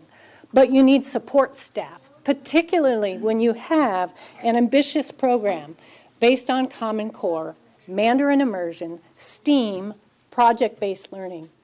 So other than the principal and a half-time office clerk, which changes to a principal and 2 office clerks in year 5, there is no mention of support staff like noon duty supervision while the teachers have their lunch, library services, food service personnel. We have school community coordinators in our district because of the varied languages that we have. There's no technology support, nursing, health services. These things are missing in this petition. This is very important. The last thing I wanted to mention, I know that our teachers brought up the fact that salaries are low across the board. And while I know that all of us in education, to some degree, work out of a level of altruism, when you look around and you've been teaching in a community and you can work 20 days less a year for 1.5 times your salary and 1.5 times your benefit, I believe, though they could recruit, retention's going to be an issue. And when you focus on staff development, that investment in staff development is only an investment when you retain teachers. Time. Otherwise, thank you.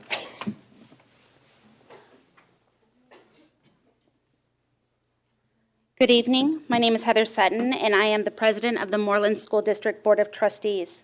I've given a lot of thought to what I should say today. I thought about presenting our board's concerns regarding the great number of meaningful deficiencies found in the petition. I contemplated highlighting the petitioner's questionable practices and lack of local support. And I wondered if I should publicly question the petitioner's new willingness to waive an enrollment requirement that they argued vehemently was critical to the success of their program in front of Moreland.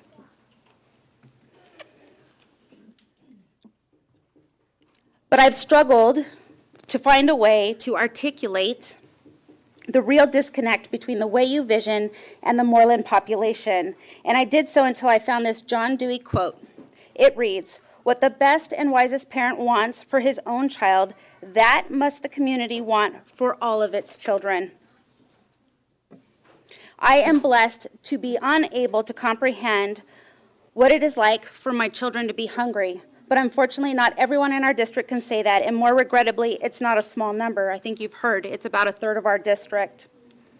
Whether it be their bellies, their brains, or their hearts that need fueling, in Moreland we work tirelessly as a community and a committed board to meet that moral obligation of serving all 4,803 students uniquely, including those that are traditionally underserved. We provide multiple meals a day, intensive interventions, additional learning opportunities, childcare, counseling, additional bilingual staff, partnerships, parenting and parent project classes, transportation, and the list goes on. When we asked WAYU petitioners, on the other hand, about their participation in free and reduced lunch, the answer was no. We don't plan to participate, and we're not legally required to. I'd like to take this opportunity to respond to some of the things that have been said that are simply not true. Time. Sorry. Okay, that completes the public comment, and so we're ready for board discussion of this, and starting with Board Member Schwartz. I had a couple of clarifying questions, and actually. Before that, close the public hearing. Oh, sorry. So, and our liaisons might be able to clarify the question I have, and I'm just taking in all the information, and then you direct if what needs to be CDE staff or the petitioners. But there's some discussion about what age kids can enter, and after that they can't enter the program, and then at what point they matriculate. That whole issue of progression, I was confused about, and I don't know, Member Williams, if you know the answer to that or if ACCS pursued that, but I was just curious. I don't know if this is exactly the same as the Mandarin immersion model, but on the CDE website, they have a frequently asked question about two-way language immersion, and they give guidance on it. And one of the things they say is that it's better if a student doesn't enter after second grade unless they know Mandarin or know the other language.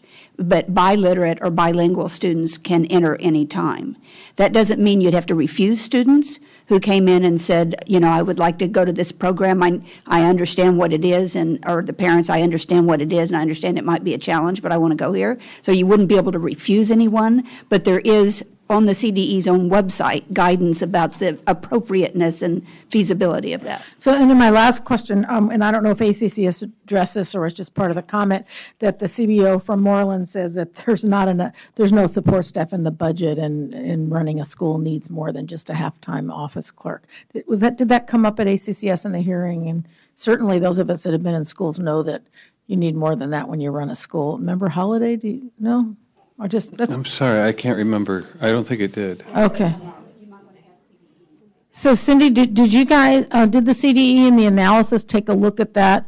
That was one of the Moreland school districts rejecting, areas for rejection, is that they hadn't put a solid budget together to run the school other than a principal and a half-time office person, and that I'm not saying that every single position is necessary, but so it sounds like you didn't. I mean, you're looking kind of confused, and I'm sorry to put you on the spot. I'm trying to kind of understand it, because one was the financial feasibility in running the school. We're looking to see on, it would be within the assumptions. I mean, the big picture for the financial overall was sound. But in terms of some of the detail would have to be built in there, so we're going to look and see. Okay, and I have one more question, and I know my fellow board members probably do too, but so with this petition now delaying for 1 year, and I wonder if, I don't know if this just was discussed at ACCS, and the question on the number of signatures they had, is this something that is part of our determination, because now it's a year later and they have to have enough students that will be intent to enroll, and the district's discussion that it. I think it was, and correct me, Cindy, if I'm wrong, but I think the petition that went to the ACCS was to open in fall of 2016. Yes. So that was not a discussion. And the issue of whether there's enough parents that have clear intent to enroll a year from now. Obviously, there's not a way to know that for sure, okay. But I think they were going on the numbers that were interested now. Other board member discussion at this point. Board member. One of the schools I looked at, just out of curiosity, was I think it's called Wei Ming in Oakland Unified School District. And I think it's a very similar model. Now I'm nervous about whether or not I know my models, but I was just interested in looking at that. That's been around a while. It's very successful. Every student subgroup that's in that school, well, at least Asian, Latino, Caucasian, EL, all are very high performing and equally high performing in that school. That was just a point of interest for me, that those models can be very successful. And I'm wondering if I can get new member Sun to share any insights you have about this school or any thoughts you have about this kind of program. Well, as I was just observing, clearly this is the community is divided, and there's seems to be some hard feelings on both sides, and I'm wondering, the trade-off. I see that Moreland School District is an enrollment of 4,800 students, and the way has proposed at full capacity be 525 students. That would represent almost 10% of the district, and I'm wondering if that plays a part in how the community is reacting to this, and how the concerns about whether the program will be serving all students, if some of those concerns are outweighed by the innovation and the opportunities that could be provided in that community. So that was just not necessarily one way or the other. While we're asking board members questions, I'm going to ask board member Molina one. We have what's being questioned here, in addition to other things, is the educational program. That is a grounds upon which we can turn down a charter. And that was the original discussion was heavily around that. It's exceedingly complex. You have sheltered English, bilingual. This is beyond anything I've ever experienced. So I don't know whether you have any observations on this, or is this feasible to do both of these? And the fact that this keeps evolving over time as to who can come in and so on. It's Mike. There are successful programs, and ultimately, hopefully someday we'll get there. The reality is, I think what's difficult about this petition is that nowhere does it state how they're going to address their English learners. Learning a third language or a second language is a great idea, but we have to ensure that we also ensure that children learn English if they come in as a second language learner. And I think that's the difficult piece about this request, that it is not clearly stated how they're going to do that. They're talking about learning the third language, but they're not talking about ensuring that children learn English as well. Yeah, I mean, I had trouble with 2 languages or Right. 3 It is. languages. I know they're It is young and, absolutely doable, and Yeah. we that should be our goal someday, that we do multiple languages. Right. But we have to ensure that the children are successful, that they learn this English. If they come in as English learners, that they are successful in English while learning a second or third language. So I think we have a petition that's allowing children to learn a second language other than English, that petition, but not to ensure that those that come in as English learners, L1s, 2, 3s, and 4s, that they are ensuring that they leave as proficient in the language, as well as in the content area, to include the third language or second language. Board Member Williams? And is your main concern around that the lack of information or specificity of information related to SELT and placement? Can you explain your main concern about where this petition is deficient in the EL part? Is it not having designated minutes? What is what? It's my understanding that it wasn't even addressed. So it's not that. Is that correct? My understanding is nowhere in the program do we address how we're going to ensure the children who come in as English learners will become proficient in English, in this case tested by SELT until we have a new accountability system. That is still the only way that we determine whether a child has mastered the language. So, and Cindy, can you clarify that? Because I thought that was part of there was more detail in it as part of the information that was submitted by then, April 6th or May 1st or. I have to bring Judy up here.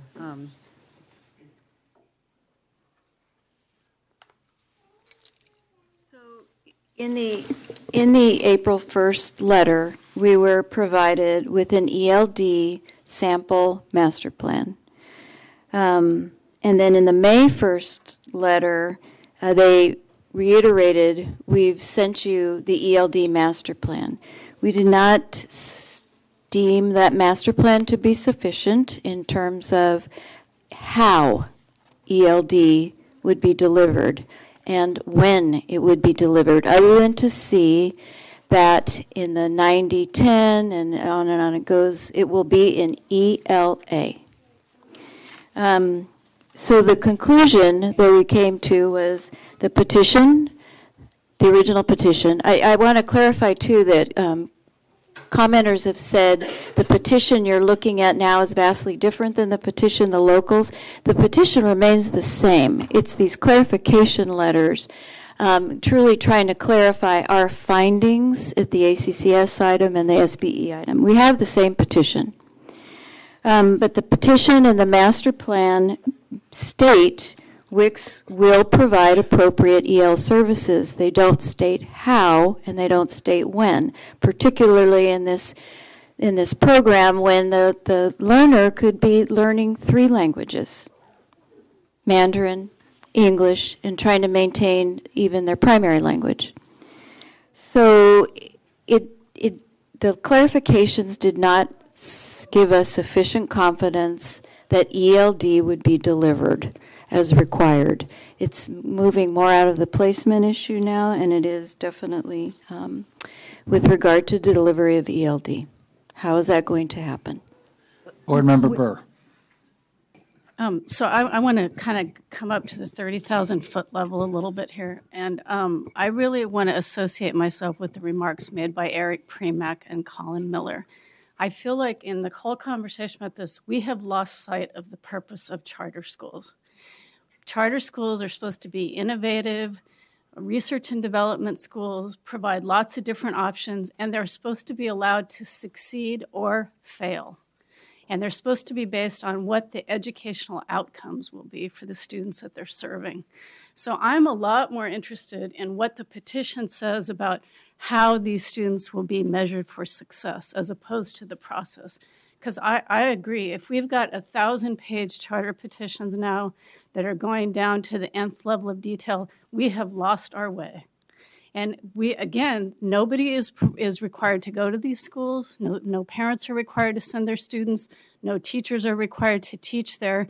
But if there is a need in the community, and I agree with what Ting said, there seems to be a real problem in this community because there are bad feelings on both sides.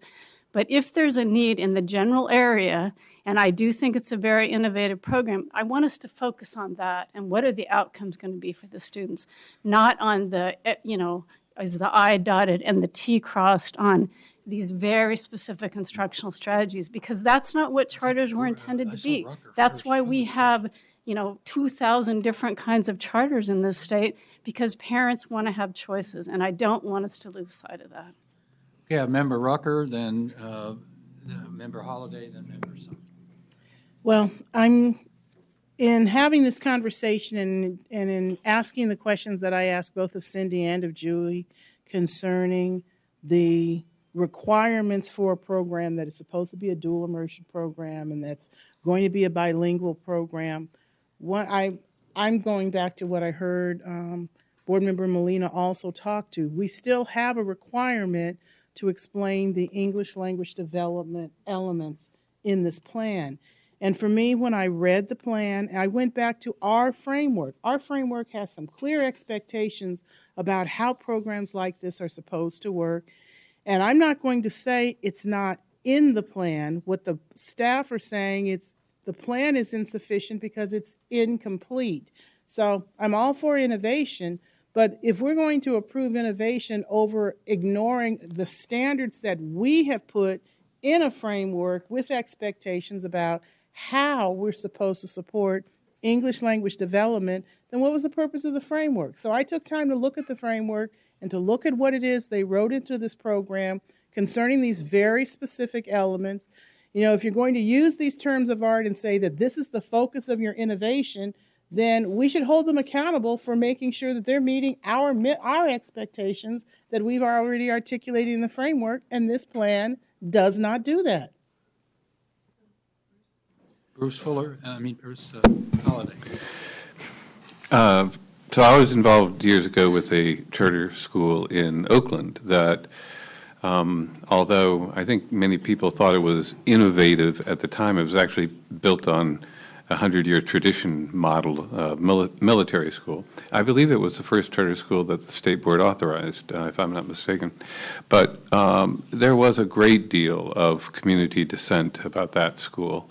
And there was a great deal of fear and concern that all sorts of disastrous sorts of consequences would come out of the approval of that charter. I do not in any way mean to diminish the concerns of the Moreland community at all, but I would like to say that it's my honest opinion that very few of the concerns that were expressed early on with the school in Oakland actually came to fruition. And instead, after a number of years, the community has begun to embrace that school for its innovative approach. So I say this only honestly out of the goodness of my heart. Whether or not this school is approved or not, I hope that the community will come together and understand that, that we can make room for various approaches in education. Board Member Sung. Yeah. So this is for CDE staff. So so when you say that in your analysis that the petition is deficient in describing the EL program, is it because of the type of program that they're offering? So are you saying that the department has not recommended approval for other charter schools who have the same kind of language in their charter petition and the similar ELD plan? Or is it in the context? Yeah, or are you saying it's deficient because in the context of it being this very unique type of language program? Because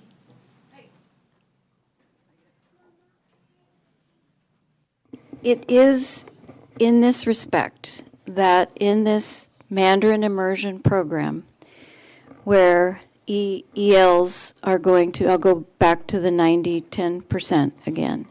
There will be EL students in kindergarten who are going to receive instruction in 90% of the instruction will be delivered in Mandarin language and 10% of the instruction will be delivered in English.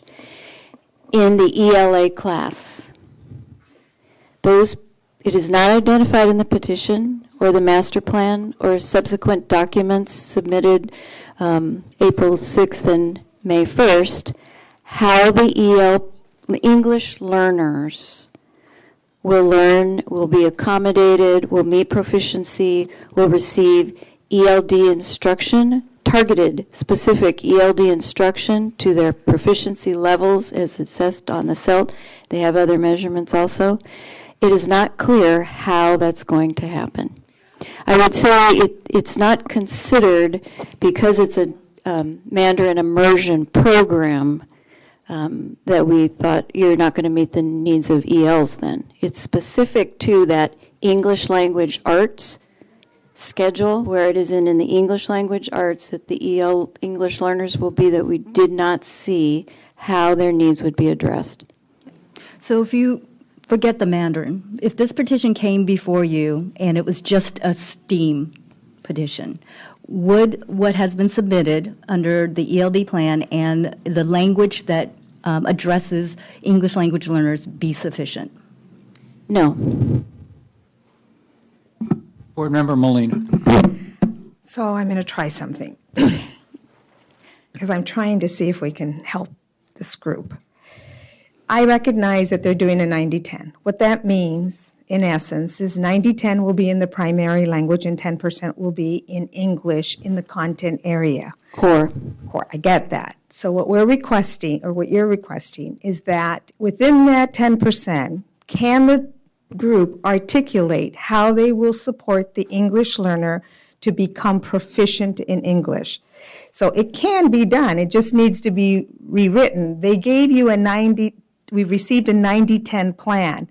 They can continue with the 90% primary language support or learning, but they have to be able to articulate that within that 10%, how are they going to meet the needs of the English learner? So my question is, can they go back and write that piece and bring it back to us so that we can move forward? I don't think we can. Legal counsel will have to answer that, yes. The petitioner says it's in there. Yeah, I don't know why we can't make it a condition. We have to, legal counsel, we need, again, I don't think, Judy Sias, please come up and, isn't this like the last one? We have to approve or disapprove? We have to approve or deny. We can put some conditions on the approval if there are some things that you're concerned about. But all we can do are thumbs up, thumbs down at this point in time. No. And if we deny, we have to make one. Well, CDE has given us reasons they are recommending denial. So. Well, but we can also recommend approval with conditions. Right, and with technical amendments or whatever you feel is needed. Right. You're saying we just can't postpone it till another time? Yeah. We can't ask them to go back and resubmit. Unless the petitioners agree to a postponement, but I believe they are in the same situation as some of the others where they have a public charter school grant, and if they don't get approved by tomorrow, they would lose that grant. Okay, well, I'm ready. Go ahead. Okay, with a certain amount of trepidation over the outcome, I could make a motion here, but I do need Carolyn to let me know how that might be added on. So I have. Let me try this. I would move to approve the petition to establish Way U under the oversight of the State Board of Education with the following conditions. WAYU's governing board will meet as needed during the summer months for expulsion hearings. I know that wasn't a topic of our conversation, but it's a concern they had. WAYU will include the parent-teacher organization and/or site council in the development of the school's LCAP. WAYU will make technical amendments to the charter petition to reflect the April 6th and May 1st letters and the technical amendments recommended in the May item. WAYU will provide the CDE with a description of any special education alignment considerations that may exist solely due to the language immersion, and WAYU will provide the specifics on the English language development instruction that takes place during the 10% that is English. Okay, is that motion seconded? Second by Member Burr. Okay, any discussion? Introduce yourself, please. Sorry, I'm not sure people. Nick Schweitzer, Deputy Superintendent, sitting in for the superintendent up here. I'd just like to ask our staff here if they could comment on those conditions, if we've got any concerns with, being able to, make sure those conditions are met before the char opens, or are there any other issues or any other suggestions we have? Well, I mean, if the board is intending to approve, we just want to make sure that, excuse me, all of the concerns we have are addressed. And so they're just in various places. So I think would be any of the amendments that are needed that we identified in the item originally, and then things that we acknowledge were addressed in the two letters. The one area that we could not look at because of the late submission was there's a very comprehensive special education piece that we weren't able to look at. So as long as that meets the needs of our special education division staff that work on this with us, I think that addressed all of the concerns that we've had in the various places, excluding the condition that you're going to propose for the English learner component. So considering that I got this proposal language from state board staff, I assume that they would work with you to make sure that I got it precisely enough to meet your needs. Yes, we just want to make sure everything's covered. So. Okay, any further discussion? If not, the clerk call a roll. Why don't you start on this side this time? Oh, you want variety in this, huh? Mm-hmm.